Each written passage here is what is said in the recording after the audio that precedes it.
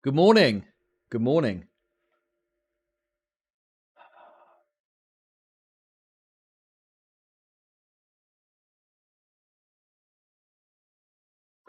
Top of the morning to you. Top of the morning to you.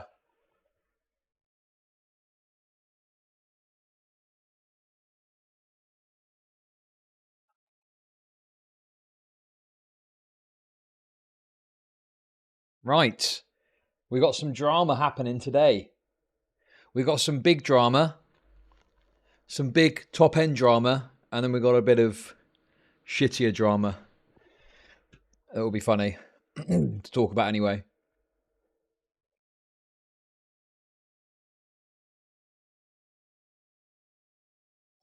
I see 7th is schizo posting already. Good to see. Good start. Good start. Good start already.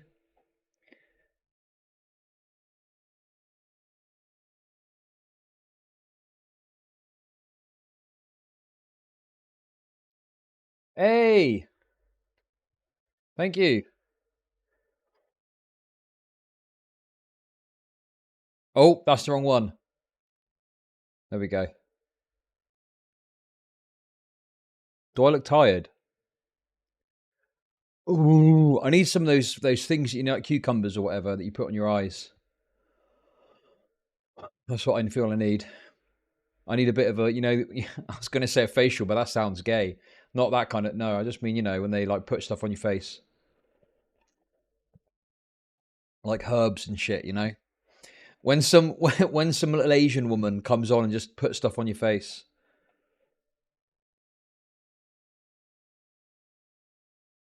A little herb facial. No, I've not been to London yet. I'm going tomorrow. I'm off to the next 2 days. I'm going tomorrow. So I'm just streaming today to basically catch up on everything that's happened.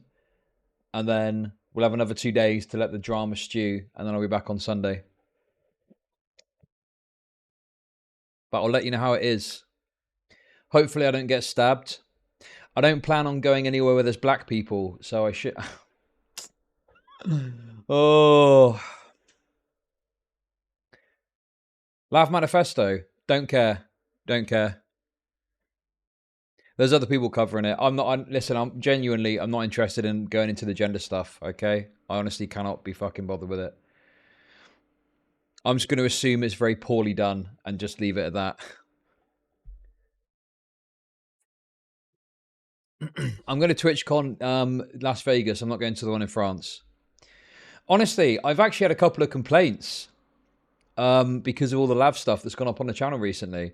But unfortunately, the reality is we put up a lav video, and because people hate lav so much, a bunch of people watch it. Like, listen, I'm a slave to the numbers, okay? I'm a slave to the numbers.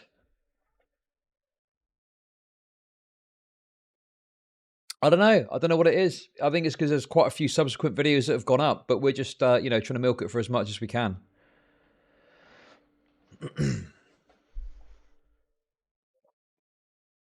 Hey, thanks for the bits. Oh, and also, I said about that already.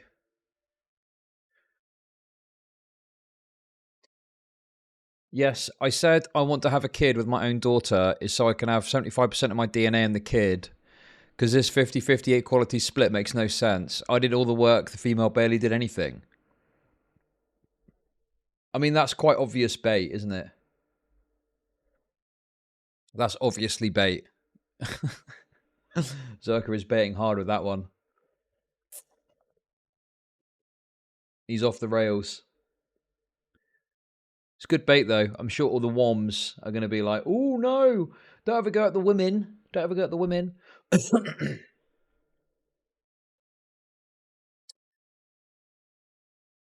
Well, the thing is, like, look, it's fine, right? The way I see it is, if you don't like the fact that there's a lot of lab videos going up, just don't watch them.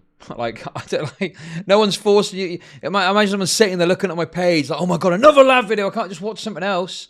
And then obviously, eventually, that drama will die out and there'll be other stuff for you to watch. Like, just chill out. Do you know what I mean? It's not that big a deal. The other thing people don't realize as well is DK's got a read too. I have to pay DK out of the YouTube revenue. So obviously, you know, there's times where we got to just put out the stuff that's definitely going to get the views.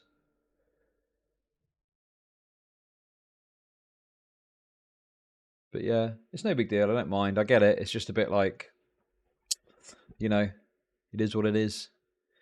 Give it a couple of days. There'll be more stuff to watch. We've got other stuff to talk about today, which is going to be good. Hello there. Welcome. Hey, Kayan, thank you for the sub.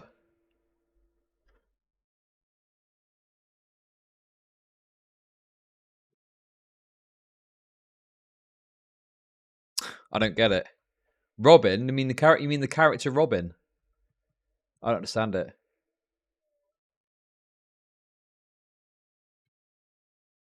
Yes, Predator, I did. That's the first thing we're talking about today. So don't worry, I've got it covered. I've got it covered. We'll be looking at that exact tweet.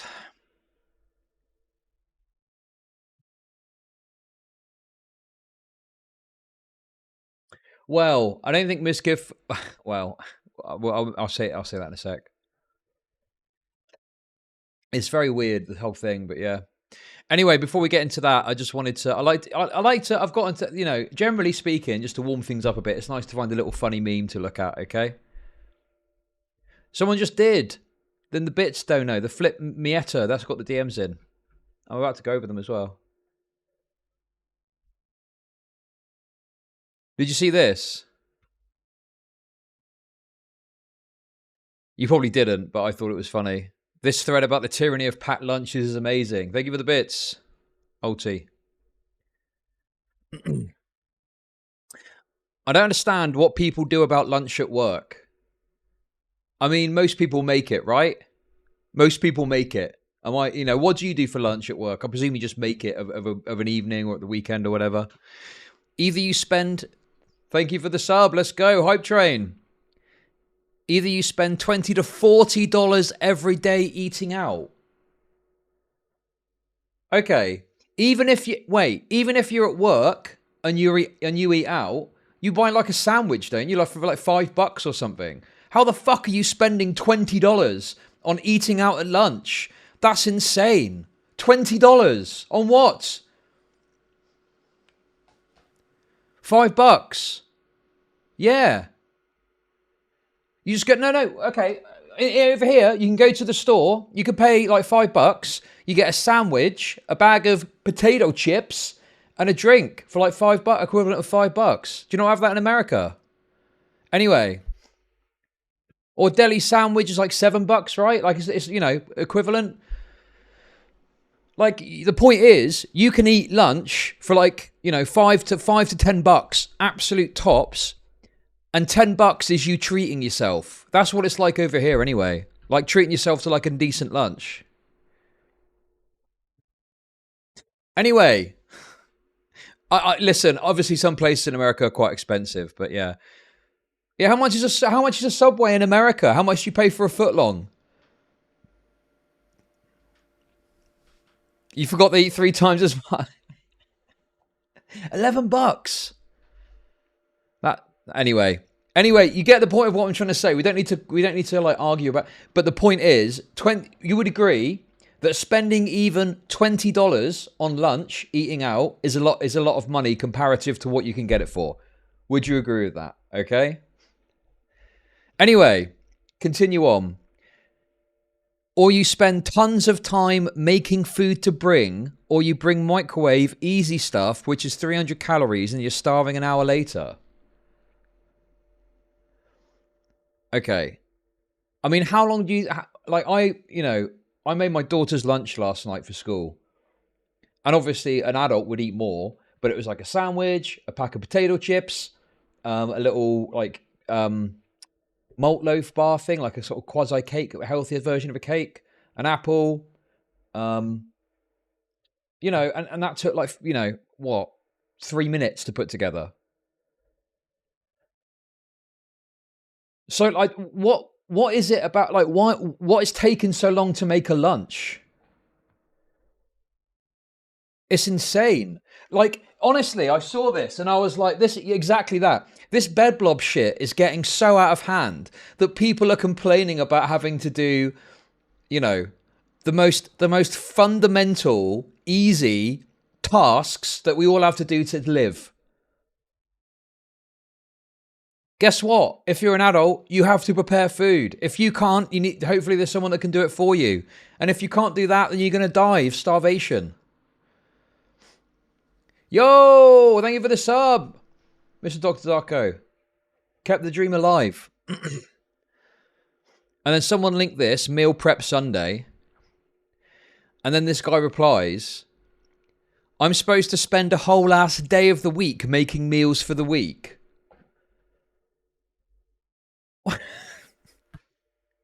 Dude, what? It takes like 30 minutes to make a big batch of something, and then you put it in lunch boxes, Tupperware boxes, put it in the, wait for it to cool, put it in the freezer, and there's your lunch for the week done. This is insane. 30 minutes. Yes. Just make a big load of pasta with some sauce, put some protein in there, and you're done. If you don't want to spend a lot of time. If you want to do something a bit more extravagant, you can do, but that will take more time. But at a bare minimum, in 30 minutes, you could easily make pasta with sauce that would last you the whole week with protein as well. Maybe chuck some veggies in or some fruit for after or something. Take a piece of fruit with you.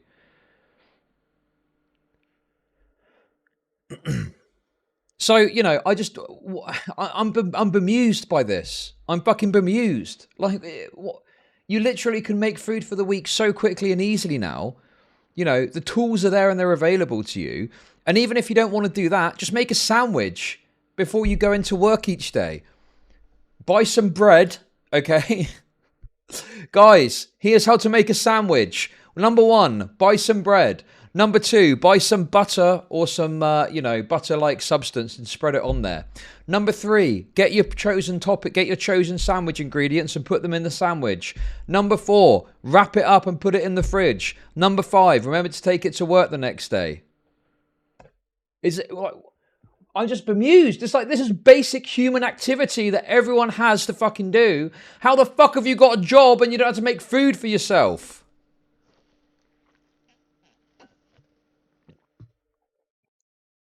It's mental. Anyway, it gets better. You think that's the best take? There's more, okay? There's more. See, there's an easy answer, but you're lazy and want an easy fix. Just make your own lunch and stop complaining. No, it isn't laziness or wanting an easy fix. Why do we have to spend time off of work preparing for work? You really don't need to suck capitalism's dick, dude. If you don't want to spend time making lunch, then buy lunch for $10. What other option is there? What are you supposed to do? I don't understand what the other option is. You either make your own lunch at home, right? Or alternatively, you buy lunch when you're there and someone will do it for you for a fee. Do you not eat on days off? Sure, usually, but often it is as simple as a safety meal of crackers and cheese or chips and hummus.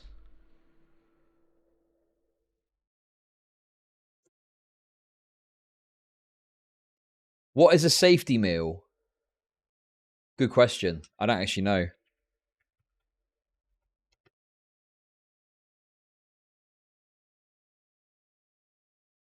I've looked it up and it's just come up with food safety guidelines. So I think it's just some made up internet shit, to be honest with you. Oh, is it like comfort food? Is it like comfort food? Anyway, Mary Rose Campbell, okay, who looks to be just some random person on Twitter who's absolutely bodying this person. And you can't spend the 3 minutes it takes to grab those on a weekday. Good point, right? If you're not even preparing anything and you're just eating crackers and cheese and that's all you want to eat, your decision. But you can literally pick those up and just take them to work in a fucking Tupperware box. Or go to a local store, or on your way to work, go to a store and grab them. Or, you know, some places have got the facility at work where you've got a small fridge or something where you can store a little bit of stuff. That's what I've had before anyway. Sure, usually... Oh, You can take crackers and cheese to work. Yep, which I often did. That being said, it rather sucks that working can be so physically and emotionally draining for many individuals that they're barely able to function on their time off. What the actual fuck is going on? There's something fundamentally fucked up about societies that find that acceptable. Every society has to get stuff done, okay? We all, at some point, are going to have to do something, right? Fortunately, we're blessed in our societies that a lot of the more remedial work, okay, is done by minority. No. We're blessed that we've got such a, overflow of labor options and jobs and stuff like that. A lot of us have got a choice about what we do, okay? So that's great. But fundamentally, when push comes to shove, there are things that need to happen, and humans need to do those things. Yeah, this person is nuts. Listen, it's just a stupid Twitter thread, but I found it funny looking at it. I thought you might enjoy it too. Anyway, I'm not sucking capitalism's dick, but the amount of time it takes me to make a sandwich salad the night before and take it to work the next day is the exact same amount of time it would have taken me to make it the day I was eating it. Cool, and that's you. Just because someone else functions differently doesn't mean they're lazy. That's my fucking point.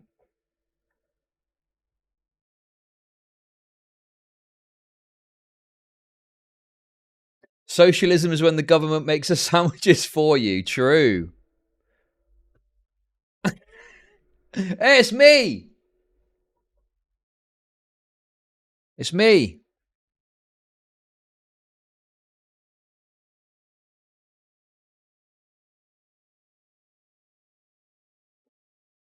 Anyway, yeah, I don't know, man. I saw this and I'm just like, it's hopeless, isn't it? This is absolutely hopeless. Who is this for? I'll tell you who it's for. It's for terminally online, lazy bedblob fucks that are online all the time. That's it. Okay? Most working people understand that if they want to eat, they're going to need to make the food or pay for someone to make the food for them. Okay? That's how it works, right? Even if we had fucking whatever social system, political system you want, someone's still got to make the food. And if you're not willing to pay for it, what, you want government operatives coming round and wrapping your fucking bologna sandwich for you every night? Like, give me a fucking break, will you?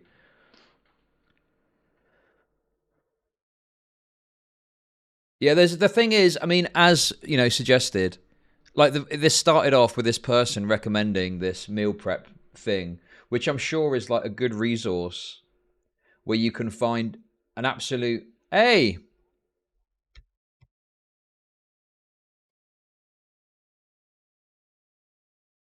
well, thanks for the 420. We'll get to that, but that might be a problem. Let's put it that way. Look at this.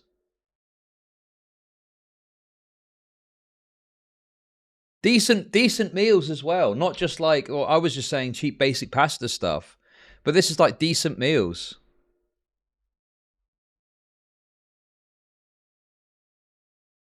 Wait, what is that?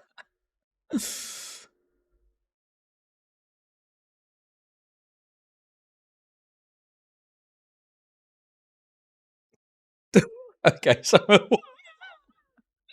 what is this?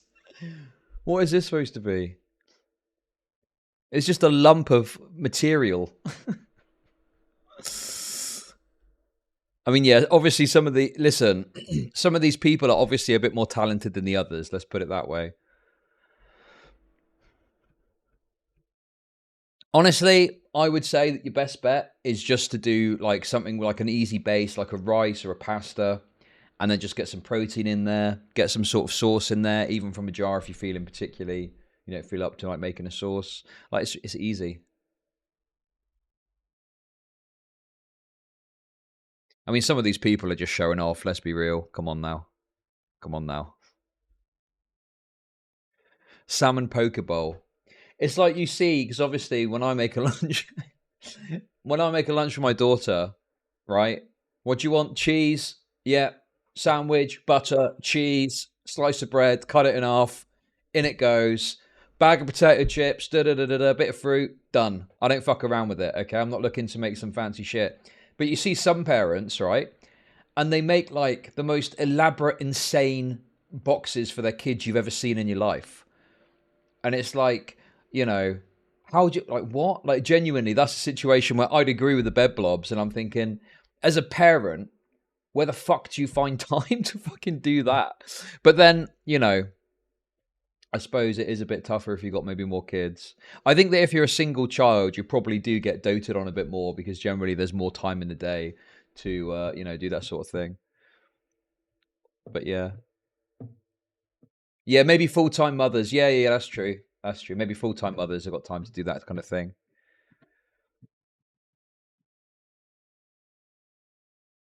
But yeah, I don't know. Obviously, some of these are a bit more intensive. But even stuff like this, the teriyaki chicken, that is literally just preparing the chicken, putting it into like a sauce, mixing it. I don't know. It's like a lot. It's not like that much work. This is where maybe you'd be tipping more to the terms of like an hour of preparation.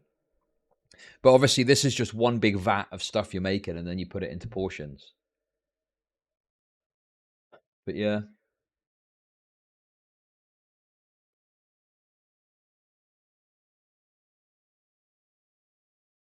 Yeah, exactly. It's like one pan. It's a pan for the chicken, a pot for the rice. It's like quite straightforward.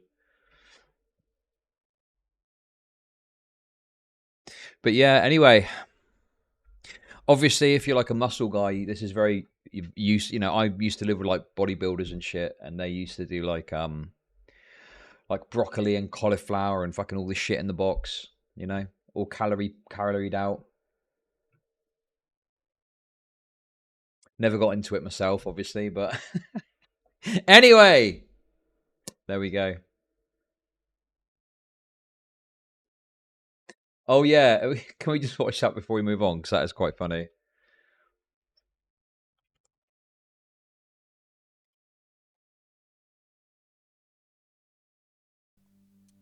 And that's when his obsession with bodybuilding started.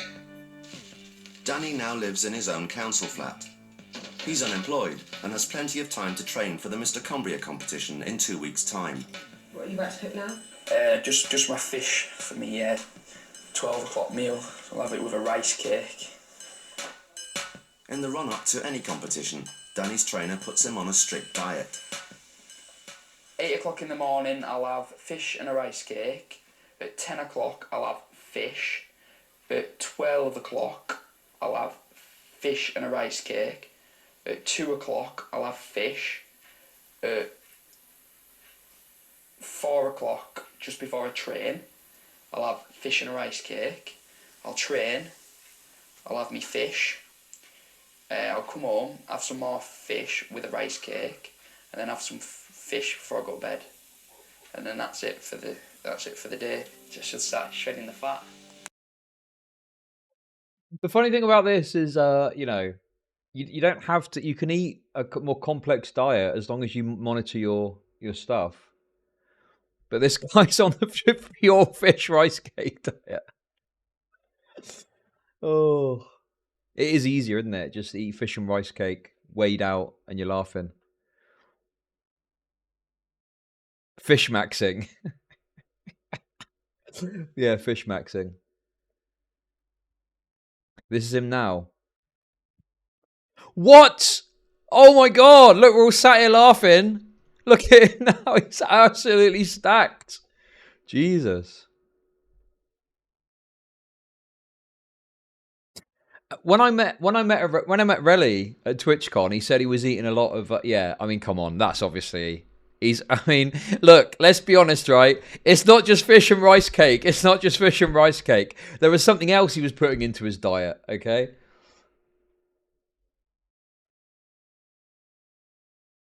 No. I don't think Relly's on gear. I don't want to speak on that because I don't know either way. But I remember when I met him at TwitchCon, he was talking about how he was on eating a lot of peanut butter. And I said, "Oh, that's unusual. What's that about?" And he said, "Well, it's got the most like protein blend per 100 grams or something for like the best price." And I was like, "Okay, fair enough." And look at him now.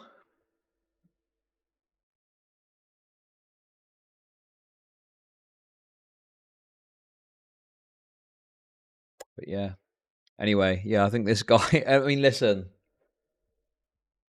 it is very common. Yeah. But the thing is normally it's just part of like the rest of the diet. But it seemed like he was eating just a lot of peanut butter. Not while I was with him, but he just was talking about it a lot, you know. But yeah, there we go, guys. Did you speak on the Darius ban? Okay, listen, not to be harsh or anything, but like, it makes absolutely perfect sense that Darius got banned. Like, what he was doing was obviously not going to be cool with Twitch. He was like pulling up people's Tinder profiles, which, you know, I can't imagine Twitch are going to take too kindly to. Also, apparently, he like leaked a phone number. There was someone that was on stream and they didn't know, and apparently they freaked out. I haven't checked this myself. I just heard this on the grapevine, and they freaked out when they found out they were on stream. You know, leaking Tinder DMs and shit. Like, no, of course. Like, look, I'm all up. Listen, I'll even say, oh yeah, well it's shit they got banned, but the rule doesn't really make sense. This is one of those situations where it's like, yeah, if you don't want to get banned from Twitch, it probably is worth, you know, being a bit more cautious about your dating streams. I think there's a way to do it. I think that you could just do it without having the stuff on screen and being a bit more cautious about, you know, letting people know and making sure they're cool to come out on stream and stuff like that. And you can probably do it. But obviously, you know, he was doing it in a very like flagrant way. So it's kind of surprising he's lasted this long.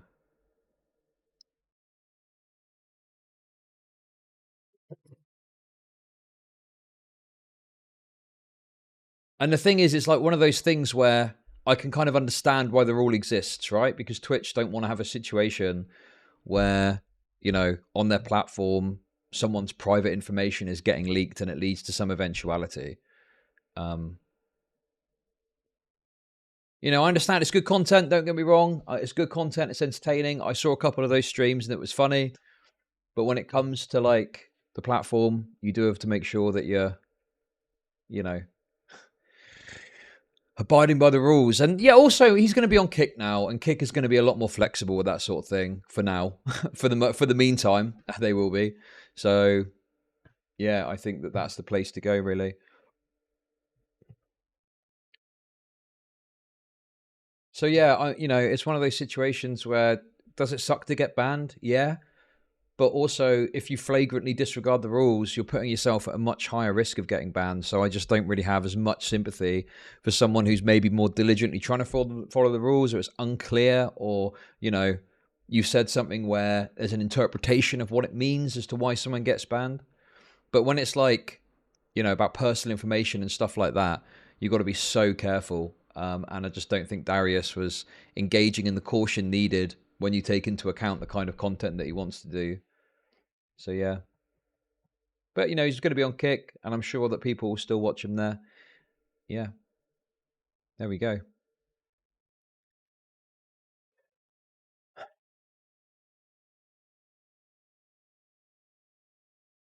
That's my take on that. I mean, you know, I don't know the ins and outs of exactly what's been going on. Thank you for the sub, Larry. But it hasn't really been like saying, hey, you need to be careful with this stuff. Relly's been like trying to warn him a bit about some of the extremities of what he's doing.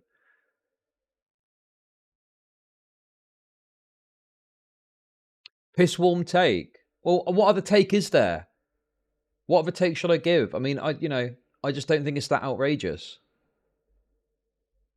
I just don't think it's that outrageous a ban. I think it's pretty understandable when you understand the kind of content he's trying to do or has been doing.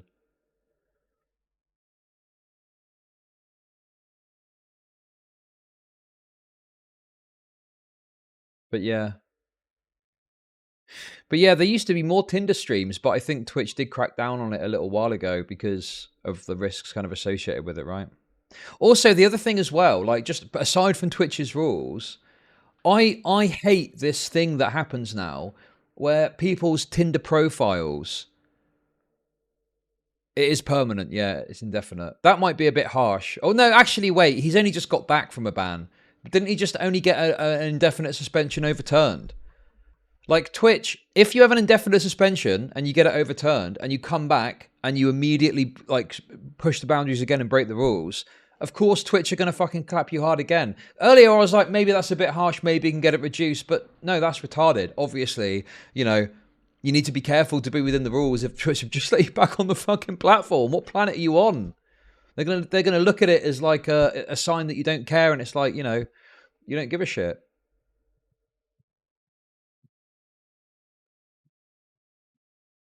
But I hate anyway. What I was gonna say. Oh, is he not a partner? I thought he was a partner now because of all the views. Anyway, and that's not true. I don't think. Before I was partner, I got 2 suspensions that were temporary. I don't think it's always indefinite. Anyway, yeah, I just hate this thing where it's like, you know, a Tinder account is fair game, because to me, like, like that's something that someone is setting up on like a private basis as a private citizen to date.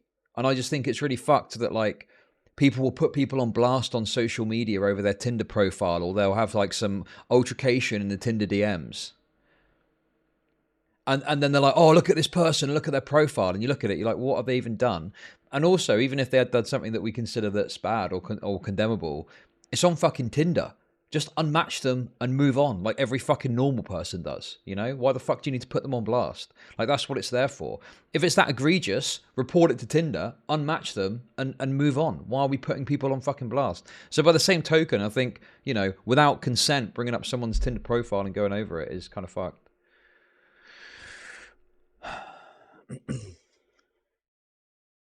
Anyway, I don't know. That's my take on that.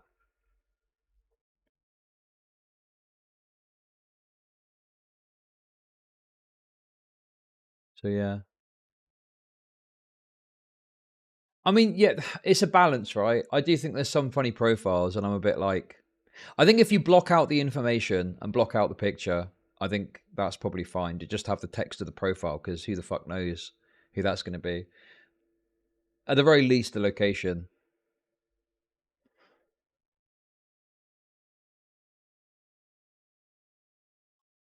Did you see the commie coffee shop that closed? Yeah, I did see that. Cringe. Cringe. Yeah, I don't really have much more to say than that.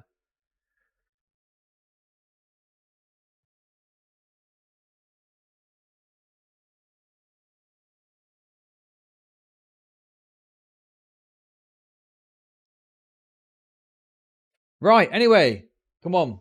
Let's get on with it. Come on, we're fucking around too much. Okay. So, here's the situation, okay? Some drama's happened. I'm going to be honest with you, I've had a little look at it, and I think people are kind of overstating what's going on a bit. As you know, I'm always someone that's willing to be critical of MIZKIF, and I've been in the past. I'll go over the DMs, but I'm not really seeing what everyone is freaking out about so much in terms of the interaction that's happened. What worst case that I can see is it's just like, I don't know. I need to read them all. I've only skimmed over them, but it's like it just seems like a personal issue between the two of them more than anything else. But what is funny about it is like the lengths that seem to be reached to try and like cover this up or something. I don't want to get too conspiratorial, but there is definitely some weird goings on which are worth considering. Okay. So, what's going on? Well, let's get the thread up. So the basic story is that EMIRU leaked her and MIZKIF's DMs on stream. And obviously, as you know, as we know from previous dramas, if you show something on stream for like a nanosecond, okay, the autists are going to clip that and dig into it and look into it and put it everywhere, okay? That's the reality of it. One frame. You can have one frame. Do you remember The deepfake stuff, the Atrioc stuff, it wasn't even that he brought it onto screen. He alt-tabbed, which brought up all of his tabs, and someone spotted it from that. And he alt-tabbed for like, it was like literally half a second, I think. Speaking from experience, the only thing I've done, which I'm not too concerned about, is I've shown like my Discord, like list of people I'm DMing with.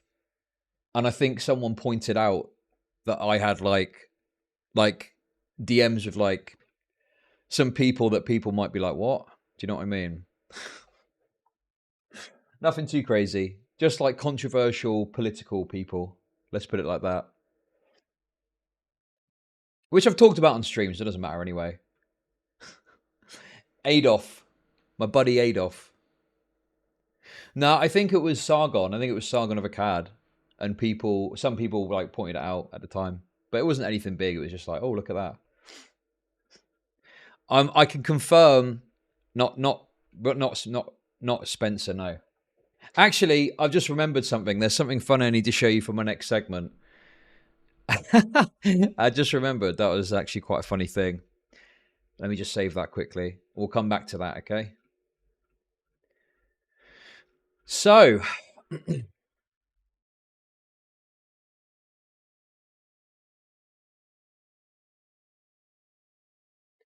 right. Anyway, let's go over these DMs. I've had a skim over them. I haven't looked at them in any detail. Seems like a bit of a nothing burger. I don't think it's like, you know, the way it's framed. Let's read this. EMIRU leaked MIZKIF's DMs that she's been saving on stream where he's controlling and berates her for content. I mean, MIZKIF dub for once. It's why she has to cut part of her 5/16 VOD out. Is this how you treat your girlfriend? So first of all, are they actually in a relationship? And also, these are super blurred. You literally lift your legs like a cheerleader multiple times. Heard that 1,000 times, so done with this. I don't believe you at all. I'm not trying to attract weird people, I'm sorry. Bullshit, I don't think of things the same way.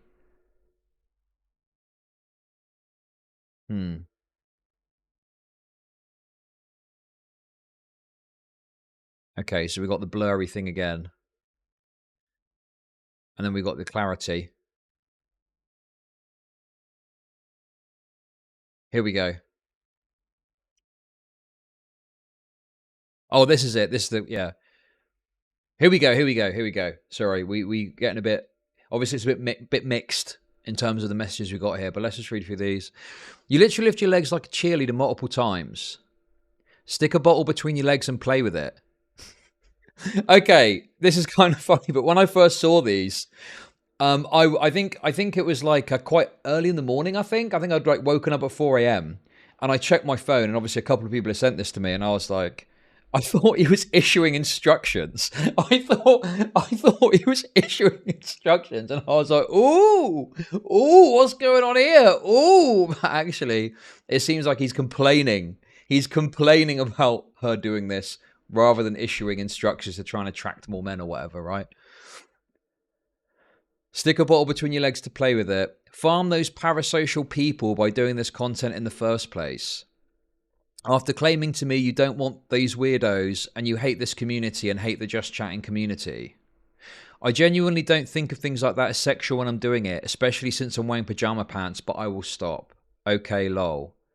I do dislike having to always make content for those type of viewers, but I thought this was something that would be easy and low effort. Go to sleep on stream. Clearly that's not one we've talked about or you know is bad to do. Yes.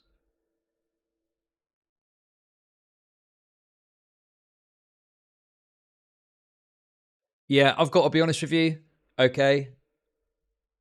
This is, unless there's more that I'm missing, this seems like a massive nothing burger. I don't know why people are freaking out about it so much.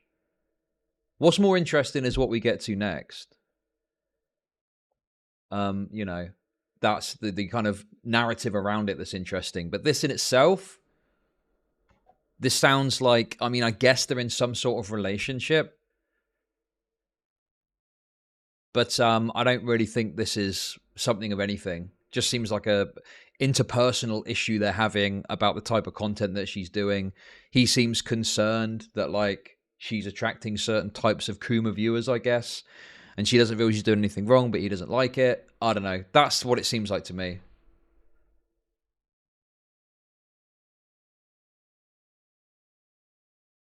How does this imply they're in a relationship? Well, I mean, why would MIZKIF care so much? Unless the only other reason could be that they're friends and she's complaining about getting Kuma viewers, and then MIZKIF is like, well, why are you acting like Kuma bait if you don't want Kuma viewers, or something like that.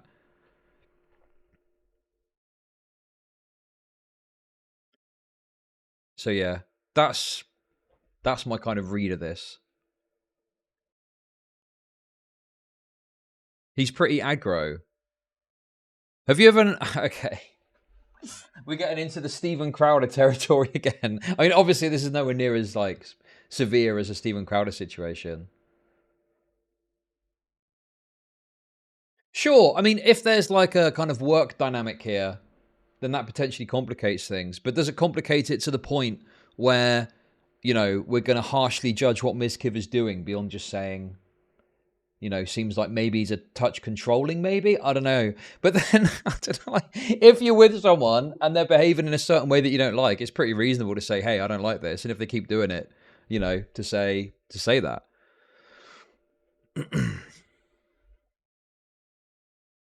So like I say, people are pointing out in chat, but the actual content of this and what's being revealed here, I don't think is substantive enough for me to like harshly criticize MIZKIF. It just, there's not really much here. Do you know what I mean? That's my take on it anyway. The text refers to a 427 drunk Q&A stream that she left for 45 minutes and cried the rest of the stream. Looks like these DMs are what caused the tears. Jesus. Bit sensitive. But then, you know, maybe there's more going on. It's difficult to say for sure. Here's the stream MIZKIF was berating EMIRU about. During it, he messages her. She leaves for 45 minutes, comes back and spends the rest of the stream crying and sniffing. You can see the bottle and leg lifting parts prior to her leaving.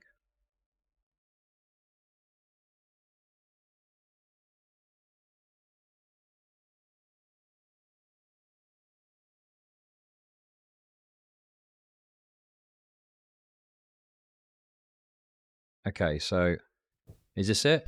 Hello. I did not fall asleep on the toilet. Is this I did not. Or is it back here? Frick, I didn't wash my hands.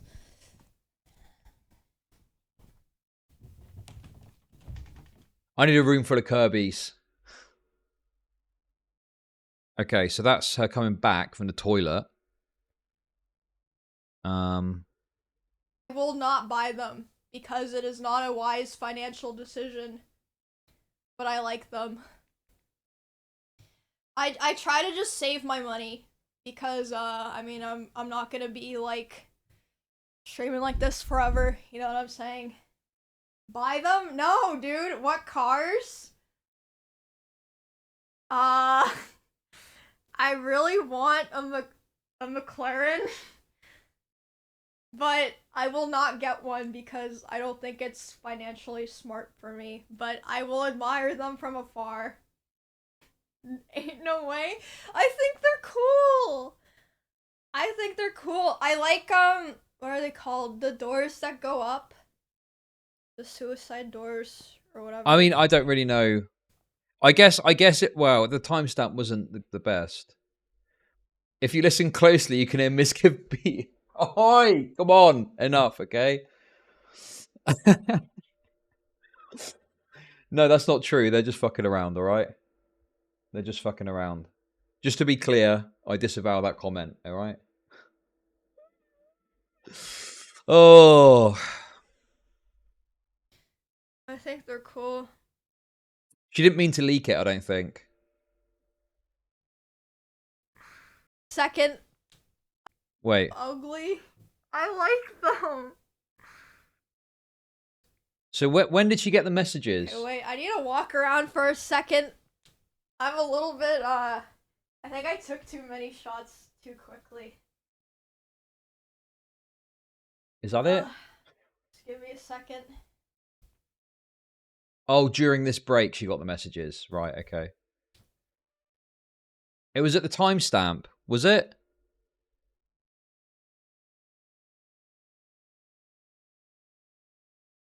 Okay. I'm not... Well, I just... What am I seeing here?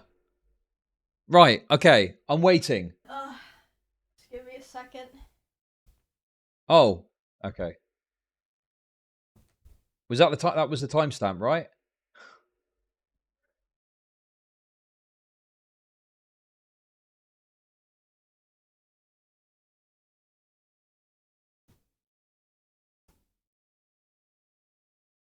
Cars like McLarens hold their value, so go get them. Okay, thank you. A better timestamp. There we go.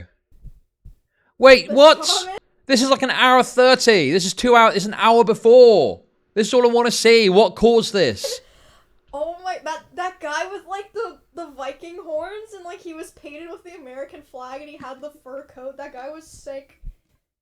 I mean, like as a character, and not that I have any stake in the riots or anything like that.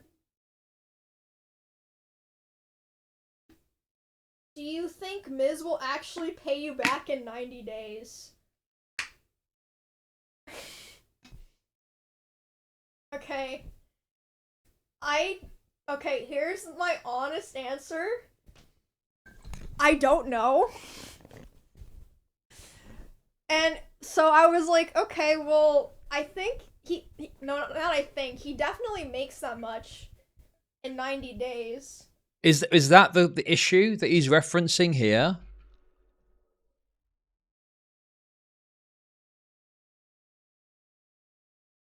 You literally lift your legs like a cheerleader multiple times. So this is the stick a bottle between your legs and play with it.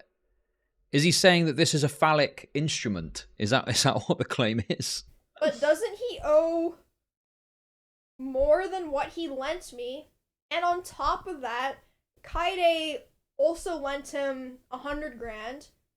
And wouldn't it make more sense for him to pay her back first? So I'm not really expecting to get paid back for at least like 6 months. But if I were paid back within 90 days, I would be very, very happy. But I'm not going to like... Okay, so here's my thought. Once it reaches like 60 days... No, Alinity didn't actually give him any money. Alinity thought it was a joke. She didn't give him any money. So if it reaches like 60 days and I haven't... So is that anything else bottle-wise? Because obviously that was like nothing.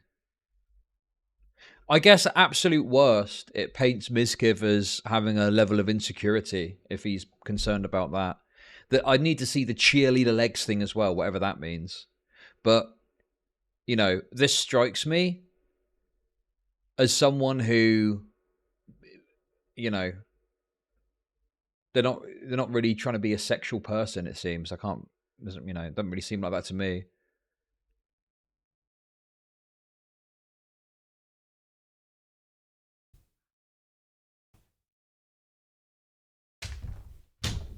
Hello. Sorry. I am cringe. I'm fine.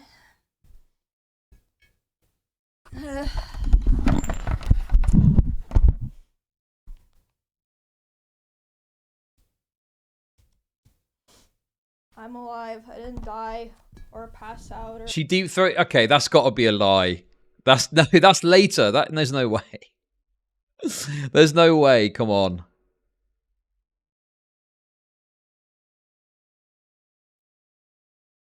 I'm taking the bait. I'm taking the bait. Wait, I gotta switch to the full cam. Look.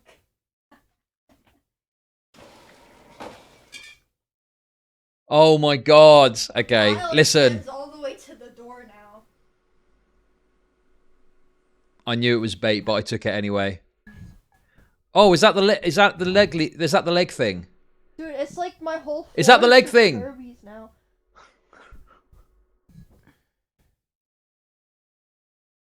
Okay, is this the leg thing? Okay, here we go. No way. Okay, let's go back. Let's go back. We got. Okay. Because of spicy plushies. Like, do you wash your curtains and shit? Like, it's the equivalent of like your curtains or something. Do people wash their curtains? What? Every day? No, you don't. You're just lying. People do not wash their curtains. That's just not true. Wait, you wash them because of spider eggs? What? You wash your curtains once? I mean, yeah, this. I don't know. I'm not really seeing it, you know? I'm not really seeing what the problem with this would be. This doesn't come across as someone who's trying to do any sort of sexual Kuma-based content. This just seems like she's just being a quirky woman. I don't know.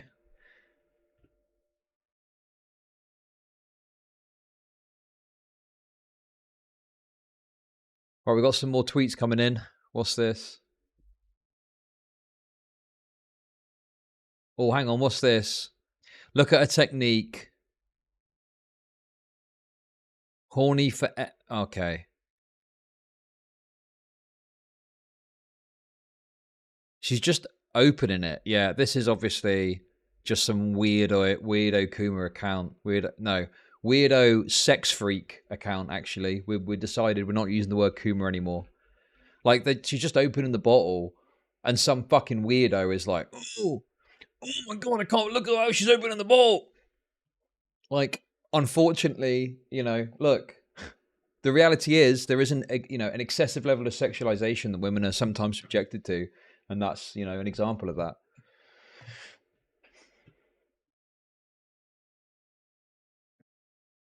Yeah. Okay, God, what is this?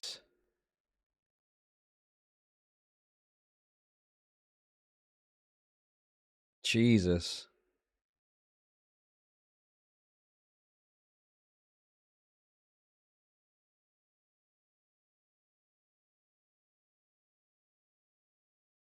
I mean, is the kind she's wearing fucking pizza pajama bottoms?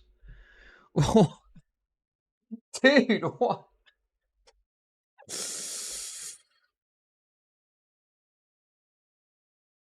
That's like the worst thing. And it's still the sexuality of it is like minimal because of what she's wearing. I don't know. And people looking at that thinking, "Oh yeah, she's trying to be sexy."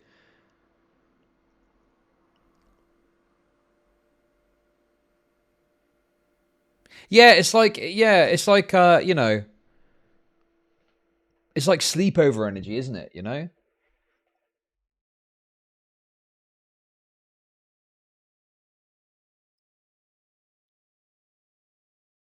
Yeah, it's like, to me, this strikes me as someone who's trying to not be sexual at all.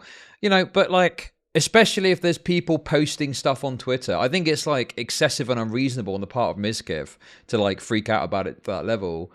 But people are obviously finding it sexual, but then they're stepping forward a lot to find it sexual. She's not really putting that energy out there in any meaningful way. I think the worst thing about this for MIZKIF is it just shows that he's insecure to some level about this stuff. I don't know. That's like the worst thing because there's nothing really here beyond that, I don't think. That's my read on this anyway.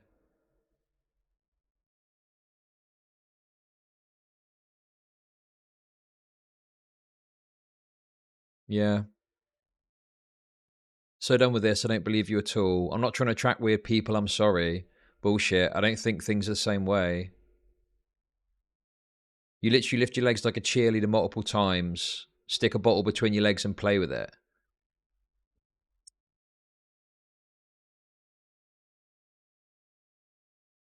You really don't have content. No, I do. These DMs getting leaked is pretty good content, to be honest. Here's the bottle opening in the VOD. So, I have been a millionaire for about 10 months now. and it is not uh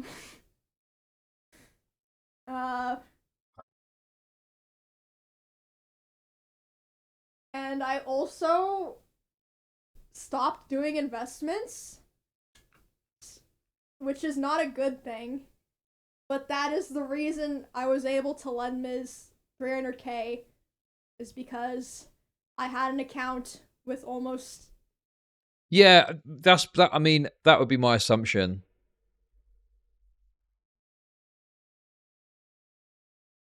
That would be my assumption. That he just saw those tweets rather than the stream, because the stream it's like nothing. But if you just see those clips, it's gonna look worse, because the fucking sex freaks have, you know, put it a certain way so it looks more way more sexual than it is. Anyway, that's my read or take on this. I don't really think there's much more to say about the messages themselves or like the interaction between the two of them. It's kind of the story around it that I think is more interesting. So the first thing is obviously these messages that were accidentally shared were screenshots. So she's screenshotting the messages between her and MIZKIF. So the first obvious question is, why is she doing that? What the hell is that about? That's a weird thing to do, isn't it?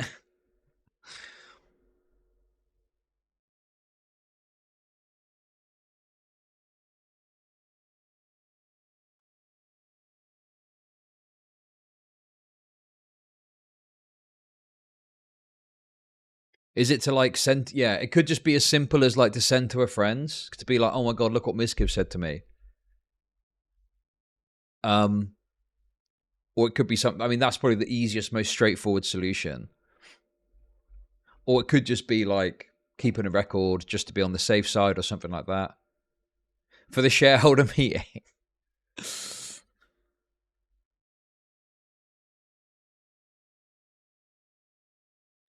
All it really anyway, I'm not going to speak further on the messages. I've said what I think about it. That's my thoughts. I don't know if I would like extrapolate any further beyond that, because we are working off of like fairly limited information. Obviously there's someone sent me a video. Apparently she's made other comments about stuff, but in terms of these messages, I know people listen, can I be honest with you, right? I think a lot of the response to this, people want, I know this is going to sound weird coming from me, right? But people want something with which to like have a guaranteed slam dunk against MIZKIF. And this just isn't it. This just isn't it.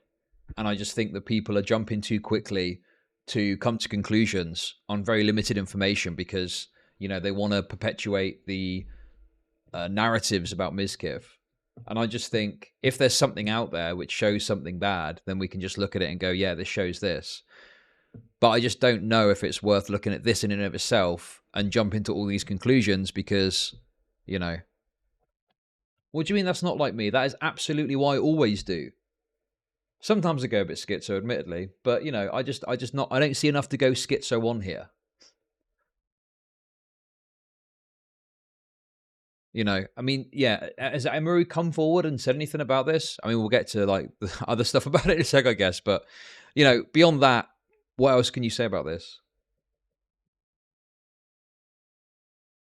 Now, from the other side of it, obviously, you know, if you're like, this is going to look bad, and I can see the narratives getting painted quite hard, and with all the other controversy that OTK have experienced, obviously, it's going to look real bad. So this probably explains why the following happened. Now, the first part of this, I'm willing to be like, okay, this could, I don't know what the person posted, so it could be anything, right?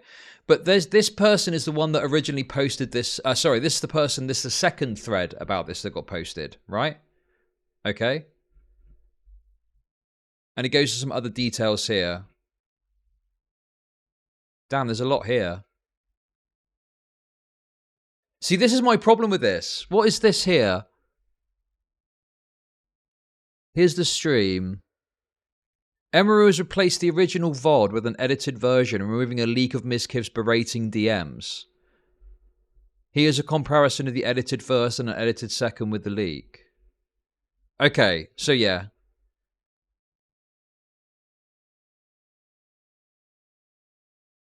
If she feels the need to screenshot and save all her fights, that's pretty scary. See, this is like... Is it scary? Like, you're talking about, like, public figures and stuff and wanting to protect yourself, or maybe just wanting to show your friends. What do you mean scary? It's, like, totally reasonable that you would want to screenshot this stuff. Wonder about the time she had a black eye. Where'd that come from? Okay, yeah, this is fucking nuts. What the fuck? What? What on earth? Is this person trying to allude to the idea that MIZKIF whacked her around the face and gave her a black eye?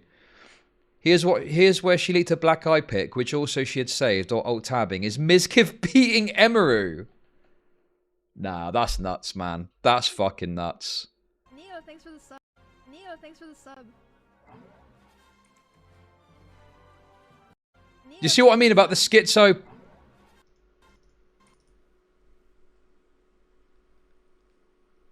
Why do streamers alt tab, man? That's mental.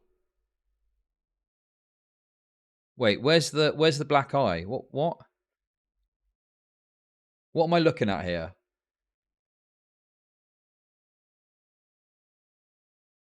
Oh, this. Oh, there we go. There we go. Is that it there? Yeah, yeah. This bit here.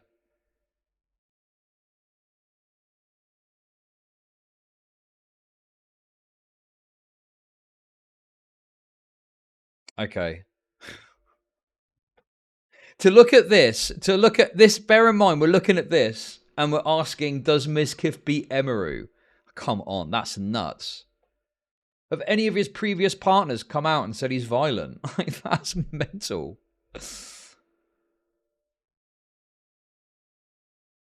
Here's EMIRU telling her friends about a black eye at the time.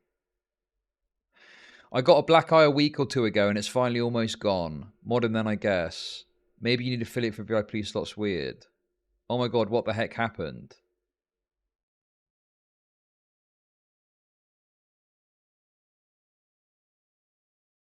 You'll look silly when... No, I won't look silly at all. Because here's the thing, okay? If you want to make an extraordinary claim, you need some extraordinary evidence. And a single frame screenshot of an alt tab is not it. What fucking planet are you on? That's madness. MIZKIF seems pretty comfortable grabbing and dragging Emma around. Is this indicative of how rough he is at home if you like this in public content?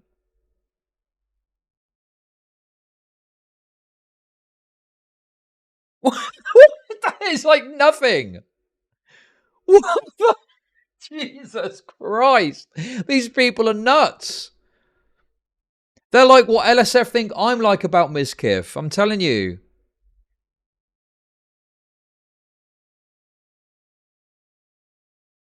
This is the caricature that I've got about these people. Interesting story about that video. MIZKIF seems nice. Also, that shit hurt so fucking bad. I had to wrap a sock around my ankle because I thought it was going to start bleeding. It hurt so fucking bad. But it might not have been because of the zip tie. It might have been because Miz was just like dragging me around by the fucking ankle. Like, just not giving a fuck. It hurt so fucking bad. I will be brought together.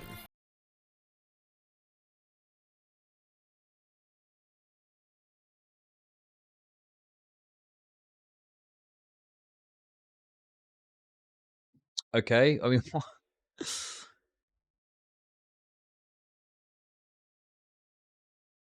What's this? Fucking MIZKIF, stop! Stop! Ew! What the fuck? Stop! I'm just trying to play fucking League of Legends.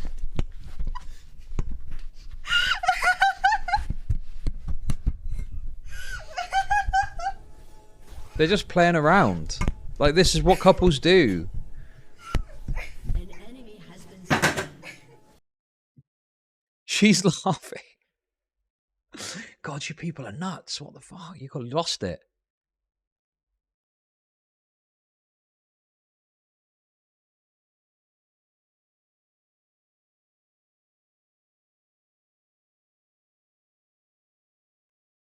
God, this is another thread with the same stuff.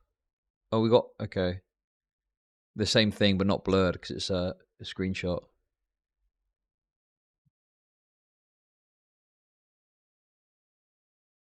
Yeah, this is just a complete fucking nothing burger. I can't believe. Yeah, I've seen it. I've seen it.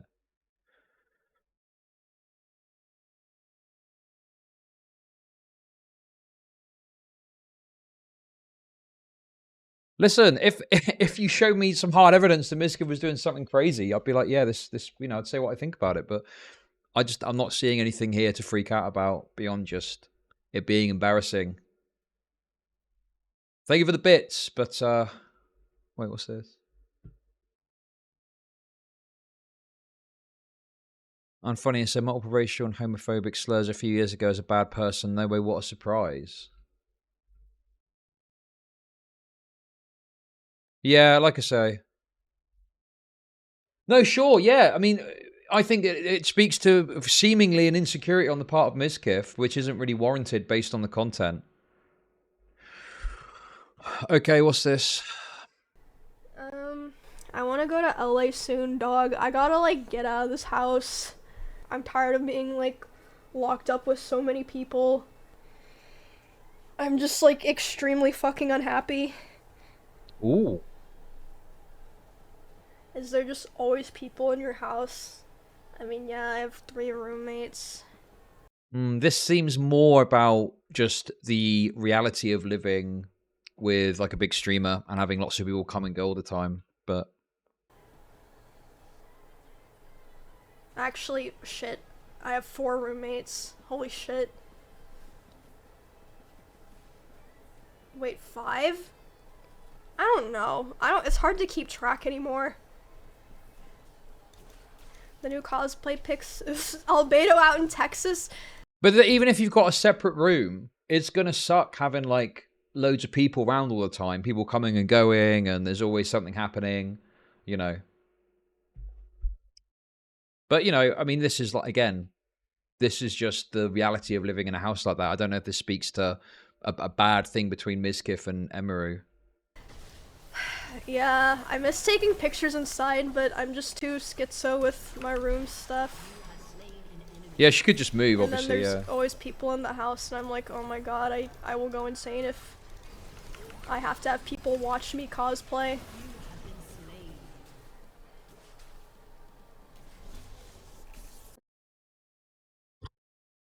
Yeah, I mean, what is this supposed to... This doesn't really speak to the current situation. This is just her moaning about living in a streamer house, which she could easily move out of if she really wanted to, but... Yeah. MIZKIF messes Chud and I think Chud is running defense. Look, what... Okay, point out to me what I'm supposed to say that I haven't said already. We'll get to the other part in a sec, 'cause that is interesting. But in terms of the material itself, it's like there's not much meat on the bone.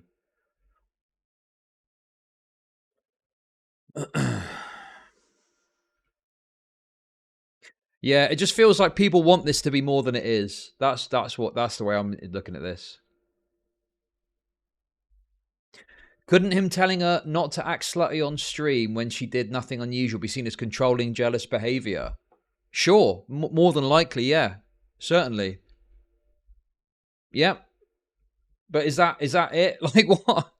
You know, some people are a bit more controlling and jealous than others. You know, is like if he was beating her over it or something, maybe that might be a bit more significant. But if he's just, you know, expressing that in a cringe way in DMs that then get revealed. What am I supposed? Oh, damn, MIZKIF is controlling and jealous. Oh, no, it's like such bullshit. You know what I mean? Like, so? Is he abusing her?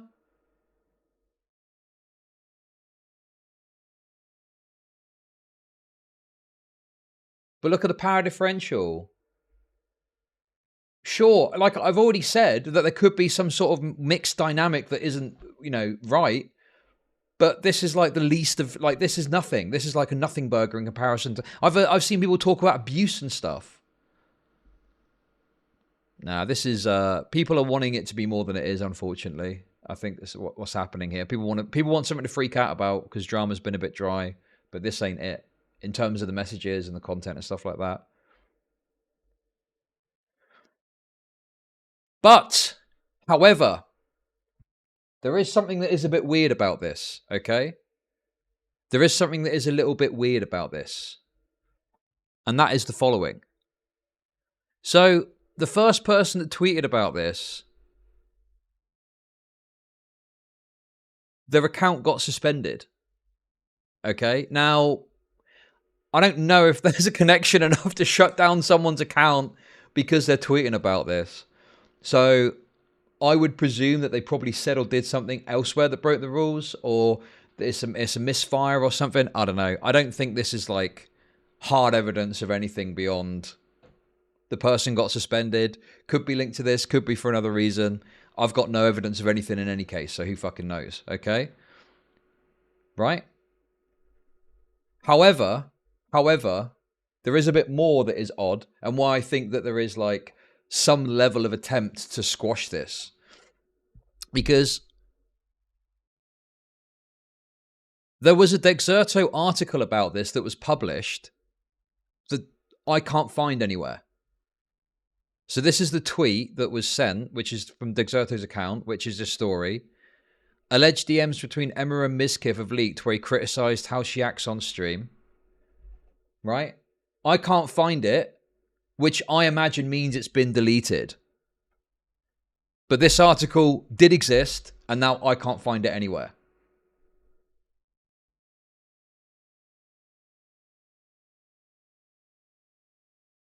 Or was it just a clip? Was it just a tweet? Okay, maybe it wasn't an article. But at the very least, they tweeted out about it and it's been deleted, right? So forget the article bit. It was a clip and it got deleted.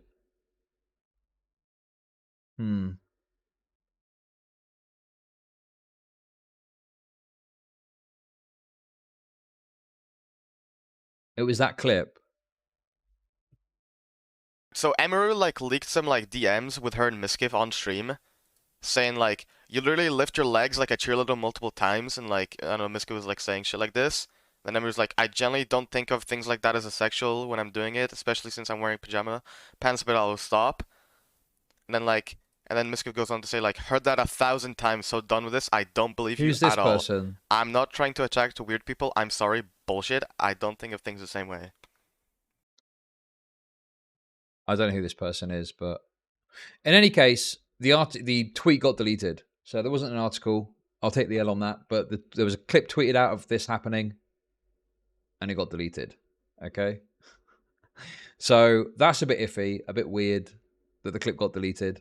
Because unless maybe Dexerto published something else or put another tweet out, this is exactly the kind of thing they'd normally, talk about. No issue. So yeah, a bit unusual. The autism takes guy is a known stalker. So what are you saying, that because they shared a clip of someone that was like a known stalker, they took it down? Like, that sounds like complete bullshit. So what, you can, if someone shares an embarrassing clip about you, you can say, well, they're my stalker, and then Dexerto will take it down. Give me a fucking break. If there was a clip of me, someone talking about me, do you think I could contact Dexerto and go, oh, hey, that person that shared the clip is a stalker? Give me a fucking break, man. Come on. Obviously, if they deleted this tweet, it doesn't matter what it is. All I'm saying is unusual. Would you agree that it's unusual that Dexerto deleted this tweet when this is exactly the kind of thing they'd normally talk about? Like, it's not that fucking difficult to take to understand, is it? Like, it's unusual. That's all I'm saying. I'm not saying that there's a fucking conspiracy. All I'm saying is it's unusual this got deleted. That's all I'm saying, okay? Because I don't have evidence of anything to prove anything. I'm just saying it's weird. When you add on to that as well,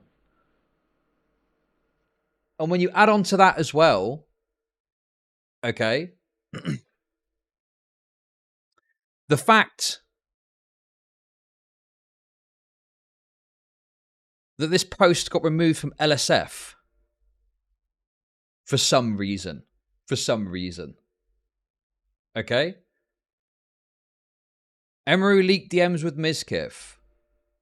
Sorry, this post has been removed by the moderation team of Livestream Fails. Why? Why did this get deleted?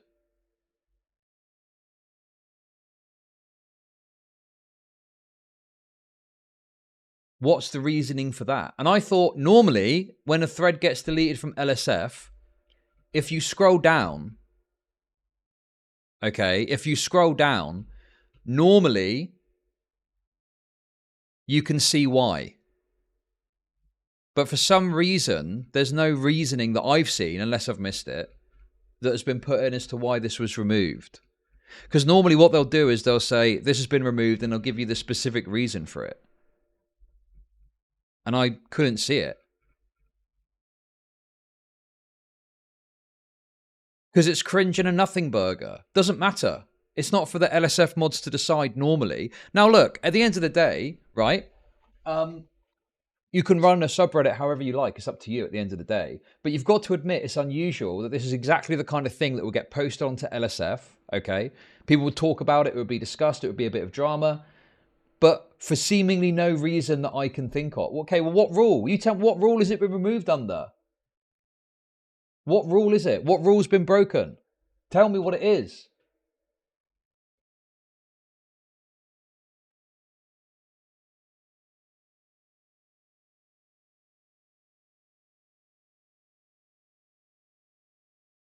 Has this one got the reasoning from a mod? You can't leak private stuff. Bull fucking shit. That is total bullshit. There's fucking tons of private shit that's been leaked on LSF. Are you fucking serious? That is fucking gigacope. That is gigacope. Listen, if private... Okay, if that's the case, why wasn't the fucking Atriot clip taken down then, you fucking moron? That was private, wasn't it? That wasn't meant to be shared. You fucking idiot.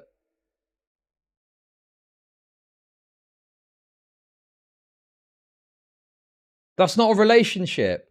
Okay, so are you telling me the reason this has been taken down is because it reveals a relationship between EMIRU and MIZKIF, and that's not allowed on LSF?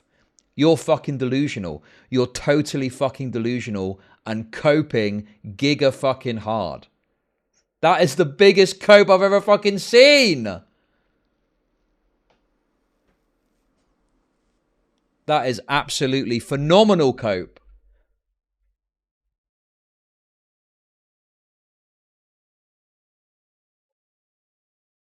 Oh, hey, look, it's Autism Takes. Listen, mate. I don't know whether or not you're a stalker, okay? But that's immaterial to me, because if you're just reading out the DMs, what does it matter if you're a fucking stalker or not? And like I say, I wouldn't be able to get stuff taken down by Dexerto, because someone's stalking me.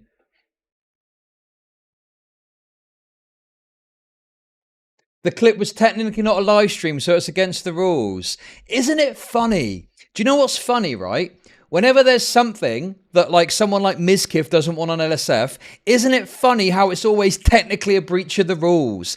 Isn't that funny? Isn't that funny how that always seems to happen? Curious, very curious. Oh, guys, this one we found the rule it breaks. Delete. In my opinion, it's inarguable that MIZKIF is out trying to control the story based on past behaviour. He was DMing Henry Resilient, who's like a 10k sub YouTuber. We obviously love Henry on this channel. But evidently, he's someone that is willing to go out there and try and suppress stuff that's being discussed he doesn't like about him. I tell you what, right? If the rules were enforced as stringently as they are when it's a post about someone like MIZKIF, okay, you'd have half the fucking LSF posts that you do normally. Because Jesus fucking Christ. It's fucking insane how fucking diligently they manage. Every time. Oh, guys, we found this. This one breaks that rule. It's got to go. Give me a fucking break, man. And then you get people defending it. And then you get people fucking defending it because they're idiots and they've got this obsession with this streamer. You know.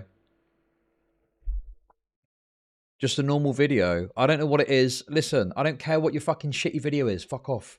Okay? Jesus. It's got nothing to do with what we've been talking about. Who the fuck? What is this? 2 messages in my chat and you're shilling your garbage video. You're getting banned. Get the fuck out, okay? You're a fucking loser. You're never going to make it. You might as well just delete your social media presence because you've got no fucking hope of ever succeeding as a content creator. Give up. Fuck me.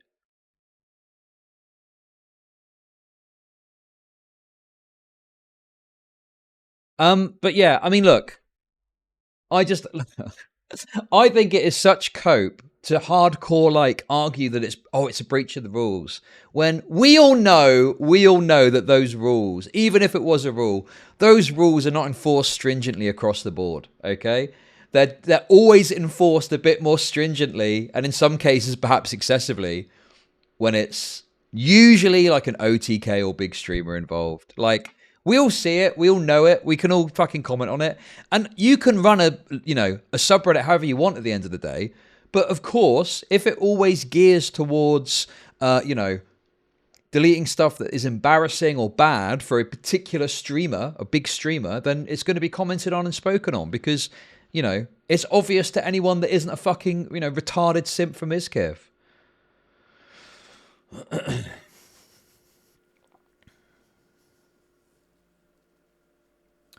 OTK social media must block people on Twitter and blocked by EMIRU, MIZKIF, and literally every other OTK related account. Yeah, I mean, I don't know. It just that stalker thing's funny, man. Oh, it was a stalker. Yeah, as if you can just say to the Exerto, "Oh, that person's a stalker. Can you just remove the tweet, please, because they're a bad person."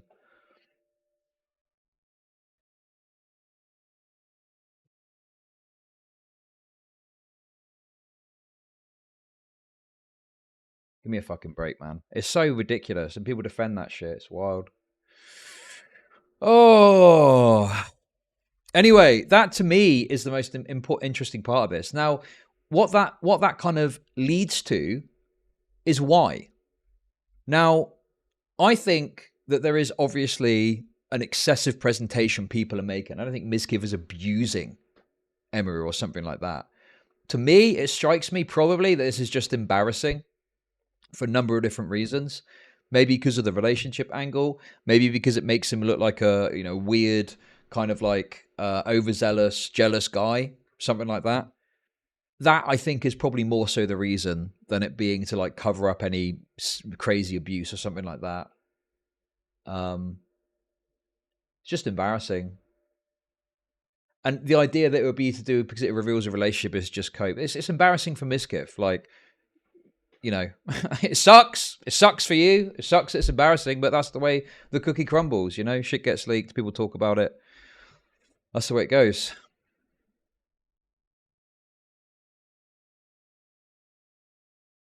Well, the thing is, you can speculate if you want about whatever the fuck you want as a chatter,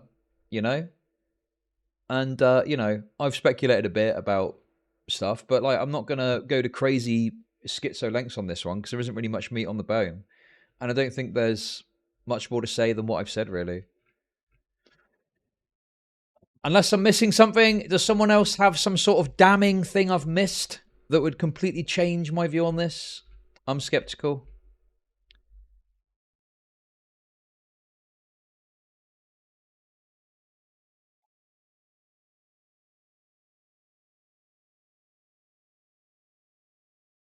I'm skeptical about there being anything else. Get a life, you loser. Jesus. Aren't you in here defending MIZKIF? Kind of rich coming from you.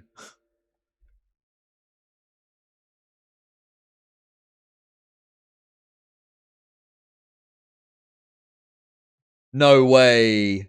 Okay, we'll talk about that in a sec, I guess.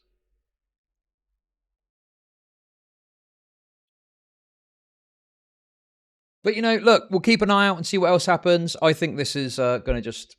I mean, the fact that... Well, I'll be corrected if I'm wrong, but am I correct that any threads about this on LSF are getting removed? Is that right?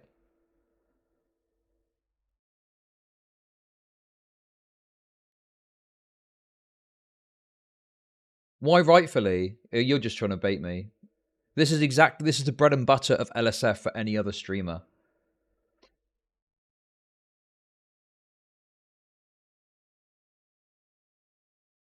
I mean, I'm scanning through a bit and I can't really see. We'll look at that in a sec. I can't see anything about it. Admittedly, it did happen a couple of days ago, but normally you'd at least see the kind of ramifications of that, people talking about it. Oh, I heard that as well. I heard that it got removed from Destiny subreddit too, which was surprising because normally that would be the kind of bread and butter of that community, would be to talk about that kind of thing. So I was kind of surprised that apparently it got removed from there too.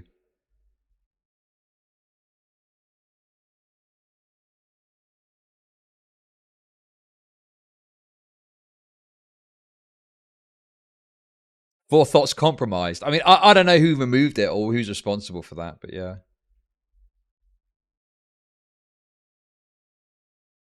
It didn't get removed. Have you got a link to it? Like I say, it would be surprising to hear it get removed. Oh. No, it's still up. Misinformation detected. It's still there, look. You good to go. You good to go. There we go, see, it's still up. Misinformation. MIZKIF hasn't got the right connections there just yet.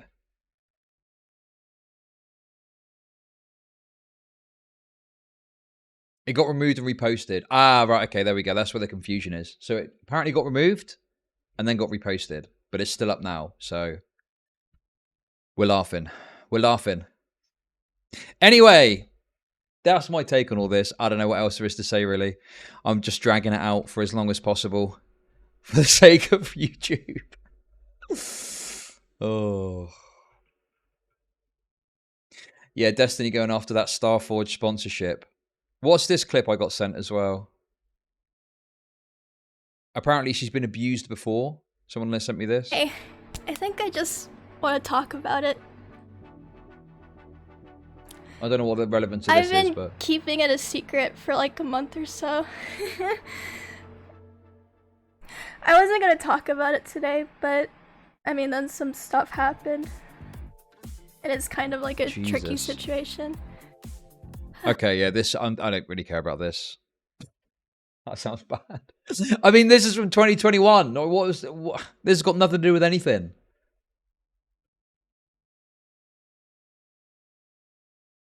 Just sounds like two people broke up, yeah.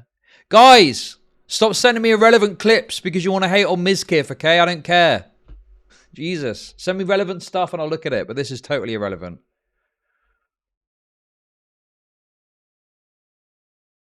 Anyway, there we go. So, there's the MIZKIF EMIRU stuff.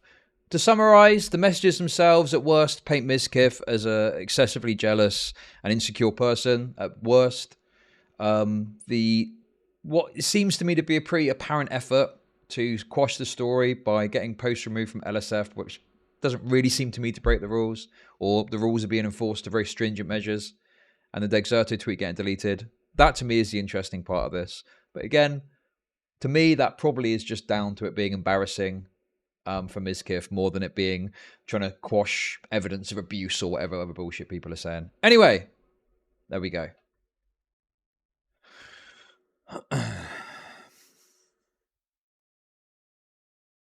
There's no interesting part of this. I mean, I don't know. Getting posts removed from LSF or posts getting removed from LSF in this fashion is interesting to me, but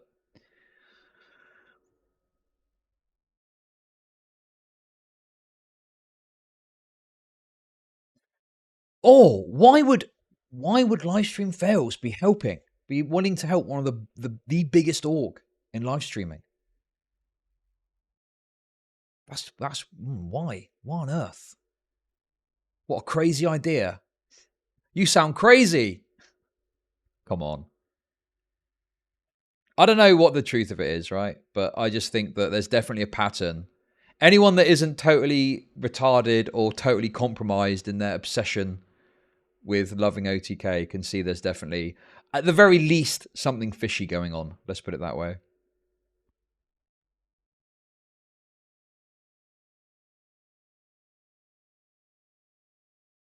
Anyway, there we go.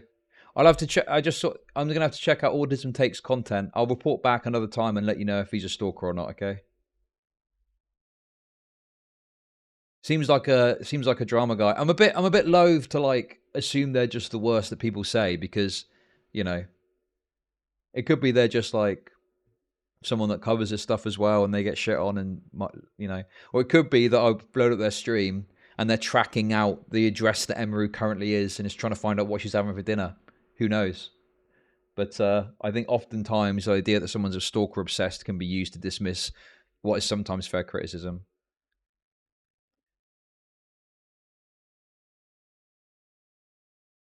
Do I miss no cam streams? I don't, but my audience probably does. Do you get it? Because I'm ugly. I'm not. I'm young and just autistic.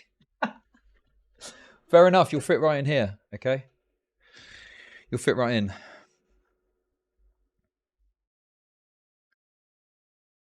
No, to be honest with you, the only thing that's annoying is obviously I used to look, if you can believe it, I used to look a lot worse when I streamed without a camera.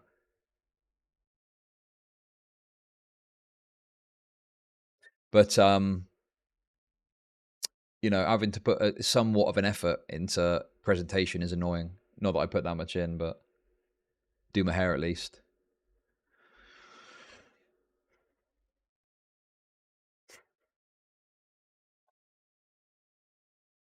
But yeah, I don't know. I don't really. I like streaming on camera. It's better for all angles. What hair?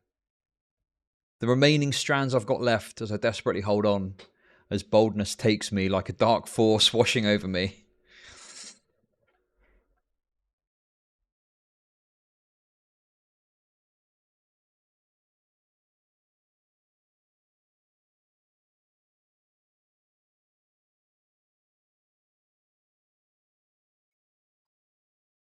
Right. Okay, for anyone that was here for the high tier drama, okay, we're going to move on to more scrappy, inconsequential drama, but it involves me a bit, so it's going to be fun.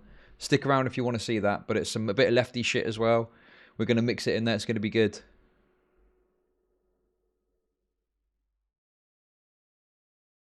Oh, before we do that, wait, whoa. Before you leave, let's look at this clip though, because this is obviously something that's relevant to us all. Where is it? Where's that clip of Cookie Lol? This is unbelievable. He's done it. Hey, thank you for the sub. What's the name of that guy that raped and just streamed through it? What's that guy's name? Oh, you know who I mean, don't you? Giant Waffle. That's it. Yeah. Cookie Lol is pulling a giant waffle. Check this out. League streamer Cookie Lol scammed mods, employees, viewers, made creepy sexual comments towards minors as young as 13, admitting rape. Okay, right. That's a bit... That's a bit... Maybe it'll get taken down, but obviously, I mean, unsourced allegations. I mean... I'm sure this will get taken down though, right, guys? Unsourced allegations aren't allowed. We'll see. We'll see. Like, there is some stuff here which I think you can criticize him for, but it's just kind of wild to put them all in the title. It's just kind of wild to put them all in the title like that. When it's like, I mean, some of these, you know, the young is 13, that wasn't really substantively proved. Okay, fuck it. Anyway, I don't want to split hairs over it. You know, it's been... There was some stuff he did that was fine. I think the worst thing I saw that he did is he recognized that someone wasn't of age. I think they were like 16 and he was like talking to them in a sexual way. And even in the messages, recognize I need to wait till you're 18.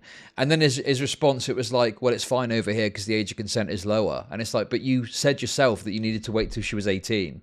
So you yourself are recognizing that there's something wrong with that, right? Anyway, definitely some stuff that's worth criticizing. But apparently... He's off roll this Ezreal. We kill him. He tilts really fast as well. He's streaming through it.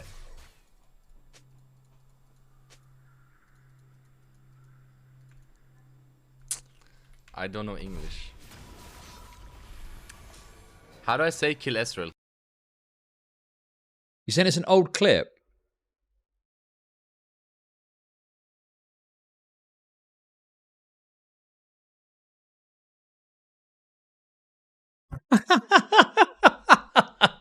I mean, it is correct. It is correct that he is streaming. I can see he was last live an hour ago, but this clip is indeed from last year. So why didn't they just clip his latest stream? Oh my god, look! Oh my god, he's hiding the VODs!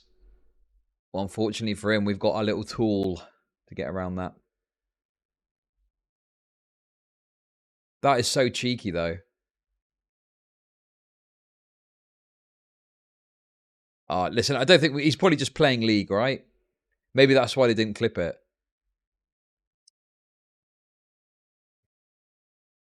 That's mental.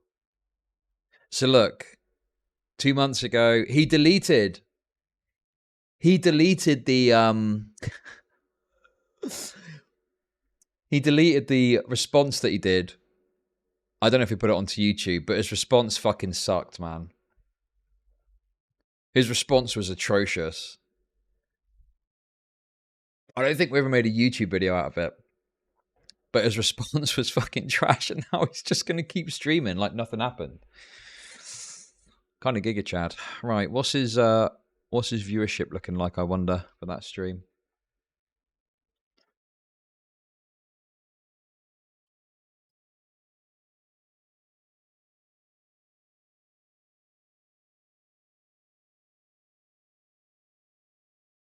Oh, oh dear. Looks like he's had a bit of a drop off. Looks like he's lost about... Well, you can see the rough trend here. March 29th, May 6th. Oh, that was, I think, the response. No, it can't be the response, because the response got like 10,000 viewers, I thought.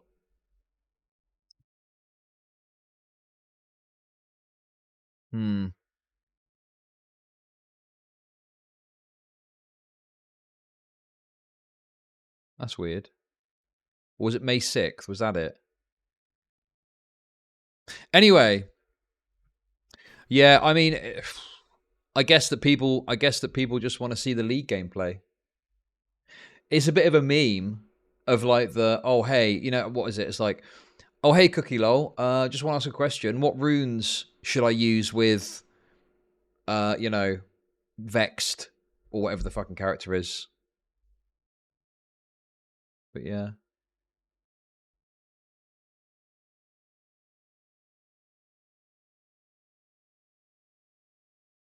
Well, yeah, of course it hasn't got many views because it's behind a paywall. Jax. Oh, yeah, that's it.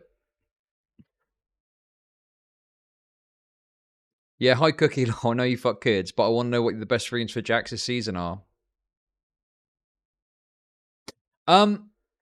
So, yeah, actually, me and DK were speaking about this. And, you know, being from the League community, he expressed that one reason this happens like this is because people do make such a meme out of, like, shitty things that League streamers do, of going, like, you know, it works to downplay it because it's such a meme that people do crazy fucked up shit that someone like Cookie Lol will probably just be able to continue as normal because it becomes this meme that he's like done this rather than actually a, hey, what the fuck are you up to, or whatever it needs to be, you know? It just becomes a joke.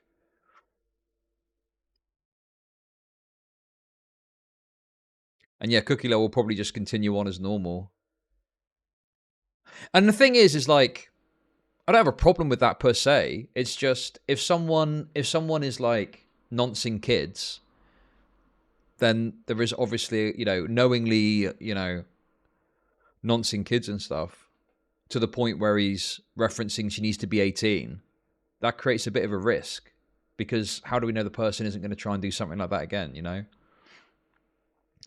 And the other problem as well is if someone's 16, like, that's awfully close to 15, etc., you know?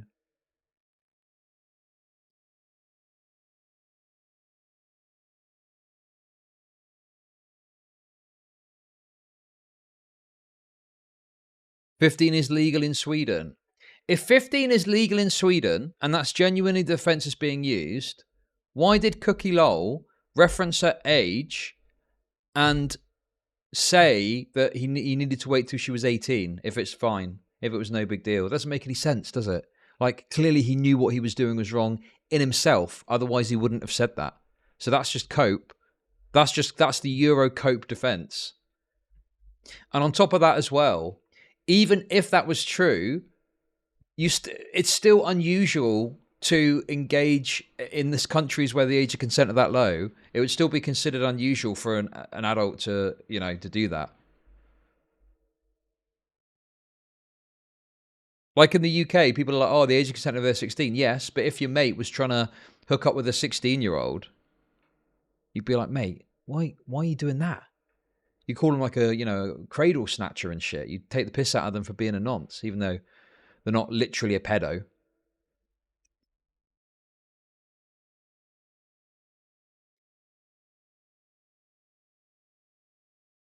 Then why not change the nonce laws in the UK? Because I think, I mean, that's like a monumental task to change that. For what reason?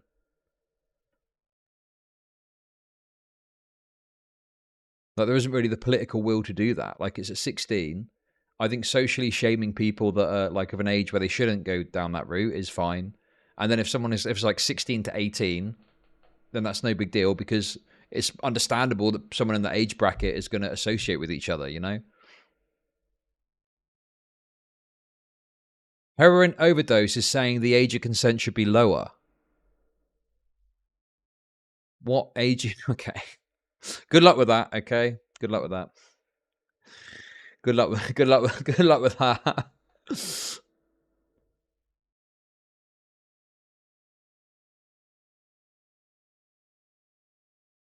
Anyway, if you still want to watch Cookie Lol and do the cope, the age of consent is fine over there, okay?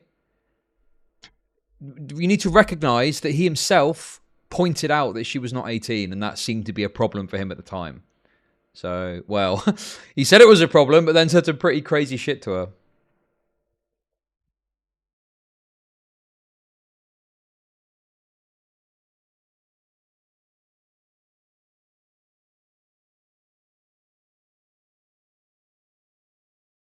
This is hypocrisy. Is it? What? How? Hang on. When have I ever said that it's acceptable for someone in their 20s to date a 16-year-old? I've always had the same position that, that going to date, at that age is weird. What do I have 10k channel points here? Why am I such a loser? Because you love the drama.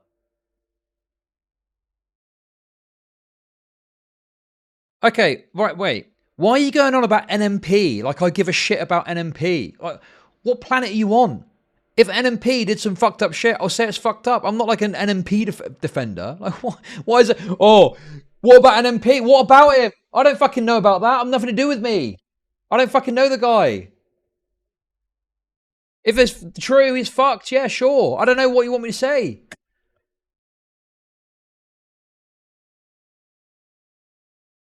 I hate it when people do that. It's like, oh, you're concerned about this.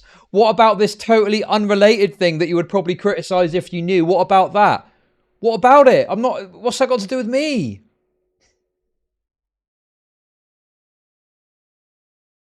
As if, like, I'm so. Obviously, we just had the recent segment where I did somewhat defend MIZKIF, I guess. But I'm not someone who's going to, like, just defend OTK. But yeah. Anyway. What's this?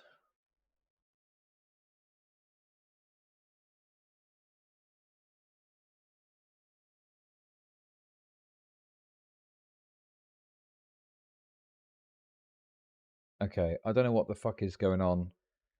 Why are you atting me with random Discord shit? I literally don't care about whatever random Discord shit is happening right now. Right. Why do you attack Twitter people when they talk about age gaps when this is creepy? Because, okay, I know that you're trying to wind me up, but obviously that the kind of thing you see online is, oh, a 21 and a 29-year-old. Oh, that's bad, isn't it? And it's like, what? That's not bad at all. Unless we're going to say that 21-year-old women are like got the same brain capacity as a fucking retarded child. That's obviously the meme. But, you know, obviously it's fine. That's fine. That's fine, obviously. Like, obviously, you know, if the age gap is reasonable, then the age gap is reasonable. And if it isn't reasonable, it isn't reasonable. So I don't understand why people are like, I think you're just trying to wind me up, I know at this point, but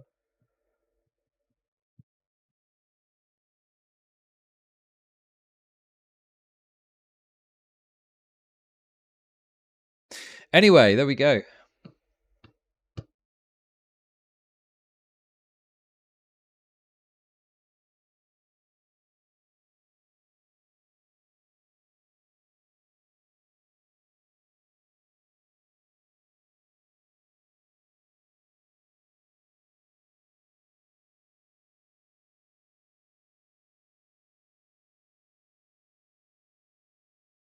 By the way, ChudLogic, those clips of Emmy saying she wants to move out as clipped out of context. The real context was wanting to move out of Austin with Miz and the remakes to LA. Just wanted to let you know. Thanks. Yeah, I didn't really think much of them anyway in terms of like, I don't know, just seemed to be, again, people trying to pile on evidence to create a narrative that doesn't really exist. But yeah, anyway, we'll see. Maybe next time. Maybe next time MIZKIF we'll get a video of him beating someone, beating a woman.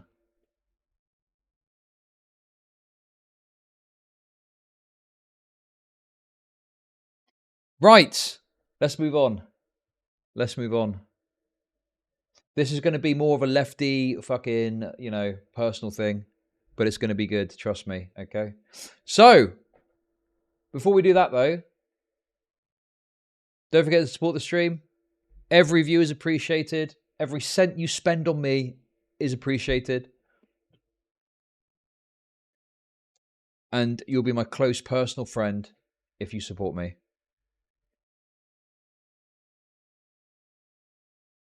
Miz is holding a passport, maybe. I take anything. I take any shred of evidence of anything bad happening. Oh, fuck! Fuck, I knew there was something else I was supposed to cover. Shit! I need to do... Can someone link me the tweets? And then I'll cover that in a bit.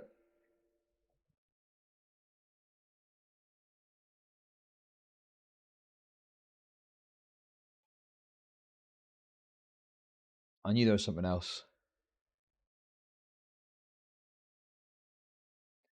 Don DeMarco. Marco.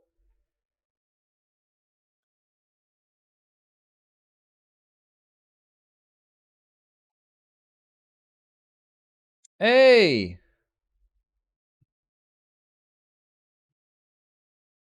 Absolutely no way. That'll be inappropriate. Thank you.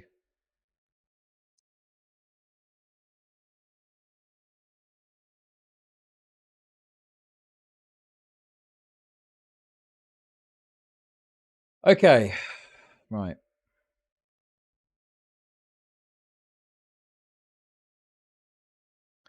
Okay, so who here knows?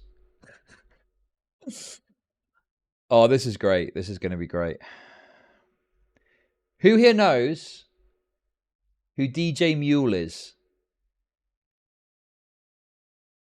Does that name mean anything to any of you?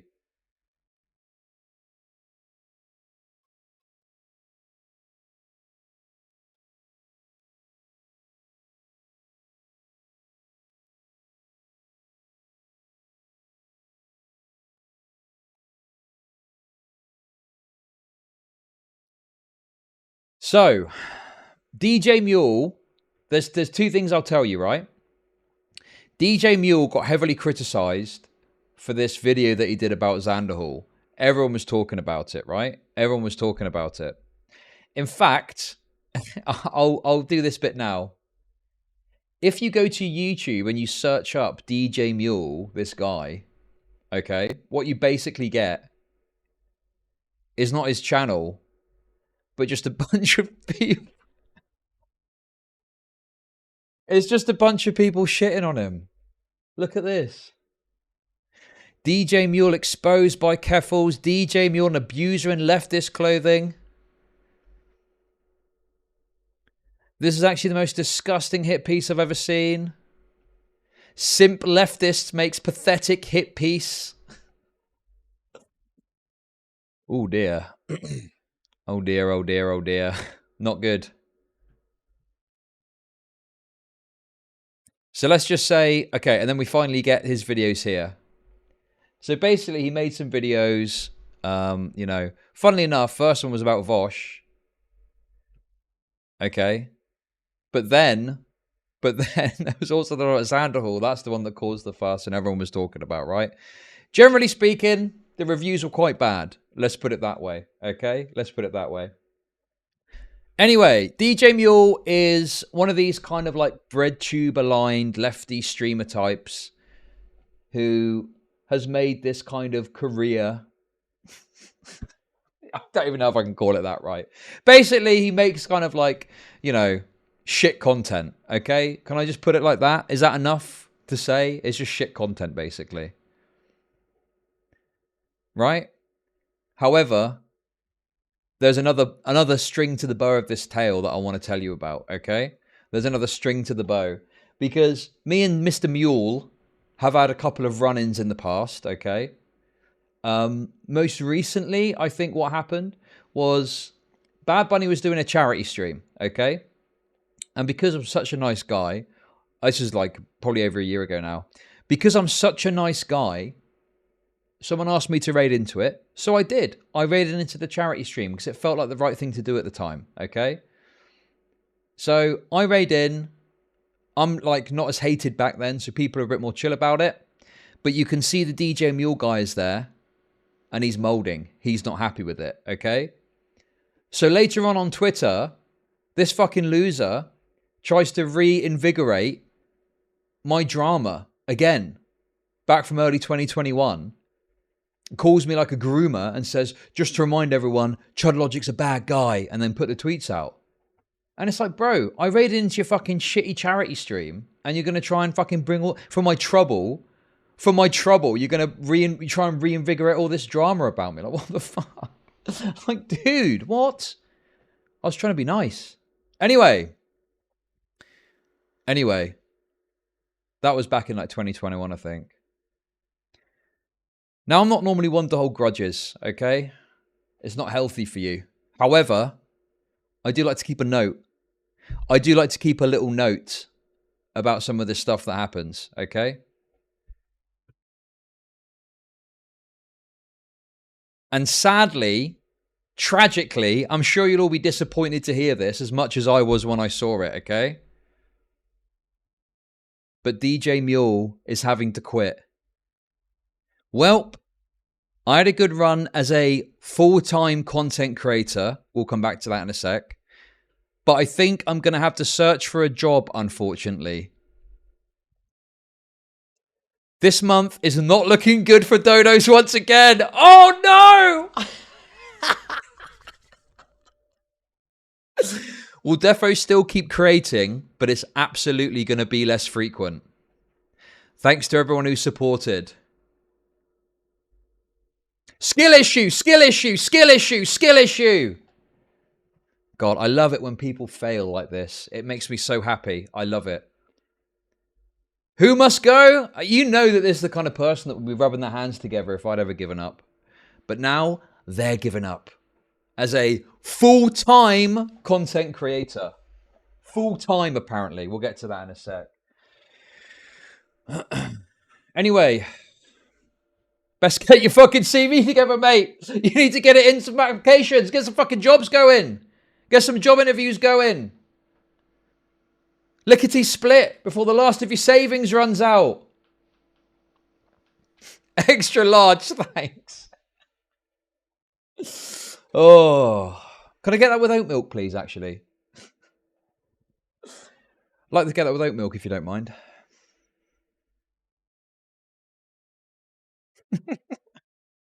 I reckon he's got more... I reckon he'll probably be better as like a barista. I reckon that's what I reckon, with the way he looks. I reckon you'll see him in the local coffee shop.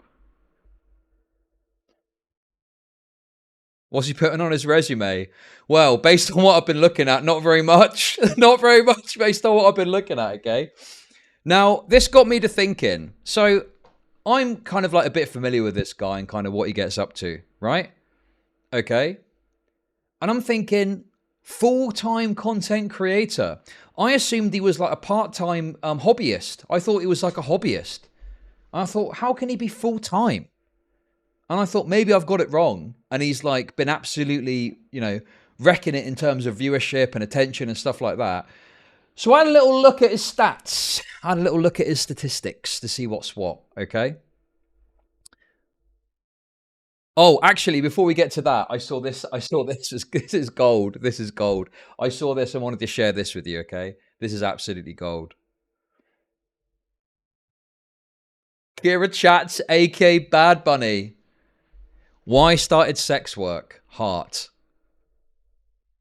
So, very revealing, it seems. Very revealing. The streaming wasn't bringing in quite enough cash for Bad Bunny, so she started having to fend on people to make ends meet. Anyway. I'm proud of you for whatever path you take. This industry for people with principles is rough. Thanks, sweet Kira. I'm certain it'll be better for the content in the long run anyway. And I'm proud of you too. I only wish I had the bonus strength for sex work, or I'd be doing that too, to be honest.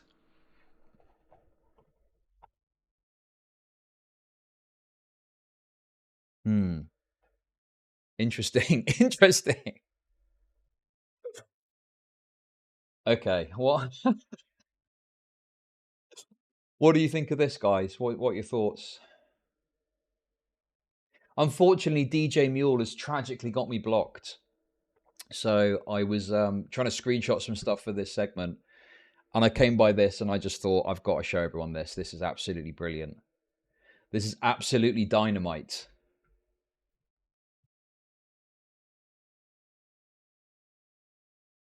So anyway, like I was saying, guys, okay? Like I was saying, I thought I'd have a look at this guy's stats, because I'm thinking, normally, I feel like I've got a pretty good gauge on the people within this arena and what they're up to and kind of what their viewership is. And I was thinking, full-time content creator. Damn. How has he managed to pull that off? He must be getting way more views than I thought. Unfortunately, well, maybe you can help make this make sense, because I don't really understand it, okay? So first of all, we've got his viewership here, okay? We've got his viewership here. DJ Mule's viewers, and it's from May 2022 to May 2023. And if you can see here, for those of you that don't know, there's a little decline in the slope here, okay? I don't know if you can, I don't know if you can notice this. We've got an average high of 100 a year ago, and we've got a bit of a slope. We're going skiing. We're going skiing, guys. We're going skiing. And it goes down, down, down, down, down. 36 average viewers. Oh,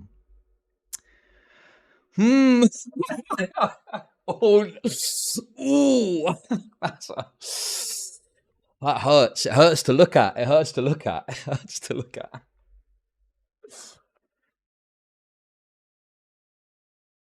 $36 average viewers. That is rough. I mean, look, he wasn't exactly setting the he wasn't exactly setting the world alight, okay? He wasn't exactly setting the world alight, let's be real. But, I mean, it's, you know, God, pretty tragic times. So here's his Sully gnome. Let's have a little bit of a more detailed look. So you can see there. You know, he's getting some peaks, probably from raids, I presume. But, yeah, it's looking a bit bleak. It's looking a little bit bleak. Oh, all right, long-term stats. Ooh. I bet he thought he was onto something. I bet he thought he was like, oh, I've got 94 viewers. This is it, guys. We're fucking laughing. We're going to fly from here. And then the next month, oh, no. Oh no, oh dear, oh dear, oh dear, oh dear, oh dear. Oh, this is so funny. This is so funny, man. I love it. I love failures failing like this. It's so funny. So the other thing as well is you can see here, you know, it looks like he was kind of streaming. He did like 139 hours in March 2022, which is like not anything to be sniffed at. But more recently, he's been hitting like 61, 45, 62, 59, like per month. This is monthly hours streamed. 50, 9. What happened in September, bro? What the fuck were you doing? 39, 49, 42, 32, 54, 42, and then last month, April 21. Yeah.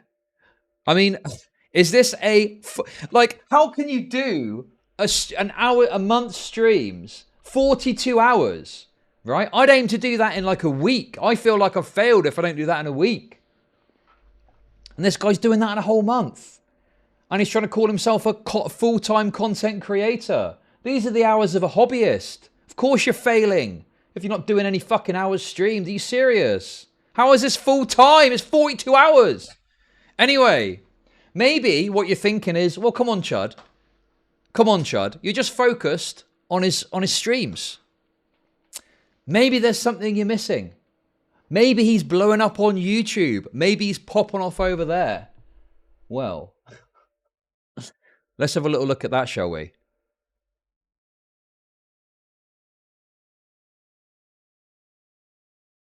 Hmm.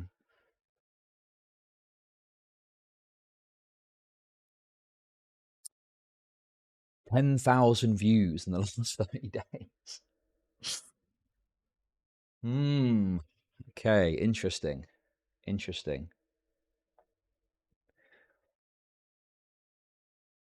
25 uploads. Dude, what? 25 uploads. What's he doing with his time? He says he's a full-time content creator. Where? Where's the content? What are you doing with all these hours in the day? Unbelievable. It's madness to me that people call themselves full-time content creators. And this is the output. It's crazy.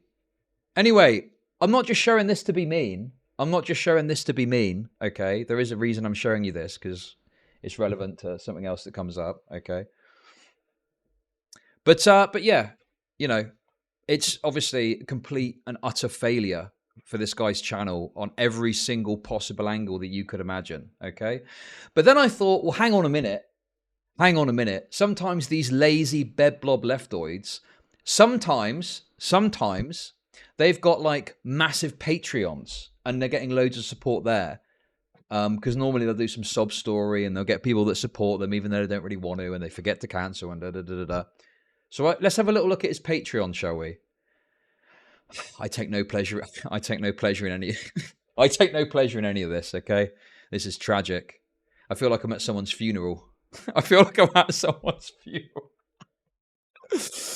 Oh, anyway.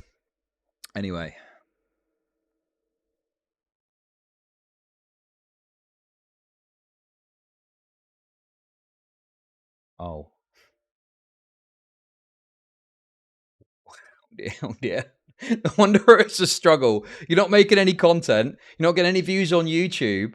And you've only got £276 a month coming in off your fucking shitty Patreon.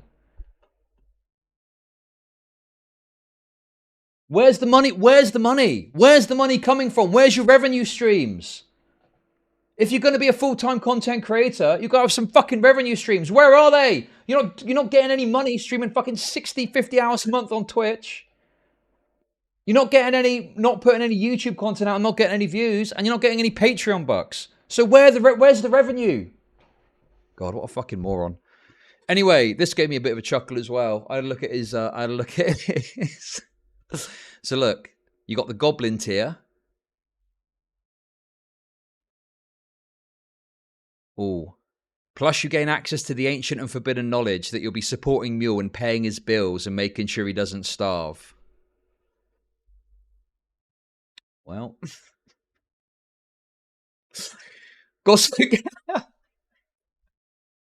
Unfortunately, that isn't quite true. Unfortunately, that isn't quite true. Because he's got to go get a fucking job.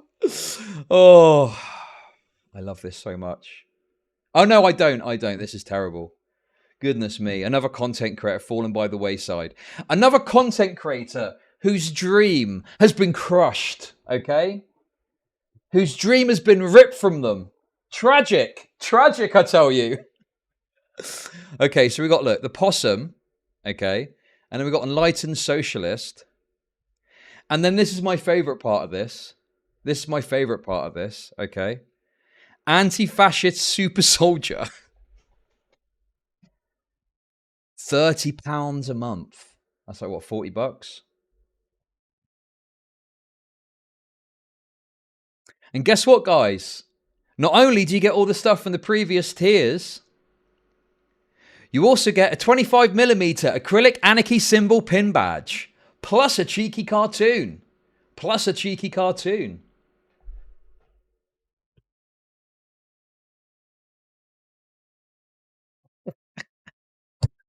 Oh my god, this is so brilliant. I love it. I love seeing people fail like this. It's so good. Guys, you can fight the heckin' system for 40 bucks a month. Come with me and we'll get this revolution going, guys. It is like, this is what annoys me about these leftoids, right? Like, look, I get that under capitalism we need to do capitalisty stuff to survive, sure, okay? But it's like, this is like a gross caricature of like the commodification of like leftist rhetoric, calling your top tier anti-fascist super soldier. And you get a little badge as well to demonstrate that you spent some money on something. Like, give me a fucking break, man, with this shit. These people are just the biggest fakes going when it comes to the lefty shit. They really are. They're the biggest fakes going, right? You can engage in the behavior needed to be a content creator as a leftist without engaging in the extremity of like branding your top tier anti-fascist super soldier. It's such a bullshit fucking coat, man. Obvious, it's just ridiculous. Anyway, I thought, okay. I had a look at all of this, okay? And I thought, do you know what? Maybe I'm being a bit too harsh. Let's have a little look at his channel. Let's have a little look at this guy's channel and see what kind of content he's putting out. Maybe we'll be blown away by the quality of it. Should we have a little look? Latest release. Berserk is a queer polyamorous love story.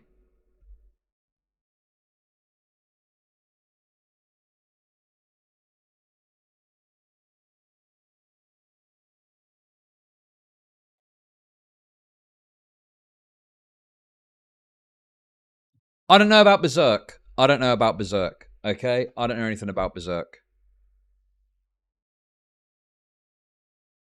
But I'm going to assume that's complete nonsense. I'm going to assume that's complete bullshit, okay?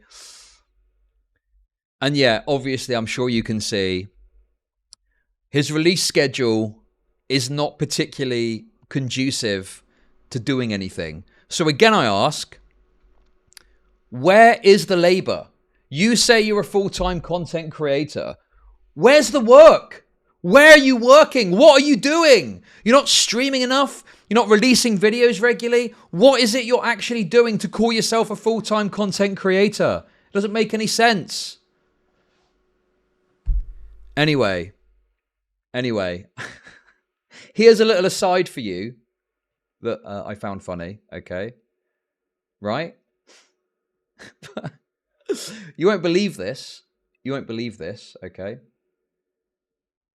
So I obviously went to Twitter and I did a little thread and was kind of having a bit of fun with it, okay? And was obviously, you know, admittedly, I took a bit of a mocking tone, okay? Admittedly. Skill issue, pretty grim analytics. So, okay. This is a bit, okay. Surprising that Berserk is a queer polyamorous love story wasn't able to keep his content career afloat. Okay? And then Sargon. replied and said, "You are so mean." It's fucking Sargon saying, "I'm too mean." What? Are you serious? What the fuck, man? It's fucking Sargon. And he's saying, "I'm too mean." I'm too much even for Sargon, it seems. What the actual fuck? Oh. Okay, anyway, I just thought that was funny. Anyway, listen. The reason I was showing you all of that was not because I was just trying to be mean. There's something else I want to show you, which will bring this all together, okay? And it will explain why I've shown you all of this. But let's just click on this quickly and see what this is all about.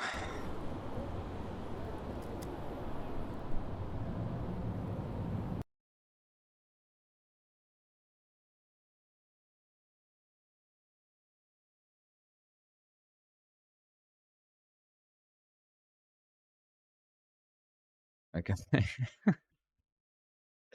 Okay, off to a banging start.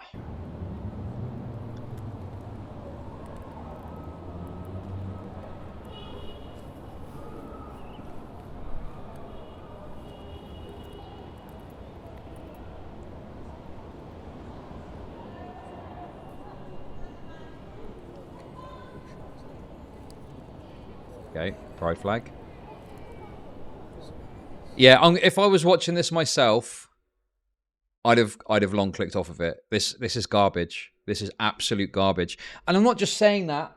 I'm not just saying that because I disagree with the video in principle because it's super soy. It's just, it's not very well put together.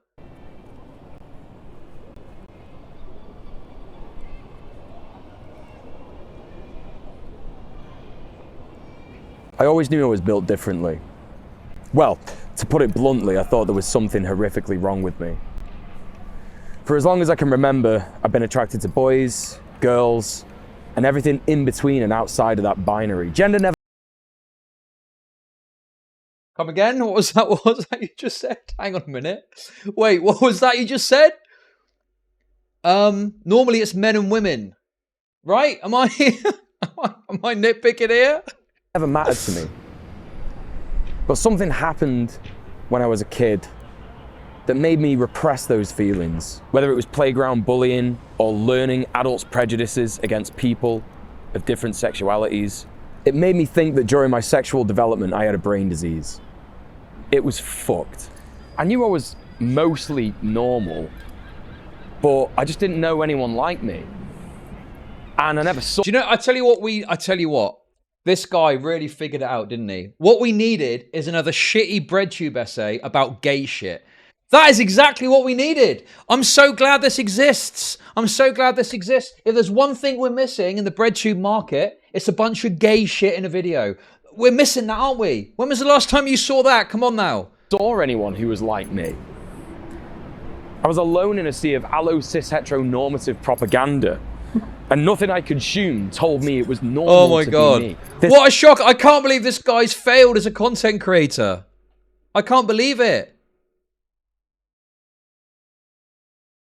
I'm shocked, I tell you. I'm absolutely bamboozled as to what the problem could be with this guy. This made me withdraw this part of me deep inside myself, only allowing myself to indulge in my desires in my most private and isolating moments. It even got so bad that when I eventually met other people like me, I started to project those insecurities that I had about myself onto them. This is obviously something you're just doing for attention. You're either gay or straight. Pick one. This is what happens when we aren't taught about ourselves. This is... Okay, I can't bear this. I literally cannot bear this shit. So, yeah, I'm like, when are you going to start talking about Berserk and how it's gay and that? When does that bit come in? Anyway, listen, okay, I think we could get the gist of this, okay? Okay, anyway, look. It's an hour and 13 minutes long. It's an hour and 13 minutes long, okay?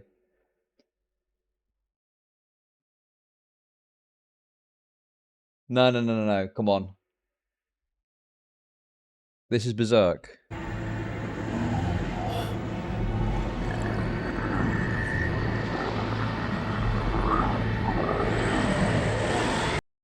What's that? Is that gay, is it?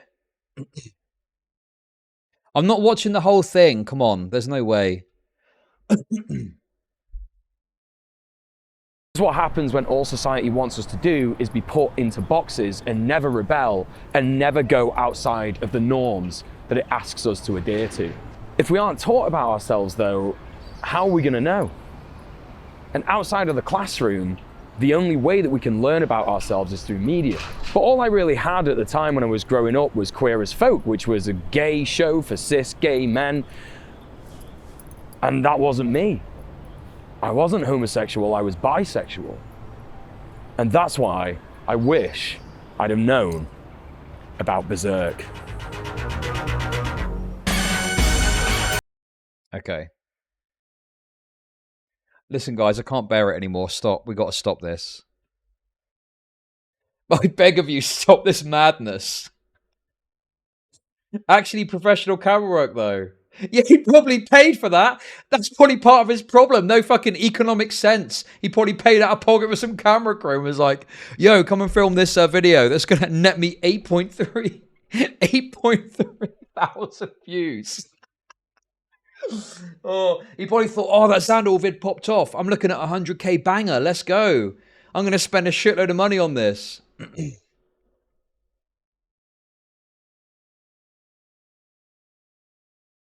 Anyway, listen, guys.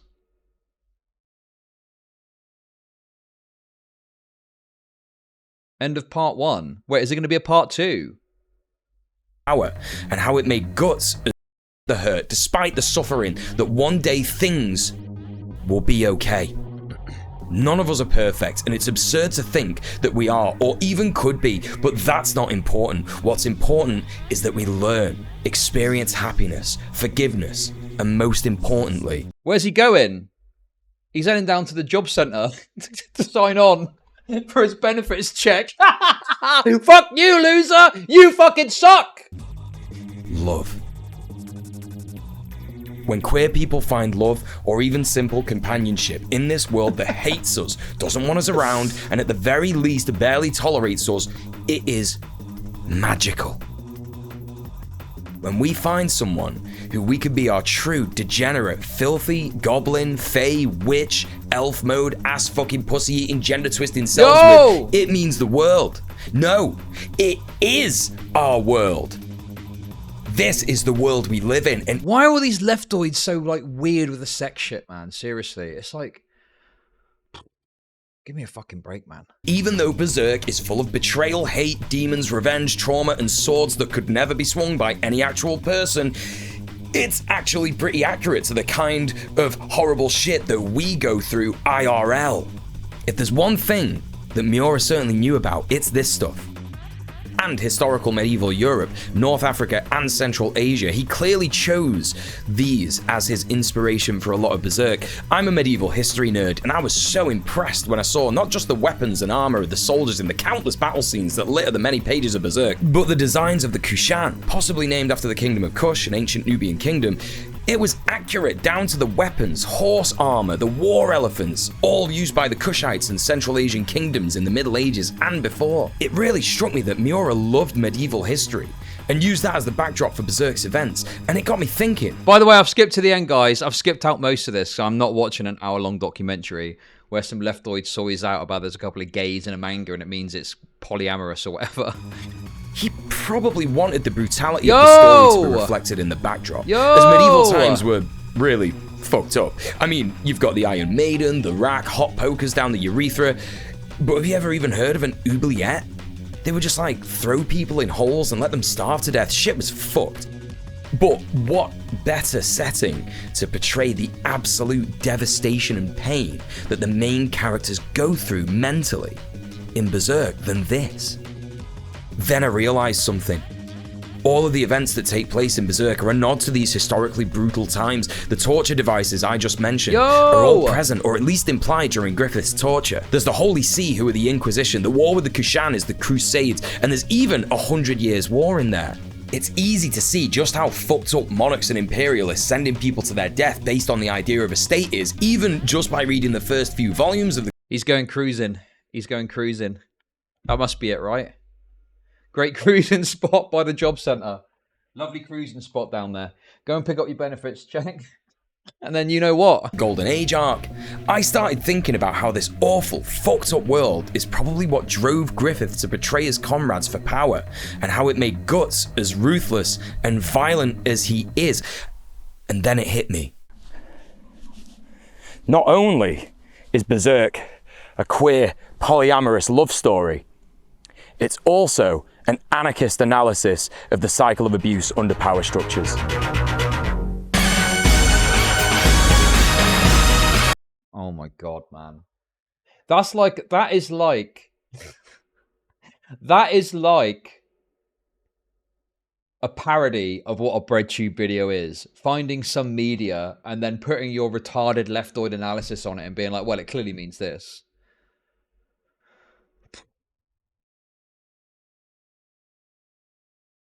Guys, I don't know about Berserk, so you have to make your own mind up as to how true that is.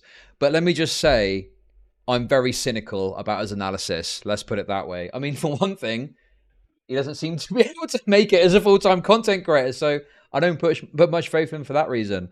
But his analysis, I would imagine, is quite lacking. And generally speaking, when, you know, these people's politics are so unpopular, they have to force it into whatever fucking shit they possibly can. So they'll find whatever media they can to squeeze it in any which way they can manage. Also, this fucking music's a bit loud, isn't it?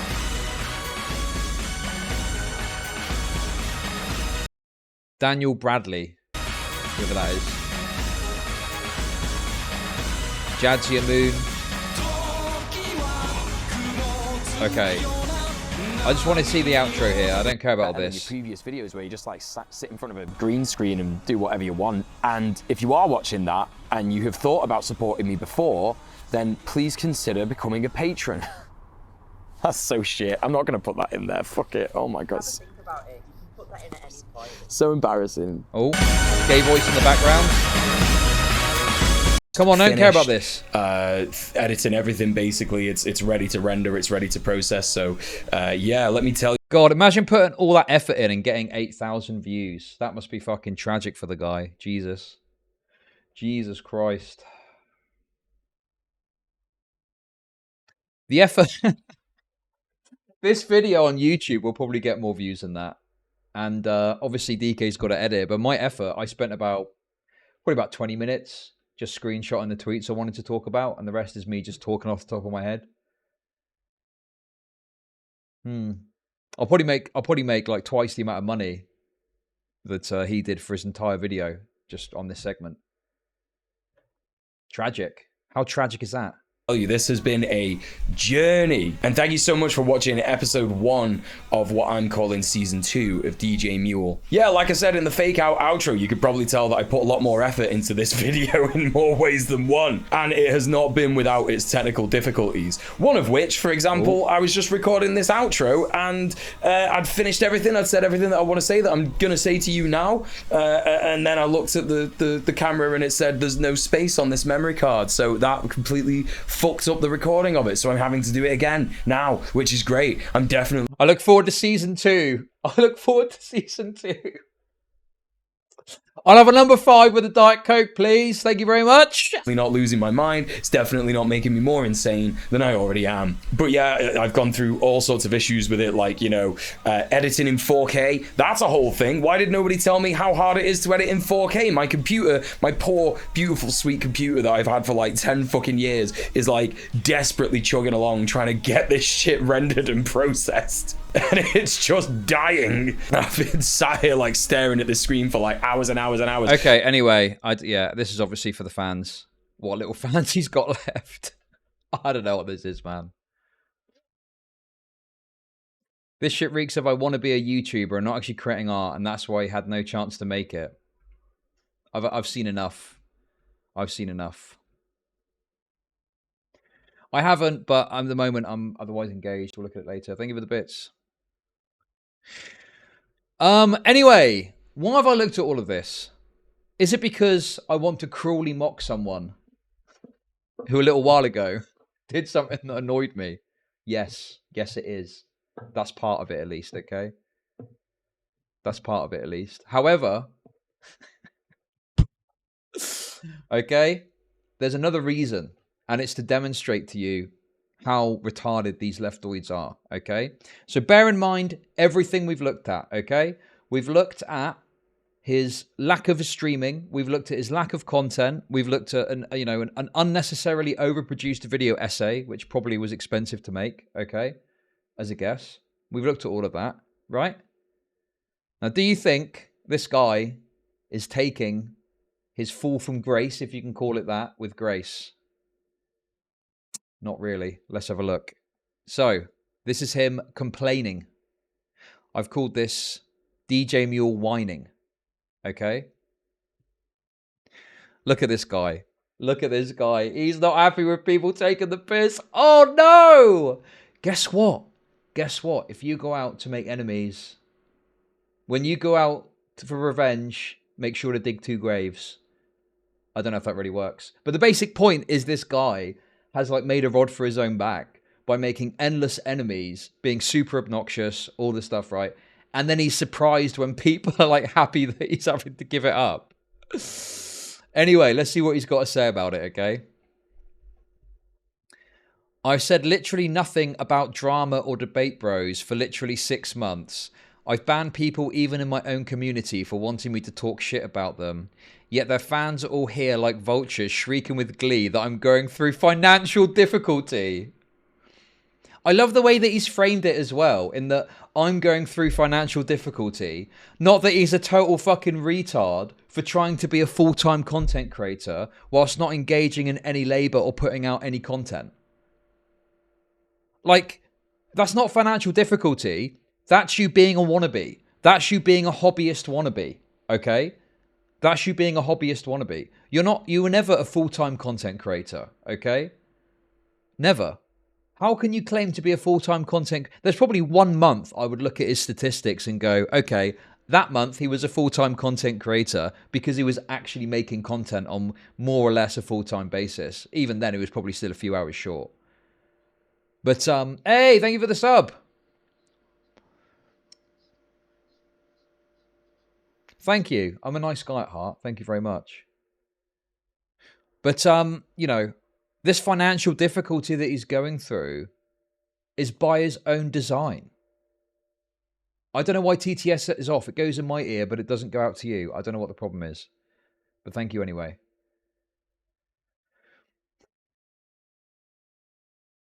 So yeah, I just don't understand this logic of, oh, I'm going through financial difficulty and you're being mean to me. These people just don't like you. But having analysed your figures, right? Having analysed your figures, I don't know how on earth you could call yourself a full-time content creator or be surprised that you're not bringing in enough money to pay your bills that brings about financial difficulty if you're not streaming and you're not putting content out. You know, it's madness to me. And I know, again, that will probably be some cope. Oh, I was mentally ill, blah, blah, blah, blah, blah. Look, mate, at the end of the day, you know, people want content. You got to put content out and people will support you, hopefully. That's how this works. The idea that he's calling it financial difficulty is insane. That would be like me sitting at home. That would be like me sitting at home for days on end, for weeks on end, not getting any money and not streaming or doing any content and then going, oh God, I'm in financial difficulty. Yeah, because you're not doing anything. These fuckers are sick in the head. The only issue they have with me is that I made a video criticizing a guy who has simply done some insanely bad shit. And at the end of that video, I even say that I don't want anything bad to happen to the guy or even for people to cancel him. But for some reason, it seems to be the worst crime of all time to them. And they've been desperate for me to leave the internet since then. I think he's looking into this a bit deep. I think people just don't like you and think it's funny that you failed. I think that's about it. Like, they think that your video is shit. They think you're an obnoxious leftoid loser. You're a woke skulled fucker. And they're just happy that you failed. That's it. I don't think they think you've committed the worst crime ever. It's just funny. It's just funny. It's funny to see people that you don't like fall on the ass. Okay? It's just funny. And when you look at it in more detail, and on top of that, I still remember when Kevils leaked the logs of him trying to turn her against Chud. Oh yeah. Well, that's actually something I didn't mention earlier, but that's another thing to bear in mind. Obviously, you know, say what you want about Kevils calling me that, but that came from him. He was the one that was trying to like convince her a certain way in DMs. I forgot about that. Thanks for reminding me. Another string to the bow of why I'm celebrating this so much. Alongside him trying to reinvigorate the drama after I raided into their charity stream. But that was a bit longer ago. Anyway, he then goes on. Well, I got news for them. I might need to get a job, but if they think for a second, I won't be making any I won't be making content alongside that. They're fucking dumber than I thought. Oh no, DJ Mule! Please! Don't put out another video doing some retarded analysis of some anime. Please! It'll be the end. It'll be the end for me. No! I'm begging you, don't! Anyway.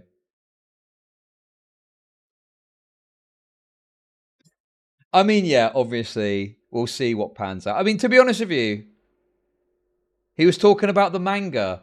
Oh, Queeman, give me a fucking break with this shit, will you? Actually, I think you'll find he was talking about the manga, not the anime. They're different. Anyway. I just wanted to share that with you. I wanted to share a little moment of rejoicing as some fucking loser who tried to fuck with me in the past is having to give up content creation.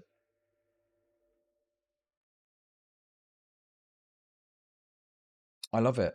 I love this. I love this shit. It's so funny to me.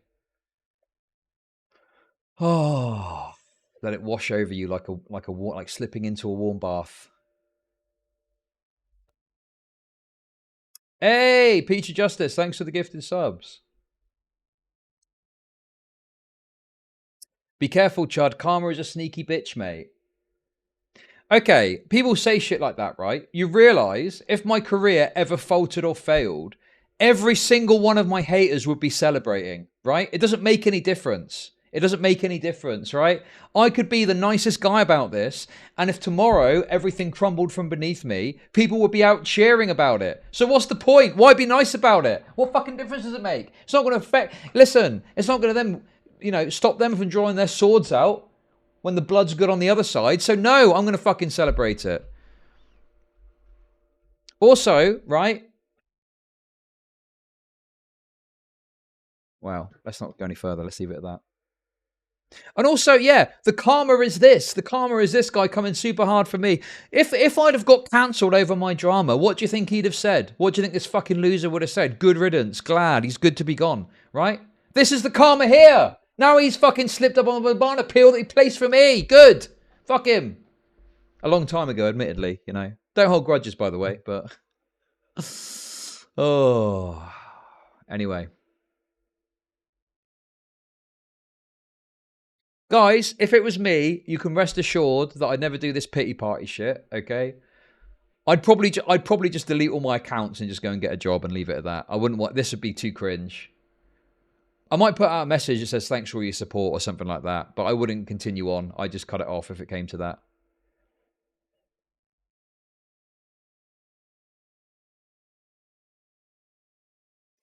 Another name crossed off the list. God. Anyway, there we go.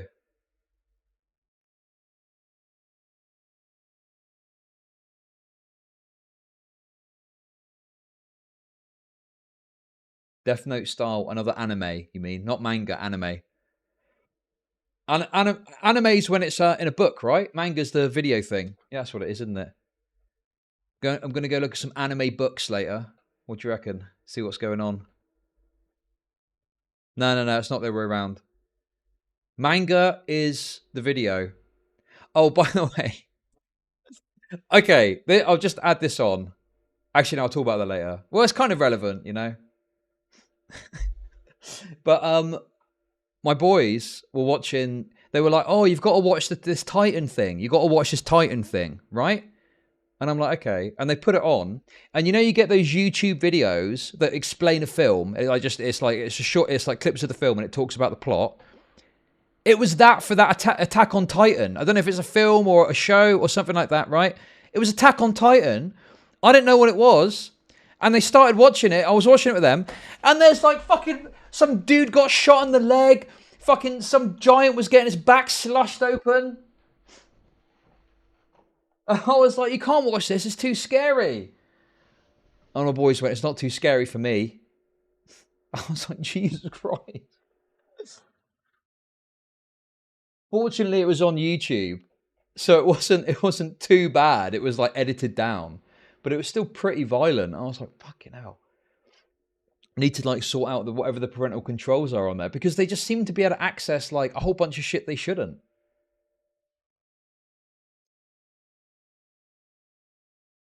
You were soy. Like, it wasn't just the violence. It looked scary. Like there was this big giant walking forward with a real messed up face. They're only 5. They're 5 years old watching it.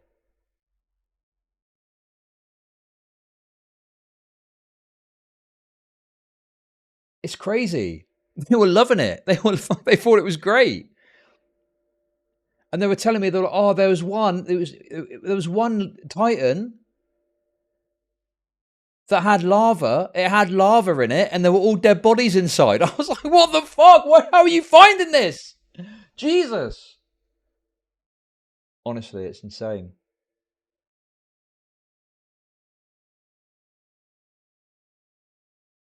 So yeah, I just hope it doesn't fuck their heads up too much. There was one where, like, you know, they're picking up the human. You don't see it in full, but they're like biting their head. You can tell they're getting their heads bitten off and shit and eaten whole. It's mental. Just close your eyes if you're scared. Oh my god. Anyway. I used to watch shit when I was that young, but I just, you know, you don't want that for your kids, but it's like everywhere they turn, there's something to, you know.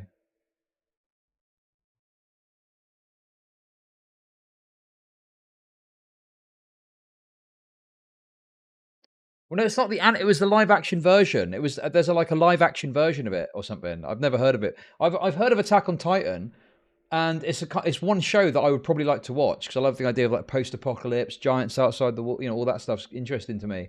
But I've just never got round to it. But it was the live action one. The live action one is pretty vicious.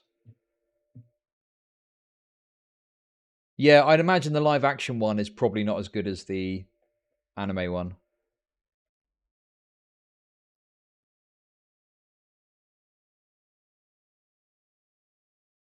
But yeah.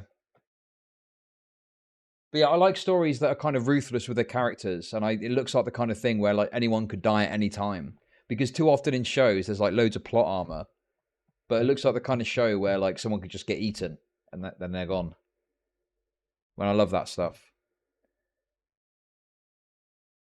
I'm obviously your main characters. It's like I used to watch 24, and you'd be like, "Oh, that character's safe," and then they die. Be like Walking Dead as well. They just would kill off characters in a heartbeat if it would help the story.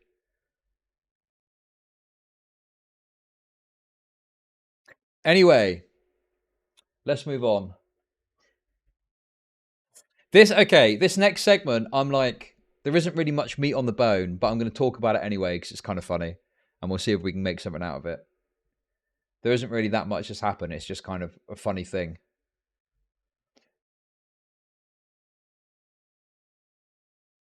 And then we've got the Mr. Girl YouTube suing after that.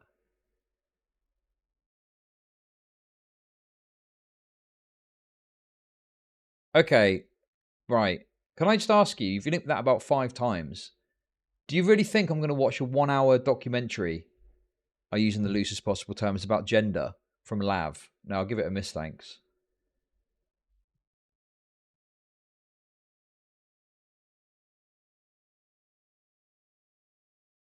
Listen, other people are watching it and talking about it. I'm sure there's lots of coverage if you want it, but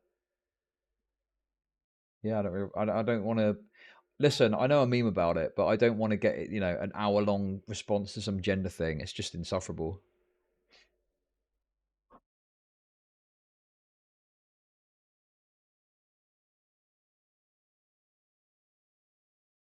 Lav sent Chud a cease and desist. No? Is that a serious question? Why? What? Even if she had, why couldn't I watch a documentary, a video she's put out, and talk about it? Okay. Yeah, she was alluding to it. I mean, obviously, well, we'll see, won't we? We'll see. We'll see if there's any legal situation. Anyway.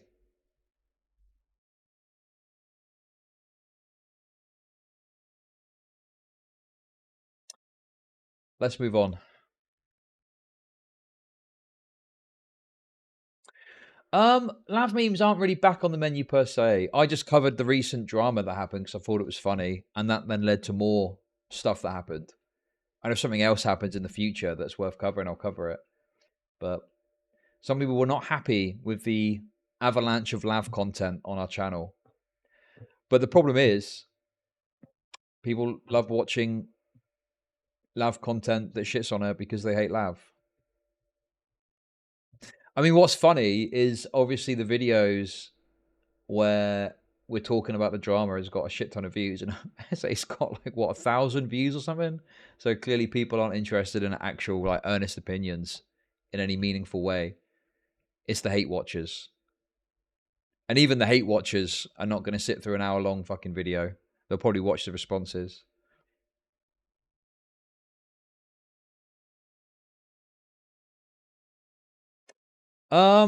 Yeah, I mean, it probably, I'd guess it is half-assed. That would be my guess.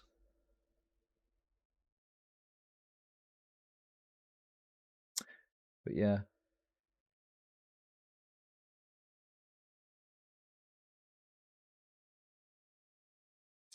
Right.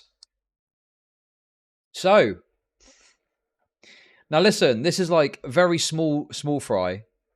Okay, I don't even know if this is going to turn into any meaningful segment, but I just thought it was kind of funny to see this. Let's have a look. All right, let me close down some of these fucking windows.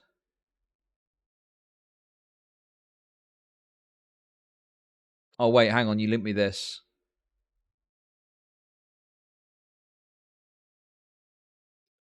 Okay, fuck it, I would endorse a shitcoin and send it to the fucking moon on the 1st of June.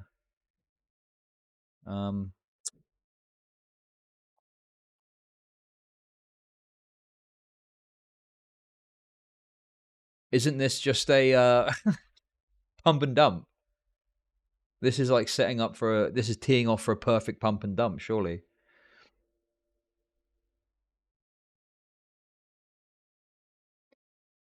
Don't buy any coin until you get the signal from me. They're all scams.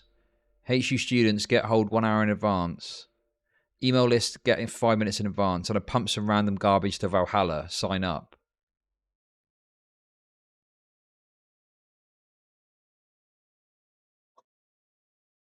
Yeah, this is obviously like a some retarded pump and dump thing, and he's saying it out loud. But then crypto isn't regulated, right? So there's no mechanism to stop this behavior. If you did this with the stock, I'm correct in assuming that would be a big problem, right?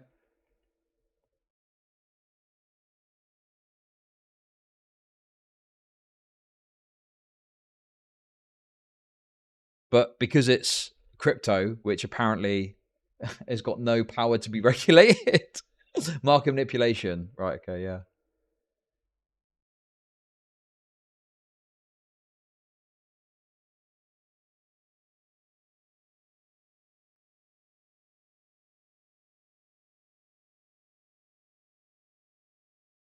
Well, fraud will get run down,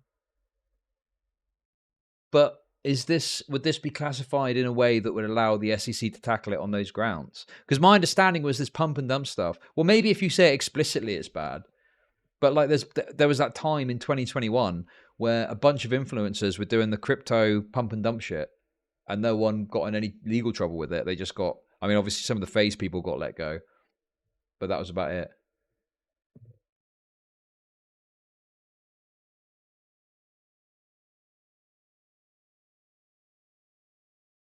What's this?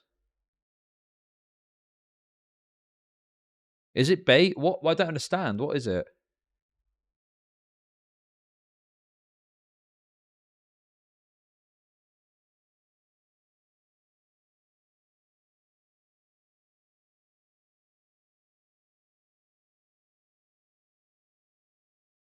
Oh, okay.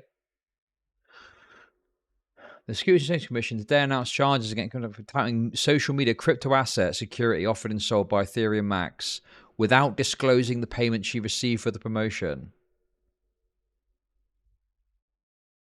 Oh, but this is because she wasn't. Was that? But that was because she didn't disclose a payment she got, not because she did it in and of itself, right?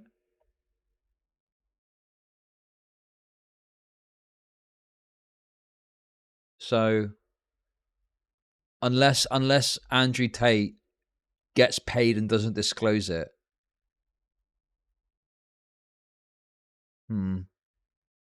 Well, we'll see. We'll see. Seems like bullshit. Could be total bait. But I guess we'll find out. We'll see what happens. We'll see if some random crypto just shoots up randomly.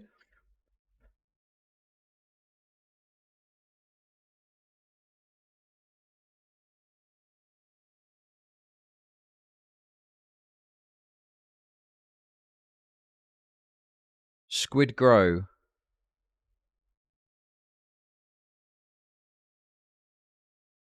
Pepe. Jesus Christ, man. Honestly, crypto it's kind of died off a bit because of obviously the massive downturn on the market, but you don't see nearly as much crypto stuff as you used to. And you remember NFTs? What happened to NFTs? NFTs were like the big thing for ages. They've all fucking died off. I wonder how the plan to take over fiat currency is going. I wonder if that's still plowing ahead.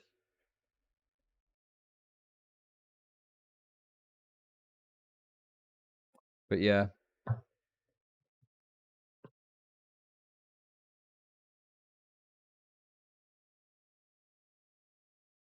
the fuck is this? How my stalker convinced the internet I supported a rapist?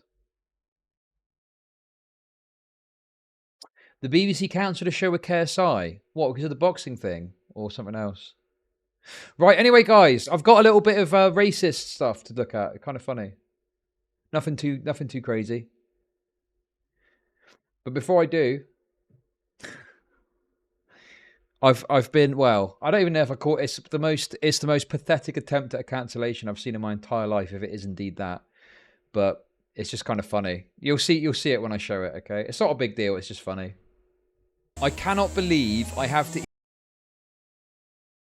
It's fake with a fake, and it's all bullshit. And you've been. I'll be back in a sec. Could you imagine if there's a class action lawsuit for this? And listen, I know it sounds cringe, and it's Kumas and whatever, and it's sex freaks. I get that. Okay? But you've got to understand that this is actually something that matters because we're talking about like consumer rights at the end of the day, okay?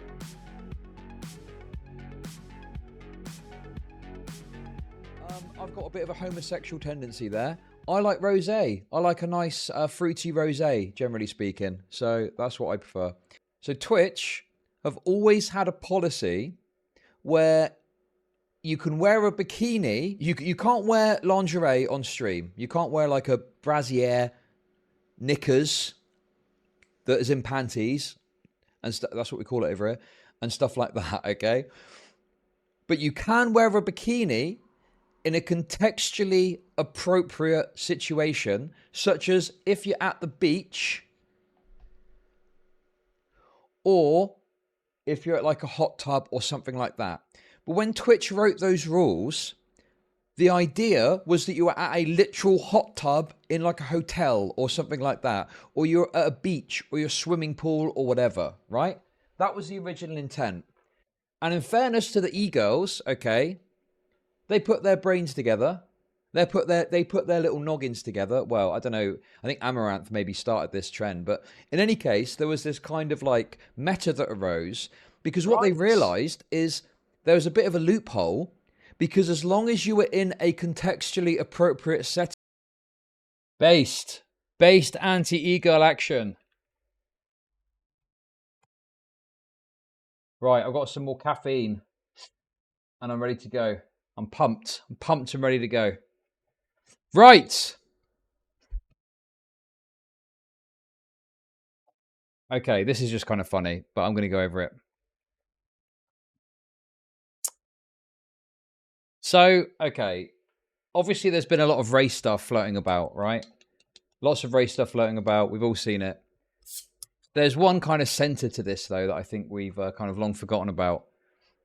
But it actually goes back, some of this, to the recent bunny... Wait. I messed up. The recent video that Soul Bunny person did complaining about the whites on YouTube. The white lefties or whatever, right? Okay. Now, I thought that obviously there was a lot of focus. There's a lot of focus on some of the bigger content creators that were talking about this. I was tragically disregarded in my takes on the said video. I think my YouTube video got quite a lot of views, but beyond that, that was about it, right?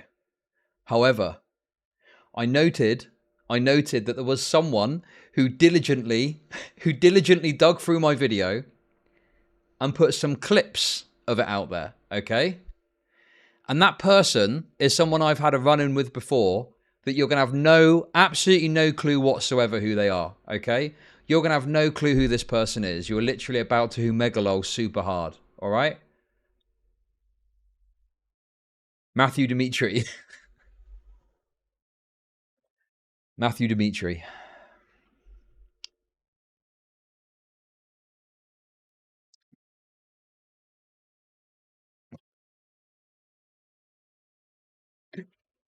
So, honestly, this is something and nothing, okay? I'm not bothered about this at all. It's just funny to me. But this is funny as well, because you're not even going to know who this is.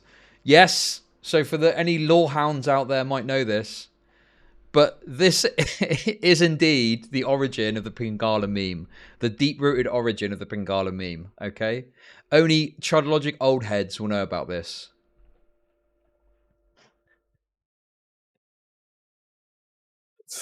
Anyway, I didn't realise, but this guy had put together a little thread about little old me. Let's have a look at it, shall we? Let's have a look at it.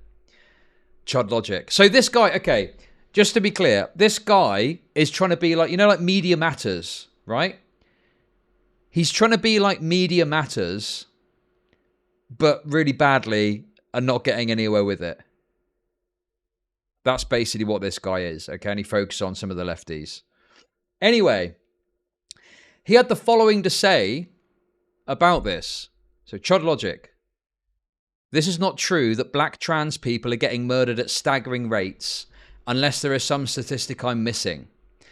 They probably see one trans person getting murdered on Twitter and go, oh my god, this is happening so much. Is it white people killing them? Trans women that are being murdered at staggering rates don't give a damn. Staggering rates? Where are these staggering rates? What are the statistics again?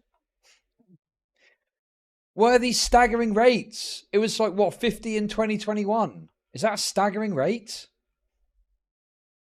They're just making that shit. This is just not true. That trans people are getting murdered at staggering rates. Unless there's some statistic I'm missing, but those are statistics from the crime thingy. It's just made up. They're just making it up. They just wanted to sound... You know, they probably see one trans person and hear about them getting murdered on Twitter and they go, oh my god, this is happening so much. Is it white people killing them? Listen, we've already done this. Black. So anyway... Oh, yeah. I think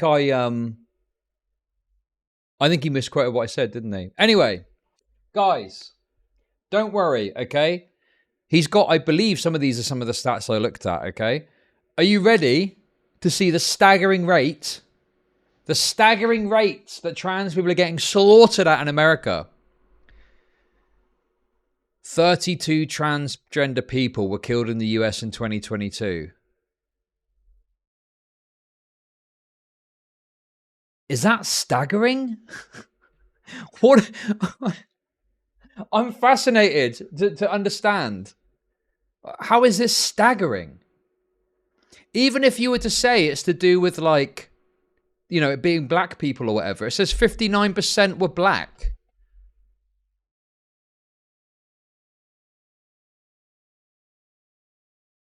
But even per capita, it's like a statistical, it's like barely anything. They're not like a significant level of the population to do that level of analysis on. It doesn't really make sense to do that. I mean, maybe I'm wrong on that, but we're talking about like fractions of fractions of fractions. Am I wrong on that? Like, to me, if you're talking about, like, you know, low double digits of murder rates, I just don't think that's like a meaningful thing that you would then refer to as a staggering rate.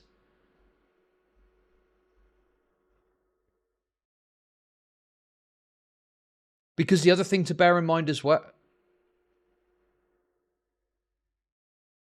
isn't it much if compared to how few there are? All 32 midgets were killed in 2022 in the US.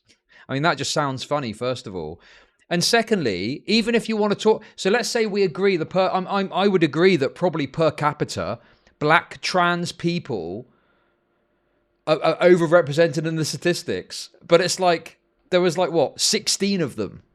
There was like 17 of them. Like, I just don't think that you would ever refer to that as staggering because it's so limited. Even if they're overrepresented, it's not a staggering rate, is it?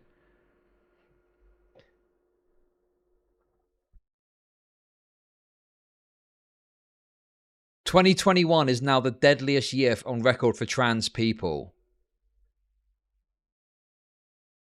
With nearly 2 months left, 2021 has shattered the record of transgender homicides in here with 45 to date.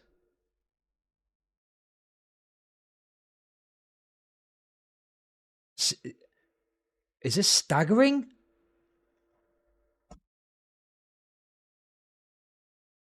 I just don't understand on any reason you would refer to this as staggering. You might argue that, like, they're overrepresented for their as a per capita point, but not staggering. I don't know. It just seems crazy that we're talking about these minuscule numbers in comparison to the overall population, and we're saying it's staggering. Like, my point is, how does any of this disprove or go against what I'm saying in the clip? In fact, I'm pretty sure some of these statistics I looked up when I was going over the segment.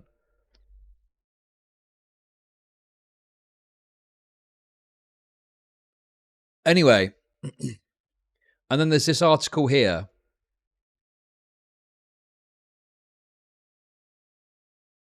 Report says at least 32 trans people were killed in the US in 2022.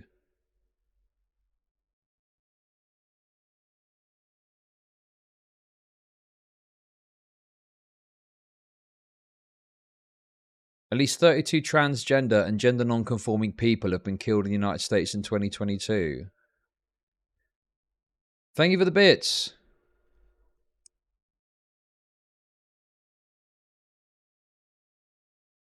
So it says here, and this is probably true, it probably is per capita over what they are as a percentage. Transgender people of colour account for 81% of known victims this year. That's like a fucking rounding error in like overall statistics.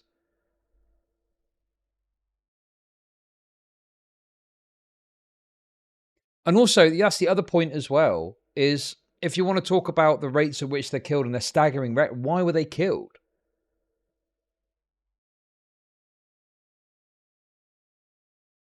Why are they using a percentage for 32? Okay, you know why, don't you? It's obvious. It's obvious. They're saying that percent because it sounds bigger than it is. Because they're trying to make it sound way worse than it actually is. Obviously, if you just say the number, it doesn't sound that impressive. But if you say 81%, it sounds like massive.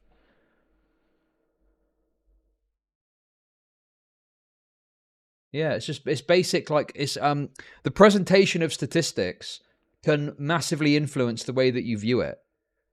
You know, if you were to say 20% of a certain group, blah, blah, blah, versus 1 in 5, you know, it's like I saw once there was something and it was like 1 in 5 homeless people are women. to make it sound like there's this plight of issues affecting women and they're getting homeless. And it's like, well, that means 4 in 5 are men. So, like, why are you saying it like that? Like, that's how you can use statistics to make things sound more severe than they are.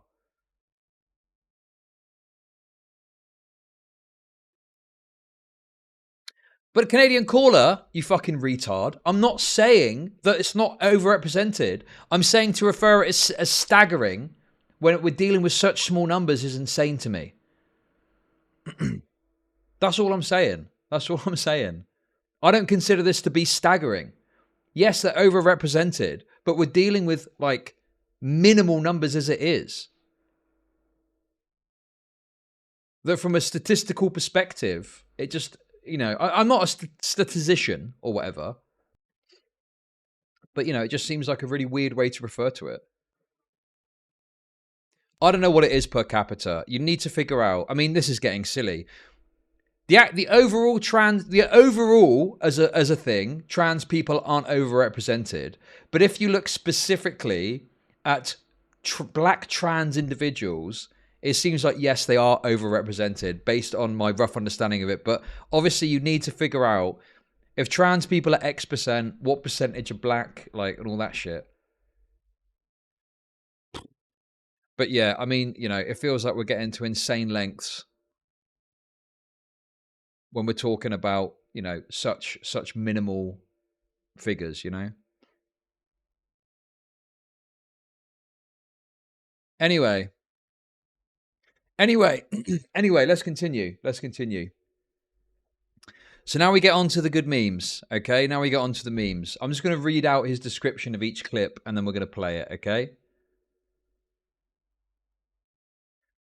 ChudLogic jokes about having a slave in the cupboard that he whips and calls black YouTuber Soul Bunny a retard, fucking insufferable, and a woke scold. You're making me want to put in place laws that restrict the rights of minorities because of how garbage your video is. I mean, is the point to make it sound funny? Is that what the point of this is? Because if so, he's absolutely succeeded. Do you know what I was thinking when I woke up this morning? Look, same right? Jumper. When I woke up this morning, I thought, do you know what we really need? We need another video from a black leftist complaining about whites. That's what we need. That's what we... I tell you what we're missing out on is some black leftist moaning about whites. I've not... It's been too long, if anything. I tell you what. It's more common than not for them to lack tangible connections with the communities they state to advocate for. Usually only surrounding themselves with other white people, but some might have their token BIPOC that they weaponize against people of color. If I were to limit my description... Everyone's got a token BIPOC they weaponize. Yeah, mine's called Kwame. He's locked up in the cupboard. I've not had to use him recently, okay? I've used him before when I've been off camera, but I've not had to... Kwame's locked in the cupboard. If I need to get some points, some BIPOC points, I'll just bring him out on his leash, on his chain. Whip marks all up his back, obviously chained up, you know. Description to a handful of words and phrases. I'd say arrogant, cognitive. Bear in mind, right? This guy's described this like in a very this guy's being serious in how he's describing it, right?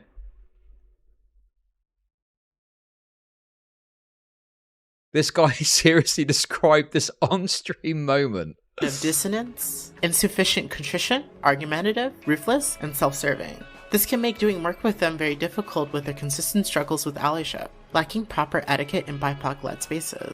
Like, who the fuck would want to work with this retard? Seriously. Like, who out there is going to watch this that isn't already on board and go, yeah, you sound great to work with? Like, who's going to be like, yeah, I want to spend effort and time to work with you. You sound fucking insufferable to work with and engage with on any angle. It sounds like it would be an endless nightmare of identity politics, woke skull bullshit. And before you say, oh, that's a right-wing term, I don't care. Good. I'm a right-winger now. Based. Yes, fuck you. Okay? Minorities shouldn't have rights. Based position. I'm for it. You're making me want to put in place laws that restrict the rights of minorities because of how fucking garbage your video is. Okay? That's where I am now. It's your fault. Fuck me. This shit's so wanting annoying. To be the loudest in the room. Damn. Surely in 2023. I really said that, didn't I? Jesus.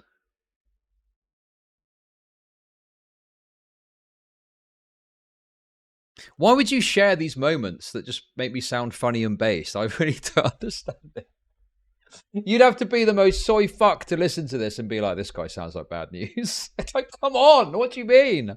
I don't like to suck my own dick. Obviously, it's my own words and content, but come on, give me a break. What is this guy playing at? Okay, what's this one? ChudLogic literally doesn't care if a full-blown genocide of minorities happens because it would have zero impact on my life. It wouldn't affect me whatsoever because I'm white and I'm straight and I'm cis. And if you tried to defend yourself, Chud will report you to the police. It's the descriptions as well. It's the descriptions that make it. Because it's just like, it makes it sound so absurd.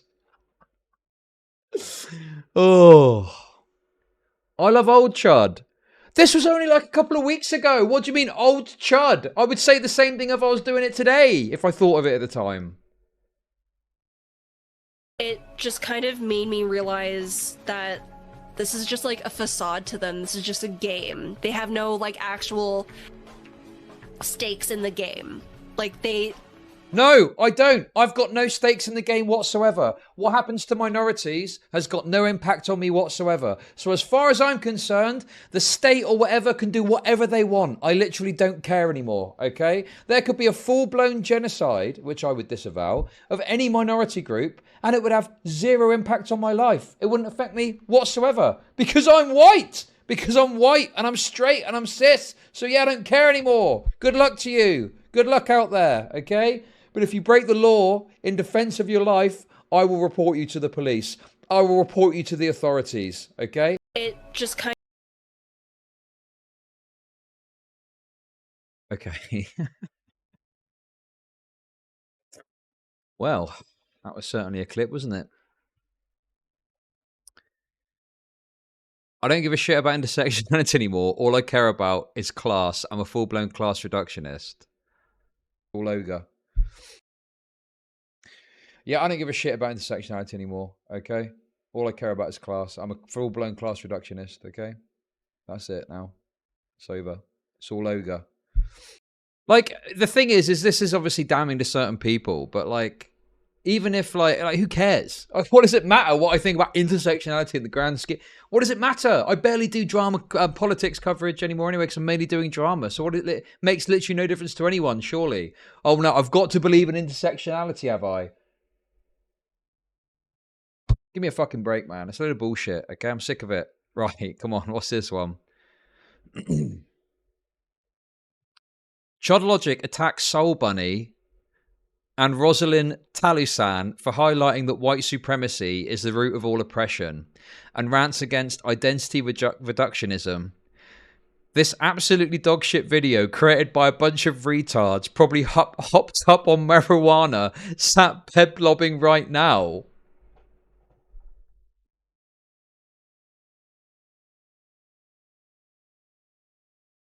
What's this? I'm going to report away, you fucking loser. Report me. Do it. Go on. Report me then, you little fucking bitch.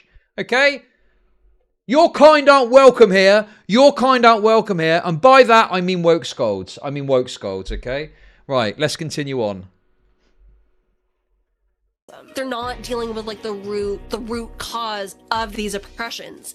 And it's kind of like why we keep going in this like endless circle, because we have to keep explaining to white people that yes, white supremacy is actually at the root of everything. It's at the root of misogyny. It's at the... Okay, this is... yeah, it's just everything, basically. It's just everything. Everything is about white supremacy. Do these people ever talk about class? Do these so-called leftists ever mention fucking class? Maybe they're going to mention it now. I'm going to be poor Zandied. Let's see. The root of queerphobia. It's at the root of transphobia. It's at the root of ableism. Sometimes it feels like white people are just like being... No, they're not going to mention class at all. Okay, brilliant. This is what I would refer to as this kind of identity reductionism, where these so professed lefties like don't even think of talk about class in any aspect. Like, it's fundamental. It should be fundamental anyway. But who cares, man? Who cares about all that shit? Who cares about all that commie gobbledygook?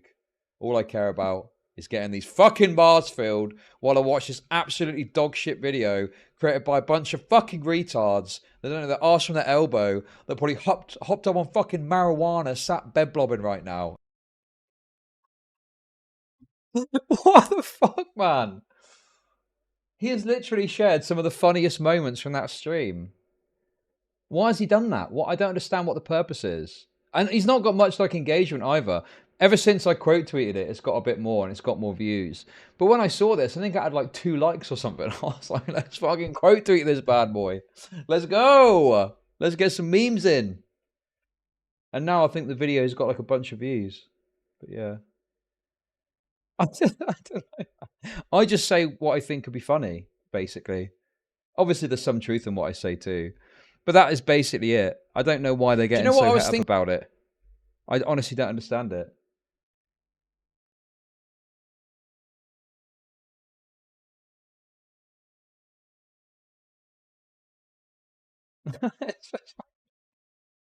Anyway. Anyway, moving on.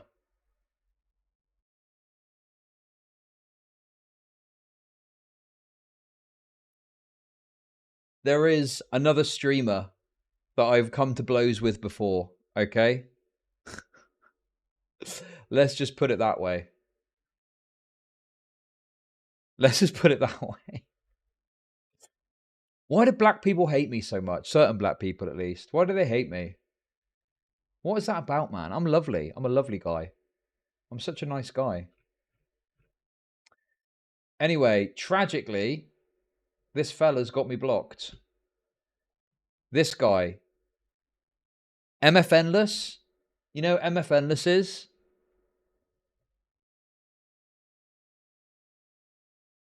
You guys must know who MF Endless is.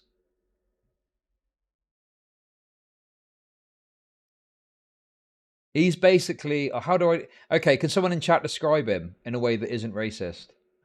Is that possible, chat? Basically, he's like a kind of leftoid streamer. He talked a big talk coming into the game, making out who's going to change it and who's going to do all this stuff. Skinny Joe Lewis. Okay, there we go. Skinny Joe Lewis. Okay, how about that? Skinny Joe Lewis. Anyway, he came along and took a bit of an issue with what was going on. And he said the following. Sadly, he has me blocked. Okay? So unfortunately, I'm not able to see his constant tweets about how whitey bad or whatever bullshit he's tweeting out about. I think he's got a bit involved in some of this recent discourse with the blacks. You know, the race war shit, you know, the C word. I don't know if I can say it on stream or not. All that kind of stuff. So he's got a bit involved with it, as you can imagine. Okay? But he had something to say. Remember when Chud... Notice the Chud is capitalized. Remember when ChudLogic literally did blackface as a bit purely to shit on a black woman? Yeah, I do. It was really funny. I'd do it again. It was really funny. Why is he tweeting this out like I'm going to be like ashamed of this? Like, yeah, it was really good. It was a good bit. Thanks for sharing it. It was great. How could I forget? You keep reminding me. You and your kind keep reminding me. Woke scolds and leftoids, not anything to do with race. You keep reminding me of it. Every fucking left, right and centre. Oh, Chud, remember me? Yeah, I do. It's funny. What else do you want from me? Oh, no, this was a video. It's a video. I think we can probably watch the clip if we go to his Twitter page. Oh, let's have a look. Here we go, guys. For those of you that don't know. So, I'm going to be honest with you. It's a bit disappointing that white people feel the need to weigh in on this. So the first thing I think it's important to do. Okay, there we go. That's that part sorted. Also, oh the God, fact, Jesus! Also, the fact that we're talking about what is a disability. Let's call it what it is. I think we also need to. There we go. Okay, fantastic. We're good to go. So, oh my god, I think that this is you know, able noir, which is ableism experienced by black people. It's misogynoir, able noir, which is obviously quite a big problem that people face, particularly black women. So the fact that race isn't discussed more as part of this issue is pretty disappointing to me. I think that should be front and center here when talking about this. And I think so. Yeah, obviously, listen. This guy is a fucking loser nobody, so it literally doesn't matter how he frames it. I just saw this and thought it was funny. But it's funny how it's framed. Blackface as a bit purely to shit on black women. For those of you who don't realise, what that was about is, do you remember when Will Smith slapped Chris Rock at the Oscars? And, you know, it was a pretty simple read. It was, Will Smith got mad because Chris Rock was talking shit on his wife, okay? Literally goes beyond race, and it's an experience that all of us can engage with on just a purely fundamentally human level, right? But it became super racialized. And people were saying that Chris Rock was engaging in able noir misogynoir because he had to go at Jada Pinkett Smith's bold fucking 8-ball head. What? No, what do you mean? How is that misogynoir, able noir? He was making jokes, which was his job. And Will Smith got super mad and went and slapped him around the chops. And that was it. That was what happened.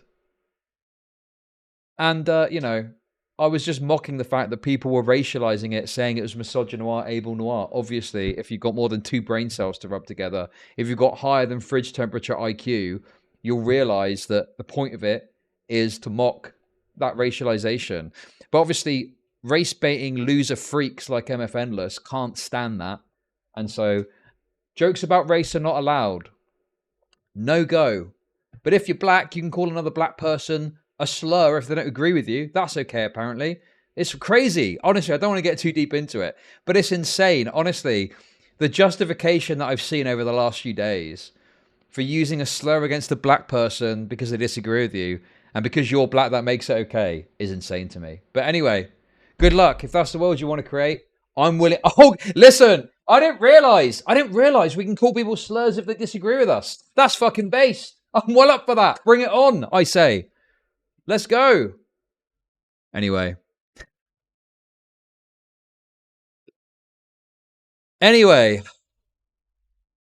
I'm going to be honest with you. If you want to call it blackface, you can call it blackface. I don't really care, okay? Me personally, if you think that's blackface, fill your boots, okay? Fill your boots. But let's just say that MF Endless was going pretty hard in the replies, which is also funny because I literally don't care. Makes no odds to me. Call it whatever you want, okay? But he was like desperately trying to convince people in the replies. You know, that's not a real person. It's a CGI avatar. Whose voice is behind the avatar? If I play a video game with a character whose race is different than my own, how is that any different? He's not the CGI avatar. He's just controlling the mouth movements while he speaks. He's not impersonating a black person. He's not playing a video game. The avatar is supposed to represent him. He is pretending to be a black person.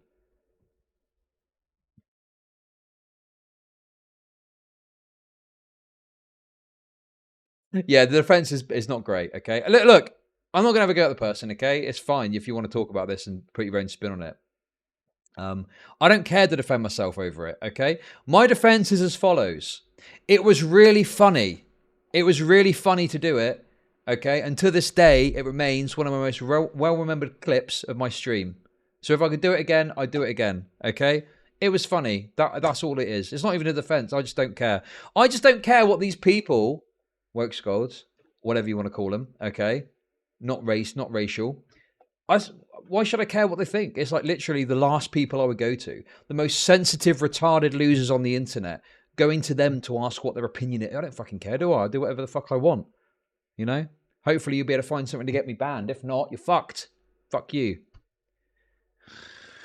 Anyway. What game is called talking specifically about black people and making a black avatar as a joke?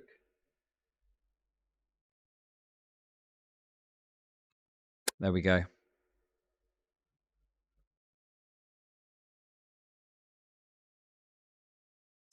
Anyway, I've not actually thought much about MF Endless for a long time, but I just saw that this happened and I just thought I'd talk about it a bit. But I remember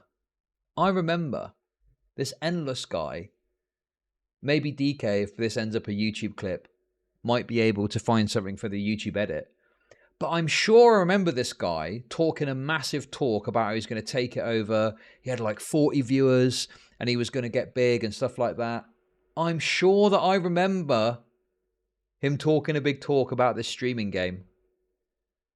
I'm sure I remember. Who wants to look and see what his figures look like? Who wants to have a little look at his figures? Who wants to lord it over another streamer with no viewers? Anyone? Let's have a look. Let's have a look. Oh.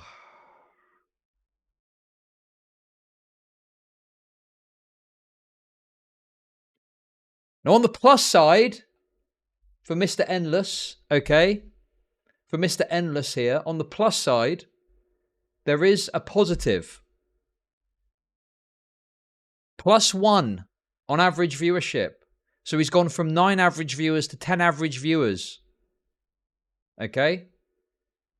However, there's a reason for that. And it's obviously because he's likely done some recent streams that you can see here. He's done some Just Chatting streams where he's netted a few extra viewers. Probably because people are tuning in for the drama. So, yeah. We'll see. We'll see. We'll see how that pans out long term. Oh dear. Not looking good. Not looking good for MF Endless. Doesn't...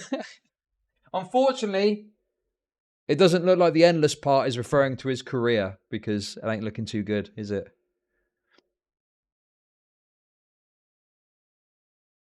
Once MK12 comes out, things will change. Wait, what? No, he's been playing Magic the Gathering. Oh, look. Hey! He ought to stick by Dead by Daylight. He's getting 16 viewers doing that. Not too shabby.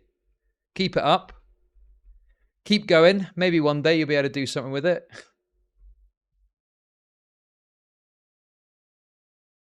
Maybe it's the white man's fault. Maybe that's why he's not succeeding or something.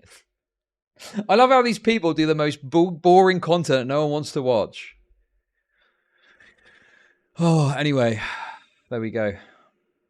I think I'm done lording it over people for their views. We've done it twice today. I feel dirty. I feel dirty.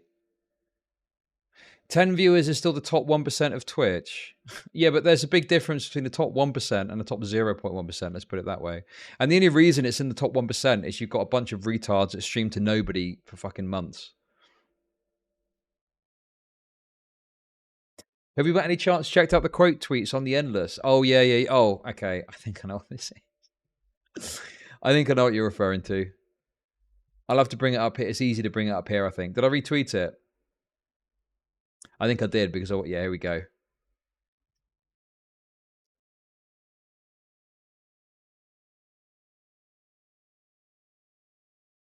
want to know a secret, Endless? That's not even the only time he's done it. Also, you guys are pretty bad at this. Here's some better clips for your hit piece. I'll make a thread for you. Can't it be argued that Ayurveda is like a cultural thing, though? I don't give a shit, okay? Some cultures are better than others. Simple facts. Ooh. I'm just saying, like, can't it...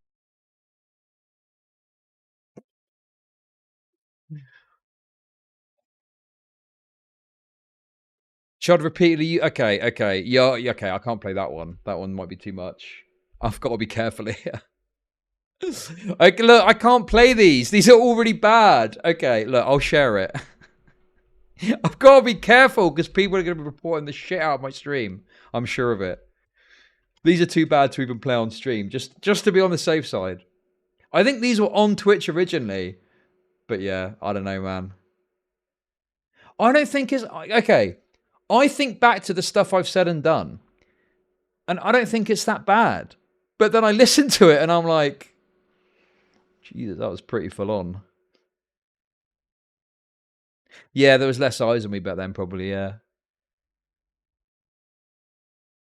I don't know. Is what I say really that bad? I think of it as just like not that bad, but then I listen back at it, it's like, whoa, yo, did I really say that shit? Oh, I don't know, man. Anyway, look, like I say, it isn't like a massive thing. I mean, the original thread I think had like what 20 likes or something. Yeah, 19 likes. Wait, hang on. There was one other thing I wanted to show you. Obviously, there was people in replies saying, you're an idiot. This doesn't prove staggering rate. But there was one other thing I saw. Looking through this. Oh, yeah, here it is. It just feels like whenever these people try and describe me, right? Okay. They say it in a way that I read it and I honestly laugh. I just laugh at it. Like, I know that sounds bad. Or self-serve. It just is funny. It's just funny. What's this? Hang on. Supremacy. N-word. And I even understand where they're coming from when they don't get it. But like a lot of white people don't get this. N-word. Like every time. White supremacy. N-word. Like, N-word. Anyway. I know someone watches the stream. Anyway. That was obviously a meme, okay? This is quite funny. I'll just read this first. Thank you for bringing this to my attention. I've been a supporter of ChudLogic for a long time, but it's gone down a dark path I cannot stand anymore. I have a clip of something more appalled than anything I've ever seen, so you can bury this fucking monster. Anyway, what I wanted to show you is actually this. Okay, I mean, the bio says all, for starters. The bio says it all. The bio says it all.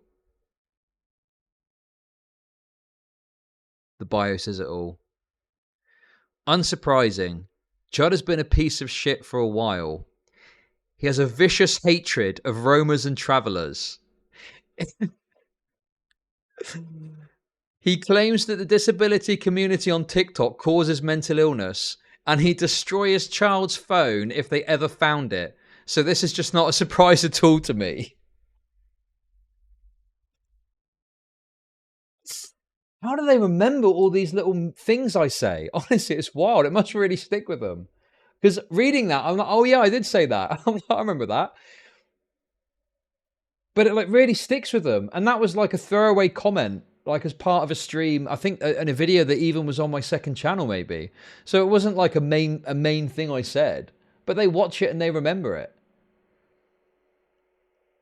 Not to hate, but don't you think your old travel kit was kind of too much? If anything, I didn't go hard enough.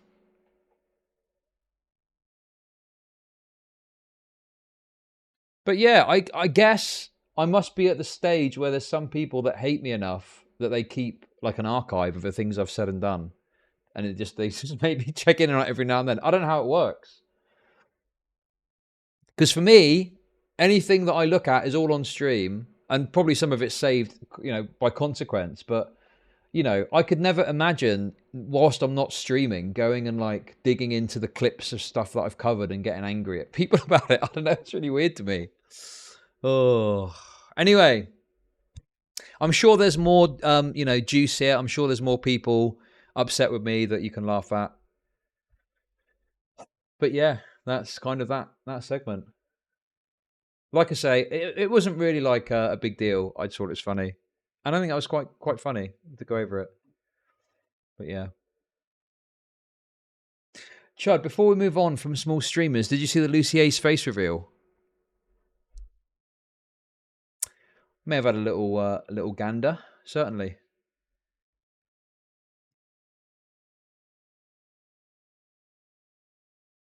Thank you for the sub. I mean, I don't know what you mean by that. Well, thoughts. You know, face reveal. Pretty standard stuff, you know.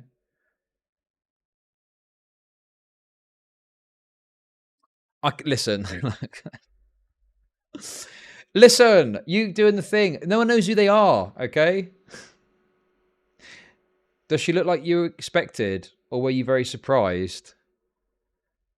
I kind of went like this. And then was like, and then moved on. That was basically my reaction. But yeah, I did. I was aware. Do you know where I found that? Do you know where I found that? In my fucking Discord. You fucking A-loggers. In my Discord. Crazy. Well, obviously I did have Lucy on stream that one time.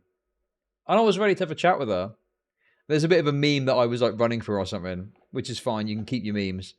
But I said to her, like, well, what's your problem with what I said? And like she didn't really have an answer. So it was like, okay, well, you know, if you want to look into it and come back to me, we can talk again next week. And then we never spoke again. She never messaged me. Obviously, I'm not going to chase her down for a fucking shitty debate about some take I had 6 months ago. But yeah. Now, she's done a face reveal.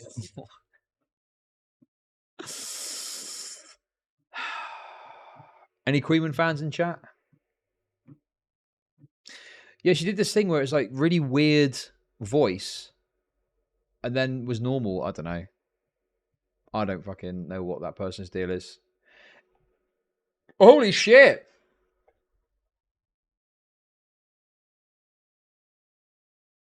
Very true. Thank you very much, Leggett. Appreciate you. Okay, we're going to talk about a Jewish... So we're talking about a black person. We're going to talk about a Jewish person next, okay? We're going to talk about a Jewish person. Anyway. Also, just to let you know, guys. Hey, Henry! How's it going? Hope you're well. What do you think of the MIZKIF stuff? I don't know if there's much there to really go on, but it did, you know, certainly the way it's getting taken down everywhere made me think of, you know, him going to your DMs to try and get you to stop covering the Adriana League court case thing. Are they dating? They seem so concerned. I think that's... Hey, Hannah, thanks for the gifted sub. Yeah, I think they are dating. That is the narrative that I've seen, and it's probably true. Well, I got this wrong as well. I don't think it was an article. I think they tweeted something out, which was a clip of someone talking about it, and they took the tweet down. I don't think there was ever an article. Although, like, it is the... Yeah, I should, you're right. It is the kind of thing that they would normally write an article about. So, the fact that they wouldn't write an article about it... I mean, how many times have you seen them talk about some fucking stupid drama shit?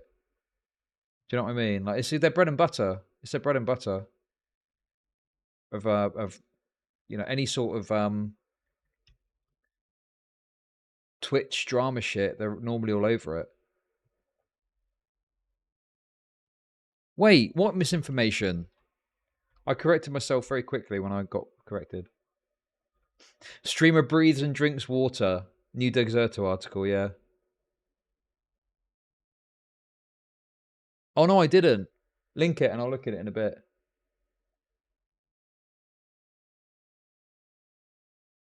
Anyway, I don't know if there's been any updates on the Adriana Lee thing. I'd imagine it's still kind of processing through the system, right? Oh, boy. Oh, my God, Henry, you're too kind. Thank you so much for the 5 gifted. Jesus, appreciate you. Thank you.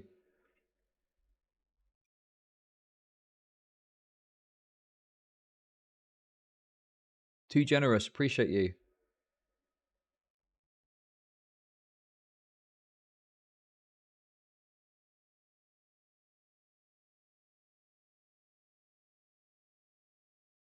Super generous. Appreciate you.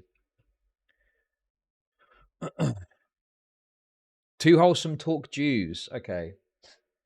Look, it's not... Okay, it sounds worse than it is. Okay, can I be really honest with you guys, right? Can I be really honest with you guys? Well, it's not strictly true. I was going to say... Oh, okay. Oh, you've got the new agreement coming through. Okay, possibly. You've requested it. You've got to request it. We'll keep our eyes out for that and look for your coverage. Thank you, Henry, for doing that. It is appreciated. Okay. So, obviously, you know the stuff with Mr. Girl is kind of dead in the water now. The article came out and stuff like that. I've kind of spoken about this before, and it's something, obviously, that you can observe if you follow Mr. Girl's like career. But Mr. Girl has always got to have a big bad, right? That is like Max's whole operating procedure. When he's making content, he needs to have some big bad to pursue and to go after, okay? Time to look at a third Dying Creator's numbers. Well, look, if you, I don't know how to find the Rumble statistics, but I'll happily look at them if they're available, okay? I just don't know where to find them. But yeah, so Max has always got to have like a big bad to go over. And obviously now with the kind of Destiny situation having come to an end, the article's come out and he's trying to move on. It does feel a little bit like, if you look at his actions over the past few months, it feels like he's been kind of probing to try and find the next person to like go after, or the next what. Because for example, do you remember for a little while at least, he was going on about Mr. Beast. Like there was a little flurry of activity where he's being critical of Mr. Beast. And that seemed to kind of die out. But there does seem to be this pattern where he's always trying to like find the next person he can go after and stuff like that. And it looks like he may have found a new target, okay? It looks like he may have found a new target. And he's going big on this one. He's going big on this one. He's going for YouTube. He's going for Google, Alphabet. He's going to the tippy top, all right? Now, look, before we get into this, I'm just going to say the very obvious statement here, okay? Right? It is, unless you're like, say, the EU, unless you're like a big trading bloc or a big country or something, it's very difficult to go up against these massive corporations, all right? You need to have a really strong case. Normally, you'll be able to win out if like there's an area where there's a lot of protections. Like, for example, if you work for Google and you get let go in unfair circumstances and you can claim like unfair dismissal or something, that's something where, you know, you can potentially win out against the big boys, right? Okay? That's the way you've got protections and there's routes you can go down and like tribunals and stuff like that. So that could be a good thing, right? When it comes to like getting banned from the platform though, which is what this is about, that's where it starts to get a bit trickier.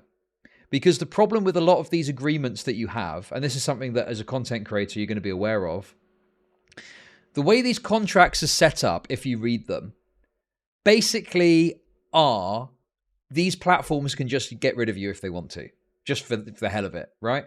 If you drill down into the detail of it. There'll be like some sort of words here and words there that maybe say a certain thing this way, say a certain thing that way. But push comes to shove, these platforms will just get rid of you if they want to, right? Twitch is the same. Twitch has basically got something written in their TOS somewhere that says something along the lines of like, if you do some content that we don't like, we'll get rid of you, right? The thing that means, the reason that they don't do this is because obviously they need all of us as content creators to make money. But if it gets to a point where they just feel like, generally, you're too much of a risk and you're going to cause a risk to potential advertising revenue in some way, that's when they're going to start to come with the, you know, the guillotine, okay? So, generally speaking, you're going to be fine. But if you're too much of a risk, normally a publicity risk that could lead to marketing issues, that's where you're going to get the chop. If you look at people like, say, for example, Alex Jones, I've got no doubt that there's probably some way you can show that Alex Jones broke the terms of service and you know, point to that. But generally speaking, Alex Jones was too much of a liability and was let go. And I think if you look at other people that received like a mass ban across different platforms all at once, not that that's the case with Max, but generally speaking, there isn't often a single justification that they give. And there, generally speaking, is unlikely to be any meaningful legal pushback that you can give because of the way that the contracts are written, basically. Obviously, I'm not a lawyer. I don't know for 100% that you definitely can't ever win, right? But I think broadly speaking, you're on an uphill battle because these contracts are written so they side pretty enormously with the platform, right? So yeah, you're kind of screwed. You're kind of screwed. Max was taken down because Nazis mass flagged him. That is incorrect. That is wrong. That is wrong. Whilst the initial reason that YouTube looked at the channel, maybe because of some sort of mass flagging attempt, you could argue, okay? YouTube are not going to indefinitely suspend you from their platform unless a human being looks at it and feels you've broken the rules, okay? Because YouTube, you don't understand how YouTube system works. You cannot be indefinitely suspended and that then to stick off the back solely off of mass reporting, okay? There's always, at some point in that process, going to be a human being that makes final decision. And then, if you, like, appeal it, eventually it will reach another person who will make a second opinion, right? Now, I don't know about the exact inner workings of YouTube, but my understanding, based on my knowledge of how these things tend to work, is that's what would happen. Because, think about it. If you could genuinely get indefinitely suspended, and that were to stick off the back of mass reports, you could get anyone you wanted banned, literally whenever you want. Because all you'd need to do is generate a community of people that you can guide enough, that's got a big enough number, and you can just mass report a channel and get them taken down whenever you want. So it wouldn't make sense, would it, to do that? Because channels would be getting unfairly banned left, right, and center. For most of these platforms, the reason people are going to get suspended or something like that is a frontline moderation staff member will make a decision that perhaps is incorrect or isn't aligned to what the company wants. And then they'll get a second look at it and they'll either change their mind or go, no, this is the correct decision, right? Broadly speaking, that's roughly what you're looking at as a process, okay?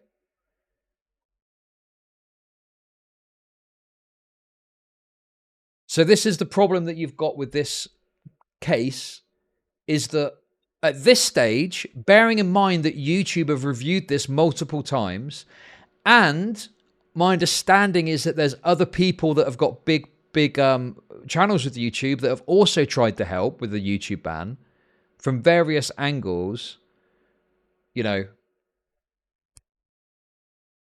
it's kind of like a tough one. Let's put it that way.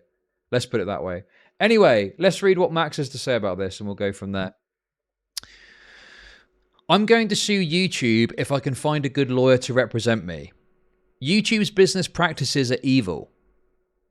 In my case, they banned me for a video 2 years after granting an appeal for it, after my channel was mass flagged by white supremacists. YouTube should be legally obligated to abide by their own TOS. If the TOS has changed, fine, remove the video.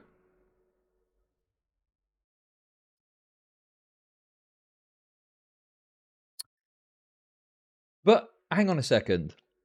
Are YouTube not within their own terms of service if they remove you from the platform? Does anyone know what the wording is of that little policy where they say, can anyone link it to me? Where they say, oh yeah, well, you know, we can ban you.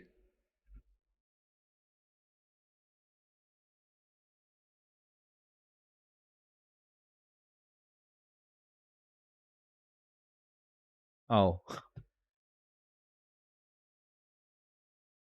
We want to help you stay on YouTube, so remember to do the following.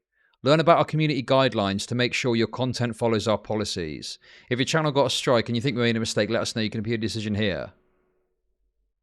YouTube also reserves the right to restrict a creator's ability to create content at its discretion. I mean, this is exactly what I thought. There'd be some provision that's like, you know, the fuck you clause. We can just do whatever we want. Your channel may be turned off or restricted from using any YouTube features. YouTube reserves the absolute right at its discretion to just get rid of you. This is what I was saying, is like all platforms have got this thing.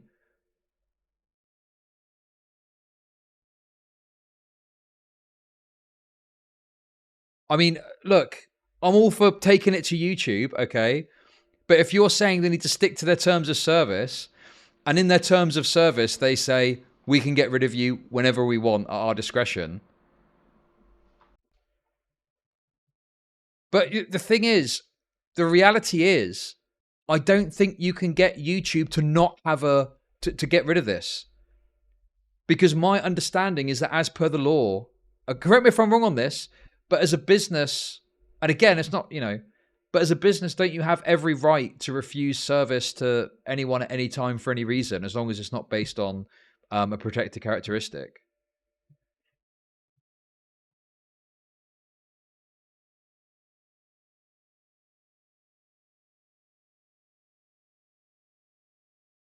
And the other thing to bear in mind as well on top of this is that how many Republicans, right-wingers, there's a list as long as your arm of absolutely loads of right-wing people that have been banned from social media in circumstances that people have been extremely critical of.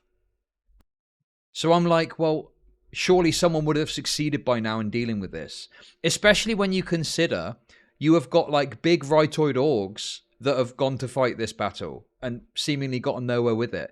Wasn't PragerU? I'm pretty sure PragerU at one point said they were going to like take YouTube to court, didn't they? Like, what happened to that? It probably didn't go anywhere, and they quietly moved on from it, I'd guess.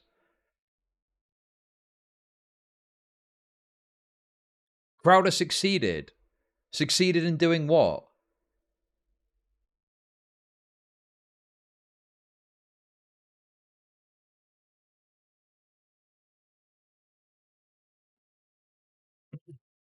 If this happens, you're prohibited from using, creating, or acquiring another channel to get around these restrictions. This prohibition applies as long as the restriction remains active on your YouTube channel. Violation of this restriction is considered circumvention in terms of service YouTube channels. Any new channels you create and acquire, or channels which are repeatedly or prominently featured. Oh. Channels in which you're repeatedly or prominently featured. That's worth bearing in mind. So if you got banned, you probably wouldn't be able... So this is interesting. Obviously, there's this assumption that YouTube is free reign, but you can't be repeatedly and prominently featured on a channel.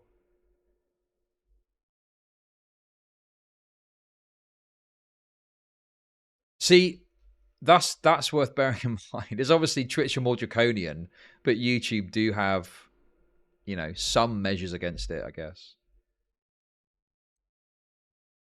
Sneaker tried to get around this, making the editor his channel owner. Yeah, but if you're still featured prominently, it seems like they've got you here too. Yeah. That's interesting. Anyway, so, I mean, this is obviously... I just don't understand why people... I think they can take YouTube on like this. What's the law say? Protection for private blocking and screening of offensive material. Okay, what's the fucking headline?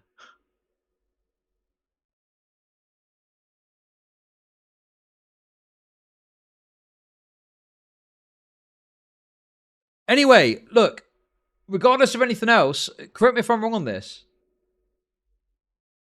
but I'm fairly certain that as a business, YouTube has got the right... Because the thing is, generally speaking, they're going to be banning people because they're concerned about the impact it could have on advertising revenue and advertising interest if they keep the person on the platform.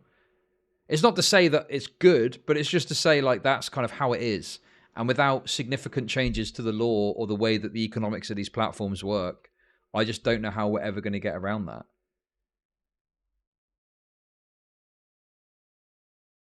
Ability to moderate on otherwise objection was determined by provider. Yeah, it just seems like cope. I just don't think that this is going to go anywhere. Okay, I thought about this the other day. I actually spoke to Mr. Girl. This is ages ago. It was in one of our gaming sessions, probably. So you need to take this with a pinch of salt. I can't remember exactly what he said. But he was talking about how there was a piece of legislation that passed in a certain state. And this legislation apparently said that big tech companies were obliged to host content that was protected by the First Amendment. As long as it was within the First Amendment, they had to have it on there. And he was thinking about filing some sort of case back then against YouTube to like acquiesce to that particular law. So I you know, that sounds like an insane piece of legislation that I can't imagine would pass. But he was talking about it even back then. So I think the idea of like taking YouTube to court has been on his mind for some time. I invested years into my channel because I agree with their TOS. If I'd known the real TOS was, if Nazis find you offensive, then we'll ban you, I would have done something else since 2017. I'm sorry, but this is just cope. The decision to ban him isn't based on Nazis finding him offensive. Like, what does he think? That they got their reports in and were like, oh, we got loads of reports, ban the channel, that's it, done. This is a decision that someone at YouTube has made. And rightly or wrongly, whatever you want to say about it, this is a human being at YouTube that's gone, right, we're cutting it off for whatever reasoning they've got. It's pure exploitation, and on top of that, the unjust bans across all platforms have a chilling effect on speech in what has become the public square. We're becoming a zombified, artless and hateful society as YouTube stomps out our humanity for their own benefit.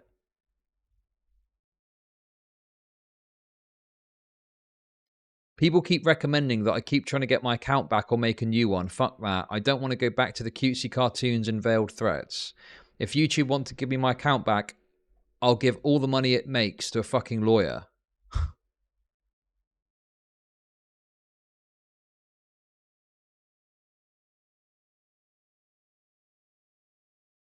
Oh, this is a different part of the terms of service. For those of you saying YouTube can terminate your account for no reason, read the TOS. If they themselves approved the video 2 years earlier, then how did that same video breach the agreement so badly as to warrant a lifetime ban?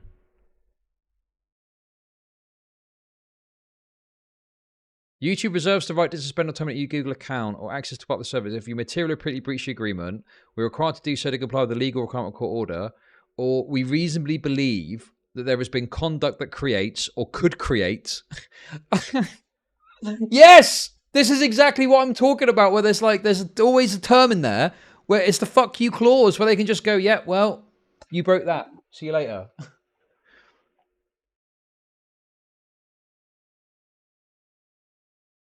Liability or harm to any user, other third party, YouTube or our affiliates. Like, you realize that this is so broad. They could, this is so broad, they could do anything they want. I don't know, man. This just seems like such a cope.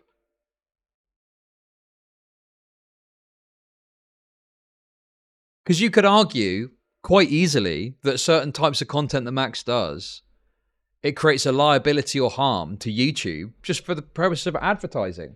We can't run ads on this person's content, and it's such a substantive risk that it's going to affect the rest of the platform for this, and this reason.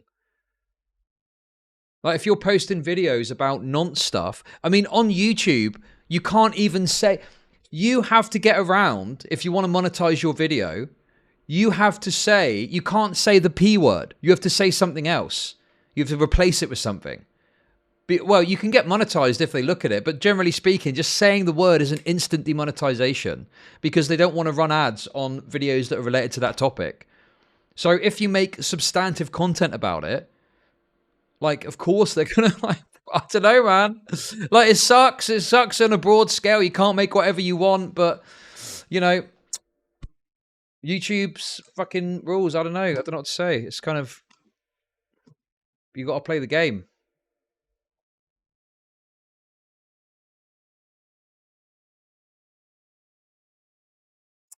Yeah, honestly.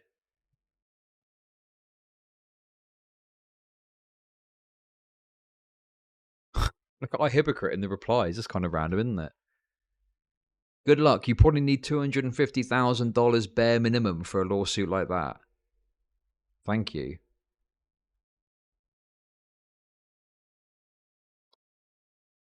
Does Mr. Girl have $250,000?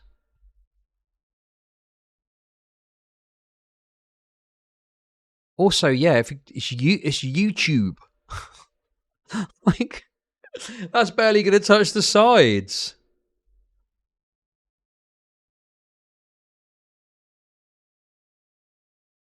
Right, come on. Right, stop Peppy posting. Enough. No more. No more. Tweet about money.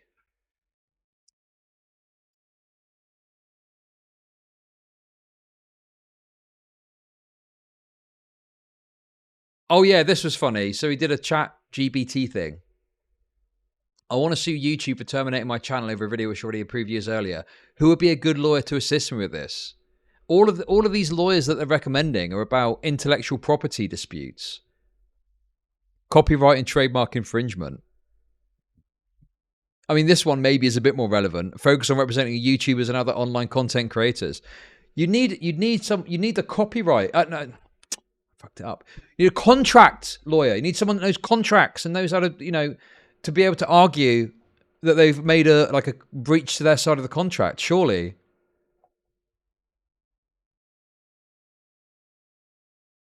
Because this isn't about copyright. There's nothing to do with copyright here. It's to do with my understanding of this purely down to the interpretation of the contract.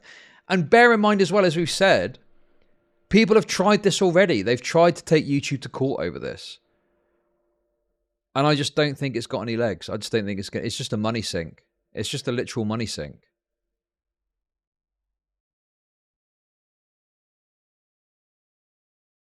In the US, with the supremacy doctrine, state law cannot override national law, which the state law does. It is not enforceable, especially on appeal when it goes to the federal circuit. It is no case.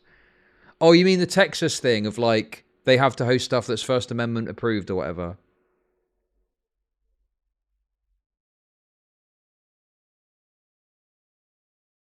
Yeah. Because, yeah, I just don't think you can force a business to associate with anyone as long as it's not on the basis of race they're disassociating, right? And the other thing as well, I think, bear in mind, right? Look at a platform like Rumble. The righties have realized that they've got no hope of taking down YouTube or getting them to change their rules. The best bet you've got is to create an alternative. That's it. It sounds defeatist, but we're talking about it's I don't want to say David and Goliath because that gives a false sense of hope, but it's just hopeless. It's like trying to assault an insurmountable fortress of unprecedented scale. I think Rumble is the solution. The final solution to the YouTube problem is Rumble, not trying to sue YouTube. Yes, Rumble is an absolutely phenomenal competitor. And I've been very impressed with some of the moves they've been making, I've got to say. For example, they've just secured an exclusive show with iShow Speed and Kai Cenat. That's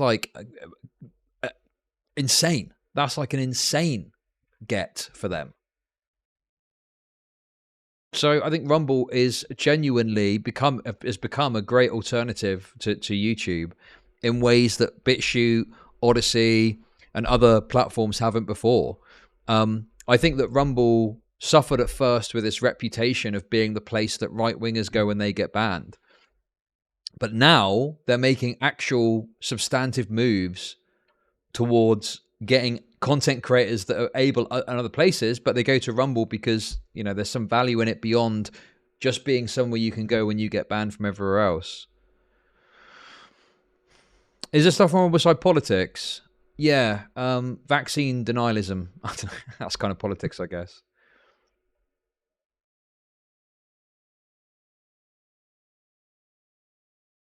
But yeah. And obviously Kick is not exactly... Kick is more of a, like you said, streaming thing, but that's also another great alternative to the kind of current ecosystem. Yeah. And I think that we're at a time where this stuff is really sort of catching on in ways that hasn't before. I'm watching stuff on Rumble is a genuine, credible alternative to YouTube for the first platform that I think's really got to that place.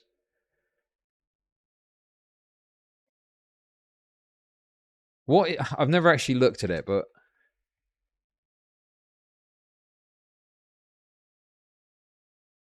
what is Rumble's terms of service?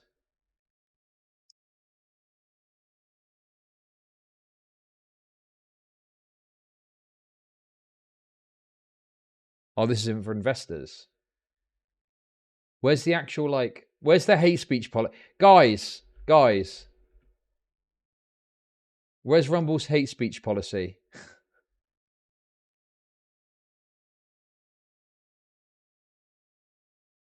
One thing I did say, I think I put this on Twitter as well, but it's like, so Kai Cenat and I Show Speed are going to do a show on Rumble. Is live chat going to be on during that stream? Because I've got to be honest with you, I've seen a couple of live Rumble chats things, and let's just say the free speech is flowing in those chats. Let's just say there's a lot of free speech going on. And by free speech, what I mean is repeatedly saying racial slurs. That's what I mean.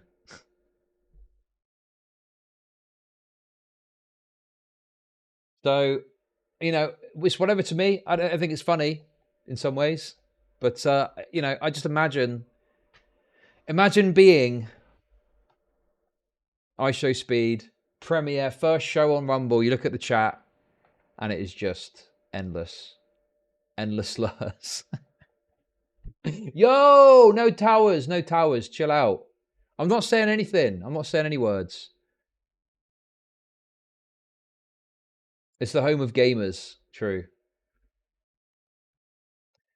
But yeah, I don't know. This seems absolutely hopeless, honestly.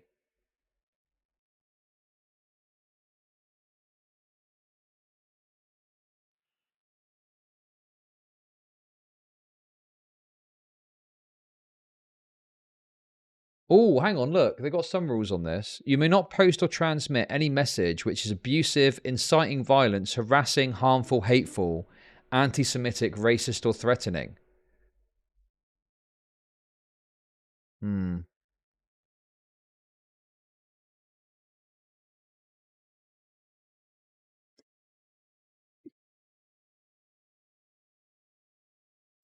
Yeah, I guess this one isn't being enforced too strongly.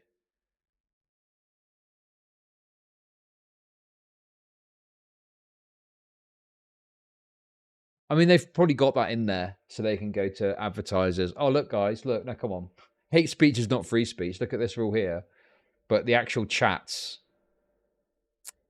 Yeah, it's more of a guideline than a rule, I think. Yeah, more of a guideline. There are guidelines and then there are rules.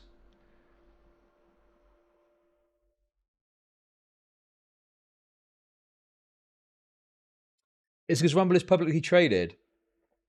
Oh, is there a link to any story on that? You're saying shareholders are responsible for this? I actually set up a Rumble account, but I've not used it at all. We just, you know, obviously we feel like we're pretty safe. But you know, we're not like massively focused on it. Anyway, there we go. Rumble is the answer, I think. Although I've not heard of anyone being indefinitely suspended from Rumble ever, so I guess that they're okay with quite a lot of stuff because some of those Rumble streams get pretty spicy. Anyway, sorry, we weren't supposed to be looking at this. How much are you willing to spend, or are you trolling, or just want to show how unhelpful Google was? A lot. Google getting banned probably cost me hundreds of thousands of dollars, if not more. But I also think their business practices are literally evil and horrible for the world.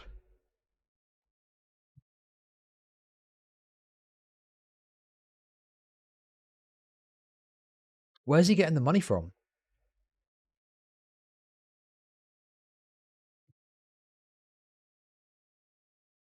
Where's he getting the money from there? Does he understand how much a lawsuit against a big company like this would cost? And also, it's not just that as well. But these companies are like, you know, it's a bit of a meme from like The Simpsons and stuff. But they have got lawyers out of their fucking ass. And these lawyers are like complete and total experts in every possible angle and argument. They fought like 20 arguments ahead of whatever 2-bit lawyer you're going to get. Like they are like 20 steps ahead at all times. And they know the ins and outs of this stuff like no one else. And the only time, apart from like individuals going to tribunals and stuff like that, the only times that people have been able to strike blows against a company like Google is if it's from like a trading bloc like the EU. And they've got their own seat of power that they can use to score some blows. But as just a random person, it's impossible. And the other problem too is like YouTube have got a pretty strong case as to argue as to why they decided to permanently remove him, because he's got a bunch of content on there which inarguably is a risk for advertising revenue. You know, it sucks, don't get me wrong. I'm not saying I agree with it. Listen, I think it's very restrictive sometimes and it's annoying. But if you look at it from the way their terms of service is worded and stuff, I just think that their argument, even without all the fancy lawyers and shit, it's like pretty solid.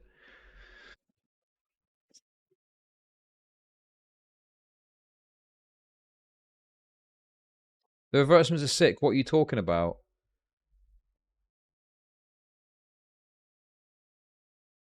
But yeah, this just seems like an absolutely hopeless case. What are his community saying about this? What's his... I've not actually looked. What's his subreddit saying? What's the verdict on this? Are they excited to see him battle Goliath, the Goliath of YouTube?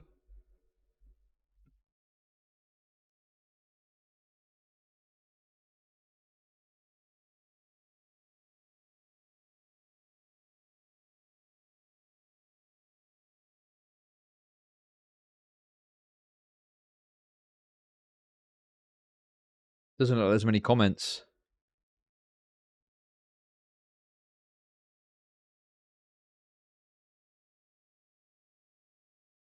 No one's really talking about it. His community subreddit. Oh, sorry, yeah, I should go and dig into the depths of his retarded Discord to see what people are saying. That sounds like a good idea. Actually, Queen, you probably are the best representative of this. What is the Mr. Girl's official community position on all this?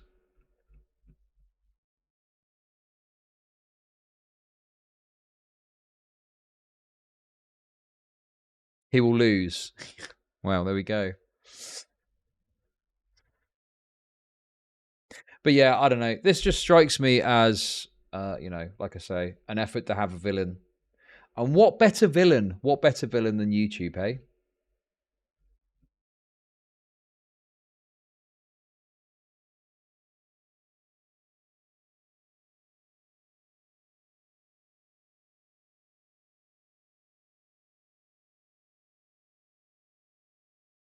But we'll see. Maybe this is the next big thing. Maybe he's going to do a video about it. Who knows? Straight from the horse's mouth.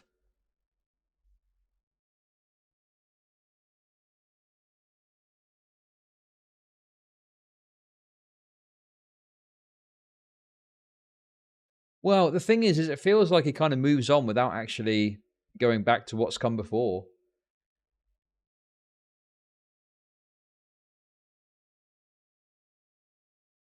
Well, probably to Rumble, I'd imagine. Maybe he's going to start streaming on Kick. Honestly, he probably should start streaming on Kick. That's probably a good idea. But his little morals are getting in the way.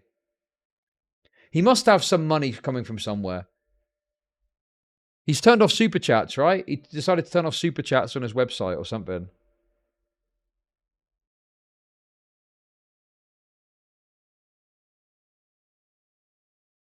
Hey! Ginger, thanks for the sub. He's Jewish, Chud. Okay. You understand that's a joke, right? Just because someone's Jewish doesn't mean they've got an unlimited money fund available to them.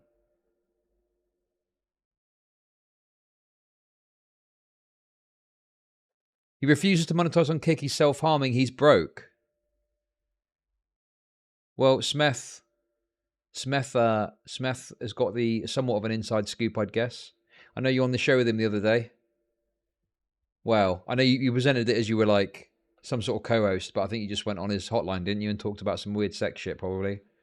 Probably some degen shit, I'd imagine.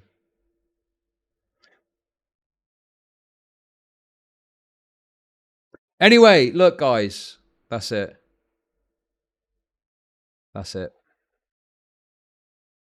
That's all I've got to say on the matter.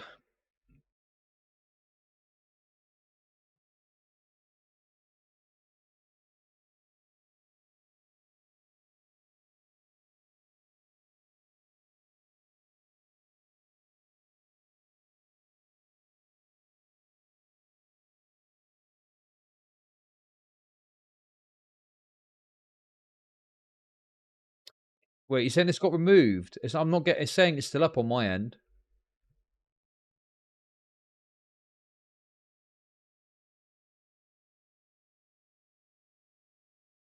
I mean, I'll be honest with you, right? Look, obviously platforms can fuck up and make mistakes and do stupid stuff sometimes.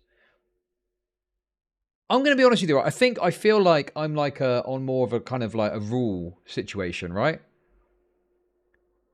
I'm just sick of people that want to just flagrantly disregard all of the rules and then complain when they get bit. Do you know what I mean? I'm like, of course you're going to get banned. It's like you know, with the Darius thing. The fucking moron is looking at Tinder profiles on stream, leaking a phone number apparently, and doing other shit, which I don't know about, but been told has happened on there. And he's like, oh, I can't believe I got banned for this. Of course you fucking did. You're like, what do you mean?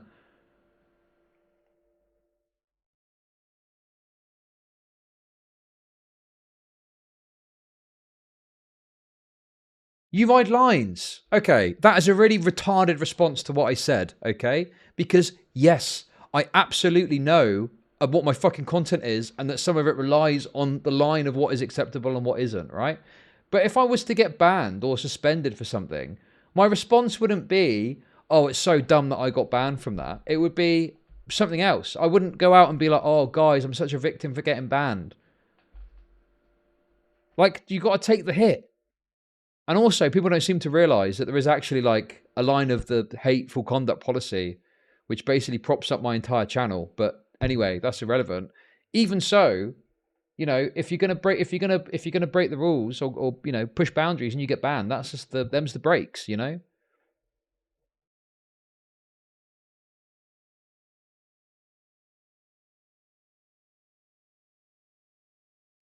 Oh look, it's Will. Will the other day was messaging me going, oh, why are you so mean to me? Literally zero self-reflection. Literally zero self-reflection whatsoever.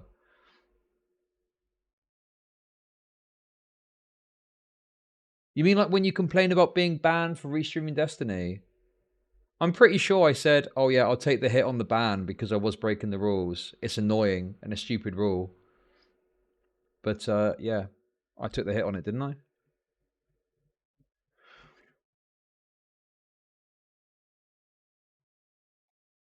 I don't think did I play the victim? I'm pretty sure I was like, yeah, obviously it's a dumb rule, but whatever, I'll take the hit on the ban because I did do it.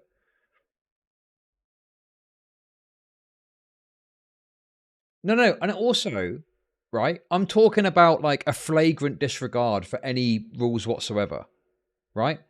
Because, like, let's say that Darius let's say that Darius, for example, let's use Darius as an example, right? If he accidentally slipped and showed like a hint of a Tinder profile on stream and he got clapped for that, but otherwise he was trying to be very careful in how he did that kind of content, obviously I would be a lot more sympathetic and be like, that's like excessive considering, you know, he was trying to be cautious. But this motherfucker's got Tinder open on stream. You know, it's like, of course you're going to get clapped for that. I don't know. Like, am I fucking crazy here? I just feel like we got to a point where there are reasonable arguments against people that get banned and stuff like that and stupid shit that happens. But people want to be able to just basically like walk into the restaurant and take a shit in the middle of the floor and not get kicked out when they get noticed. And it's like, no, you've got to like, you know, we've all got to follow the rules even if we don't like them. Like, let's not be too fucking hasty to act like anyone that gets banned is like a tragedy.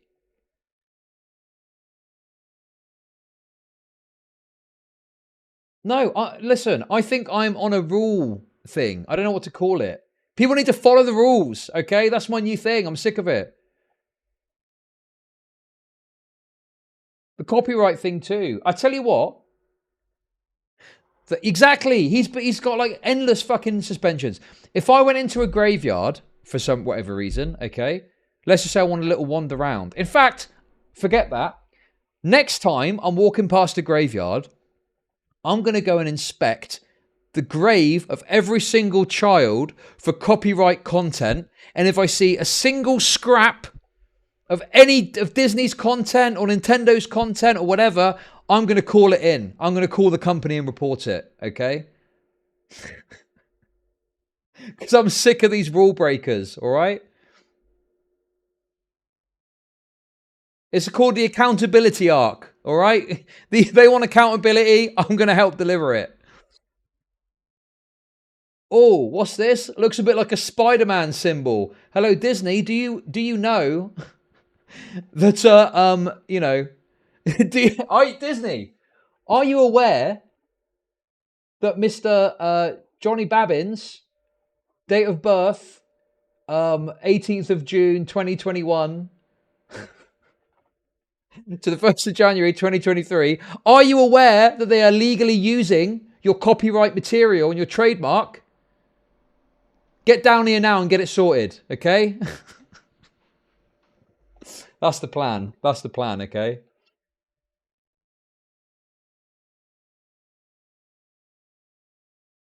But anyway, it's not, you know, obviously, listen, I don't have time to go and hang out in graveyards, but, and this is one thing that I find with sometimes like the commentary guys when they comment on this stuff, they like act like, you know, they'll be talking about something and it'll be someone will like, yeah, someone uploading a video of them raping a bitch, okay? Literally raping a woman, and they got banned. Obviously, as you know, I disagree with deplatforming. It's like, bro, what do you mean? They're uploading insane content.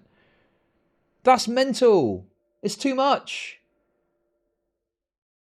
Like, obviously, there are certain lines, and yeah, companies can get it wrong, and they could do stupid shit, and you look at it, and you're like, that seems insane to ban someone for that. You know? But, yeah, it just annoys me. I don't know. Okay, what's this you've sent me? Apparently, so someone put this onto LSF, posted 59 minutes ago.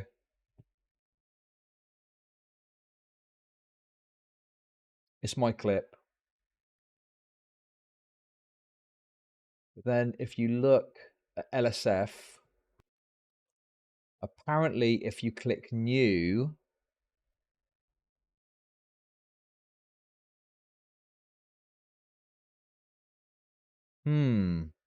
it's not there.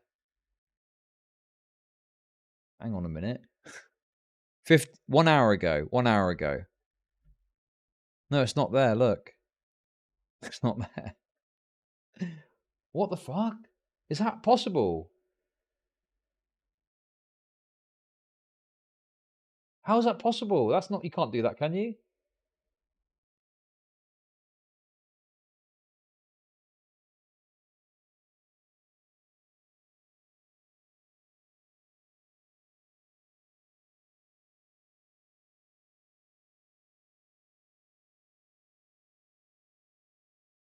But the post hasn't been moderated. Normally it would say it's been removed. I've had a post removed because it didn't get enough upvotes apparently, even though there's tons of content that doesn't get any upvotes.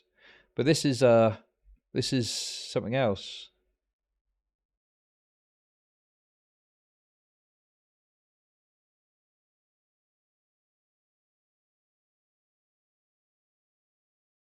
I don't want to be too conspiratorial here, but this is a bit weird, no?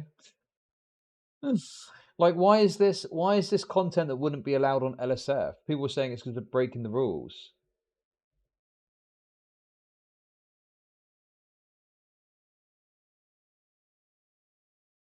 It's no big deal, you know, it's just, I just find it funny how it seems like there's this kind of effort to control control this in some way.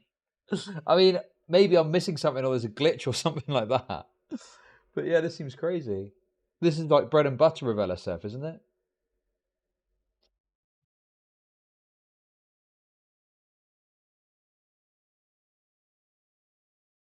How many times have you seen leaked embarrassing DMs on LSF? I've seen an absolute ton of them.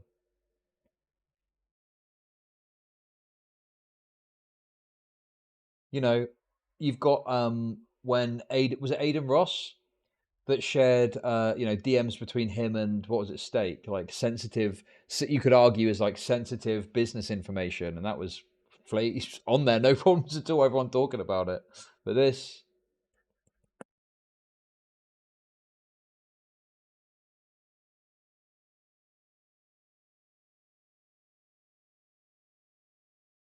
very weird.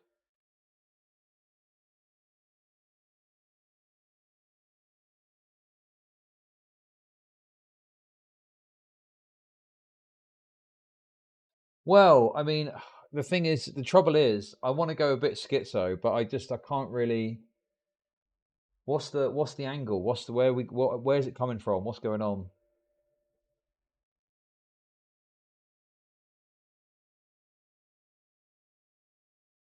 We need a new LSF. I just find it funny that, you know, what's the oh, make up the angle, Giga Chad.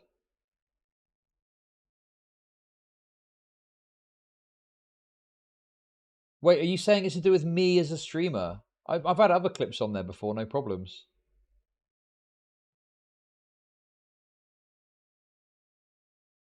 It's to do with the content, right? Like if there was a clip of me talking about Bruce dropping off or something, that would probably be fine. And yeah, I haven't actually been on LSF much recently at all. It's the leaks, yeah. The steel beams. Anyway, there we go. Take from that what you will, I guess. Right, what else we got?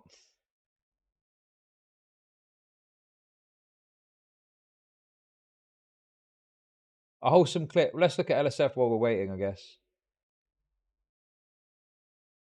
Oh, waiting for what? I don't know. Right. What's this? What? It tell you what, that's being taken down apparently, or something weird shit is happening. What is good? What is good on LSF? What are we missing? What are we able to see instead? Let's have a look. Oh, we saw that already, the cookie lol thing. Yo, me? Oh yeah, it's armored, bro. No? Yeah. Was that it? Is there a trap above me? No, there's more. Next to you. I'm dead. You just killed all of us. You just killed. Bro, this dumb fuck just moved right in front of me at the last second. Okay, that's a banger. That is a banger. No, I was shooting at the same spot the entire time, and somebody moved. That is a classic. Okay, did he have time? Let's check. Okay. What? Like, you should have been... Did he not see him walk in front of him? Look at how slow he walked in front of him, look.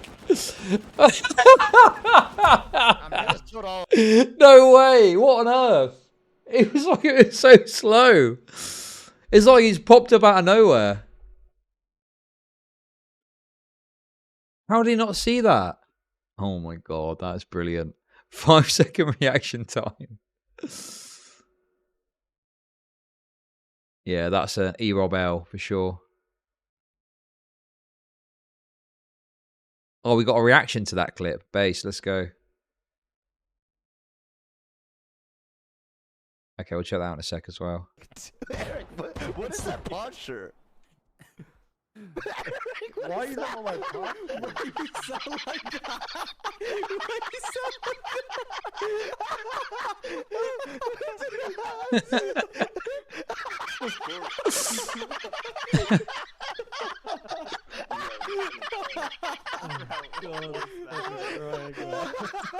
It is a good clip.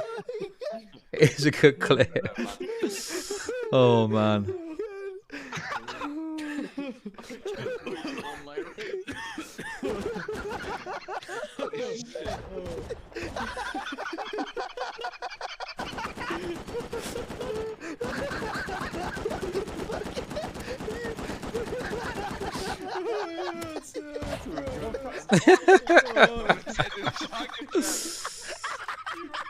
Oh. And then he shot him. Yeah, say hi. Really? 17th of May right there, showing everyone what's going on. What do you think of Norway? Love it. I love it. Everyone's so nice. Where are you from, America? Where? Texas. Texas? Yes. That's where they shoot each other, right? Yes, it is. That's what they do.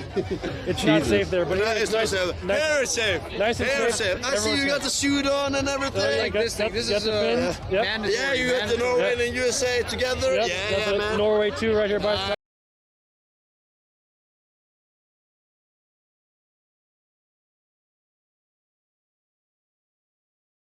I don't think he should be talking about cum stacking like this so much. I think he's gonna give some weirdos some weird ideas. Ain't no way little bro is having a conversation once again with random people that don't exist or don't give a fuck. Ain't no way! Ain't no way! Ain't no way! Little bro really has lost it this time. I think there's no pulling him out of this. Oh no, the voices, they're coming. Nails! Nails! Is he gonna get out? Nails! Alright.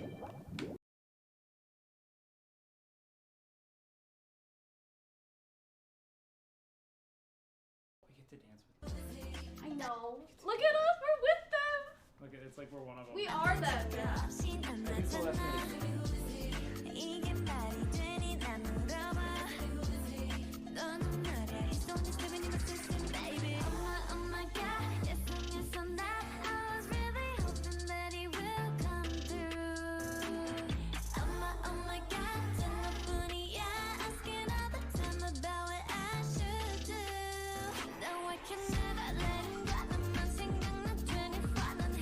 Nice. We get to dance with them.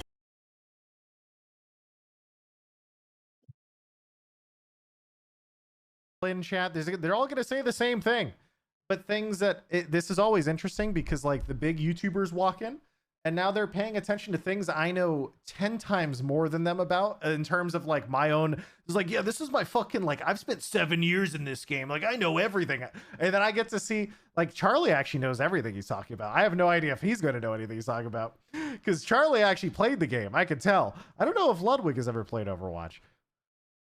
I feel like I need to preface this video by letting you all know I've never played a game of Overwatch in my life. Let's go, God this damn is it! just sad. The only thing we can do is just not Pre-watched. That is the most obvious fucking pre-watch I've ever seen. Come on. Listen, I know I get annoyed about the pre-watch memes. Come on, that's fucking ridiculous.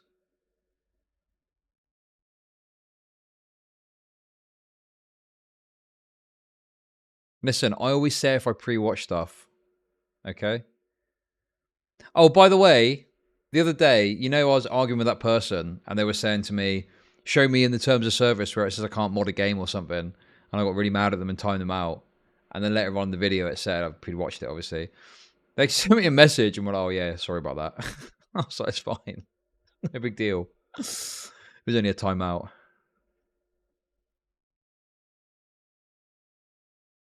Generally speaking, okay, if I get mad, I'm probably a bit annoyed at the time, but it honestly isn't that big a deal.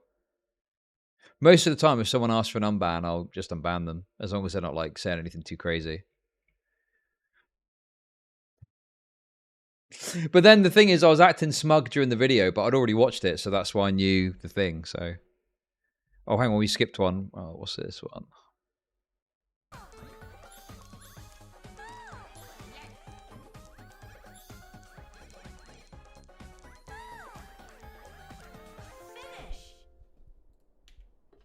Yes!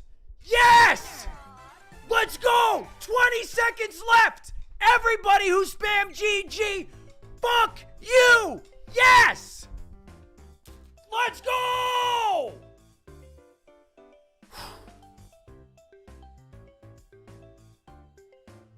Oh my god.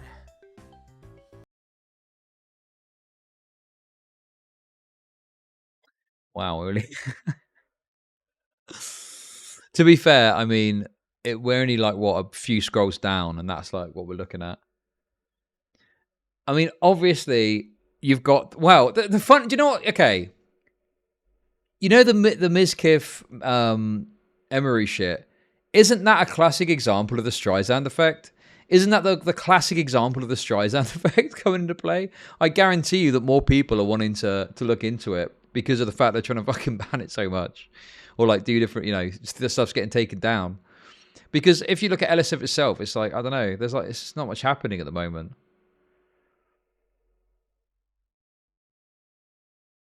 But yeah.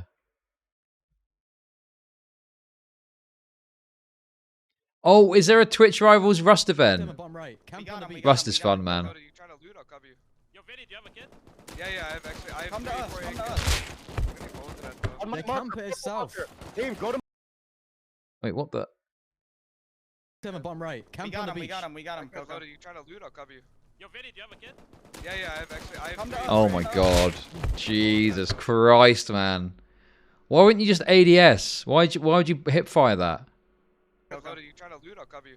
Look. He's got him dead to... Look. ADS. Done. He's finito.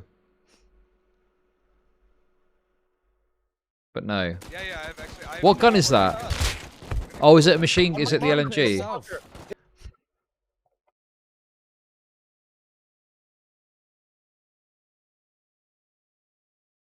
LMGs, generally speaking, in games have got very poor hip fire because for balancing reasons, obviously. So I just, I don't know much about the. Oh, is it a SAR? Is it? It looks like the machine gun. No, it's an LMG, isn't it?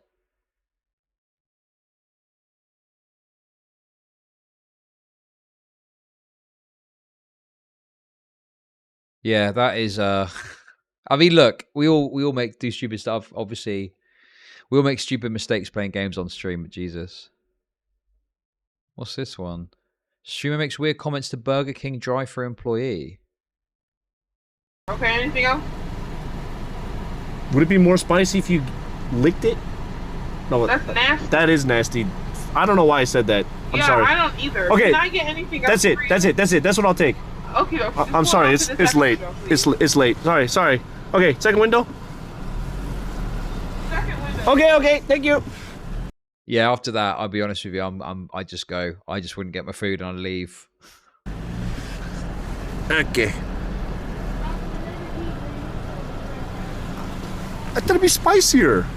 You know, I'd like add a little spice. Add a little spice to it. Shit, that's harassment, that's though. So awkward. I should say, I'm sorry. I thought it was gonna be like a little hot, spicy. She's joking. She was joking. She's gonna be laughing. She was joking, just like the girl at the Dick's Sporting Goods.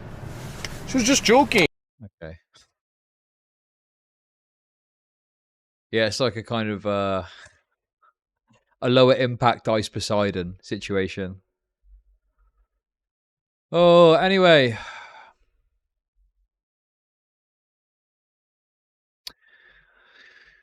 Oh, okay.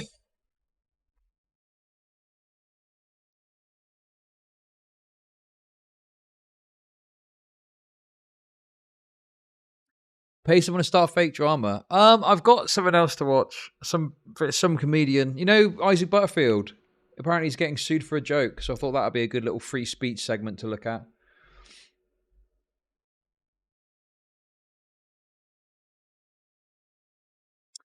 Taylor Swift has been branded another complicit white woman after Matty Healy admitted to masturbating to hardcore pornography that degrades and humiliates black women just 3 months ago.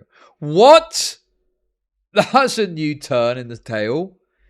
So basically, there was some drama between Taylor Swift is dating Matt Healy, the lead singer of 1975, and he did a Roman salute in the middle of a show, but it was linked to these lyrics where he's talking about Trump. Basically, long story short, he did a Roman salute, but it was a tactical one to criticize Trump. Okay, so that was what was happening and why he was getting criticized before in the press.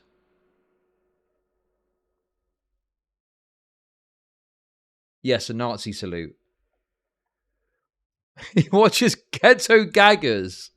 What the fuck is Ghetto Gaggers?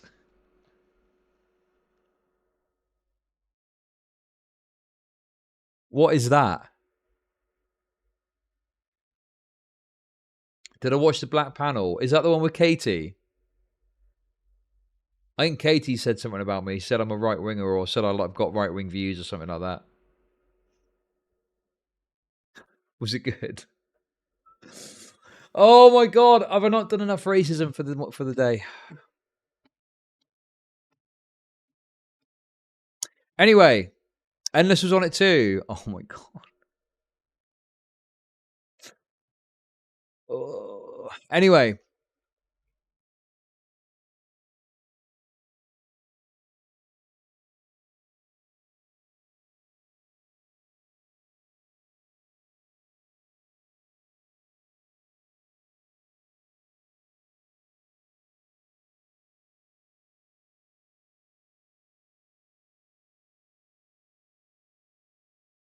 Okay, what's this? Okay, you know it's going to be good. You know it's going to be good.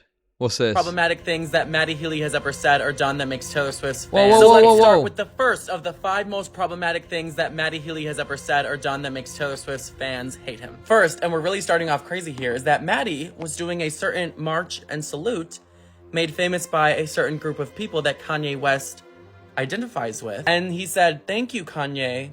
Very cool for supporting them." Second, oh my god! These retards don't understand anything, do they? He's literally retarded. Oh, I wonder why he was saying that. Oh yeah, probably because he thinks it's based. It's the lyrics are a reference to Trump and they're criticizing Trump. When he does that, he's calling Trump or Kanye a Nazi. But no, he's just saying it because, oh my god, man, these people are so fucking dumb. It's unreal. Second, his fans don't like his casual racism on stage. I don't think it's a racist thing to say. I'm not racist. I'm not a bigot. I'm a bit of a dickhead, maybe, but it isn't. Like, I'm not an ist. Third, he said some really horrible things, mocking Ice Spice, her appearance, her accent, and just mocking API accents in general. Yeah, that's what Ice Spice is like. She's a very attractive woman that released one song, and basically So you slide in your DMs, you're like, so what are you, a fucking Eskimo or something? Yeah. Just this chubby Chinese lady. What the fuck? He's popping off there. Okay, this is, I mean, listen, I'm going to say the worst because I don't really give a shit. But this is probably the most, like, damning thing that you could point to so far. But, I mean, where's the lie? That podcast episode was actually considered so offensive that Apple Podcasts and Spotify removed it from their platform. Oh, is that the thingy one? Is that the Adam Friedland podcast? Is that from? Right, yeah, that makes sense. Also, wait a second. Was that even him? Hang on. What is he? He's British, isn't he? She's a very attractive woman. Kanye, very cool for supporting them. Second, his fans don't like his casual racism on stage. I don't think it's a racist thing to say. Right. British. General. Yeah, that's what Ice Spice is like. She's a very attractive woman that released So he says that's what Ice Spice is like, and then the others start talking shit about her. one song, and basically So you slide in your DMs, you're like, so what are you, a fucking Eskimo or something? Yeah. Just this chubby Chinese lady. Wait, what did the guy say about it? That wasn't him saying episode it. was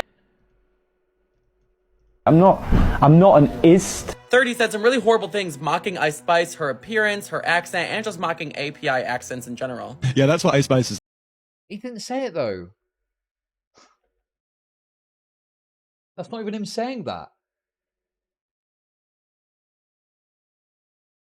Oh, API is Asian Pacific Islander, I think, isn't it?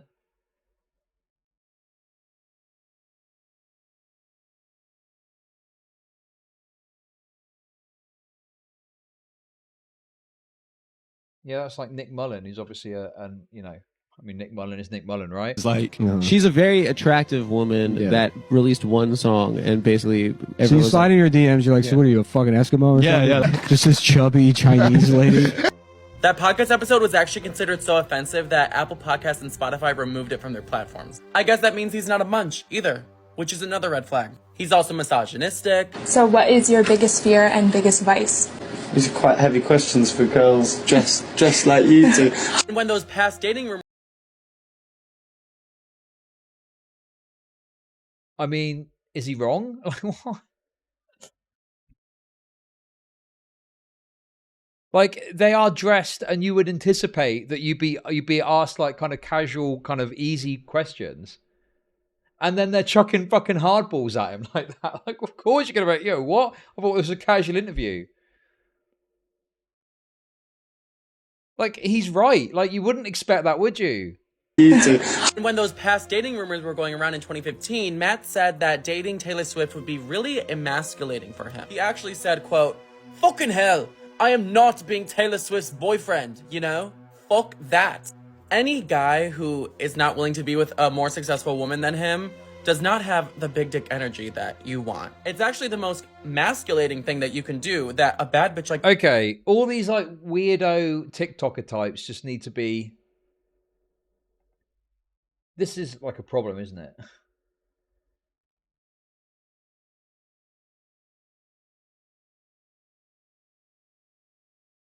Yeah, jail.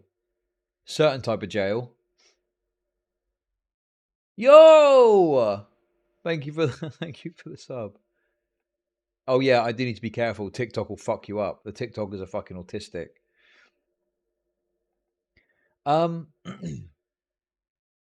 Yeah, this is obviously just dumb.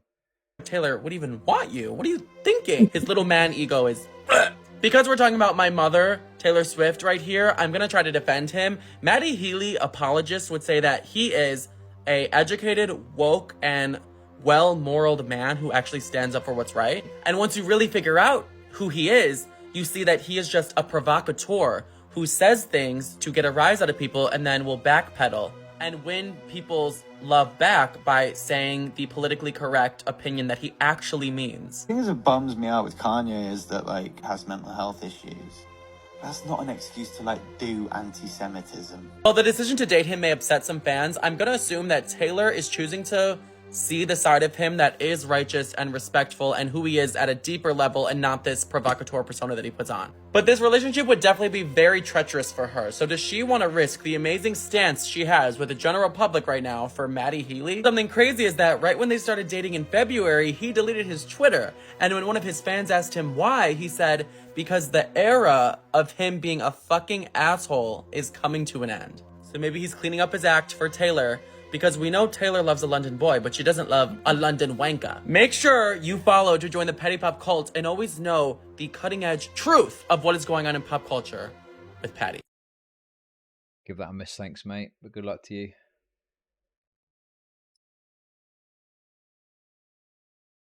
There we go, guys. There we go. The 5 most controversial things Matt Healy's ever done.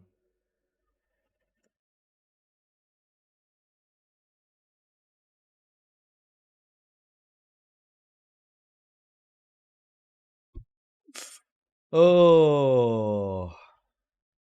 Yo! Let's go. Match made in heaven. Look at this. Thank you, Kanye. Very cool. I wonder... Wait, what's this?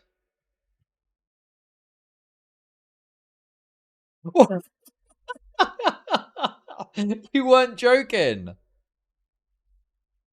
My heavens, oh goodness. She was like, I forgot my water bottle in there. So so she went back in, and Maddie, like, on his phone and then on his like 77-inch OLED, just got Ghetto Gaggers blaring 30 seconds after the hang. Just going. Just hardcore pornography. I heard that story, and the only part that bothered me was airplane. Well, that's pornography what to the you TV. text me immediately, being like, I just need the info on this story. Like, why on earth? Like, why? How psychopathic do you have to be to like airplay porn to your like TV? I remember when porn on the phone became a thing, and everybody's like, "Oh, this is weird," and it's like, no, that's what I always wanted to be. I want to jam. I want to be hunched over. Yeah, yeah. Get the phone jammed in my face. Yeah. You know, jacking off on my own face. Just edging for like 2 days. Yeah, crumpled up. Well, you've been doing porn on the Apple Watch. Yeah. No way. Yeah. For real? No. That would be so sick. Yeah. While Where you have jogging. just like images. This is how James Bond jacks off. Yeah. That'd be a great Apple Watch. It's just fucking just a yoga class filled with fat black women, and then one guy just on his phone, or one guy jacking off, and people are like, "Are you jacking off to us?" And they're pleasantly surprised. Yeah, and he's like, "No, there's women of size on my watch, Apple Watch," and then they say, "Yeah, you're fired from Apple. You're fired for coming up with that idea." Well, I was there. It wasn't just it was the combination of the fact that it was, you're not exaggerating, it was 30 seconds. Like, you guys were still waiting outside. She came back in. I was already flustered. Like, I was like dressed as guy who is jacking off. So I had like untucked shirt. And like you said, I think it literally was like Ghetto Gagas was on the TV. It's just somebody just getting like brutalized.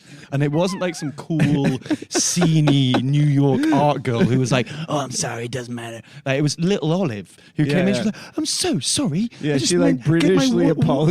And it's just like, and I'm like, it's fine, it's okay. Wait, hang on a sec. Hang on. Ghetto gaggers. So the gaggers are the black ones. Okay, I was misunderstanding what was going on there. Right, got it. Okay. Some people in chat seem well versed in this particular brand of pornography.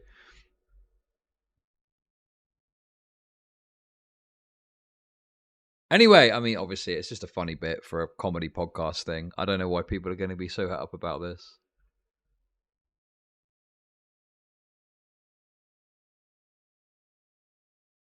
Okay, well... One time I saw a Ghetto Gaggers where they rubbed watermelon all over this woman who was already covered in and nutted on her, and the guy basically blanked her, asked, "What would you feel if someone you love saw this video?" And to this day, it's the worst thing I've ever seen on the internet.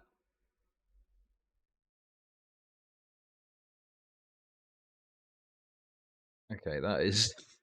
There's a lot going on there. Don't Google unless you have a strong stomach. I'm not going to be Googling that on stream, at least. Don't you worry.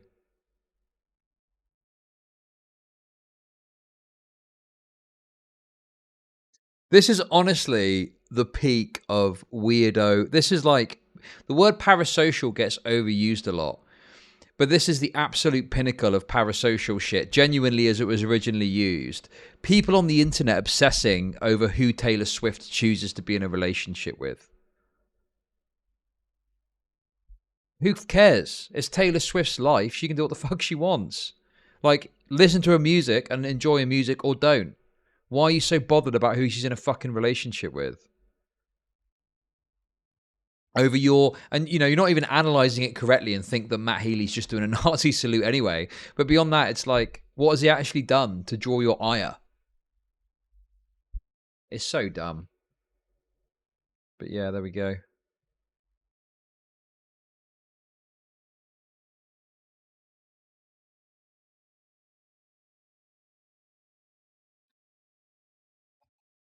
Yeah, her fandom's pretty extreme. We obviously covered that the other day, funnily enough.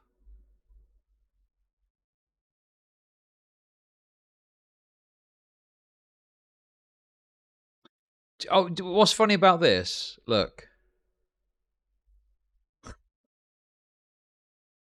Matty and the podcast host Adam Friedman and Nick Mullen laughed gleefully as they joked about... They joked. Matty wasn't the one telling the jokes. It was the others. The way this is written is so dishonest. Fucking BuzzFeed, man. Fucking BuzzFeed. Jokers.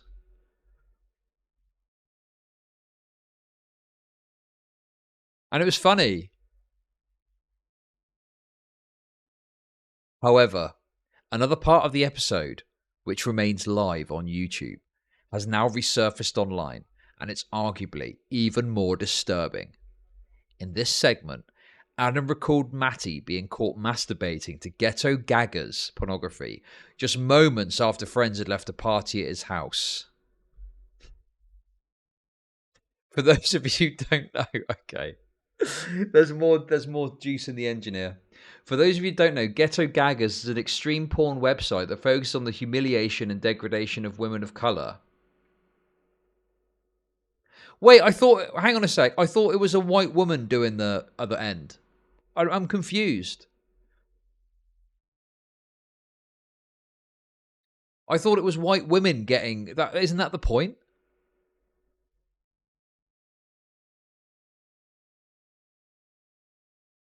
Oh, it's black women. Oh, okay, I got it wrong then.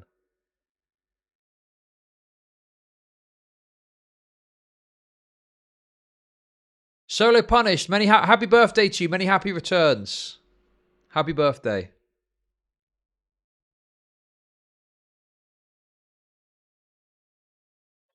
Extreme, okay, we don't need to read it anyway. Yellow Discipline. What's Yellow Discipline mean?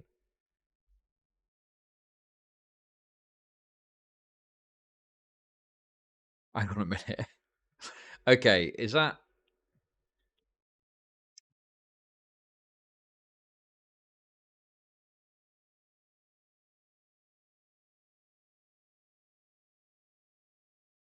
Okay, that is pretty extreme. They went on, okay.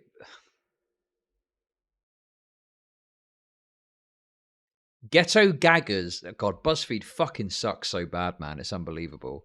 Literal just fucking soy slop served up. It's fucking pathetic.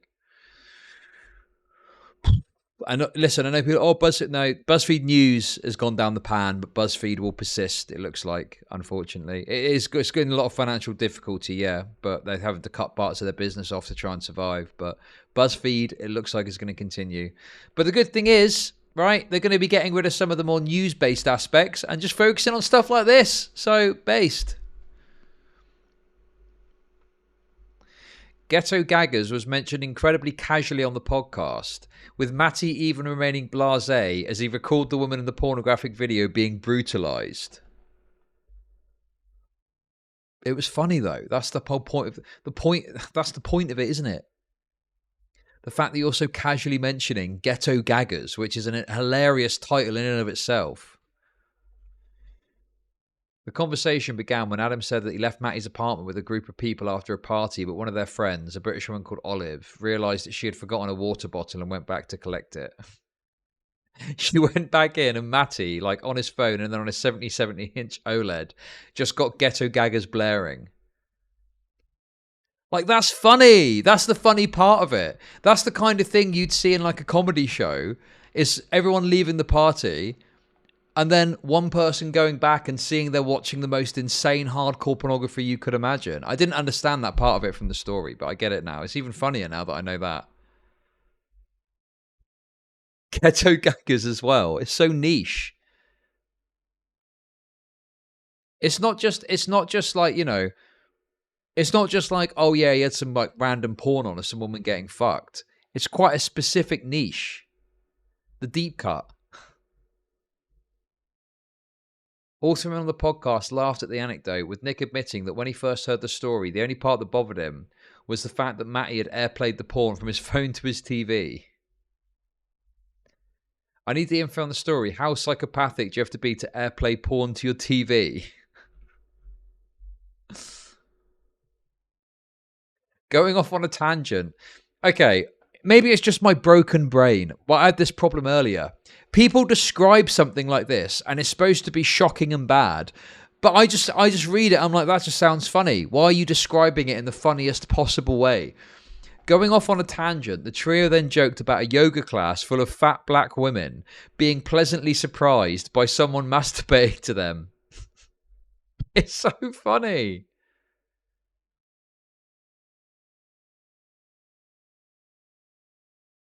You're not exaggerating. It was 30 seconds, like you guys were still waiting outside, you remember. She came back in. I was already flustered. I was dressed as a guy who was jacking off. So I had like an untucked shirt, and I think it literally was Ghetto Gaggers on the TV. Somebody just getting like brutalized. It's so funny, man.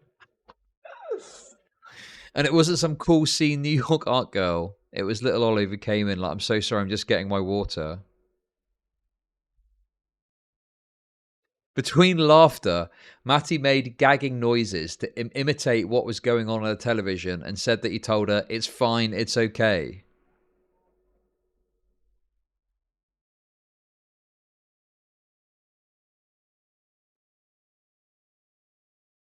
Jesus.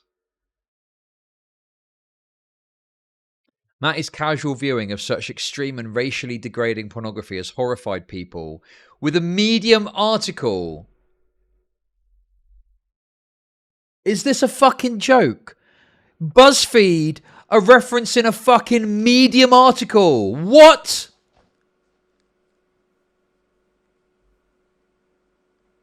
That is fucking nuts, man.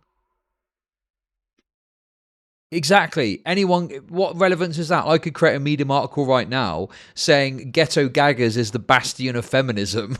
Like, so what? Jesus Christ. Describing Ghetto Gaggers as white men humiliating and sexually dominating black women. Physical violence coupled with jokes about poverty.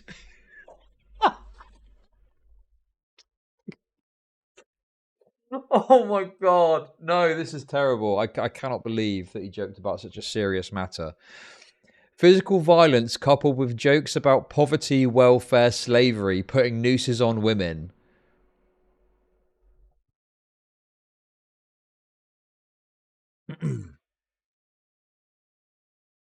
That's disgusting. Where? Okay, anyway. Let's the text on Ghetto Gag. This is absolute comedy gold, isn't it? The texts on Ghetto Gaggers and other websites describe how they trick 18-year-olds and other young women who mostly have been in a porn film and clearly have been manipulated in some way and totally unprepared for what they're about to face. The article adds on the issue of consent. The website actually joke about how some of these women are being violated because they are desperate to pay for food and other necessities for their children.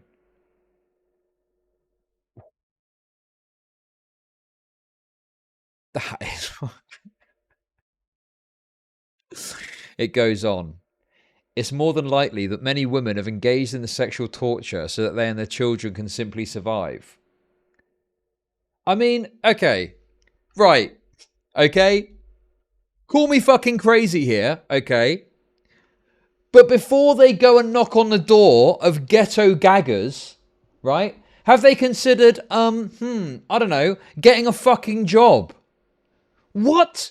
Am I supposed to feel sorry for someone who needs money and their first point of call is, I'm going to go on Ghetto Gaggers. I'm sure that's going to be good.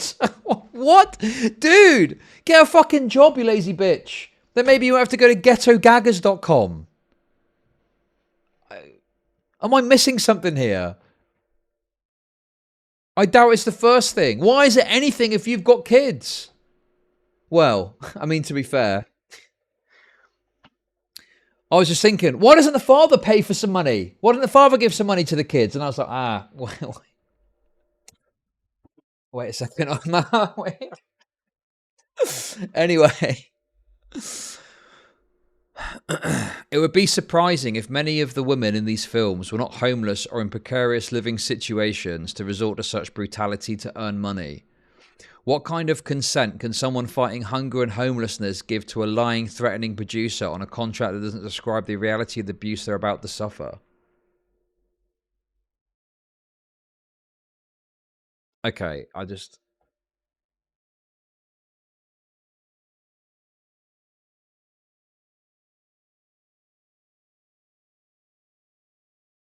don't know, man. Like, if you're going to go into the porno fucking industry like this, you know, you get what you fucking deserve. I don't know, like, maybe that sounds harsh, but I don't know.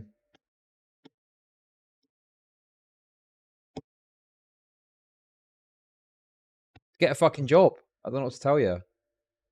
And the thing is like, again, if it's too good to be true, it's probably too good to be true. If you're getting offered like $1,000 or $2,000 for some shitty modeling gig, for like a good-looking modeling gig, it's very likely that if you go to the scene, there's probably going to be a bunch of dudes looking to ghetto gag you. I don't know what to say. I don't know. Is this just me? Am I like harsh? I'm like, well, you know, I don't know why I should have all this sympathy. You're a fucking adult, aren't you? Sort your life out. Get a fucking job if you don't want to have to go on ghettogaggers.com. What the fuck? In the past, Matty's fans have defended his behaviour by insisting that he's only being racist and misogynistic ironically. And that all of his antics are satire. One person referenced this on his original Reddit thread. Yeah. Don't worry, Olive. I know it looks bad. But I can assure you, I'm only watching Ghetto Gaggers ironically. All right? It's just a meme. You don't need to worry about it. I never want to hear he is playing a character again. GG is a vile and and anyone who watches it is disgusting, racist, and misogynistic. Those are the best parts of it.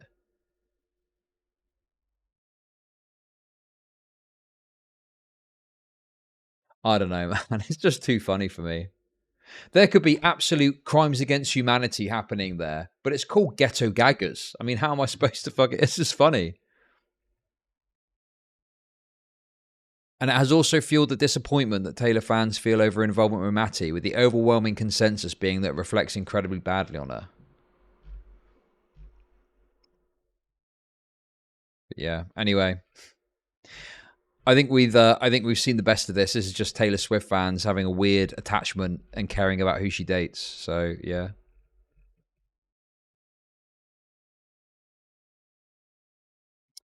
Anyway, there we go. We got the skinny on the Ghetto Gaggers.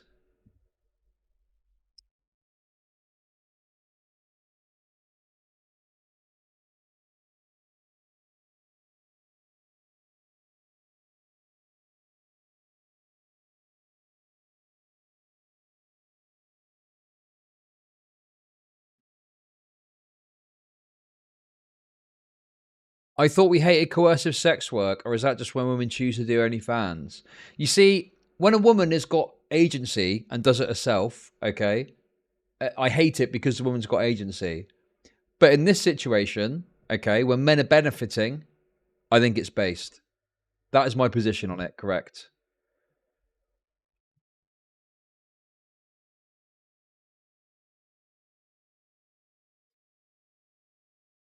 Now, obviously, yes, coercive sex work is bad.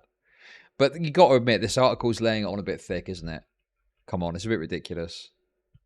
It's called fucking Ghetto Gaggers, for God's sake. Did you watch Man City abuse Madrid? No, I don't really watch football. I need to know more about this yellow discipline that's going on.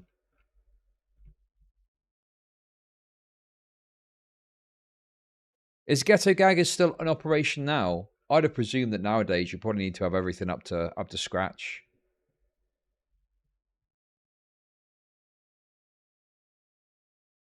Yeah, I mean, obviously there's some scripting stuff. I don't really know either way. You're laughing. People are getting gagged in the ghettos and you're laughing. True.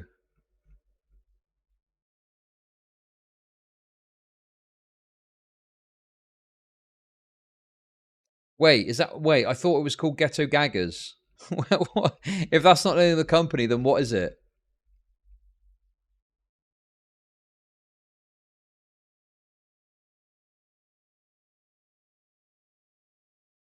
Yeah, I tell you what, I'll watch it on Black History Month.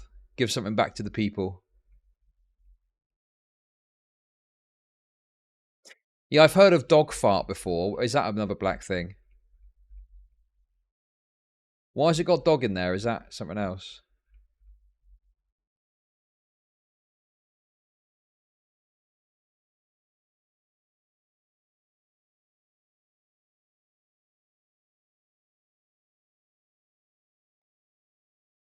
But yeah, anyway, look, there we go. More Taylor Swift drama. See? Getting into the mainstream news topics. I don't know. There's so many different companies. I don't even know what it is. Chud could not defeat the dog brothel conjecture. Very true. But Smugbug couldn't defeat copyright law and has now just disappeared from the internet. So, you know, who's laughing now?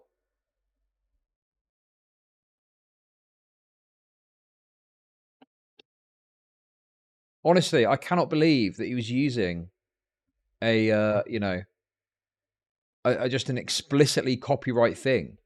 It's like not as bad, but it's almost like having fucking Mickey Mouse as your icon and thinking you can get away with that.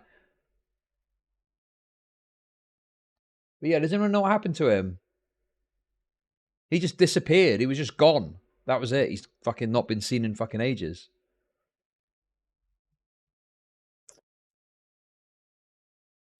Yeah, he did make some weird arguments about some stuff, didn't he?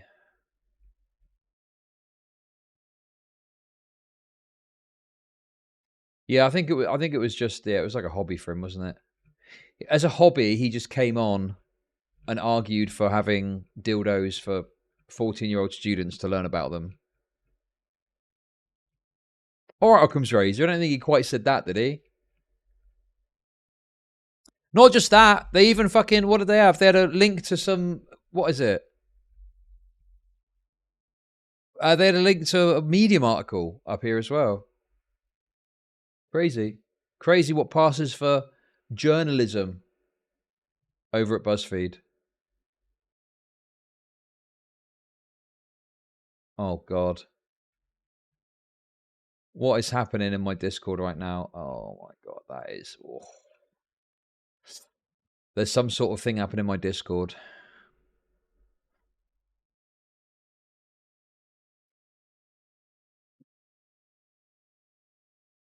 I don't know what's going on, but I'd recommend going and having a listen.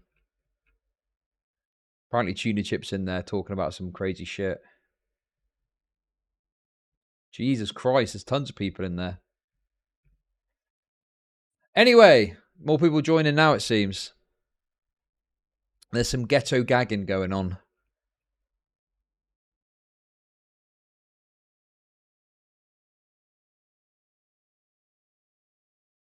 What is Discord? Right. I need to take a quick break. And then I'll be right back. And we'll be finding out what else is going on. People keep telling me, okay, apparently, who is... Oh, someone's uploading my VODs. By the way, there's a channel now that's uploading all the VODs. So if you want to, you know... Chud Archive. I don't know who it is. Hopefully, they're not doing anything weird. It looks like they're just literally archiving all the VODs. So, there we go. If you want to have a little go at that.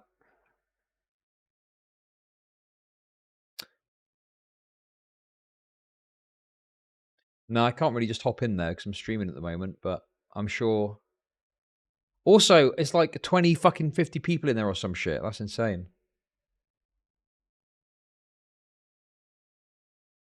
Right. Check out one of the latest videos. I cannot believe... I'll be back in a sec. Oh no! Oh no, I can't believe it. Wake up, Sweetie. It's time for me to put all our business out on the internet again. Yes, dear. Okay, this is absolute cope. That's part of the problem, is her first instinct is to lie about it and be dishonest. It probably is something to do with the fact that she can't have kids. That she has to go at me for having kids, you know what I mean? Oh my God, Lav, you're so based. Oh. I mean, this is a great story, but like, let's see the receipts, bro. That is the feminine sphere revolting against the oppressive, manipulative male energy. Ooh. I just... Oh dear, oh dear, oh dear. Someone's not happy.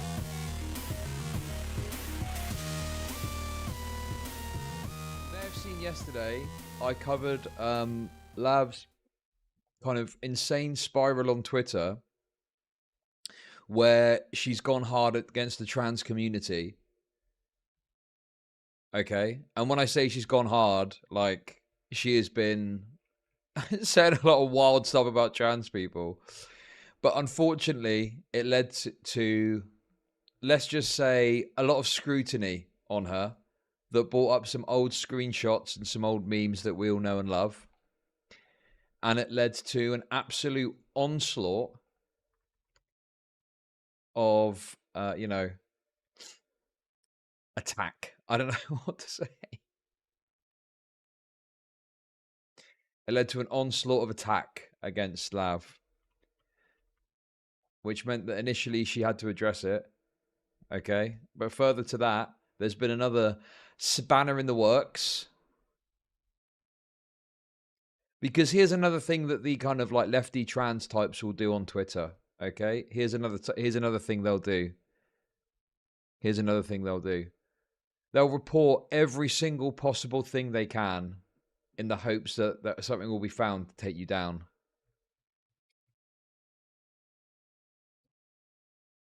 And that is exactly what's happened. She's been suspended from Twitter. Oh! Oh no! Oh no, I can't believe it.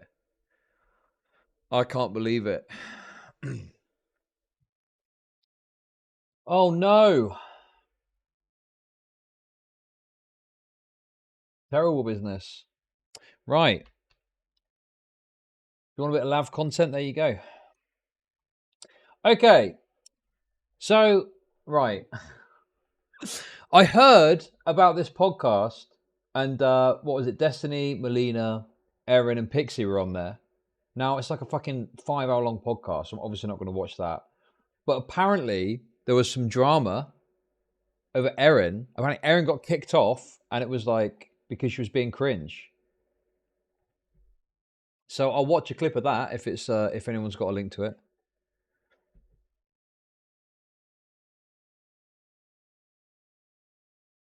Or if anyone's got any sort of like clips of her being cringe that I can look at.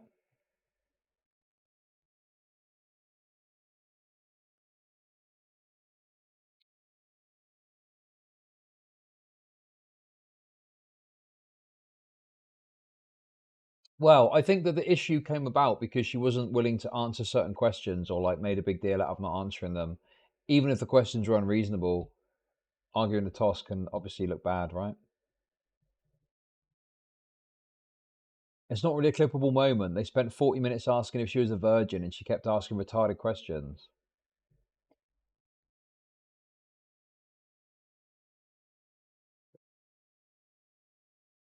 I mean,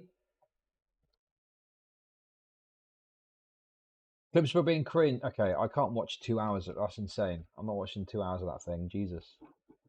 I just want a little bits of fucking content, okay? A little bit of it. A little flavour. I just want a taste. I just want a little flavour.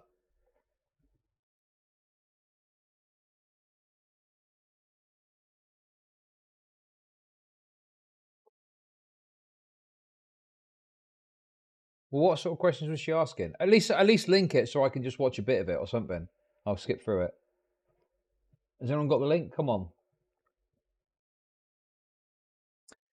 Nah, to be honest with you, I'm kind of bored of the red pill shit. I'm not really like that interested in going over it all. Anyway, I just wanted to see what, because obviously I know Erin, so I wanted to see what happened. Is Erin in this?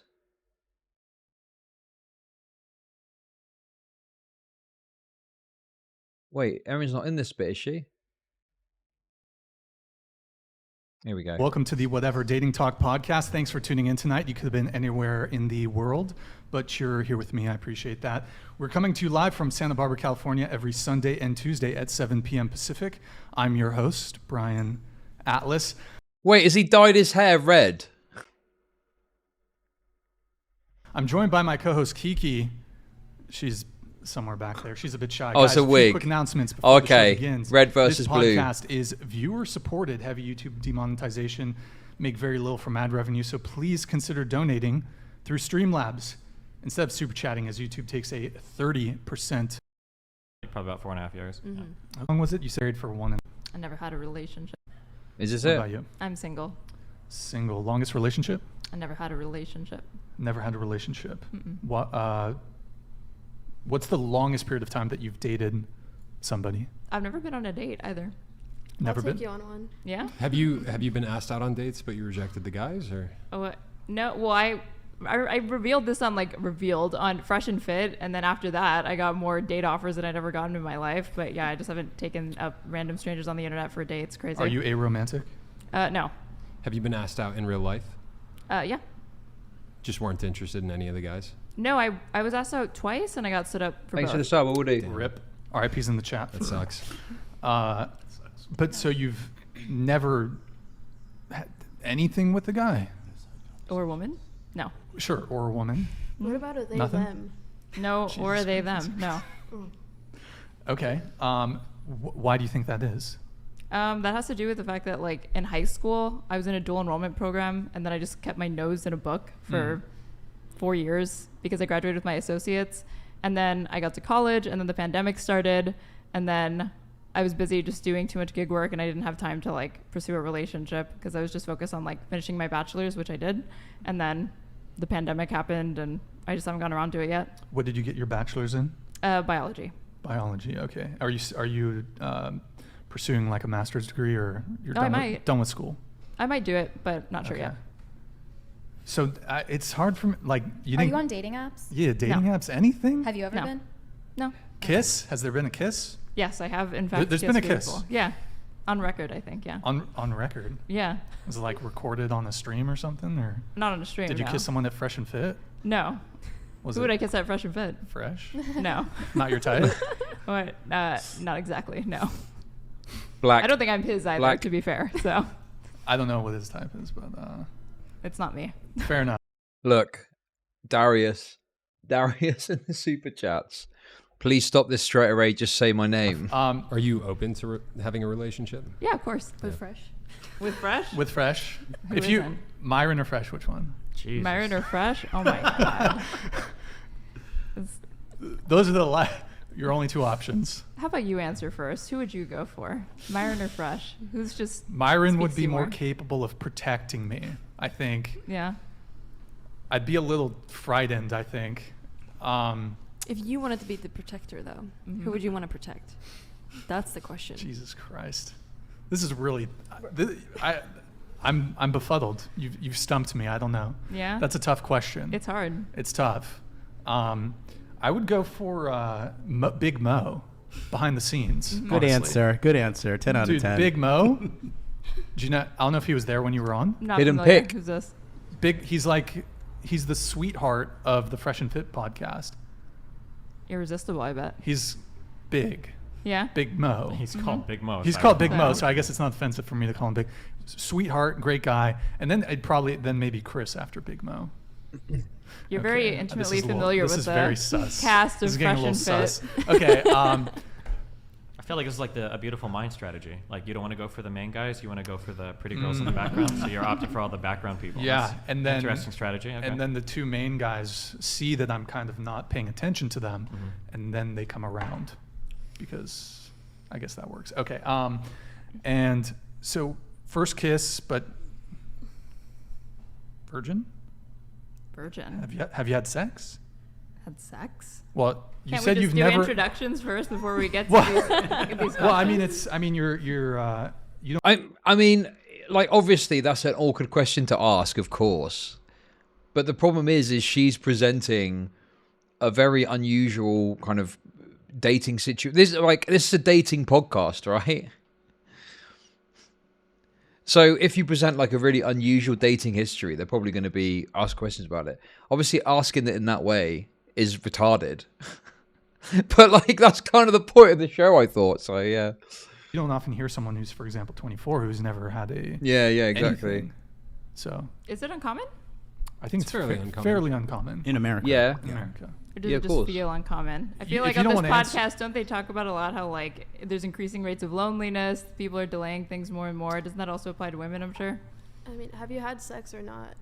That's what he's asking. Like, have you had it? Like, It's a good question. She needs to decide if she's going to take you out later or not. Oh, okay, That's what she's okay. asking. Well, we'll get to that part of the podcast a little later. All right. You don't want to. Are you just gonna let her manhandle you like that? What the fuck? Yeah. Oh, look at her trying to. But look at her trying to fucking that woman trying to. Oh. Has there been any? Has there been any? You know. Okay, that means the answer is yes, right? Does it? But she said she's never dated a guy, but you have kissed a guy. I have kissed a guy. Yeah. Do you want to just answer the question so I can go back to It's really asking important. Destiny questions? What? No, why don't we get to that first? No. Jesus. Just answer the Some question. questions. Answer the question. What's the question again? If you're uncomfortable answering it, that's fine. But Are you you a said you wanted virgin to or not? answer the question had it in the later butt? on in the show. Have I had it in the ass? No. Are you just a virgin, Jesus just in Christ. general? This is so dumb. in Like, general? Yeah, like regular Does virgin. lesbian sex count? Yeah. Does what? Lesbian sex count? Yeah, we're Is talking that about like real? Is men, that a women. Or No, it's lesbian not. virgins is Look, my question. have you ever been with a woman? Have you ever been with a man? Have you ever been with a Biblically, woman or a biblically man? speaking. Or are they them? Bro, just answer the question. Jesus Christ. This is literally like that. why is I don't understand why Erin's doing this. I don't get it. Like, what the fuck is going on here? Just say I don't want to answer it, or no comment, or I don't know. Why is it so weird? Why is it so awkward? The guy's not helping matters, but Jesus. In the Breakfast Club when they're all pressuring Claire to like say whether or not she's a virgin. No, I never did it. Yeah. You're asking me if I'm a virgin? Yeah. Dude. Yeah. It's, bro, how many times do you have to repeat it? Hello? I just have to really make sure. What does it mean to be a virgin? Let's get the Oh my definitions out of the God. way first. I'm very curious. Oh my good lord. A male hold on. and You female can just say that have you're not sex. comfortable answering and move on, right? What? Just do it! Just say that you're not comfortable answering and we can move on. That's the only reason why somebody wouldn't want to answer that question is because of discomfort? Just Dude. do it! Make your dreams come true! Just do it! The soundboard. I think we should move on from the sophistry. Good idea, Chase. True. Good idea. All right. Well, I want to come back to Destiny really quick. Actually, we'll let I'm not a everybody virgin, go. if that's what you're asking. That's not what I was going to Oh, ask, okay. but we'll let everybody go. Then Is I have that a couple it? specific questions for Destiny. Go ahead. I am currently single. My longest relationship was 3 years. Okay. Is it things get heated? Is that the other bit? I want to see her get kicked out. Insane. And so, if it doesn't drive them insane, I'm curious. Why were you like, curious is about that? the number of men? Just because it's an interesting It question. gotta come from somewhere. It's an You interesting gotta be a little question. bit more creative It's in an this. interesting question, You're a smart guy. You There's- can be a little bit there's more 15, creative about There's it. 15,000 people watching, and I'm sure a lot of them would be curious. 1 hour So it's after. for the content. It's a juicy Of course question. That's what it is. It's a juicy not like question, I'm exactly. genuinely curious. It's like you're not trying to bring it's a like an content on. unusual There's an element of relationship curiosity, and there's also an element where I'm trying to make an 210. interesting show for all. Yeah, but is there more like obviously I've got to be careful because it's fucking Destiny on stream too, so I can't watch like endless time of this anyway. But like, where's the Erin? I want to see what happens with Erin. That's the thing I'm interested in. Where she disappears. Yeah, but someone said there's more that happens. 211.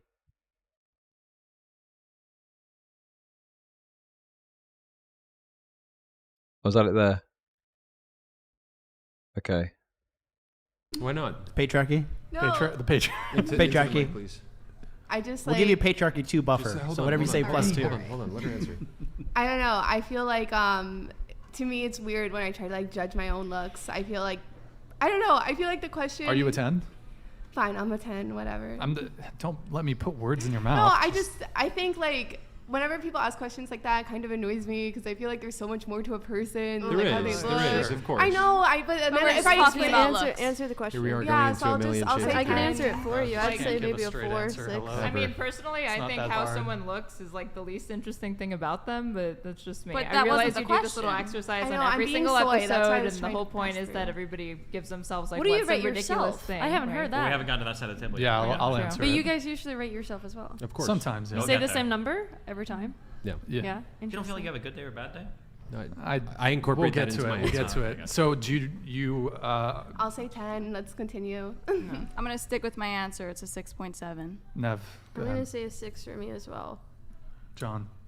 Give myself a 7 today because this suit is really good. I say 7. I would say a 9. A 10's not real. That's like an abstraction, right? Like assuming a normal distribution. Is Jesus a 10? There's an idea Yeah, that's us. of a rating system. Okay. Right. Well, people, I think they misunderstand that. They tend to think that like a 7 is average because they think 7 is 70%. That's like a C. Assuming a normal distribution, this is very important rating women, rating people in general. 5 would be like a perfect average, and then you would see like a bell curve sort of slope from there. So if you're talking about a 7, I mean, that's already like what? Wait, is that John Doyle? Wait, is that John Doyle there? top 15%, probably even greater than that. Oh shit! I didn't recognize him Hey, because of the beard. We're perfect. Yeah. Okay. Chase, what about you? 7.58 I think on a you're a good day. 10. Thank you. So this is not to be weird or anything. No, I didn't Too think late it for was that. weird. Sorry. I mean, I You have a appreciate it. boyfriend, don't Thank you? you for the well, compliment. no, I'm just saying. I see a beautiful man, and I'll call him a beautiful man. Oh, all right. Thank Chase. you. Oh, I think the you should. Rizzler, By the way, the Rizzler. Virgin? Yeah, I am. She has a boyfriend. Okay. all right. Okay. I give myself a 6.9 on a good day. How about with the wig on though? 10. Wait, wait.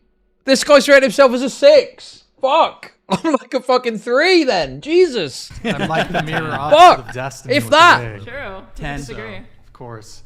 Yeah, the 10 thing though. I don't know. sorry, Shit, I a was best. answering initially. On a good day. So you object to the whole 10 thing. You said people really shouldn't care about it. Well, if that's the standard, you know, this guy's a good-looking guy. Nah, 3. It's gonna have to be a 3. Much about physical appearance.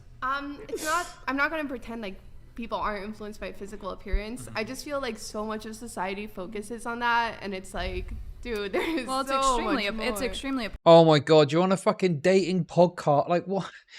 Have they seen this show before? I mean, to be fair, I haven't seen it, but I'd presume it's like, you know, this sort of content, right? It's like just that's exactly the kind of question you can imagine them asking on a show like this. Isn't it a bit like Fresh and Fit, but like not as bad?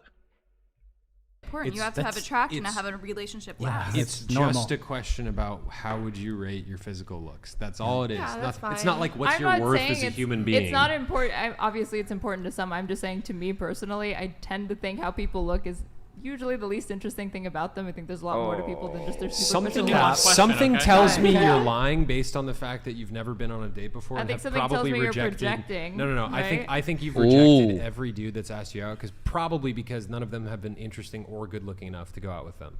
No. No? If I've rejected people, it's literally just been on the basis that I don't think we're compatible.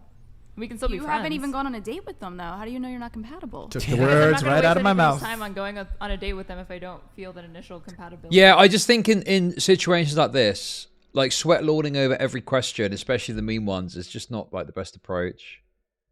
It depends what your goals are, I guess. If you just want to fuck around and, you know, it's whatever. But I don't know. This seems like quite a good show to get onto if you want to like present yourself in a certain way. Your like chemistry there. I think that's where you're failing. You're not going on dates with people yet. You're saying, "Oh, I'm judging them on compatibility." but Hey, you're not thanks for the actually, 420. like, I mean, spending when you time say with them. judgment is not just like occurring out of nowhere. You're If not they ask spend- me if I would like to go on True. a date with them, if they would just are going to tell me like come on a date with me, I mean that's different. But like when you ask somebody on a date, you're accepting that they may or I may not think reject You are right? everything Are you- wrong are with you modern insinuating? dating. Hold on. Oh, think you are God. everything- Hold on. I mean, we already Ladies, established that I'm not ladies. dating, so. Are you But you are are you everything hold wrong on, with it. Billy Ray, are you insinuating that if a guy told you come on a date with me, you'd be like, okay? No. I just you said I'd you say said that's it would be different if a guy said it. No, that way. because she said that you're judging people on the basis of this, and I'm saying if you ask somebody on a date, you're putting yourself out there and you are opening yourself up to rejection. Would you go on a date with Fresh from the Fresh and Fit podcast? Would I go on a date with Fresh? Yes, he's a my- good-looking, attractive who man. wouldn't go on a date with Fresh? Who wouldn't go on a date with Myron? Who wouldn't go on a date with the entire crew at Fresh and Fit? You know? No, I'm just asking you about Fresh. Is that a yes? Say it to the camera. To Fresh? Yeah. That camera right there. Wait, are you advocating for... You're so fucking difficult. I think that's your problem. Oh, you just cut me off. Okay. I'm sorry that I cut you off, but it's just like I've been holding it in. Oh, like, then maybe not, because if I'm so like difficult and disagreeable, then it doesn't sound like Fresh and I would get along, right? So Okay, here's a clarifying question. When was the last time you met or discovered or anything? Maybe you didn't meet him. When was the last time? Hold on. When was the last time you came across a guy who you were like, he's attractive? I would go out with him if he asked me. Can you ever remember an instance where you found a guy attractive and would want to go out with him? I mean, when you say that, I guess it would have to, like, if you're asking me, like, the last time that I could remember, I can't think off the top of my head, no. Can't remember the last guy you were attracted to? What? No. I got a question. It's not because they don't exist. Did you have There's crushes plenty of, on guys it's in not- high school I'm or trying college to or answer your anything? question. Yeah. It's not because attractive men don't exist. Attractive men are all around me, but I'm saying that there's more to, like, what I'm going to consider when I'm deciding, like, who do I want to date more than just physical attractiveness. There's a plethora of I know, physically but that's attractive not men. my question. My question is, can you remember the last guy you were attracted to? Like their face or like when Just it in happened? general, or? energy, face. Oh everything. God, I sweat loaded, genuinely man. This is sounds such a like troll troll. question, but I don't know exactly what you mean, or like I'm asking. Do you want Can we kids? just stop wait. asking her questions? Like, do you want kids? Can at you some remember the point? last? Wait, can you remember the Thinking last about time? it. I don't know if I can have kids, but Can you remember the last time a guy liked you, like engaged in conversation and like she wanted to go on a date with you? Yeah. When was that? Today? A guy wanted to go on a date with you today. No, like was I asked on a date today? Yeah, no, that's but what I I'm was in asking. contact and friends with men who have asked me on dates before that I didn't go on. Okay. Can I ask a question? Is Yeah. your neck okay? Huh? Oh, I Unless you have like a cooling pad or something. You doing Oh okay? yeah, I've got chronic neck pain issues. I've got a neck injury, so. Damn. Does this podcast help or hurt that? Oh, it makes Definitely it way hurts. worse. Stress does not help with pain. Definitely issues, hurts. So. I don't know. With Chase next to you, I think that should also be like helping, right? Bro, you're weird. You're fucking goofy. This fucking chick. Okay. Are you a virgin? Right.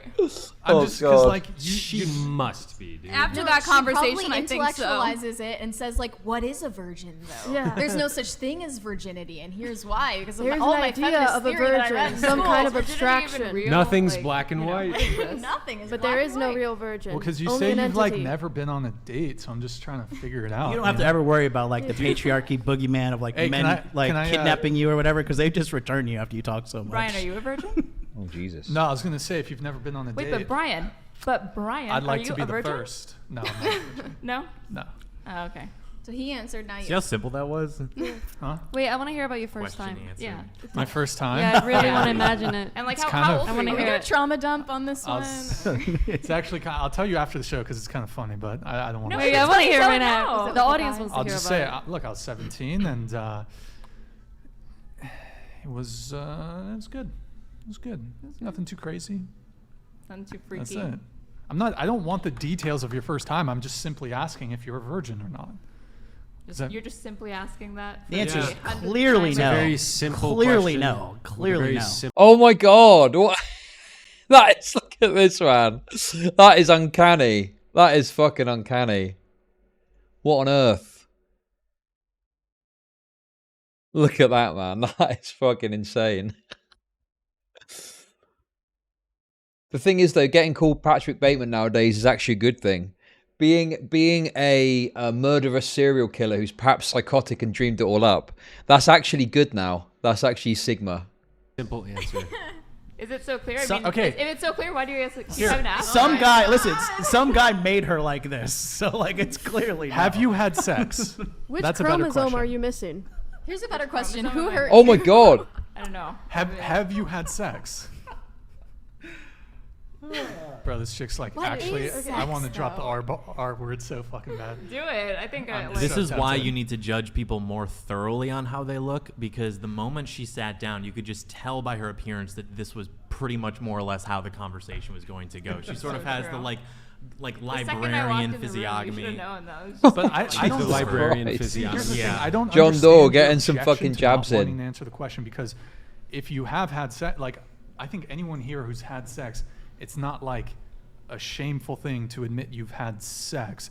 And it's know also what, not a Brian? shame. I I can completely tell you. agree. Hold on. I can tell But you what it's- the shame is. It's not a Brian. shameful thing if you're a virgin either. So I don't understand. Here's what it is. She's already revealed that she's never been on a date. So if she has in fact had sex, that means that she had sex without going on a date, and there is an element of shame involved with that. And if she did have sex, she doesn't So want to reveal it true, because King. she takes herself very So true, King. seriously. because of true, patriarchy King. that would Yes. shame her. Yes. I mean, but a lot of people in today's day and age, they're not like going on dates. It's like come over, and that can, you know what, that sort of very casual scenario could actually lead to a long-term relationship. So I mean, Well, what's your definition of a date? Definition of a date? Yes. We were actually. Well, Gonna have intersectionality some says dumb this about answer. dates. Yeah. I think so. We We don't should give just- Brian we an should just aneurysm. move We're just on. gonna skip that question. What bro, you just ask like you? answer the Everybody question. in the So chat, dumb. everybody in the chat is saying that you're a plant. Do I'm you have a curious, degree? Chat, do you guys think that she's a plant, or do you guys think that she's just like this all the time? No, she's definitely Destiny's friend. Is a walk in the park a date? But it's like it's it's symptoms so of weird. being one of your friends. Yeah, I can tell. It's like so weird. Like you're on a dating podcast. Like you're 24. You're a You're feminist. 24? What the fuck? Like if we older were to or have a younger? discussion about something sex related, like You would also choose to omit answering like a sex-related question, or You're right. This has been an impediment.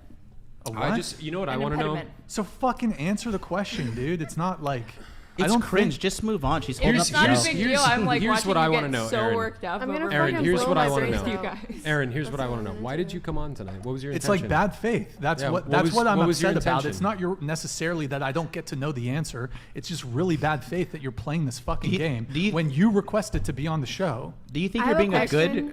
Oh! I think someone in chat mentioned this earlier, and I didn't pay it any heed. But that's interesting, isn't it? I presume that they've been asked to come on the show or something like that. Do you think you're being a good representative? Hold on. Do you think you're being a good representative of feminism right now? Do we kick her off? I think they're a perfect representation. We could. Before we do. No. Hold on. You can. Hold on. What was your intention in coming on tonight? Be insufferable. Have a lovely discussion with you fine people about dating talk in the 21st century. So clearly that's a lie. Are you going to continue in bad faith? I don't know. Am I? Dude, probably just kick her off. Oh my god. Oh my god. At this point, we probably just kick her off because I honestly, like, we just keep getting lost in these loops here's over the and over difference. and over again. Had you just said, wait, audience. Yeah. You have paying audience members, okay? We're giving a show to them. We should leave it to them. Okay, well, they're already saying kick her off. At this point, would you believe? I mean, we've got a bunch of democracy respecters in here. Wait. If you know we want to respect democracy, I say we just kick her off. Dude got triggered because he didn't got answer he wanted to hear. What a clown. Listen, I mean, if you go on a dating show, you got to expect you're going to get asked some fucking questions. And it's fine if you want to answer them, but this kind of like, I don't know, even just the sort of segment I watched was like, oh God. Like, I'm thinking, what was her game plan here? What was she trying to do? I honestly don't get it. Like, this is probably one of the biggest platforms she's been on, right? Like, it's got 4 million subs. Just seems like wasted opportunity, you know, to like say your piece and get your point across. Off, man. At this point, how can we would kick you her off? believe whatever she said? Because like now I'm thinking. I think she's full of shit on everything. She's full of shit on everything. So how do we kick her off and not blame the patriarchy at the same time? I think we should just own the patriarchy and say it's based and just kick her I off. literally have autism, and you're 10 times more retarded than I am. Like, I literally have diagnosed fucking autism. I was in the classroom with the speds and shit, going on the bus and shit, and You're literally saying words that are not allowed on YouTube. Listen, here's what it ultimately could have come down to. You could have just said, hey, listen, I'd rather not share that publicly. I don't want to answer that. But you wanted to make it into some game, like some semantic game, and I just don't understand. Like, it's really bad faith. If you just said, look, hey, I don't want to share that, fine. But like when you kind of, the first time I asked, you're like, we'll get into it later. And then you refused. Brian, I'll tell you what it is. Earlier in the conversation, she made a comment about how you enjoy clip farming. Aaron it's not even a clippable moment. Hold on. Just listen to my point. When you kick her off, Aaron, it is. hold on. Which is why. Everybody, please silence your mouths. She doesn't like you or your show. She came on the show to obstruct constructive conversation. I do like the show. No, you I'm don't. having a good time. No, if you liked the show, you would actually be good faith. Yeah. She came on the show. This is so awkward, man. In the gears and to obstruct constructive conversation, and she's acting like she's not doing it, and like we're being crazy and stuff. You should just kick her off the show, man. Chat. They are, dude. You had 1,000 people say kick her off right now. You should kick her off right now, support Brian. to like get me off. Otherwise, we're going to continue wasting Destiny, our time with around? all this bullshit. What? You I'm sticking here around? Until the end. Yeah, He's a professional. I drove all the way to this fucking city, so I'm here for as long as you guys. Okay. Yeah. All right. You drove to this city? What? Please. Right. I have a question for I you. drove from LA. Look at your Destiny. chat. Look at your chat right now. Wait, I have a Steven question. flew from Miami. Answer Is question. there before anything I Aaron fucking- can do to show good faith right now? Yeah, be quiet. Honestly, I think you you had were- the opportunity. just don't you talk had to the us. opportunity. So kindly, I'm asking you to leave. Yeah. Yeah, Destiny's like, I'm here to the end. Under the bus. See you later. See you later, Aaron. You're. He played the sound effect. There's no. You gotta go. Oh God. You Sound have effect. polycule. Aaron, you should go. I'm not answering questions. Yeah, you should you go. just leave? Please leave. Thank Can you. you leave? I don't know if your friend wants to come with you, but I will leave you guys to ask the very important questions about Stephen and Melina's relationship and diving more. Thank into you. that, That's lovely. right? Thank you can so leave. much. See you next week. Bye bye. We love you. Peace out. Oh my Quickly. God. That's so awkward. Bro, hello. You're such a. Look how awkward it is, man. Oh my Anyways, we like God. scoot over now because we I have hope more. so, because I'm fucking Yay, cramped. more room. Brian's capping some. Wait, is Pixie not going with her? Hang on a minute. Pixie, what are you doing? That's your mate. What? Get off with her. Take one for the team. Oh yeah. Anyways, that's brilliant. Stop cap. Hey. Stop cap. Film her, Brian. Now we've got establish a your little bit alpha more male space energy. Total patriarchy. Establish it, Brian. Total patriarchy victory. Patriarchy We're wins back. once again. We're back. That's dude. right. All right. Well, did you guys know she was going to be like that? That's kind of how she always acts. You know. Yeah. It's fun to go back and forth. She have like a YouTube channel or something? She kind of streams sometimes, but I don't know. Maybe she'll get into it. I'm not sure. Okay. Should have asked her that. She is kind of redeemed. That was pretty like based and submissive. How she just immediately was like, "Oh, men are telling me what to do." I would just not try to rationalize her shitty behavior whatsoever. That was just shitty. Chat, please let us know. Are we back or what? If we're back, say we're back in all caps. Bro, I'm thinking we're back, dude. Anyway, there we go. Damn.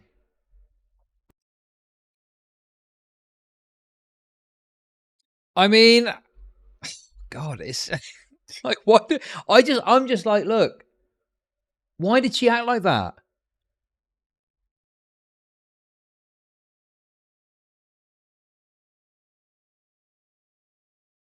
I just don't understand it. I don't get what the plan is. Like, what's the fucking logic of this? She always does.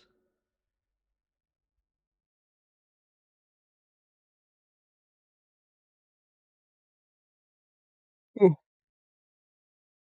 Yeah, she is quite debate-brained. Sure, I'll give you that. It is very debate-brained, sure. I just think in situations like this, you know, if you just want to fuck around, then do whatever you want. It doesn't matter, does it? At the end of the day. But I would have thought that on a platform like this, the reason you would, especially if you've asked to go on, you'd go on because you would think you've got something to say and you want to kind of, you know, have a positive influence or something like that. But yeah.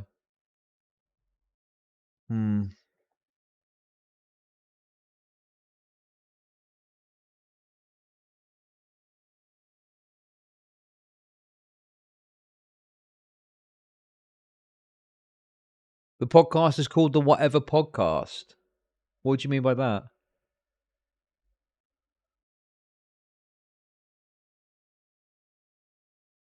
I mean, that's what I'm saying. I don't know what the goal is or what the plan is there or what's the strategy of like, because I would have thought going on something like this, you know, it doesn't have to be like an intense planned out thing, but you would at least have an idea of what you want to do with that opportunity.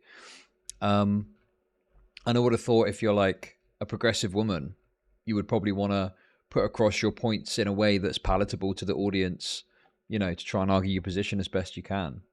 That would be my guess.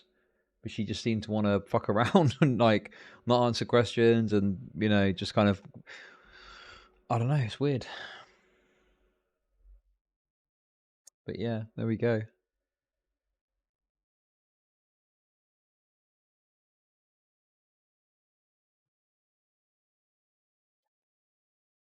I can imagine the response has been quite bad.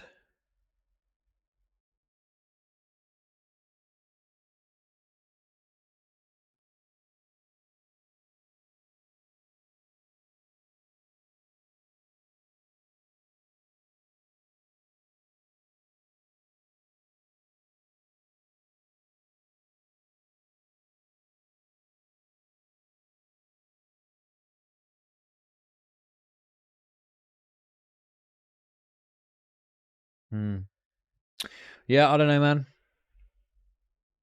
No, someone just linked me Erin's chat messages. What did she do? I mean, just kind of acted obnoxious and then got kicked off. I don't know, like what else to describe it?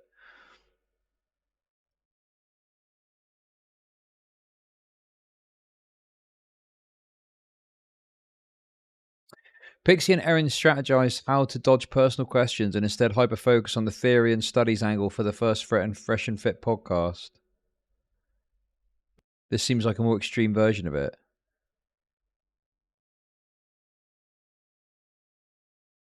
Yeah, I mean, I just think that these podcasts are like, people do this. Like, to me, it's just content. You know, obviously, yes, I'm very cynical. I know that. Whatever you want to say about me, but to me, it's just content at the end of the day. And it would be about, you know, getting your points and getting your points across, making the best possible content you can out of it. Just seems like a missed opportunity to like not really make good points and not really make good compelling content out of it, aside from just being mad at you for doing stupid shit.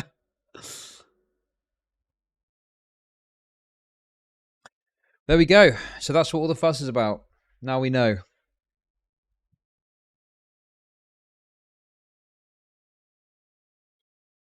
Jesus, man, what the fuck? I mean, it was, you know, people enjoyed it. I'm sure, you know, you enjoy feeling angry at someone doing dumb shit on a show like this. And there's the relief you feel when they leave. But like from Erin's perspective, I just don't understand what her goal was, and you know, seems stupid to me.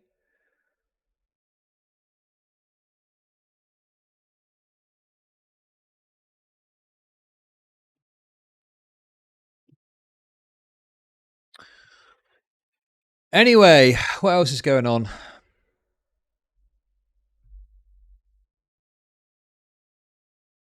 Here we go. Oh no, this is related to the Soul Bunny stuff I was talking about earlier. Oh no. Ryan Beard has been turned. Ryan Beard has been turned. I had a really great conversation with Soul Bunny about the divide in the leftist space. I agree with her that I need to be more careful about the way I phrase things so I don't come across like I'm saying both sides are equally bad when it comes to racism. Legitimately compromised. That's the great thing about not caring what people like Soul Bunny say. You never have to, you just can just do whatever you want and it doesn't matter. That's the best thing about it. Instead, Ryan Beard has got to go to her in shackles. In shackles. Right? Getting whipped across the back with a bullwhip, you know? As he lists off the name of every black person that died under slavery. Jesus, man, this is kind of tragic.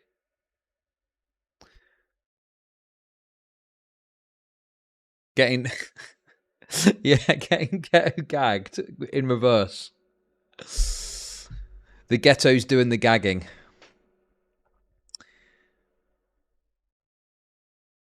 I'm saying racism. That in order for us to work together, it requires humility and self-reflection.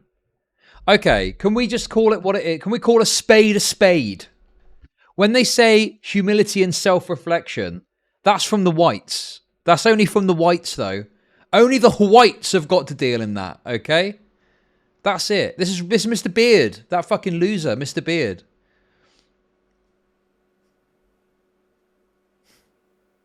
Nah, this is bullshit, man. Bow to no one, regardless of what race they are, okay? I don't care if you're white or you're black. I'm not going to get browbeaten by anyone. I literally don't care. This is so dumb, man. I cannot believe Mr. Beard has been turned against the Vosh nation. If someone like Vosh isn't even willing to analyse the ways his actions could have been racist, then it's going to be very difficult to build any sort of bridge, and me trying to step in the middle and mediate isn't always going to be helpful.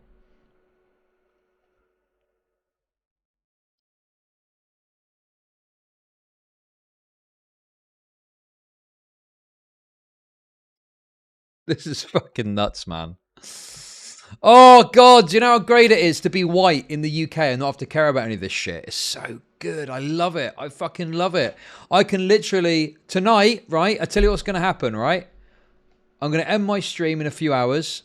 I'm going to turn everything off, okay? I'm going to go pack and go away for 2 days to London.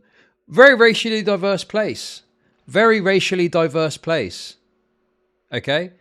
But I don't have to care about any of this bullshit, right? None of it.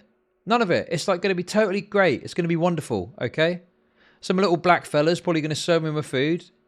Well, cheers, boss. No worries, mate. It'll be totally unity, melting pot, lovely, okay? All this bullshit will be forgotten about or even think about it. But online, Well, oh my God, you've got to have some self-reflection and realise how you're racist. Yeah, okay, I'm racist. I've done some self-reflection and yes, I'm racist. What are you going to do about it? Go on, do something about it. Oh, you can't? Oh, unlucky. Well, I'm going to keep doing it then. Fuck you, okay? Maybe you'll be able to find me breaking the rules. That's the only chance you've got. That's it. That's all you've got. Oh, I hope he breaks the rules one day and then I'll report him. And then big tech will take out the trash from me. You can't do anything to me. You can't do anything to me. You don't leave your house at the best of times, okay? You're there bed blobbing up. Smoking joints and shit, whatever it is you do. Not just black people, obviously. I'm talking about leftoids in general, all right? These fucking scumbag leftoids, right? Sat there smoking a bong or whatever it is, right? You're not even going to go outside, let alone get on a plane and come over here. And even if you did, what are you going to do? Knock on my door? What, are you going to shoot me? You're going to shoot me? I'd sooner die than kowtow to your bullshit, okay? These lazy reefers. Wait, stop. It's not a racial thing. Anyway. Stop. Thank you for the sub. If someone like Vosh isn't willing to tell us it's actually racist, it's going to be very difficult. It'll be helpful. And she agrees with me that toxicity surrounding things like sending people death threats and saying people should be murdered. What about calling other black people slurs? What about that? Is that not... is that the standard? Oh yeah, we shouldn't be sending death threats. What the fuck? We've got to do all this analysis and fucking self-flagellate and go on about how...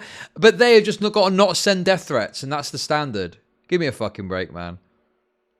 Does he not see, like, how skewed this is?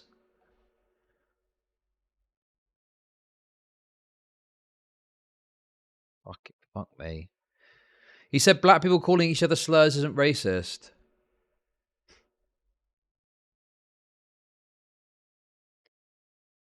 It's doing nothing but hurting the overall discourse and bringing more harm to people. Overall, it's a great discussion. I keep hope that more conversations like this can keep taking place. Enough conversation. It's time for action. Okay? I was reading this book. Something to do with a diary or something. Anyway, I was reading this book. And it talked about how to solve all this. Seemed a bit extreme. But after reading this post, I'm having second thoughts, to be honest with you. Anyway.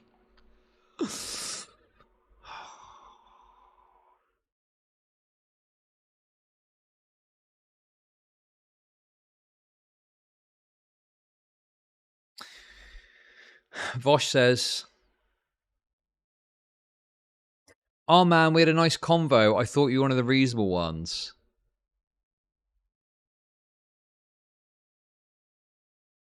Your actions I consider racist are saying fuck black culture, comparing black separatists to Nazis, using the M-word, stereotyping multiple black women as fetishizing white men, and assuming your critics don't like you because you're white, not because of your racist actions. Why is he's making Vosh sound so based? What the fuck? Based Vosh moment? Like, what the fuck? Oh my god. This is the thing now with these soys, is they just make it sound based when they try and criticize you. It's fucking ridiculous. I'd feel bad for Vosh if he didn't call everyone a transphobe and a Nazi. I mean, yeah, that is true. That is true. Critical support. And I also criticise the abusive actions of many people against you, like harassment, death threats, and calling for your murder. And because of this, I've been accused of defending you and being a centrist. If you think any of this is unreasonable, then fine, I'm unreasonable. We had a private conversation, but if I'm going to make public accusations of thinking your actions are racist, I thought I should lay out publicly what actions I find racist. Hopefully someday you will self-reflect on some of these actions so the healing can start taking place.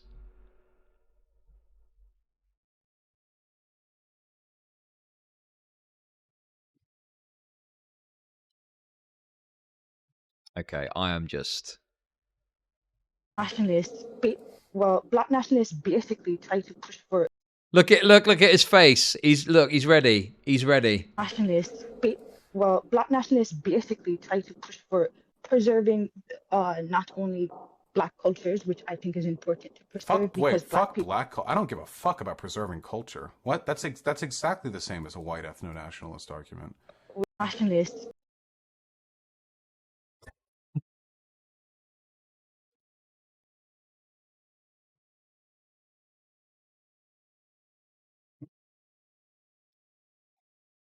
Jesus Christ. The soys are mad at Vosh for saying fuck black culture.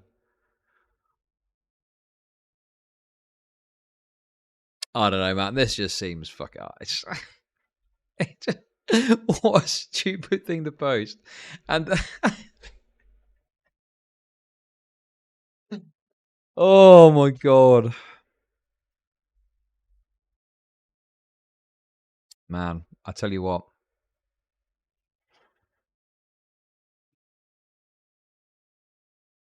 Yeah, the Vosh and Destiny Bridge is on the imminent rebuilding. Mr. Beard or Soul Bunny, come on. I mean, isn't he playing, like, this thing sounds like a meme. Isn't he playing Zelda at the moment? Is that not like, is he not, I saw a tweet of his talking about playing Zelda. I think he's playing Zelda rather than streaming. Did I dream that up? Or is that something he said?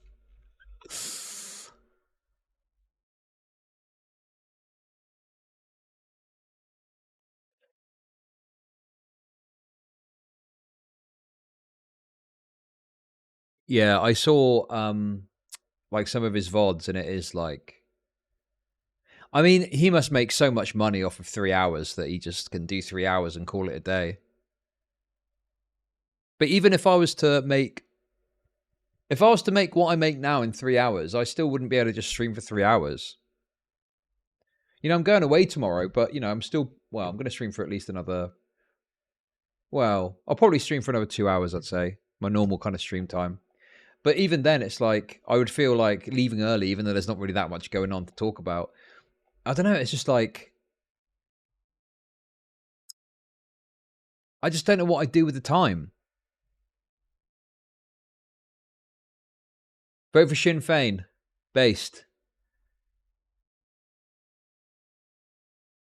But the thing is it's not just about the money side of things for me. It's not just about the money side of things. It's also just a time thing.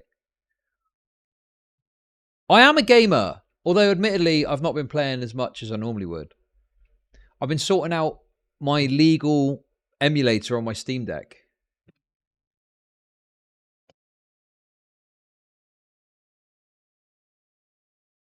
God, the Steam Deck's so good for emulation. Honestly, it's really good. Steam Deck is fake gamer. Yeah, I got a Steam Deck, yeah. Play Dragon Quest V.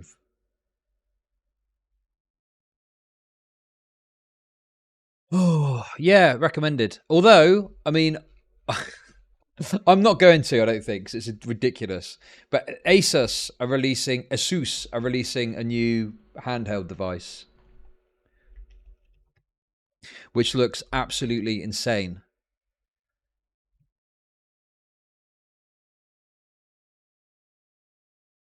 Look at this. Republic of Gamers Ally. 16 gigabyte RAM.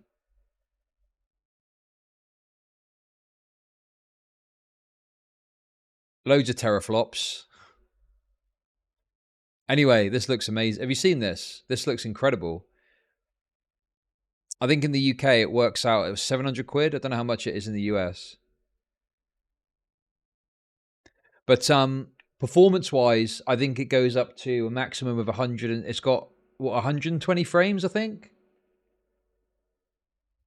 Is that right? I can't remember. But it looks really good anyway. Yeah, 120 hertz, yeah. That's mental. Just use a real PC. Okay. But you understand, right?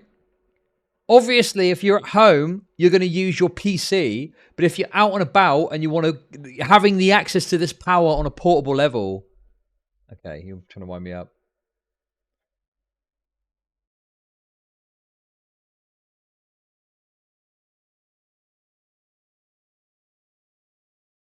They're all bed blobs. Yeah, or you can play in your bed. You can sit in your bed and play, or take a shit and play a game. Also, it runs on Windows rather than Linux, so it's, and also, you know, it means you can run like the Xbox Game Pass and stuff, which you can do on Steam Deck, but not like natively. You need to like download something or do something with it.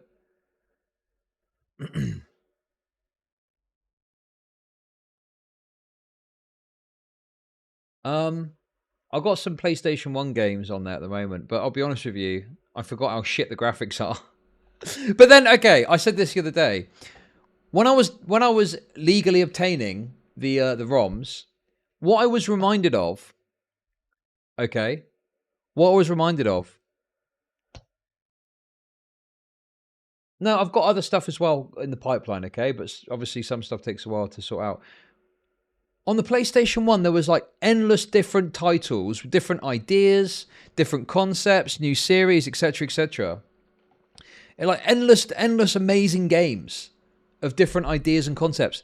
Now it's all remakes and fucking sequels and remasters and shit like that. Lots of risk taking, yeah, lots of risks. You know, obviously Resident Evil came out on the PlayStation 1. And don't get me wrong, I love Resident Evil, even the latest games, but Resident Evil 8, Resident Evil 4, 3 remake, like, where's the new ideas? Where's the new concepts? I guess it's coming from indie games, but I don't really play indie games, so I don't know what to tell you. Yeah, the AAA slop is the problem. I've been playing Project Zomboid. That's a fun game.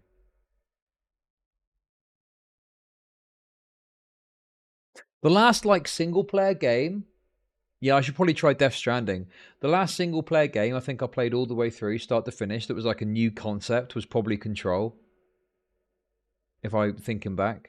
Everything else since then, single-player-wise, has just been remakes or remasters or sequels. But yeah, Remedy still is holding... I mean, even though that obviously Alan Wake 2 is going to be a sequel, I think that's going to be quite like new, bold ideas coming through, you know? Oh, fuck, I should play Prey. I've heard good things about that. Even though apparently Redfall sucks.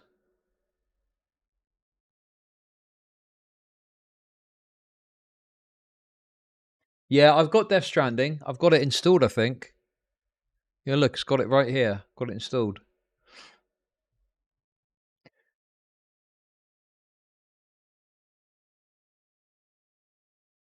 But no, this looks really good. But probably unnecessary as I've got a Steam Deck. Oh yeah, there was a Prey 2 they were going to do and it got cancelled.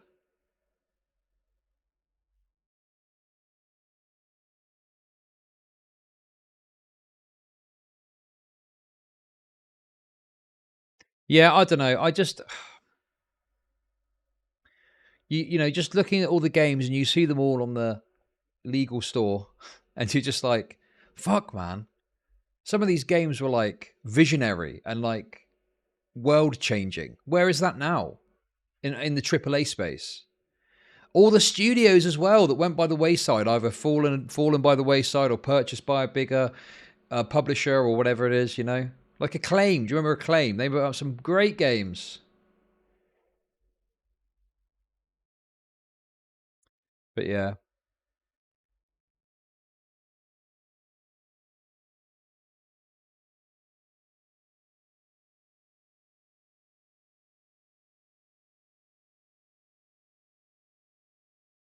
I think it's just nostalgia brain. 3D games were just new ground. Well, I've got to say, Tomato Brew, I'm definitely experiencing some nostalgia brain. I play, you know, remember MDK? The Shiny game. Shiny, there's another one. But I put that on, PlayStation 1, and I was thinking, oh my god, this is going to be so base. It fucking plays like shit nowadays. You got a little 2D model of your character running forward in a 3D environment. Wolf.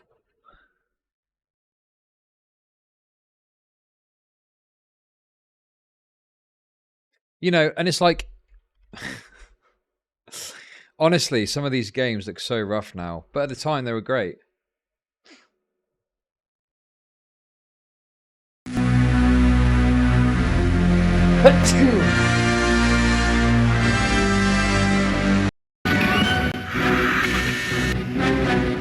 Oh boy.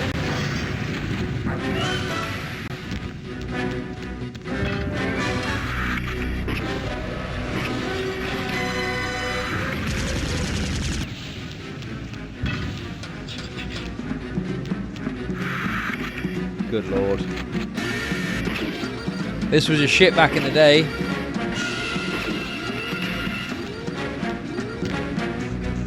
The problem is when you've played like full 3D, you know, getting closer to photorealistic graphics and shit, and you go back to this, it's just not the same, is it? But at the time, this was the nuts. I've just got graphics brain, I think. I think that's my problem.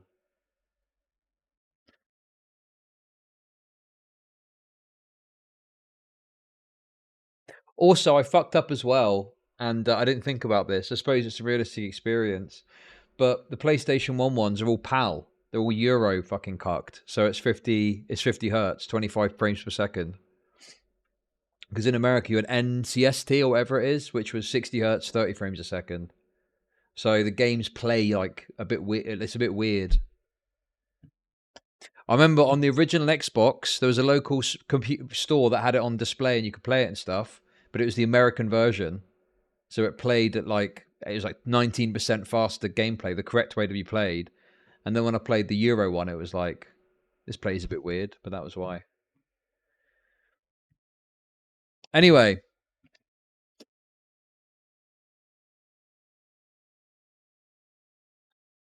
But yeah, there's another, I had this on PlayStation. But this was another.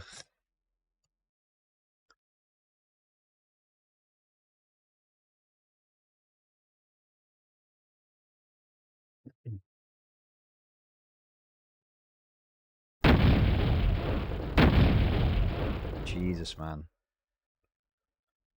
Damn, those aliens Look at bastards it. are gonna pay for shooting up my ride. I've played this so much, man. Look at it, man. Considering it was a PC game that got on the PlayStation 1, it's pretty impressive. It ran like absolute shit, though.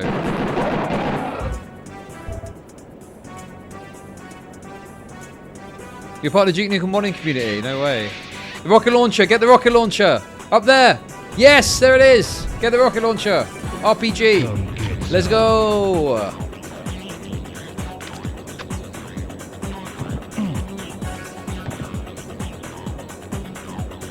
Yep.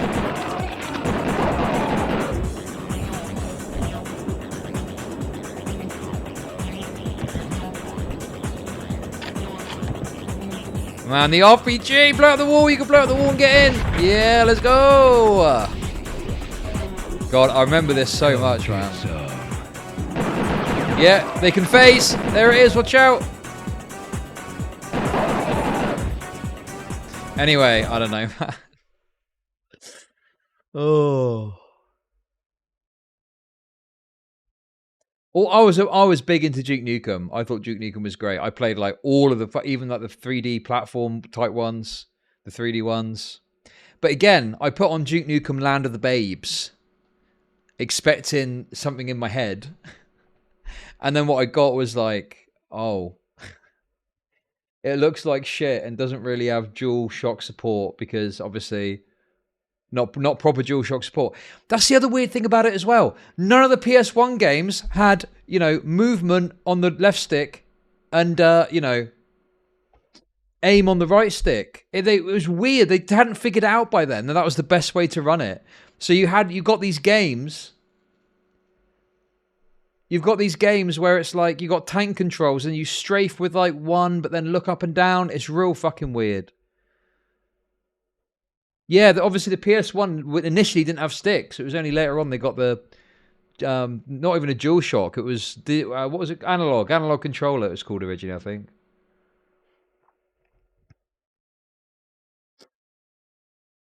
Yeah, Serious Sound was fun. Because I booted up the N64 Duke Nukem game because I played that as a kid. I don't think I ever finished it. I was like, I'll give that a go. But there's no control scheme that works. I'm going to have to fiddle about with the settings. But again, it's like you strafe and look up and down with the left stick and the right stick. It's weird. It's really fucked. Yeah, the FPS on the N64 is so dumb. Because obviously there was only one analog stick. So oftentimes you'd have to aim with like the buttons, which is difficult, I think, to map to an analog stick or something. Oh, but yeah, how times have changed, eh?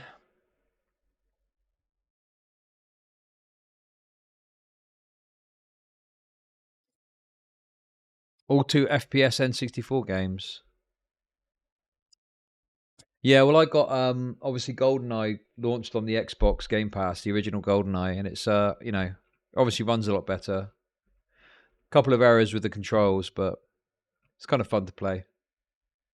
I don't know. I don't know how some people seem to be able to just play through an old game and they don't even think of that stuff, but I just end up getting put off by the graphics or the controls or some other issue.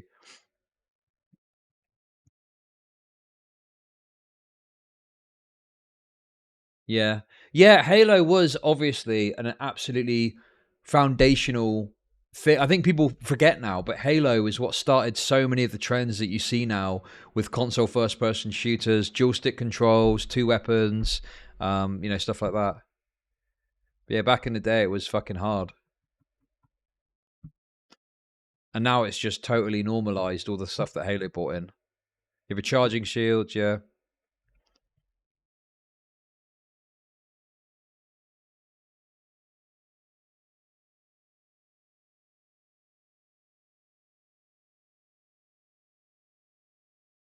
Two weapon limit set the genre back for a decade. Yeah, I think in principle it made sense for Halo, but you know, there's some like it's fun to be able to have a wide range of tools at your disposal. Like in Half-Life, for example. Half-Life is a great example where you just get given all the tools that you want and you use whatever you want to, you know, you can it's a more of like a sandbox type experience.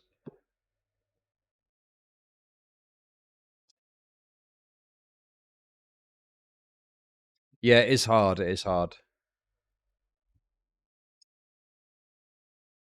Immersive sim. No, not even immersive sim. Resistance Fall of Man had all the guns, but then the sequel they got 2 weapons.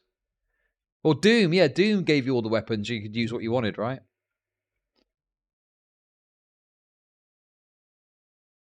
Well, that's I think one of the reasons they changed it was because it was a lot easier to just have 2 guns you switch between with the press of a button. Yeah, Resistance was fun.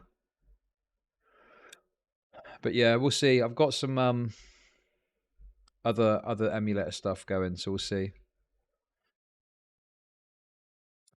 But yeah, times have changed, and if you go and look at the Steam front page, I constantly am like, right, I want to play a new game, and I go and look at the front page of Steam or look at discounts or look at what's coming out, and I'm just like, there's nothing there that excites me anymore. Maybe I'm just getting old. Maybe I'm just getting old now. But yeah. Ooh. Anyway, 3D hentai chess.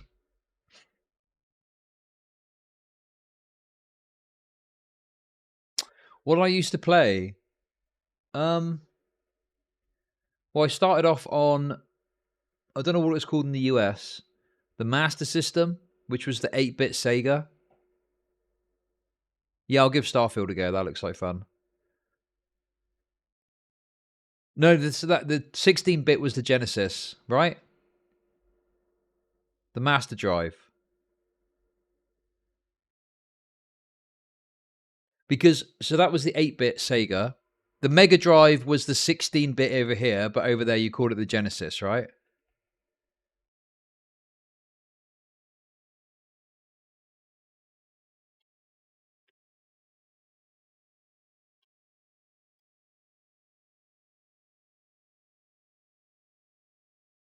Sega Master System. That's what this one.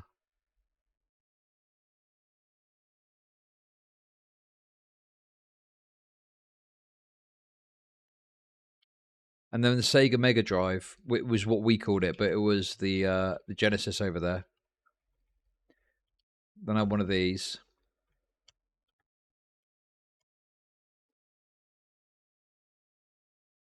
Sega Genesis. Man. Before you could save the game. Remember that? This is before game saves were a thing back in the day. You got to play it all the way through.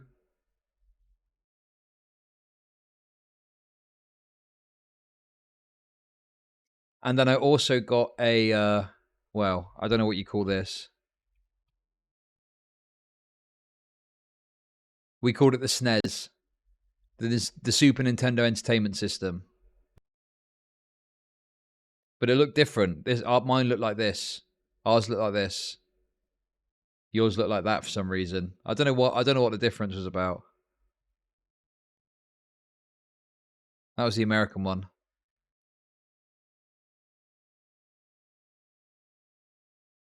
And then, one fateful Christmas, it happened.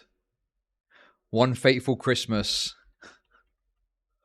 Oh my god! This is honestly hardcore happy memories for me. One very happy Christmas, a young ChudLogic. Their life was changed forever as they were gifted one of these. The Sony PlayStation. Holy shit. This was absolutely a game changer, quite literally. You got to bear in mind the step up. So I remember towards the end of the Mega Drive's life cycle, or the Genesis's life cycle, there was this game.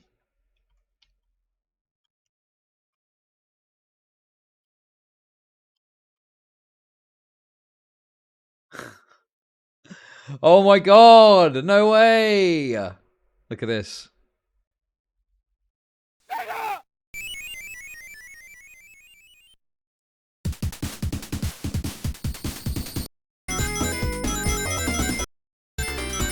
Oh my god, no way!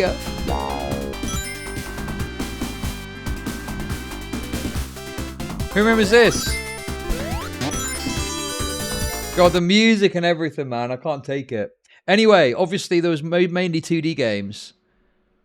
But this was like a late in the day 3D game on the Genesis Master System, Mega Drive.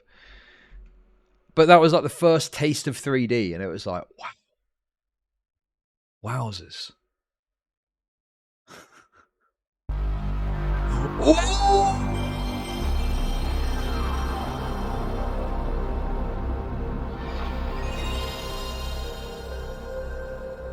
Literal chills, literal chills, literal chills, literal chills.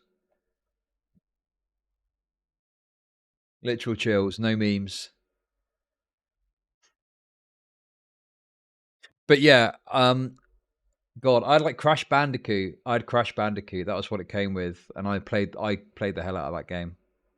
Memory cards. Oddworld's Abe Odyssey, I think, was another early game that I got, which was very captivating too.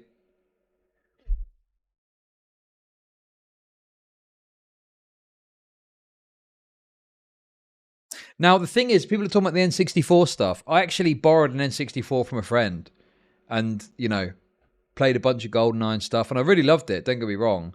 But I never got any games for it really because it wasn't mine. But I played quite a bit of it, and I did enjoy it. But for me, like, my childhood memories are all rooted around, in terms of video games, the PlayStation. God, Resident Evil was just, like, insane at the time. I remember playing that game, and honestly, I don't know if it's possible to be blown away by a video game like that, but maybe it's just because I'm getting old. But playing that game, Resident Evil 2, all the Resident Evils on the PlayStation were great.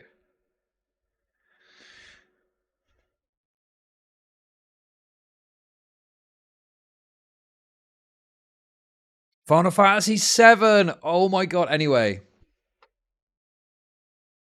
Yeah, I'm 37, yeah. Soul Reaver. So the thing is like my I didn't grow up in like a particularly wealthy household. I wasn't starving or anything, but you know, it wasn't like there was loads of money for games and stuff like that. So oftentimes I would have to survive between games, between birthdays. I'd have to survive on like PlayStation demo discs. You remember the demo discs you used to get? There was one that came with the PlayStation, and I survived off playing those levels again and again and again.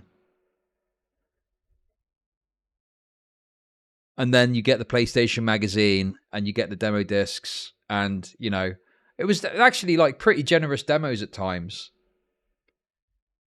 And oh my god, there was this developer thing for, was it Net Euros? Is that what it was called? Net Euros or Net Eurosi or something like that. And people would like make a game, a full game, and they put it on the demo disc, and it was some shitty fucking 2-bit game they put together. But I remember there was one that was like an RPG, and I played that loads, so much. There was one that was like little jets that you flew about and shot each other. Shadow Warrior Reboot. Oh, I can't remember what it's called. I don't know if it's that.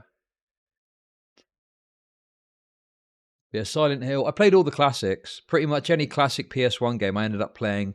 Eventually it got to the point where the local store was renting games, so I'd rent games and stuff. But yeah, it was mainly demo discs and game rentals that saw me through. Trying to go in when I was like 10, trying to get Resident Evil, and they were like, no. I was like, fuck. I have to get my parents to go in for me. Actually, we didn't have a Blockbuster. Well, no, we did. We did actually, but it didn't. The place you would go it was called the Video Game Center. That was where it was at my local town when I was growing up. It's long closed now. Long closed. Video Game Center. Go in with a couple of quid. Try and get the 15 game. Get refused. I can still remember walking in there. All the games laid out there. Classic. Yeah, eventually, actually, I think,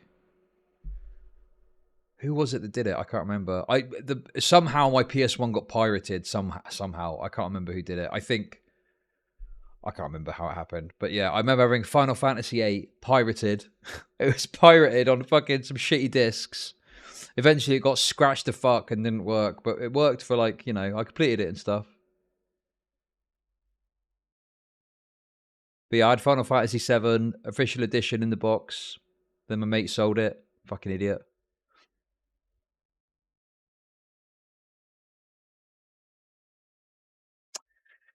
But yeah, man, Jesus, I could spend all day talking about this shit. I am a gamer, okay? Gaming is becoming a bit boring at times now. I love Apex, but I just haven't really played it that much recently.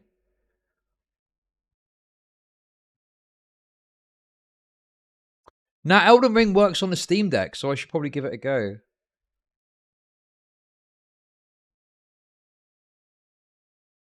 Fruit Ninja. Man, I don't know. Man, do you know what? It is funny. Like, my kids, like, when they come around, my boys want to play on the Xbox or whatever. So they have a little go at, you know, they don't really know what they're doing. Like, they'll play Minecraft and just dig into the ground and then be like, Daddy, can you help me get out? No, solve your own problems. But, you know, they can play to a rudimentary level on, like, GoldenEye. They'll play GoldenEye and just run around and, you know, the auto-aim's so generous, they'll just end up shooting the people. And be like, look, I shot him. I'm like, yeah, it's kind of easy, but well done, I guess. But, I don't know, man. It's like, not the same as it used to be.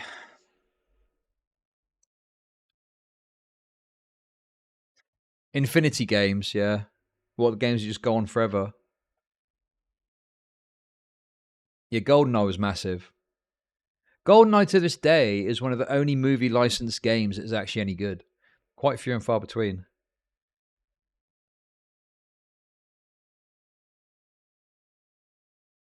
Yeah, they've got tablets and they play games on that, but it's all like running games and shit, you know?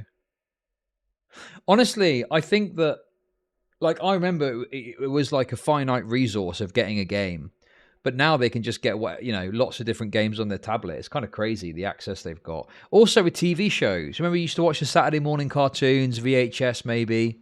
Now they've got like an entire library of shit they can watch whenever they want. I wish there was a way, just for like a week, that I could probably arrange it, I guess. But you just have it so they have to go through the experience that, you know, like, it's not always been this easy, kids, all right? I mean, I'm just getting old, I think. That's the problem. Oh, Spider-Man 2 was great, yeah. The web swinging mechanics are brilliant. Yeah, back in my day, I had to walk 20 miles to play a game. Yeah, exactly.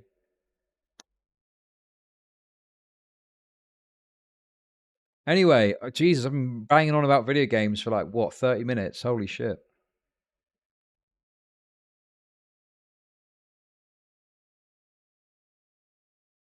Well, yeah, I mean, you know, obviously there's some disagreement about this, but I do want to eventually get my kids a video game.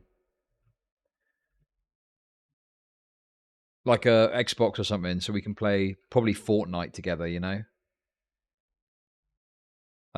That's probably the thing we'd have to play.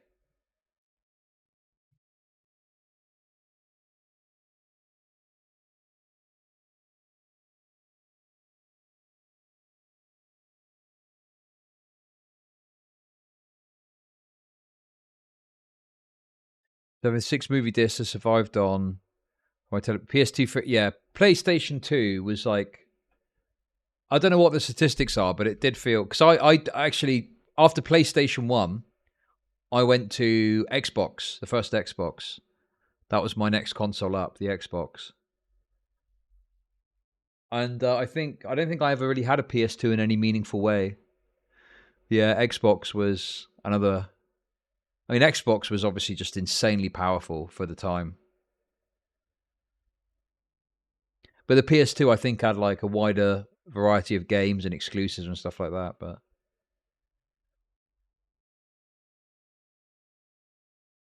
yeah, PS2 was again. I mean, I think that's the other problem too. Is it feels like we went from like, you know, it's like it's slowed down. The progression has slowed down because we went from Master System to Mega Drive to like PlayStation N64. That was a massive leap.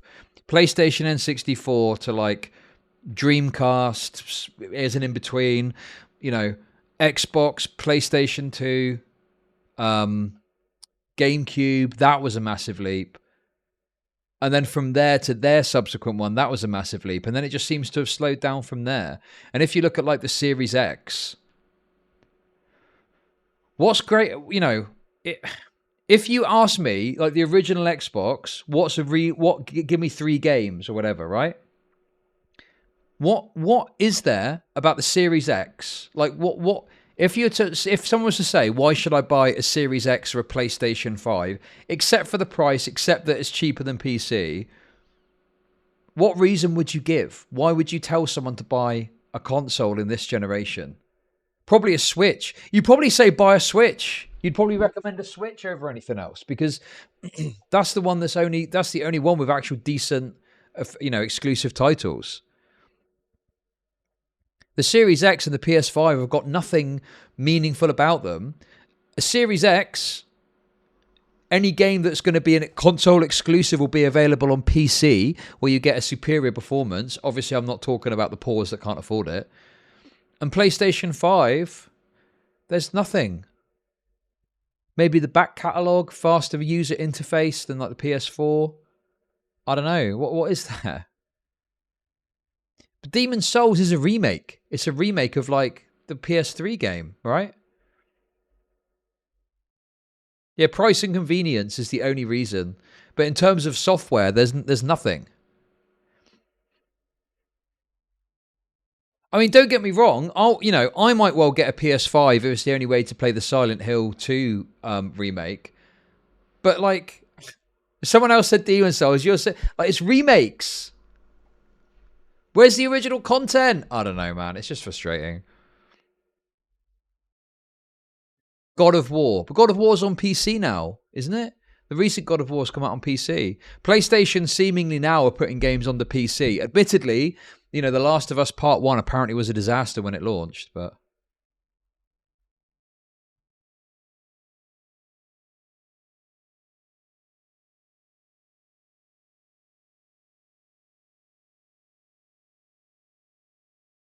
Okay, anyway. You're linking me some other stuff. Let's have a little look. So first of all, we got this. Bo Blacks has been tweeting, I saw.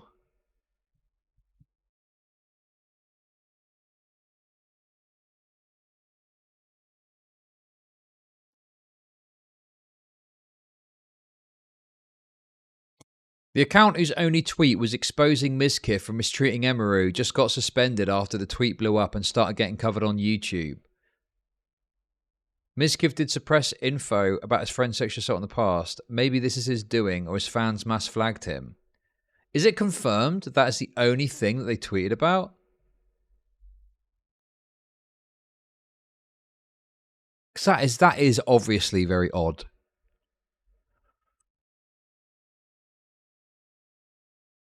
But I'm willing to put it down to some other, you know, that in itself wouldn't be a problem. But then when you've got the fact that Exerto deleted their tweet about it as well, and then on top of that, you got the fact that any LSF thread is getting taken down. Yeah.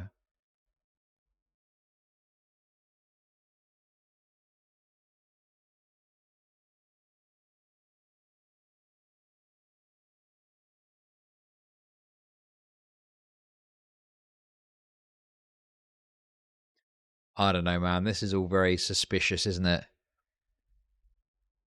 Because even if you look, Dexerto's tweet is not anything particularly bad. People are saying it's because this autism takes person is a stalker, but that just sounds like cope to me.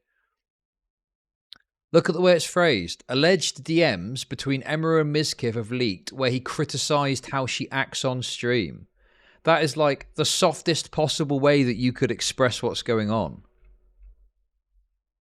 But yeah. That is exactly what happened. That is precisely what happened. Why did they delete it?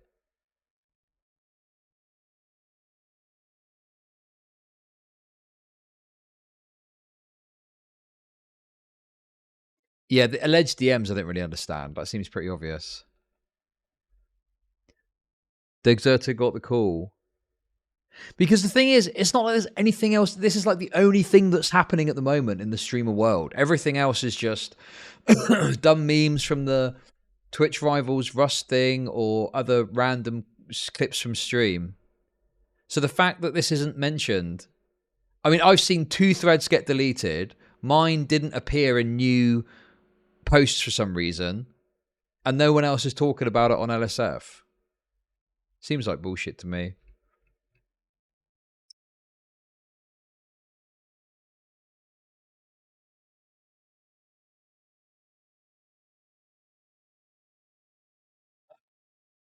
Anyway.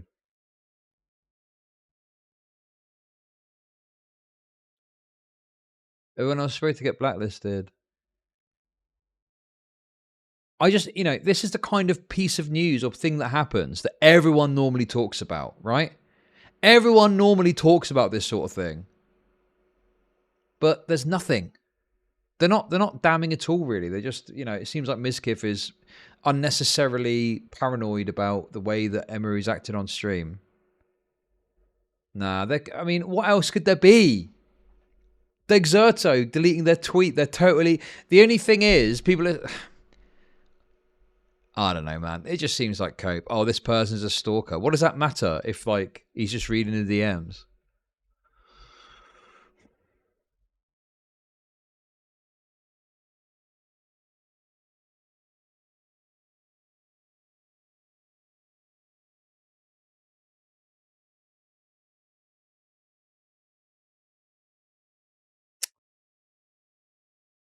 It's just a coincidence. I mean, I don't want to get too schizo, but what other explanation is there?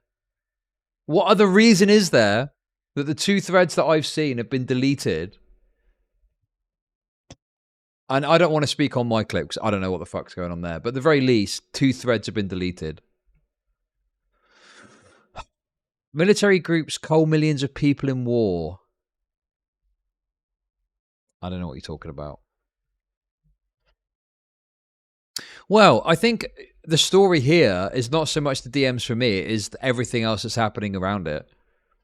And my guess is MIZKIF just feels it's embarrassing. I don't know if it's anything beyond that for him. I don't think it's damning that he's a abuser or a raper or something like that. Mo Black should be careful.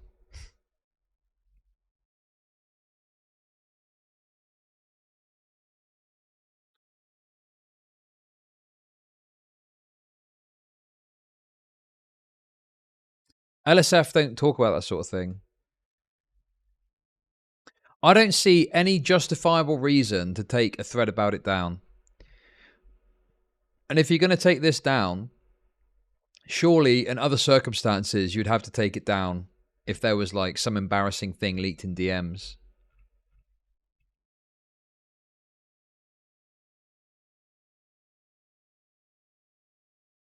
But yeah, I don't know, man.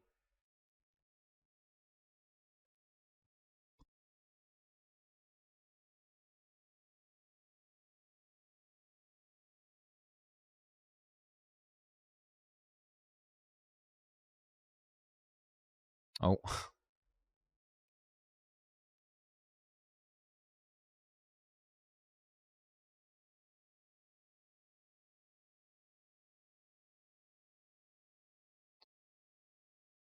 Of course, we need to know about the full 3D scan of the Titanic. So obviously, if there were tweets about these DMs, we wouldn't have seen about this Titanic thing. So that seems to make sense.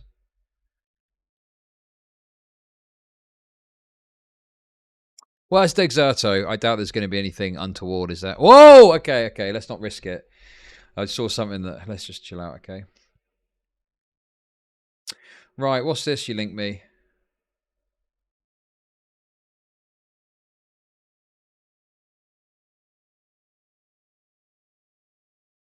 Twitter provided privileged access to banning Queen Taylor Lorenz.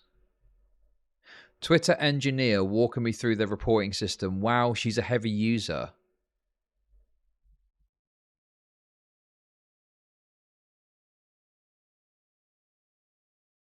Oh, it's in the thread. Shortly after Elon Musk bought Twitter, Taylor Lorenz got apologetic writing that Twitter was opening the gates of hell by letting banned accounts back.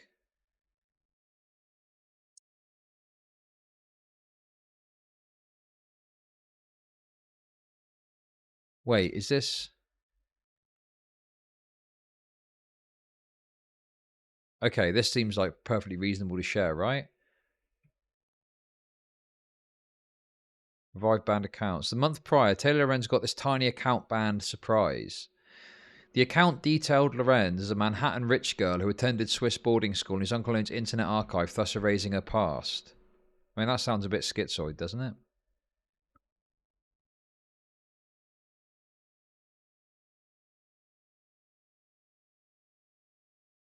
I don't know about the erasing the past bit, but the rest seems pretty fair to say.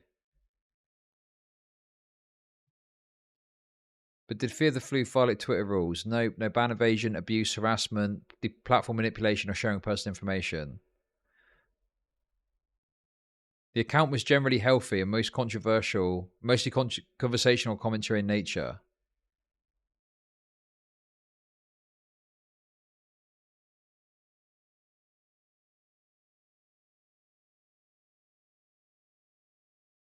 Okay, what am I looking at here? Is this Twitter's reporting system?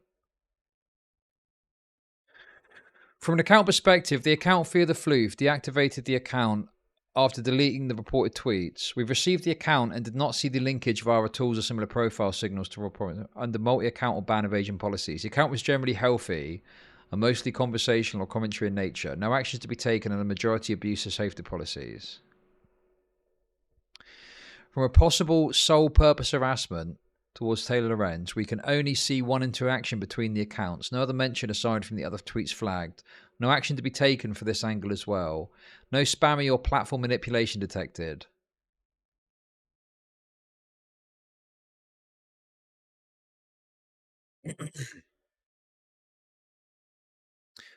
From the tweets flagged, we have not seen any personal identifiable information shared based on our posting private information policy. No action to be taken for the tweets below.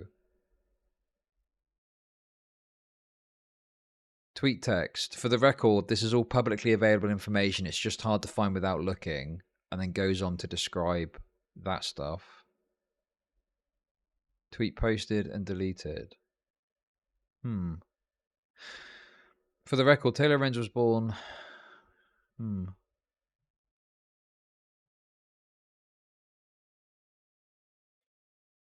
Nonetheless, Twitter suspended the account because it violates the Twitter media policy. The account then deactivated. A month prior to that, Lorenz went after Dr. J. Bhattacharya for tweeting an email by a friend, an iterant blogger, Walker Bragman. Bhattacharya tweeted a harassing email Bragman sent him and it had Bragman's contact info. Hello, Taylor Lorenz, a reporter of one of our partners, just flagged this tweet to me that shows the email and phone of Walter Bragman, a journalist who's writing a story. Please note that Walter Bragman is not one of our partners, however he's verified and turned his tweets private, suggesting this tweet is causing unwanted attention. Please can you review this tweet?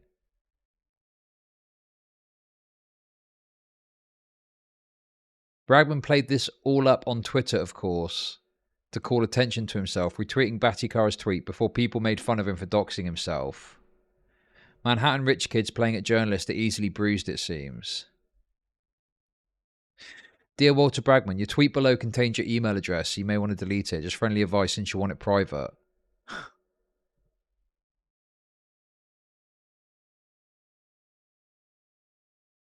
Okay, this is getting a bit schizoid here, isn't it? Bragman's game is to constantly accuse people of being cock-funded. FYI, Soros funded me to give the plenary talk at the 2009 BMJ conference on arresting journalists, but that's not me being a Soros-funded journalist. Ooh. Okay, he's saying he isn't Soros-funded because of this. Cock is funnier. Cock is funnier. Several of Lorenz's past reporting targets tell me she seems to work in concert with her sources. After Lorenz doxed libs of TikTok in the post... Oh! Alejandra Caraballo. Oh, I know that person. She's that annoying trans person, isn't she? You know she is. She's the one that did the retarded pizza box thing. Sent Twitter a private letter to remove libs of TikTok. Lorenz quoted Caraballo in the post the next month. Good morning. I'm reaching out on behalf of a coalition of multiple LGBTQI+ and anti-hate organisations that have come together around our grave concerns about the imminent public safety risk posed by libs of TikTok account. God, these people are fucking grotesque, I swear to God. They're so gross, trying to squash speech like this. Look at them. The attached letter details the account's hateful conduct and the impact it is having on children's hospitals, LGBTQ community events and venues, and LGBTQ teachers and school staff. We believe that the account is directly inciting violence and hate against the LGBTQI+ community. We ask that Twitter take action to suspend libs of TikTok permanently to prevent further harm to the LGBTQI+ community, as well as address the torrent of anti-LGBTQ hate allowed to flourish on your platform. The letter is not public and is only addressed to Twitter executives. Ooh, little sneaky. We would like to schedule a meeting within the coming days regarding this matter. Fuck me.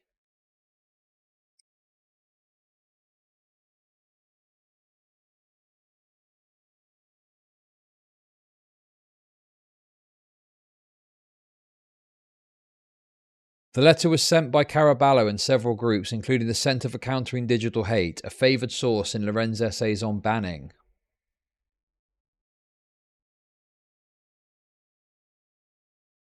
Jesus, man. I asked Caraballo what came of the meeting with Twitter and to see the letter they sent, but got no response. I also don't know if Libs of TikTok was successful in getting Caraballo suspended for harassment. Oh my God, also Caraballo's the person where she was banging on about the dangers of people on Twitter saying shit and inciting violence. And then that person showed her tweet and was like, what about this tweet? And Caraballo was like calling for public servants to not know peace and to just be harassed in public and stuff like that.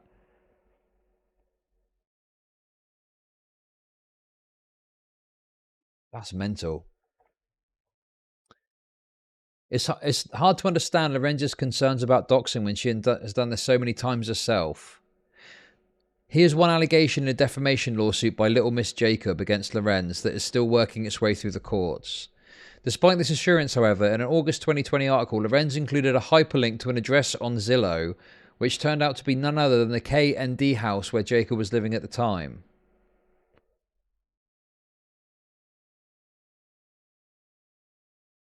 Fucking hell. That's pretty crazy, isn't it? At the end of July, the influencers told they would have to cover a large share of the rent. They all felt the crunch, and the dream of living and working in a mansion with friends turned into a living nightmare, Miss Stanton. But early August, half the residents had moved out. The house itself had been relisted for sale on Zillow. By publishing the address where Jacob, a single woman, resided, Lorenz knew she was reneging on her assurance. That she did so anyway evinced a malicious desire to harm plaintiffs. Particularly because when Lorenz herself faced online harassment, she said in a teary interview on national television that she suffered severe PTSD and felt like any piece of information that gets out on you will be used by the worst people on the internet to destroy your life. Evidently, she did not mind subjecting Jacob to the same fate.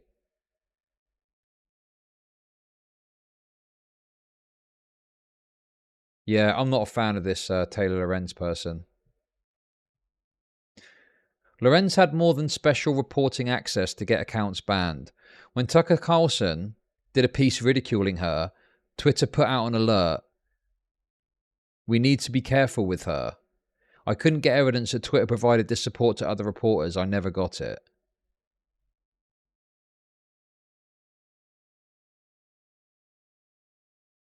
Hang on a minute. What? Hey, Get Team. Can we please monitor the conversation around Taylor Lorenz? She was specifically targeted by Tucker Carlson on his show tonight, and I think she's going to be in the center of an abuse campaign on the platform. She's had tremendous trouble with abuse on here before, and we need to be careful with her. Thank you.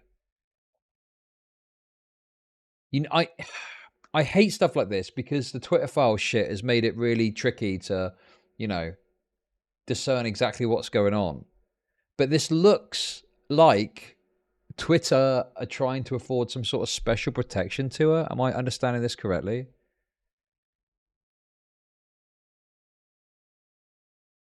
Like, I don't really understand exactly what it is I'm looking at. Is this like a ticket or something? A support ticket? I can't see the date. There's no date on this.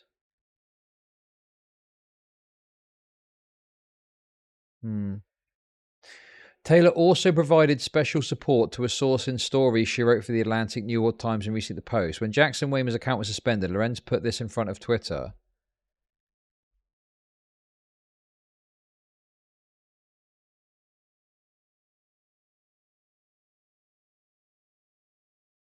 Lorenz had incredibly unorthodox reporting tactics. Here's an affidavit signed by someone she quoted in the article about Little Miss Jacob. For your information, this person is a minor.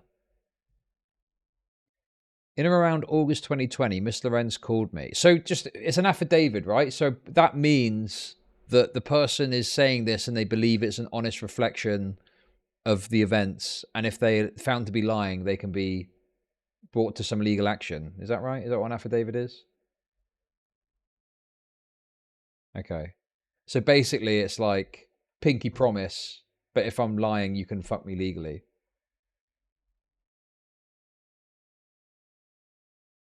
Two years ago, don't care. Why not? I'm not watching the lab video. You've got to be fucking dreaming. In around August 2020, Miss Lorenz called me again. This time her tone was very different from the first time we spoke. I recall her asking me if I was still working with Miss Jacob, to which I responded yes. She followed by asking if I had heard all the stuff going on with Miss Jacob about her manipulating talent, behaving badly, and other things that sounded very negative about Miss Jacob and influences. She told me she had spoken to Alex Mazzo, Emmy Combs from Girls in the Valley, and other influential creators who had been managed by influencers at one point in time. Although I felt pressured to give Miss Lorenz negative information about Miss Jacob.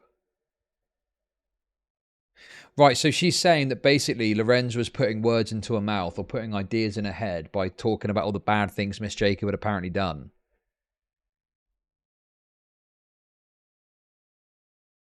And they were like, well, I've not noticed that, but felt compelled to say something negative. But they hadn't experienced the interactions. My response to Miss Lorenz was that I knew Miss Jacob for who she was, and I didn't experience what she was describing. Miss Lorenz continued to share more negative information for a few minutes, but I did not go along with what she was saying. This seemed to anger Miss Lorenz, and she seemed pissed. She became very short with me after I did not share negative information about my manager when we ended the conversation. Obviously, someone's recollection of events, and apparently they were mine at the time, but obviously sounds bad. I guess this is like a... I mean, some of this is just going to be hashed out in court, I guess.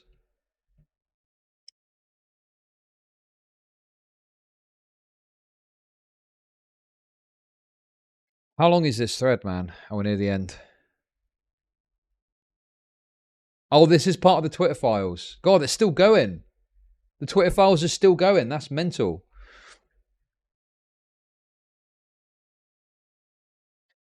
I mean, he sued Lorenz over the article, and she then began sending messages to gin up a DOJ investigation against him. This email Lorenz is sending around is for Assistant U.S. Attorney in New York. It's insane. I think he blocked me from being able to see his story. You should reach out to Ryan Finkel at usdoj.gov. Do not say you got the info from me, but I heard he's a law enforcement officer that's been reaching out to other kids who have been scammed, attacked by Arya. Okay, this is like not what... Hang on a minute. This seems well beyond the bounds of what a journalist should be doing. Surely. There's no way on earth a fucking journalist should be suggesting people email government officials like this on, you know, in this context.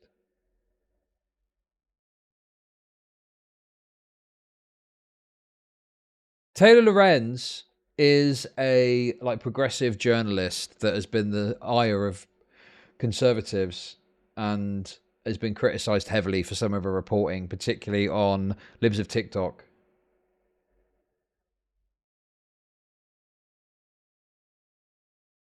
Do not say you got anything from me. Reach out to because being scammed. I would hit him up. Again, just do not say you got this info from me. I got it from another person who wants to stay anonymous, but feel free to pass that email around. Yeah, that's nuts. That's fucking nuts. Definitely received a subpoena from the Southern District that read like a rip and read of Lorenz's article. The investigation dragged on for 3 years. He recently received this email to pick up his laptop that was confiscated. I was never charged. Mr. Tooth. It appears a search warrant was conducted in January 2020. In the execution of the warrant, an Apple MacBook belonging to you was obtained. I'm writing to check if you would like the MacBook back. If you would not, that is also fine. Please let me know. Jesus. Neither Lorenz nor Cameron Barr with the Post responded to questions. Yep, that sounds nuts.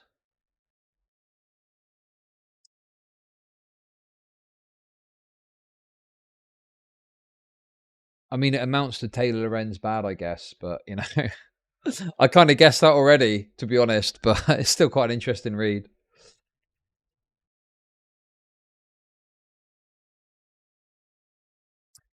I'm honestly amazed the Twitter files is still going. I thought it was sort of a done deal, but yeah.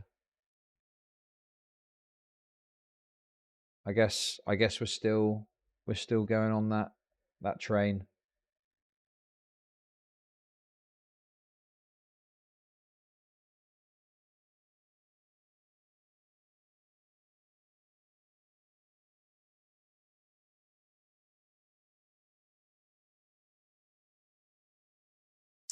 Yeah, I mean, yeah, I don't know what the other ones are like, but anyway, there we go. What do you reckon? It seems like a lot of you don't know the fuck Taylor Lorenz is, so if you don't,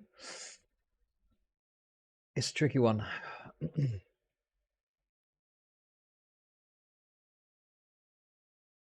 Yeah, that Caraballo person.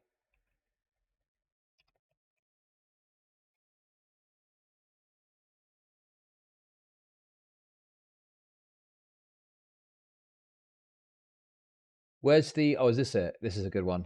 Ranking member of the subcommittee, Ms. Mace. Thank you, Mr. Chairman, and I agree about social media and the comments today about it being an extremist recruitment tool, but I see it, I believe, from both sides of the aisle. Threats to our democracy come from those who seek to undermine our Constitution and our three branches of government. We've got to take a stand to support the Constitution and the rule of law against those who debase our society with violence or harassment of government. Before you Google, I went to a small private Swiss boarding school, tuition is 90k. Being surrounded by privilege only highlighted the immense disparity between what I grew up with and what others didn't. It's why it's so important to understand personal experience and not universal. I went to a public school my entire life, aside from a short study abroad semester for US students that in zero ways cost 90k.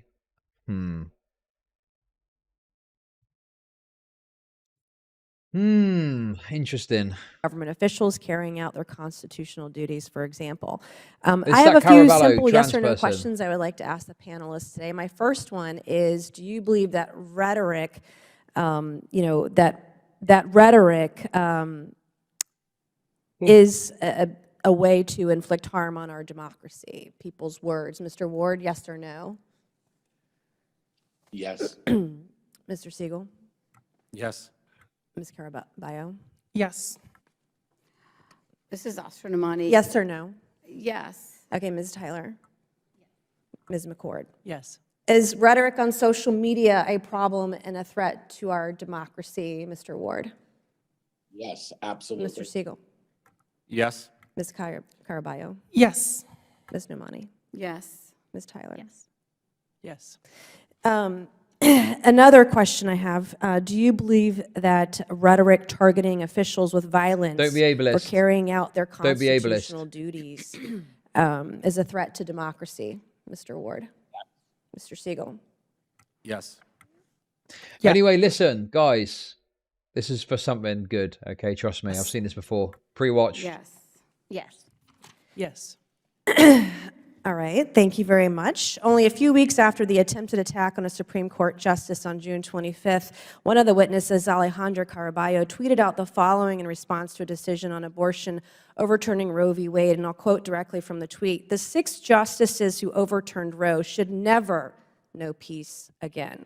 It is our civic duty to accost them every time they're in public. They are pariahs.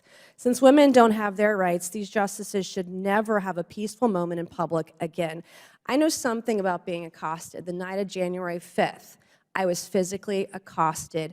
Imagine answering yes to that question when you've tweeted stuff like this out, and then imagine it gets brought up in a big old fucking image in front of you. Oh.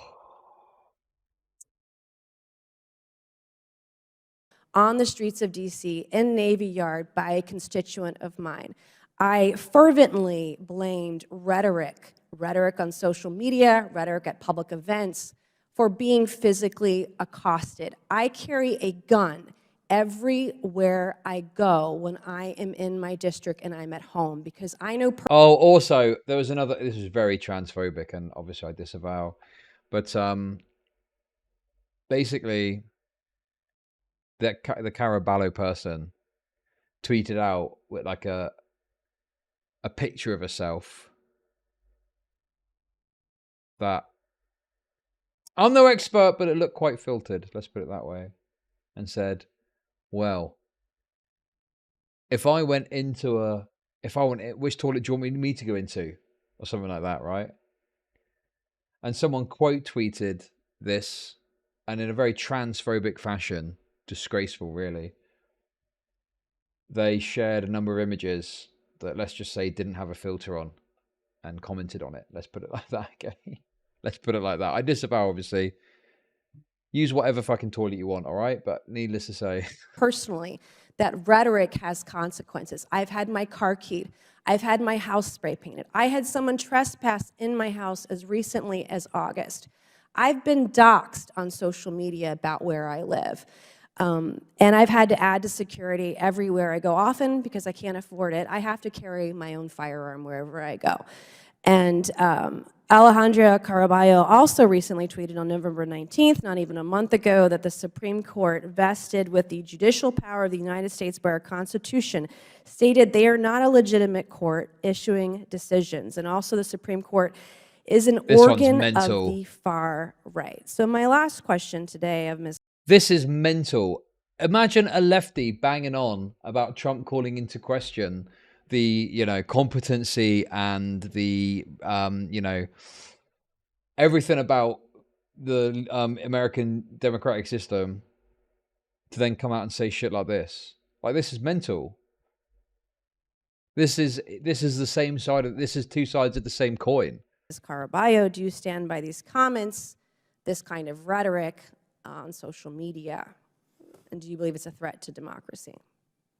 Thank you, Representative, for the opportunity to clarify and provide context to my tweets. I have a question. Is it yes or no? Do you believe your rhetoric is a threat to democracy when you're calling to accost a branch of government, the Supreme Court? I don't believe that's a correct characterization of my tweeted, statements. Though. Did you not tweet that? That you thought that Look at the this Supreme guy Court changing justices it. should be accosted? What I'm saying is that yes that is not an accurate characterization of my statements. On June 8th of this year, a man was arrested near Justice Brett Kavanaugh's home in Maryland. He told law enforcement officers he wanted to kill a Supreme Court justice. He was found Look, I don't care if you think that politicians should be blanked where they stand. That's fine. But you don't get to fucking play this game where you say how bad rhetoric is and then engage in exactly the same kind of rhetoric that you could criticize others for. That's fucking insane to me. with a knife, with a pistol, 2 magazines, ammunition, pepper spray, zip ties, a hammer, crowbar, and duct tape. The threats that members of Congress, the threats that branches of government face on the left and the right, as was mentioned by the chairman earlier in the committee hearing, what happened to the speaker's husband is every member's worst nightmare. So it's clear to me that we have to call out the threats to our democracy emanating from wherever they come, whether it's the right or the left. It is incumbent upon every one of us to call it out on both sides of the political spectrum and recommit ourselves to the Constitution and the rule of law. I look forward to working with anyone, Republican or Democrat, as you know, Mr. Chairman, to address these threats from within and without. And I look forward to inviting more people who actually know what they're talking about to our witness panels in the 118th Congress. Thank you, and I yield back. Thank you, Ms. Mace. Damn.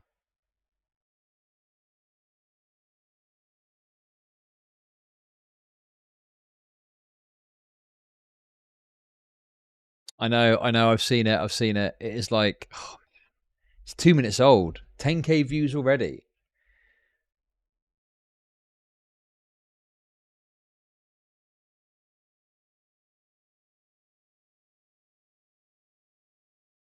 I don't normally react to content this soon. But I don't know, man. Maybe I'll make an exception here. I think I've got to, haven't I? I'm not going to be streaming until Sunday. I'm in London for the next couple of days, so I think I need to kind of wrap up everything I can. I am a no content Andy. This is true. This is breaking commentary. Okay, if you watch my coverage of it, make sure to go and give to the original video by watching that with the sound turned off, okay? Anyway.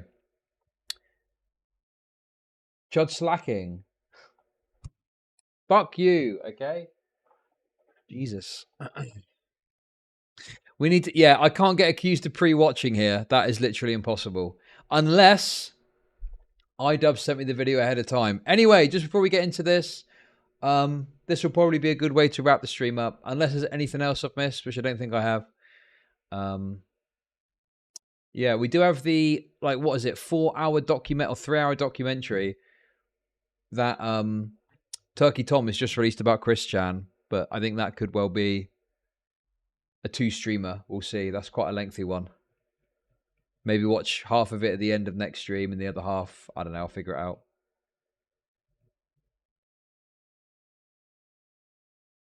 Are you not going to do some begging to extend stream? I would never ask for money to extend the stream. That's insane. That's like weird behavior. Come on, guys. Give me an extra sub and I'll go an extra 5 minutes. Nah, that's cringe. I got stuff to do anyway. I got a pack and shit for tomorrow. But anyway, I will stream for another hour, okay? Something like that. In the meantime, if you want to support the stream, nothing to do with the length of the stream, but if you want to support the stream. Nice Wick TV impression. Wait, who does that? Does Wick do that? What? Who does that? What, they say, I'll extend the stream if you give me money?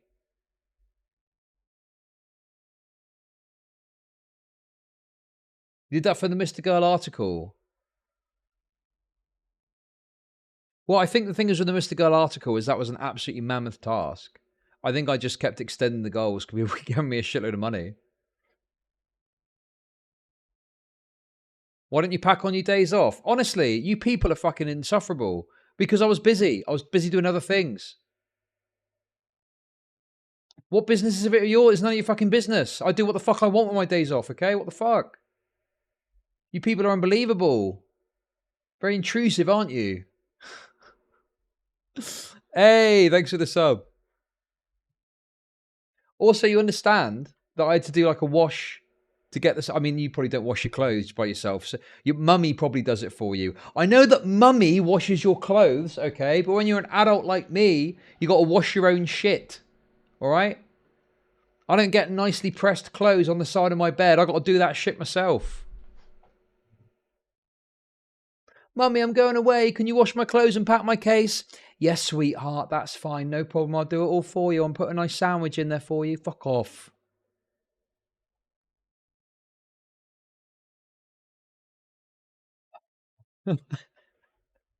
Anyway.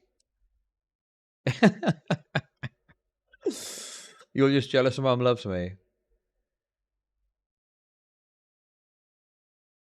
So I'm not saying it's hard to watch. Okay, I don't know why I bother arguing with you when you're probably just trying to wind me up on purpose.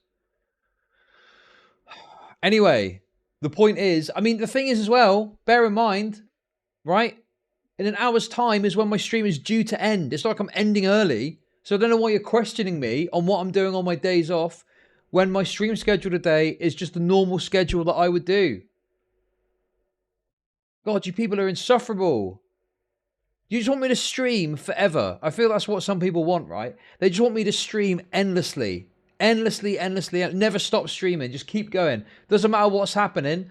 We want content 24/7. I want to be able to tune in to you whenever I want and you be talking about something I'm interested in. No content? Don't care. Keep going.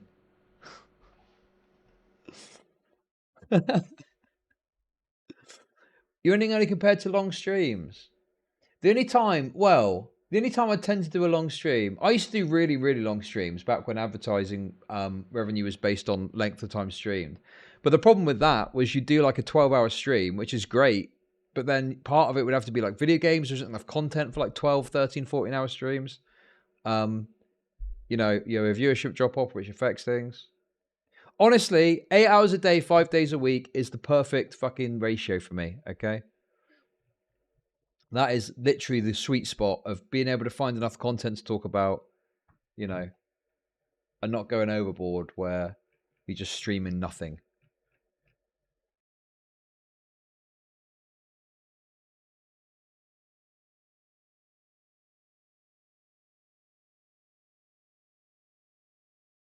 Yeah. Not a wagey. Yeah, that is true, actually. But the thing is, I agree with that. I probably do have some conditioning somewhere to work a set amount of hours or something. But I don't know what else I'd do with the time. Even if I was able to just stream 4 hours or 3 hours a day, 3 days a week. Yeah, as Nerd's right, it's been a bit of a slow month for the drama side of things. I had to pivot back to some lav content to get the drama flames going. Wagey brain war, right? True. Anyway, guys, support the stream. One more sub needed. 2,200 bits. Every single cent, you get a step closer to my close personal friendship. I think we're kind of done with the laugh stuff now, unless something else happens. People keep talking about the documentary, but I'm sorry, guys. I'm not going to watch an hour-long documentary about gender shit. I'd rather just massage my temple until I pass out.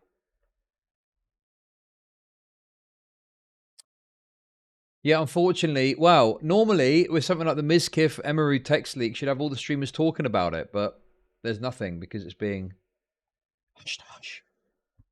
Hush hush.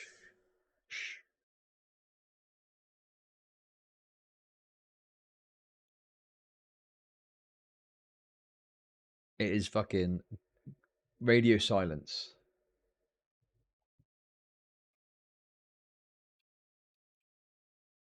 Okay, we go, guys. Let's get into this. Right. So, iDubbbz, just to tee this off, iDubbbz has released a new video. It's called I Miss the Old iDubbbz. So, presumably, this is a response to the people who say how much they liked iDubbbz's old content and feel he's become a cringe soy cuck now, okay?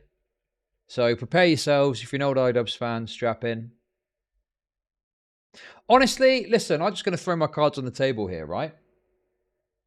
I was never like a massive, massive old iDubbbz fan. Like, I was never like massively into him and followed all of his work. But I knew the key memes. Like, I did remember, like, when he went to Tanamon Yo and said the N-word. The Content Cop stuff was good. The Leafy Content Cop was obviously really funny. But I know he's done a lot more than that. But mainly it's the kind of meme stuff that I used to know about. But, you know, I can totally understand if you're someone who is really engaged with his content, you're obviously going to find it a bit annoying that he's changed like this. And also, there's obviously this issue that it feels like he's being like hypocritical because he's saying something now and like years ago would have said something different. But he claims he's grown. He claims he's a different person. Let's see what he's got to say for himself. For a while, I felt like if I changed my content over time, that people would see that as a reflection of who I am and what I value. But I'm starting to realize that that is a very weak and passive way to, you know, run my channel and live my life. So I think it's, you know, if I'm going to have the balls to go to Tana's fan meetup and say slurs at her and then make a video about how it's okay to say slurs, I think I should have the balls to make an apology video and take accountability for... Oh no, please. Not that exact thing. Anything but that. That was really funny. Oh my God. Spare me! For the mistakes I've made. So that's what this video is. I've realized that I need to be crystal... Also, yeah, he's mischaracterizing what the point of that video was. The point of that video wasn't just that it was okay to say slurs. The point he was making was people freak out about this one word, which is true, by the way, which is true to this day. People freak out about this one word to massive degrees, and there's other words that are considered more permissive, or you can say in certain contexts and it's okay. But the N-word is like seen as something you can never say no matter what, which is obviously absolutely insane. And anyone with more than 2 brain cells to rub together can see it and agree with it. And that's not an argument that it's okay to say it. It's just saying, hey, isn't it kind of crazy that we put it on this enormous pedestal to the point where it's bad to even utter it? And if anything, since he's made that video, the social and professional and whatever consequences of that have reached an even new high, to the point where people will justify physical violence, you know, for someone that's using that word in some cases. Like, it's mental. Crystal clear about what I believe, so there's no room for ambiguity. I am responsible for creating a lot of hurtful and damaging... Okay, who's this? Fucking Abel Nuki, okay? 36 comments, clearly retarded. So the best way to make his point is to go up to Tanner and say it for some reason. I'm going to get one guide left, right, and center, okay? Because I don't care anymore. I'm not saying that's the best way to do that. Obviously, that is an extremely provocative, obnoxious, and, edgy thing to do, of course. But what I'm highlighting very simply is that he's mischaracterizing what the point of his video was. It was never that it's okay to say slurs. It was, to highlight the insanity of putting it on a pedestal. He could have made that point without going, but it was funny. So there we go. Content on this channel. And I've also created a culture of apathy and, I don't know, a lot of like cruelty as well. Like, some of the videos I've made have been very, not edgy. I don't think they some of these videos were edgy. I think they were just outright cruel. So I don't want people to, that's why they were confused about, where I stand. I have made some cruel, hurtful content, and I need to acknowledge that, and I'm really sorry that it's taken me this long to acknowledge. If I ever do this, take me out back and put a bullet in the back of my fucking head, okay? This is insane, man. What the fuck? Treat me like old Yeller. I'm sorry about that time that I said the mean thing. Yeah, okay, Chud, no worries. Come on. Let's go outside. Let's go outside. It's okay. Acknowledge it. The content I'm talking about specifically are content cop videos and videos where I was just generally criticizing people for very lackluster reasons and, obviously didn't have any accountability online whatsoever on my end. I was morally grandstanding and acting as if I am any better than any of these people that I was making content cop videos on, and I'm not. I'm a human. I'm a real human who makes mistakes, and I make a different set of mistakes than the people I was making videos on, but it doesn't matter. I don't think anyone deserves that level of cruelty or hate. It's also indoctrinated a lot of people into thinking that this is an okay way to behave, and it's not. It's super irresponsible and shitty. I am very insecure about my ability to create interesting content or like entertain. It's gotten better over the years, but it's something that I have struggled with constantly. And it's one of the reasons why I, kept making this hurtful content. I ended up pivoting it into other things because I felt... Yeah, I think that's another interesting angle as well. And maybe I'm going to get pause-andied on this. What about all the money you made whilst you did that? Like, it's all very well going, yep, sorry about that, guys. Oops. What about the absolute mountain of money and fame that you've accrued from that exact kind of content? What happens to all of that? Obviously, the fame thing is kind of immaterial. Like, there isn't anything tangible there. But, like, the money, I don't know. Like, wouldn't you go, okay, look, right, listen, guys. Okay? In order to account for the harm I've done, I've decided to donate a nominal amount to some charity that deals with bullying or something. I don't know. Donate to black-owned businesses. Oh, my God. I don't know. Like, what the fuck? It just seems so weird to me that you can just reap the rewards of all of that kind of content and then just later on go, yeah, sorry about that, guys. Bad about it, like, innately. But it's still something that I struggle with, and I don't want you to interpret that as an excuse, but I hope that that is relatable to other creators who maybe struggle with the same thing. I'm not confident in my ability to entertain, and I think if I had to rely on my personality to entertain people, that I wouldn't have any amount of success, and that is really hard to come to terms with. I was being very bigoted. Oh God, the commentary guys are not taking this well. They are not happy with this. There's a lot of mockery happening right now. It's everyone is shitting on this video. Holy shit, man. In a lot of my videos, and I justified it because, I didn't think it was too serious. And I thought that people were going to see that I had good intentions, but that's so silly, Casual racism is still racism. casual bigotry is still bigotry. Oh, God. And, you know, I said a lot of things that I look back at and I cringe now, and I'm like, that is an awful thing to say. It doesn't matter what my intentions are. Like, if I'm hurting people, I'm hurting. Wait, okay.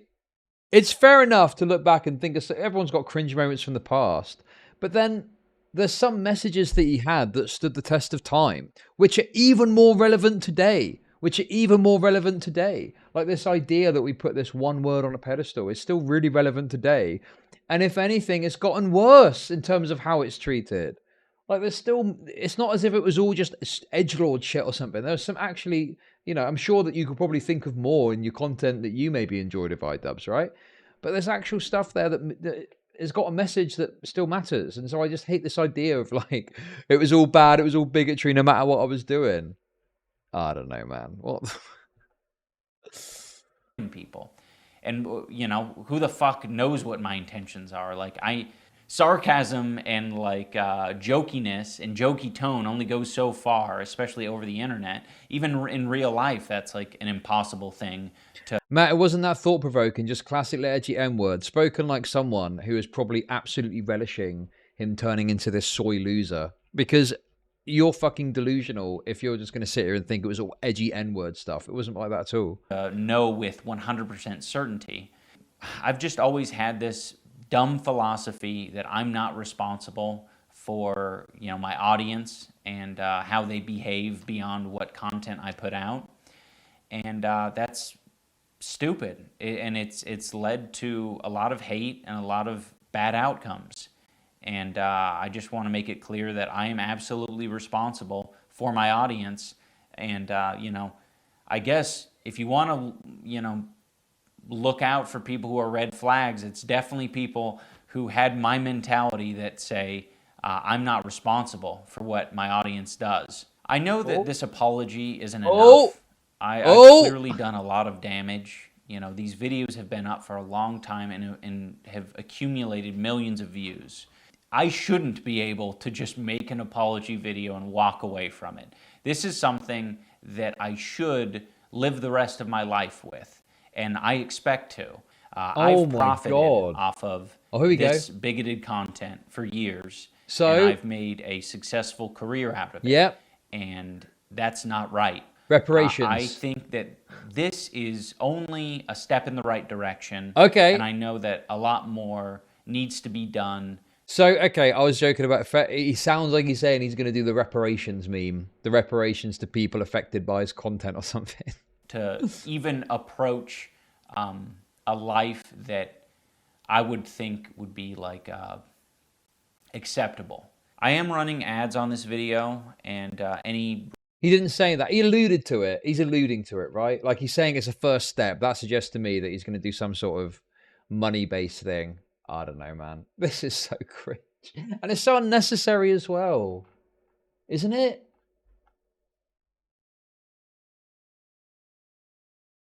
Okay. I'll listen again.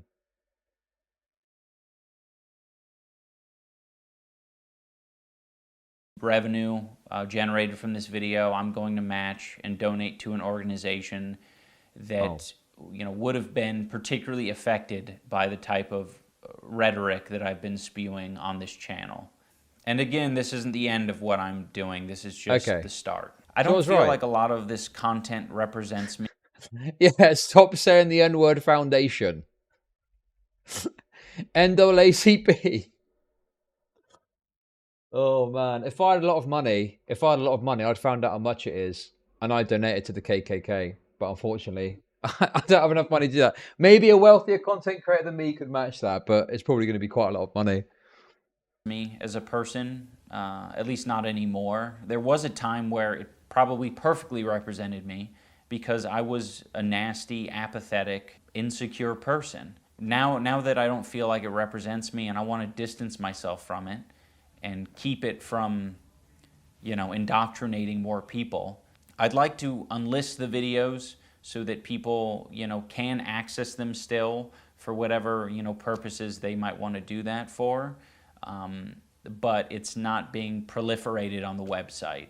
Yeah, I mean, that's another fair point as well. What's the worst thing he did? Like, I mean, to me, the fact he's referencing the Tana Mongeau thing, that to me indicates he probably thinks that's the worst thing he ever did, right? Is that like the worst? Like, what did he do that was this bad that deserves this big apology? I don't know, man. Maybe we should go back eventually and watch some of it. You should check Twitter if you follow any commentary types. They're not happy.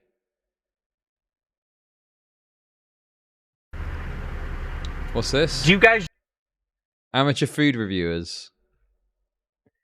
Okay, is the worst thing just saying bad words? Like, what? I mean, yeah, maybe being mean or something, but it just seems so extra. I feel like that's the best solution, at least for the time being. And for anyone who liked those videos, I want this video to be an example and a lesson for you. You know, you can like content, but you can also think that... Thank you for the $5. What's this?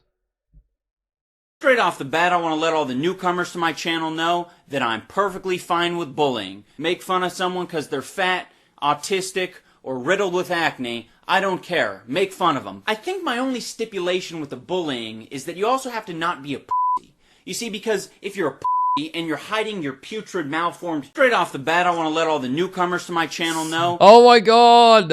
Okay, listen, that era is over, guys. It's done. Finito. How times change, eh? That it's irresponsible and it's hurting other people. So just tap into that part of your brain that's saying like, oh, okay, it's probably not that important that this video stays online, because truthfully, I've seen it, I've experienced the content, but it's done a lot of damage. We can just let it go. I'm sorry to everyone that I made content cop videos on. I still don't like the majority of you, and that's fine, but I can recognize that you did not deserve the hate and harassment that I sent your way. Oh my god. I particularly want to apologize to Tana. Tana, I'm sorry. I should have never made that video. I harassed Tana in person and then harassed her online, and that's deplorable behavior. It's so stupid. It's over. I'm also... iDubbbz bros.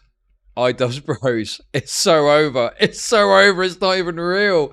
He's doing a blanket apology to all the commentary cop targets.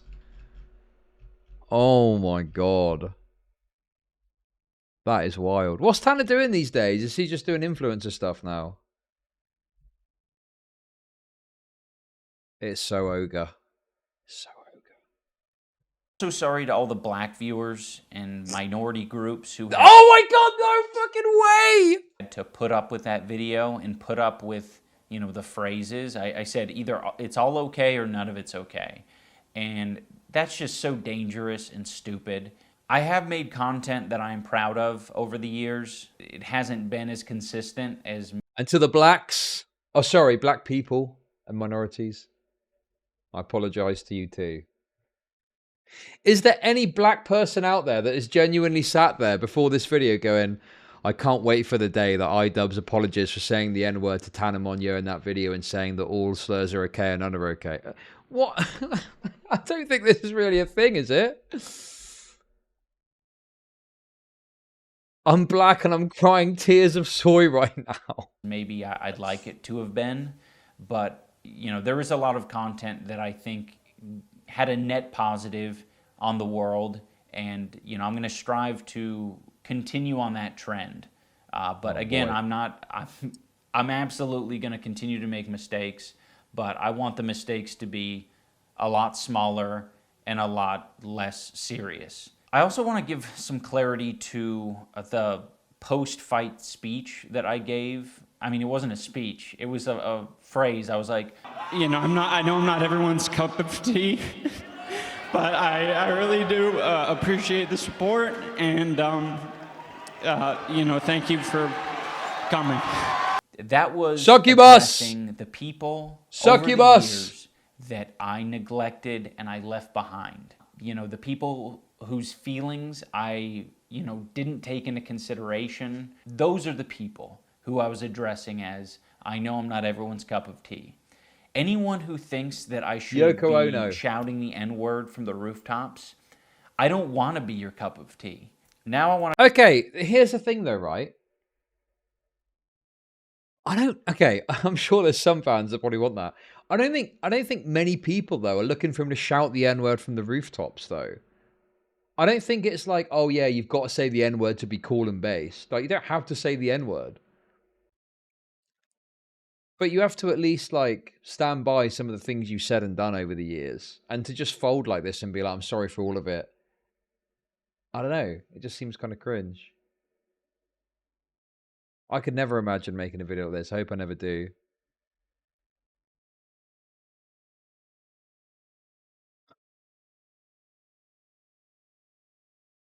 He's got to get a lot of N-words out to redeem this. I want to talk about events and situations that have happened over the past 5 years of my life that have led me to the place I'm at now. One year I was at a convention and a bunch of fans were, wanting pictures, and this particular fan came up to me and said, I know you probably don't like transgender people, but can I, get a picture? That smacked me in the face. I was like, oh, holy shit. Why would you think that? But I mean, it was fairly obvious. I was being cruel, hateful, bigoted, and being very uncaring about people's feelings. That is a very fair assessment to make. I was giving this person... No, this person is... Why would you assume that he doesn't like trans people? That's the person being like unreasonably sensitive. Unless iDubbbz has come out and had like diatribes against trans people. I don't know.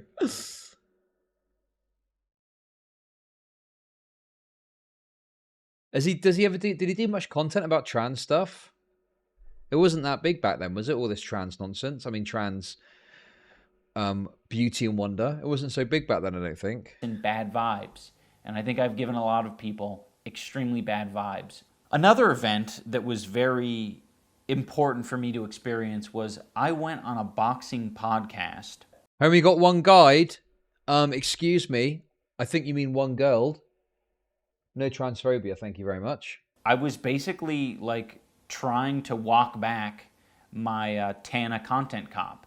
I was still very like insecure and uncomfortable with the fact that I made that video. And but I was still coping. You'll see me struggle in this clip to, say that it was wrong. So I just wanted to let you talk on that, right? Because obviously using the N-word is definitely frowned upon by a lot of people, especially by a non-African American. But I was just curious. That was a very weird video because I wanted to like criticize her for her like sort of flagrant use of it. I've been pretty flagrant about it too, not in the same way. Mm-hmm. And I thought there was a message to be shared there. And you need to, yeah, okay, I should. I'll be back on Sunday, so that'll be great content. I tell you what it's going to be. Soy nods central. Unironic soy nods left, right, and center. And I don't think it was particularly... It was okay in criticizing her, but I think I probably wasn't the person to deliver the message, if that makes sense. There was a message that I was trying to put out there. And like, I'm not really the person to put out that message. I don't regret making the video. I think, there's I now do regret making the video.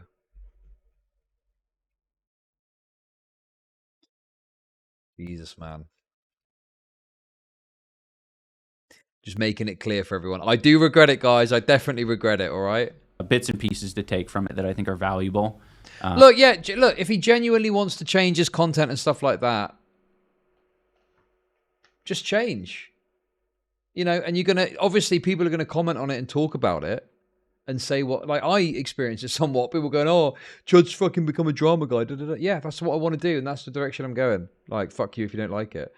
That, to me, is way more fucking, But this is just like having to apologize like that. Just do the content you want to do and move forward. Yeah, I did some edgy stuff back then, I'm taking my content in a different direction now. And, if you're on board with that, great. If you're not really into that, then fair enough. Do you. Watch what you want to watch. Like, you could just do it so simply. To do this, like, overall apology. Exactly. You're done. Move on. Job done. Why do you have to do a 17-minute fucking apology video? Dude, this is mental. Like, can we just think about how crazy this is? That you feel the need to do some fucking overwrought, pearl-clutching, hand-wringing video where you denounce all your previous content and how bad it was.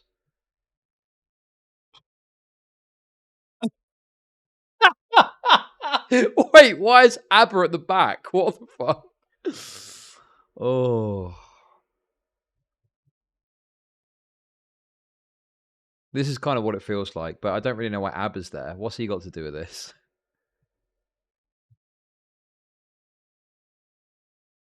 But, you know, I probably wouldn't make it these days. I'm very grateful to those guys and how they broached the subject because, you know, it didn't put me on the defensive. It just made me realize, like, I'm stupid. I'm stupid and I really need to, like, acknowledge these things. Like what am I doing? I'm still trying to make excuses for myself and, like, you know, why I made that video. It's like, it was a dumb idea. I harassed someone. I was saying slurs and I was trying to justify it all. A very big thing that has sort of altered my view on all of this is just the amount of hate and harassment my wife Anissa has received over the years. She's had to deal with it from the beginning of our relationship, and I have done a horrible job at acknowledging her and her feelings for it. Oh, no, a lot okay. of the time I just... Look, I think there's a reasonable thing to say here, okay? There's a reasonable thing to say, which is to, like, highlight that, you know, people talk a lot of shit about your wife and to knock that shit off or something. I don't know. Not that that's going to work. But, like, oh, God, this is just going to make it worse, man. Why the fuck would he say it like this? I don't know. It is difficult. I can sympathize with, obviously, you know, your wife being spoken about in shitty ways is going to be annoying. But then she also is like a public figure. I don't know. Like, she's. I just think as a public figure, you can have shit spoken about you, and if you have a public relationship, that's going to be scrutinized, and it's going to fucking suck. And I don't really know what to say about that. I just don't know if this kind of approach is going to help to deal with that particular issue you've got. Thought that my wife Anissa has received over the years. She's had to deal with it from the beginning of our relationship, and I have done a horrible job at acknowledging her and her feelings for it. A lot of the time I just thought that Also, saying stuff like that adds to the meme of her behind the camera holding the gun too. There's got to be a better way to get this message across than making it sound like she's holding a gun. Don't forget to tell them you haven't thought about my feelings. God, man, the trolls are going to be... I mean, the commentary guys are already ripping this to shreds. When the trolls get hold of this, oh, it's going to be bad news. That was her problem, or that was, you know, other people's problem. Like, it's not my problem that you're getting hate and harassment. And it's like, no, it absolutely is. You know, that's the culture that I cultivated, and I, you know, didn't do anything to change that. You know, over the years it's changed a little bit, but, you know, I don't think I've still fully acknowledged how responsible I am for the amount of harassment that Anissa has had to deal with. And this year I decided to speak more candidly and be more open about who I am as a person and to speak on my... Yeah, exactly, yeah. Just letting trolls what you find particularly annoying. Guys, I really hate it when you ever go at my wife. Please stop doing that. It really annoys me. Oh, okay. Life a little bit more. And I did that on Anthony Padilla's podcast. These are the people that I'm attracting. These are the people that I'm entertaining. Like, I need to reevaluate things. They're relating and enjoying this content for a reason, and that's not maybe the same reason that I'm trying to make. I had a very Wild West mentality when it came to online behavior. Like, people are going to do what they want to do. People are going to say what they want to say. And I can pretty much do the same because it's the internet.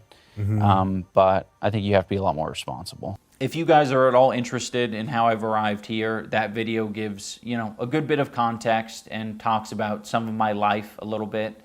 There is a clip from this interview that's been floating around the internet, and it's me calling my fans antisocial and basement dwellers, and I was like, I didn't like, interacting with my fans. I just want to be clear, that was my realization. I think a lot of people are like, of course that happened, is because you were creating that culture and you were attracting those people. And it's like, yes, I know. I know now. I didn't know before. It was my realization upon, meeting more and more fans that I was like, oh shit, you guys are... This is almost Chris Chan levels of please stop trolling me. It makes me sad. What else do you think is going to happen, pal? I mean, at this stage, especially with statements like this, I just don't know what he expects to happen. People on the internet are not nice.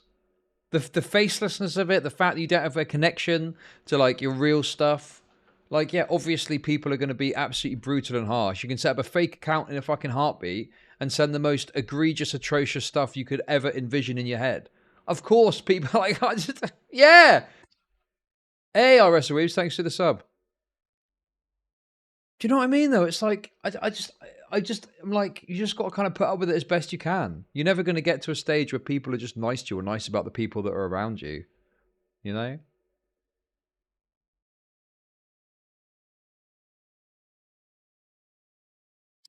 Thank you for the sub. I think Sam Hyde's a really funny guy, and his content's good. The stuff I watch, anyway. It's just, I don't know. It's very provocative, funny. I don't know. It's fun, just funny. I think that people take him extremely seriously sometimes, which leads to them thinking he's some giga far-right Nazi guy. But yeah. The TED Talk was really funny. That was a good one. That wasn't even a particularly edgy one either. It's just, I don't know. He's just very good at getting under people's skin. And I mean, I mean, funny enough, that iDubbbz thing where he was just trolling iDubbbz relentlessly was fucking hilarious. I never watched it from Sam Hyde's perspective. I only watched it from the iDubbbz documentary side.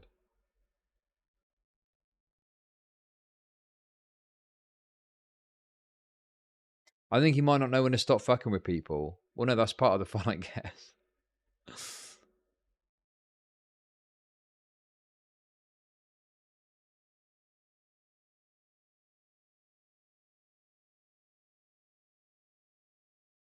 But yeah, and obviously stuff like this is just, it's just putting a target on your back. Honestly, if you don't like the attention that you're getting, you've got to try and use the means you've got to switch that off as best you can and not look at certain things. I just don't know what other solution there is, because, going to an anonymous mob of people, some of who despise you and will do whatever they can to fuck with you and being, hey guys, I don't really like this. Leave me alone. I'm moving on from that old content that you did like. What's that going to achieve? I don't know what you... Oh... are struggling. It was easy for me to identify them struggling when they were outside of my body. But the antisocial basement-dwelling incel that was inside here, I couldn't acknowledge that. I couldn't recognize that. So I needed the mirror to be held up to me. In closing, I want to say that I have always thought that I was an empathetic person, because I thought, well, I get angry, I get sad, of course I got empathy. Seems easy, right? Empathy. I definitely have that. There were moments where a dog would die in a film and I'd cry. So it's like, of course I have empathy. But I never did. I think only in these past couple of years have I gained the ability, empathy. And I'm very ashamed to admit that. It sounds really pathetic to say at the age of 32 I've acquired empathy. But I have, and I've realized it because I just can't help myself. Oh my God. Jesus, Boogie. Even Boogie is getting in there. Fuck me. That is mental.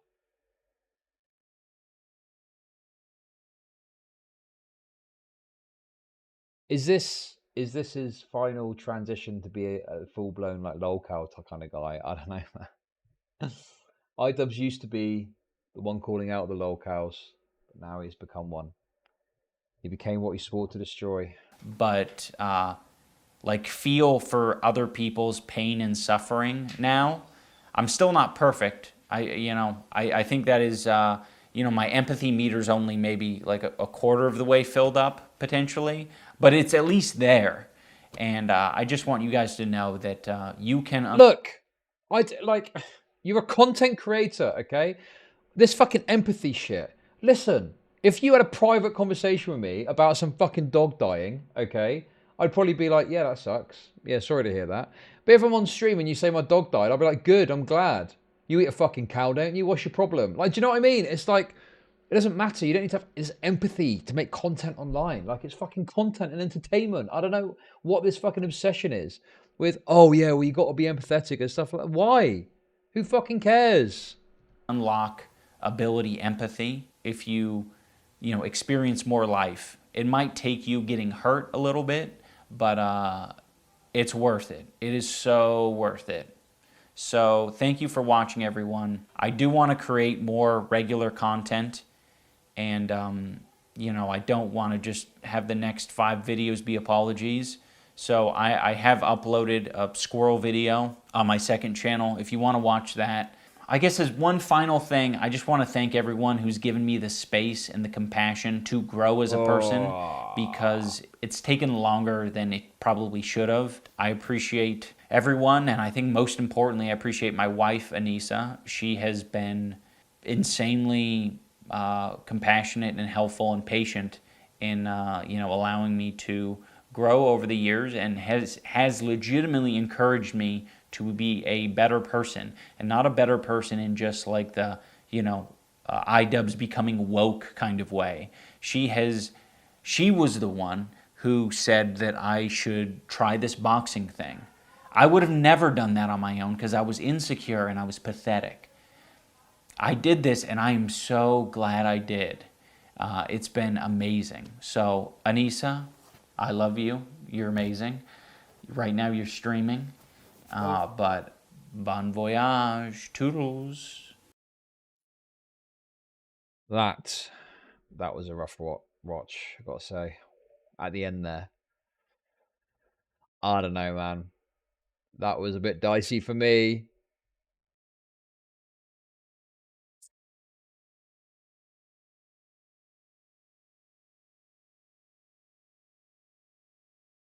Do you remember the look of disgust on Millennial Woe's face when he found out there was a Jew in his Discord call? That's the look on Chud's face right now.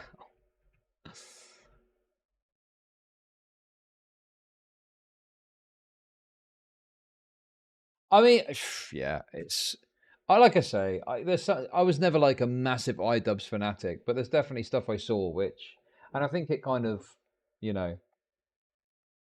it's just sad that I think there's a way that you can recognize that you've changed without having to do this. Oh, I'm so sorry for that. I'm so sorry. Like, if you don't want to make content along those lines anymore and you don't want to be as cruel as you used to be, that's fine. You can make whatever content you want to make.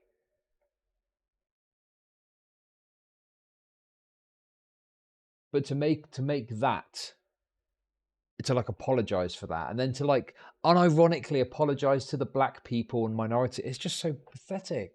You don't need to do that. It just comes across as like, oh, I'm a good guy now. It doesn't even come across as particularly a genuine thing to me. It just comes across as, oh, I got to do this because all this bad stuff that's being said about me and all the trolls. I don't know, man.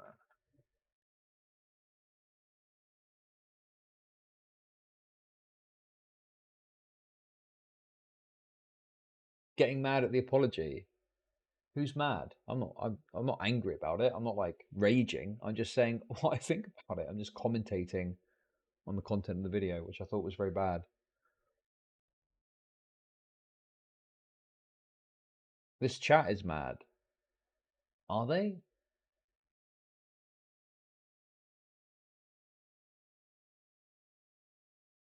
Who in chat is angry? Genuinely angry?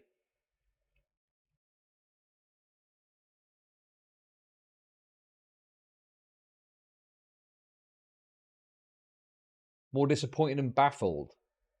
Yeah, I think that probably is a better way of putting it, right? The sort of baffledness of it. Like, why has he done this?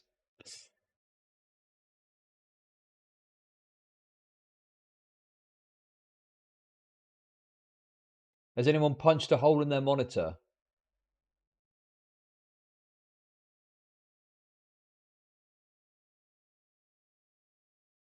You just discovered empathy. Okay. Do you know what you do with trolls? You either engage with them and wind them up, or ignore them, or you know, you don't fucking try and appeal to their humanity. Trolls have got no humanity. Okay, they're like the whole point is they're not connected to their real selves, so they can just do whatever the fuck they want. I mean, then you got like giga trolls like fucking Sam Hyde, who is using his name and shit on the internet. But I'm talking about like, there's not much you can do about that. But like the online people, you're not going to appeal to them. Just got to ignore them as best you can. I mean, obviously he gets a lot of it, certainly, but I just don't know what other option there is.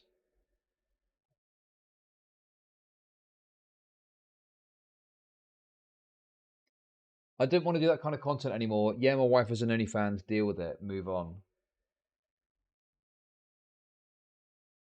Especially after the response to the Creator Clash thing, he could have just at least left it at that, which was what it was.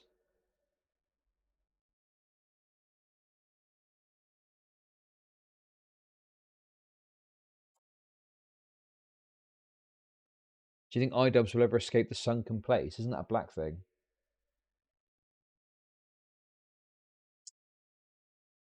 But yeah, Twitter is having a field day with this one. I don't know what I can.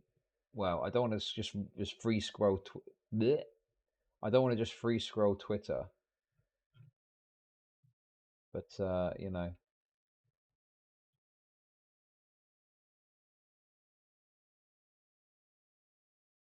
let's just say there's a lot of criticism. Let's put it that way.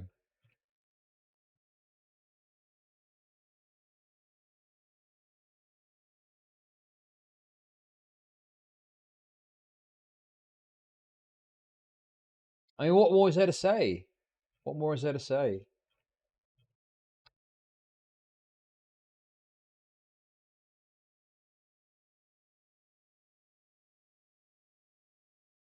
What? I'll link the Dorio tweet. If you've got individual tweets, I'll have a quick look at them.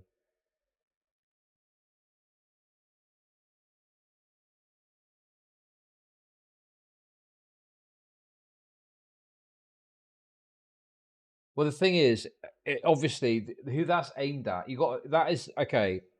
I think the other thing for me is it seems like he's doing this self-flagellation to kind of, you know, improve his standing or impression amongst the new audience that's coming to him. Like you got the likes of fucking Denims and that sort of side of things, Asan's side of things.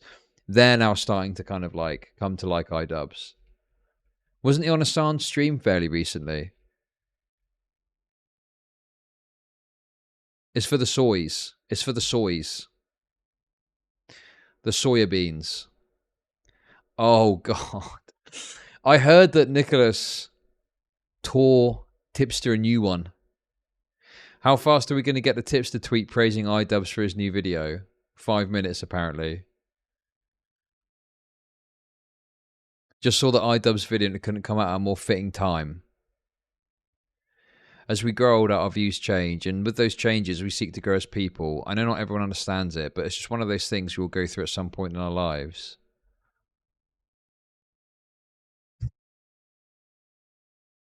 For those of you that don't know, Tipster has recently come out and said he's like moving away from the toxic commentary community, and I had like a debate with Augie and someone else, I think, as well. I can't remember, but.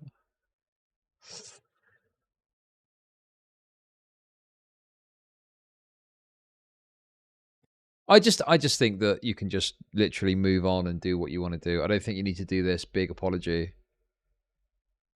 And you know, just do the content you want to do. Ignore the trolls as best you can if you don't like what they're saying.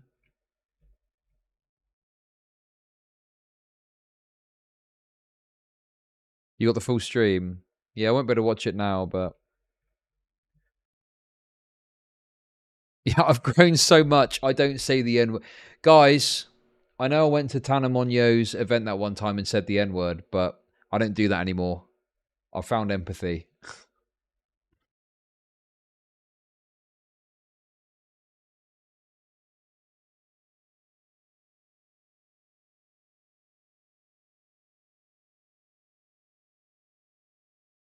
Well, yeah, iDubbbz could easily, I mean, he's just made, I think that video has probably made any problems he's got with trolling and whatnot worse.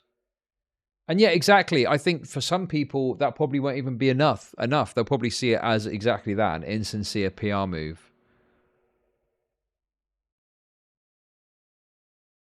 This is literally someone quitting smoking and then going around telling everyone how bad smoking is.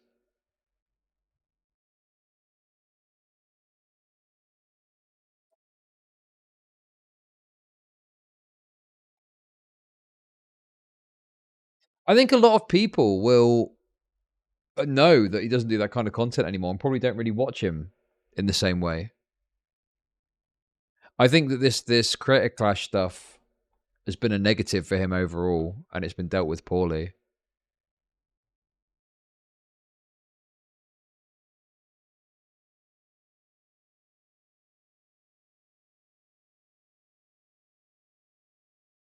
Yeah, I think because he was such a, like the father of the edgelord content back then.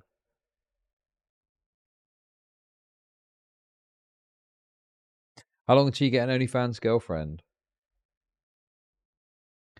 I couldn't be in a long-term thing with someone who's got an OnlyFans. No way. Absolutely not. I just not my cup of tea. Why not a boyfriend? Because I'm not a homosexual, obviously. Well, genuinely, okay. Genuinely, if that's your cup of tea, that's your cup of tea. Go nuts. That's your decision, okay? So, but I'm sure you can get a great relationship out of that if you're really into that or are comfortable with that. But some people aren't, and I'm one of those people, and that's just the way it is. What if they had a ghetto gagger's appearance? Well, I'd never date a black woman. Stop it.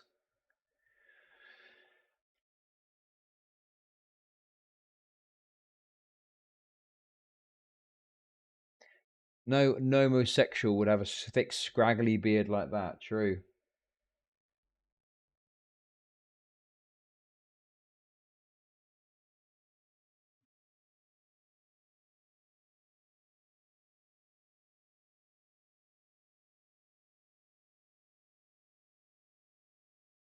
Damn, that's crazy. I honestly was not expecting it to be like that. Why labor over it? Just say, hey, you maybe noticed. You may have noticed there's been a change in my content. That's the new direction of the channel. This is what I've got planned. Talk about the positives. Talk about what you've got planned. Talk about content ideas you've got. Talk about what's coming up, you know? Hey guys, this is where I'm going to look to take my content. If you like that, obviously stick around. If it's not for you and you appreciate my other content, that's fine. You could even unlist it. You could even just unlist it and say, because I want to have my channel be a reflection of the content I'm doing now, you know, I've enlisted it. You're free to re-upload it and do whatever you want with it. I won't take it down if you want to do that. That's, you know, I don't know. Like, you could do it in a way where it's like you're giving the ownership over to the people that... I'm just saying there's probably different ways you can do this. There's probably different ways to tackle this that aren't just complete troll bait, if that's what you're bothered about, like he just did.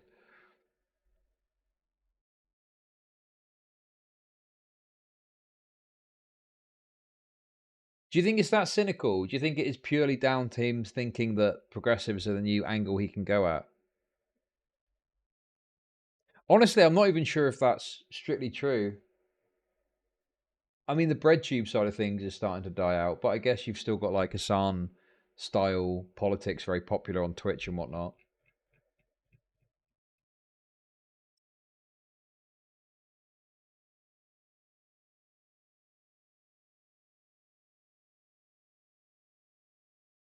Every single one of you.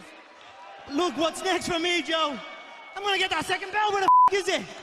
They should have had them 2 belts ready. Spit shine for me. They're both in the octagon. It's never been done before. I'm sure you'll get your second belt. But listen, I've spent a lot of time, Joe, slating everybody in the company. Backstage, I'm starting fights off everybody. I've ridiculed everyone on the roster. I just want to say from the bottom of my heart, I'd like to take this chance to apologize to absolutely nobody. The double champ does what the he wants. Hey, that's what we need. That's what we need. Oh, it's Joe Rogan as well. Joe Rogan too. No way. Oh, guys. It's over. It's never been more over. Not just for iDubbbz, but for today's stream. I feel like I need some little music to play me out. You know, like Sting. Play us out? What does that mean? To play you out. What does that mean? Fuck it, we'll do it live. Okay, guys, listen. I was weighing up what I was going to do in London because I'm going to be away for a couple of days. Do I take my stuff to stream or not? There isn't really that much happening, so I am just going to go and have a good time. I'll be back on Sunday. I'm traveling back early on Sunday, so we can get in a Sunday stream, catch up on everything that's happened in the last couple of days. It will be on Twitch, normal Twitch stream, and yeah, probably do. What's the date today? I'll probably do another YouTube stream on the last Sunday of the month. That's the plan. Go bother homeless people. Well, we'll see.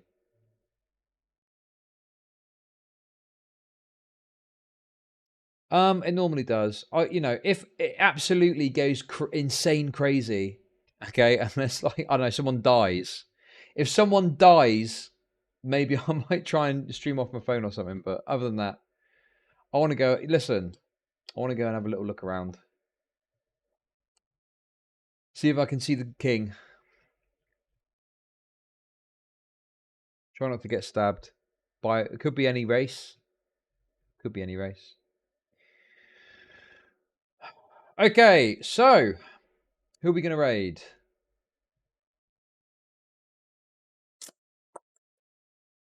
Oh, Xander's live. Oh. Hey, look. I'm going to raid Autism Takes.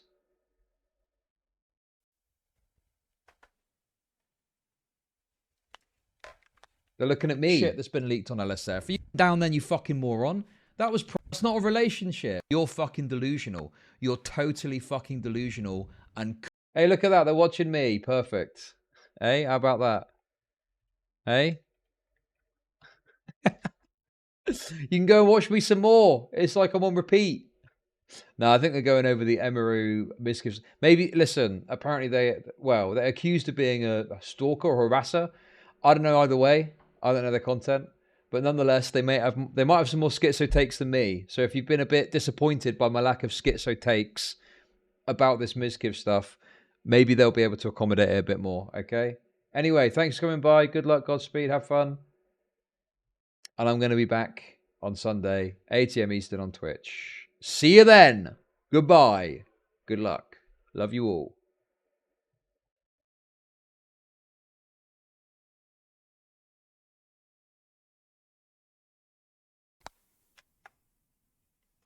Yo!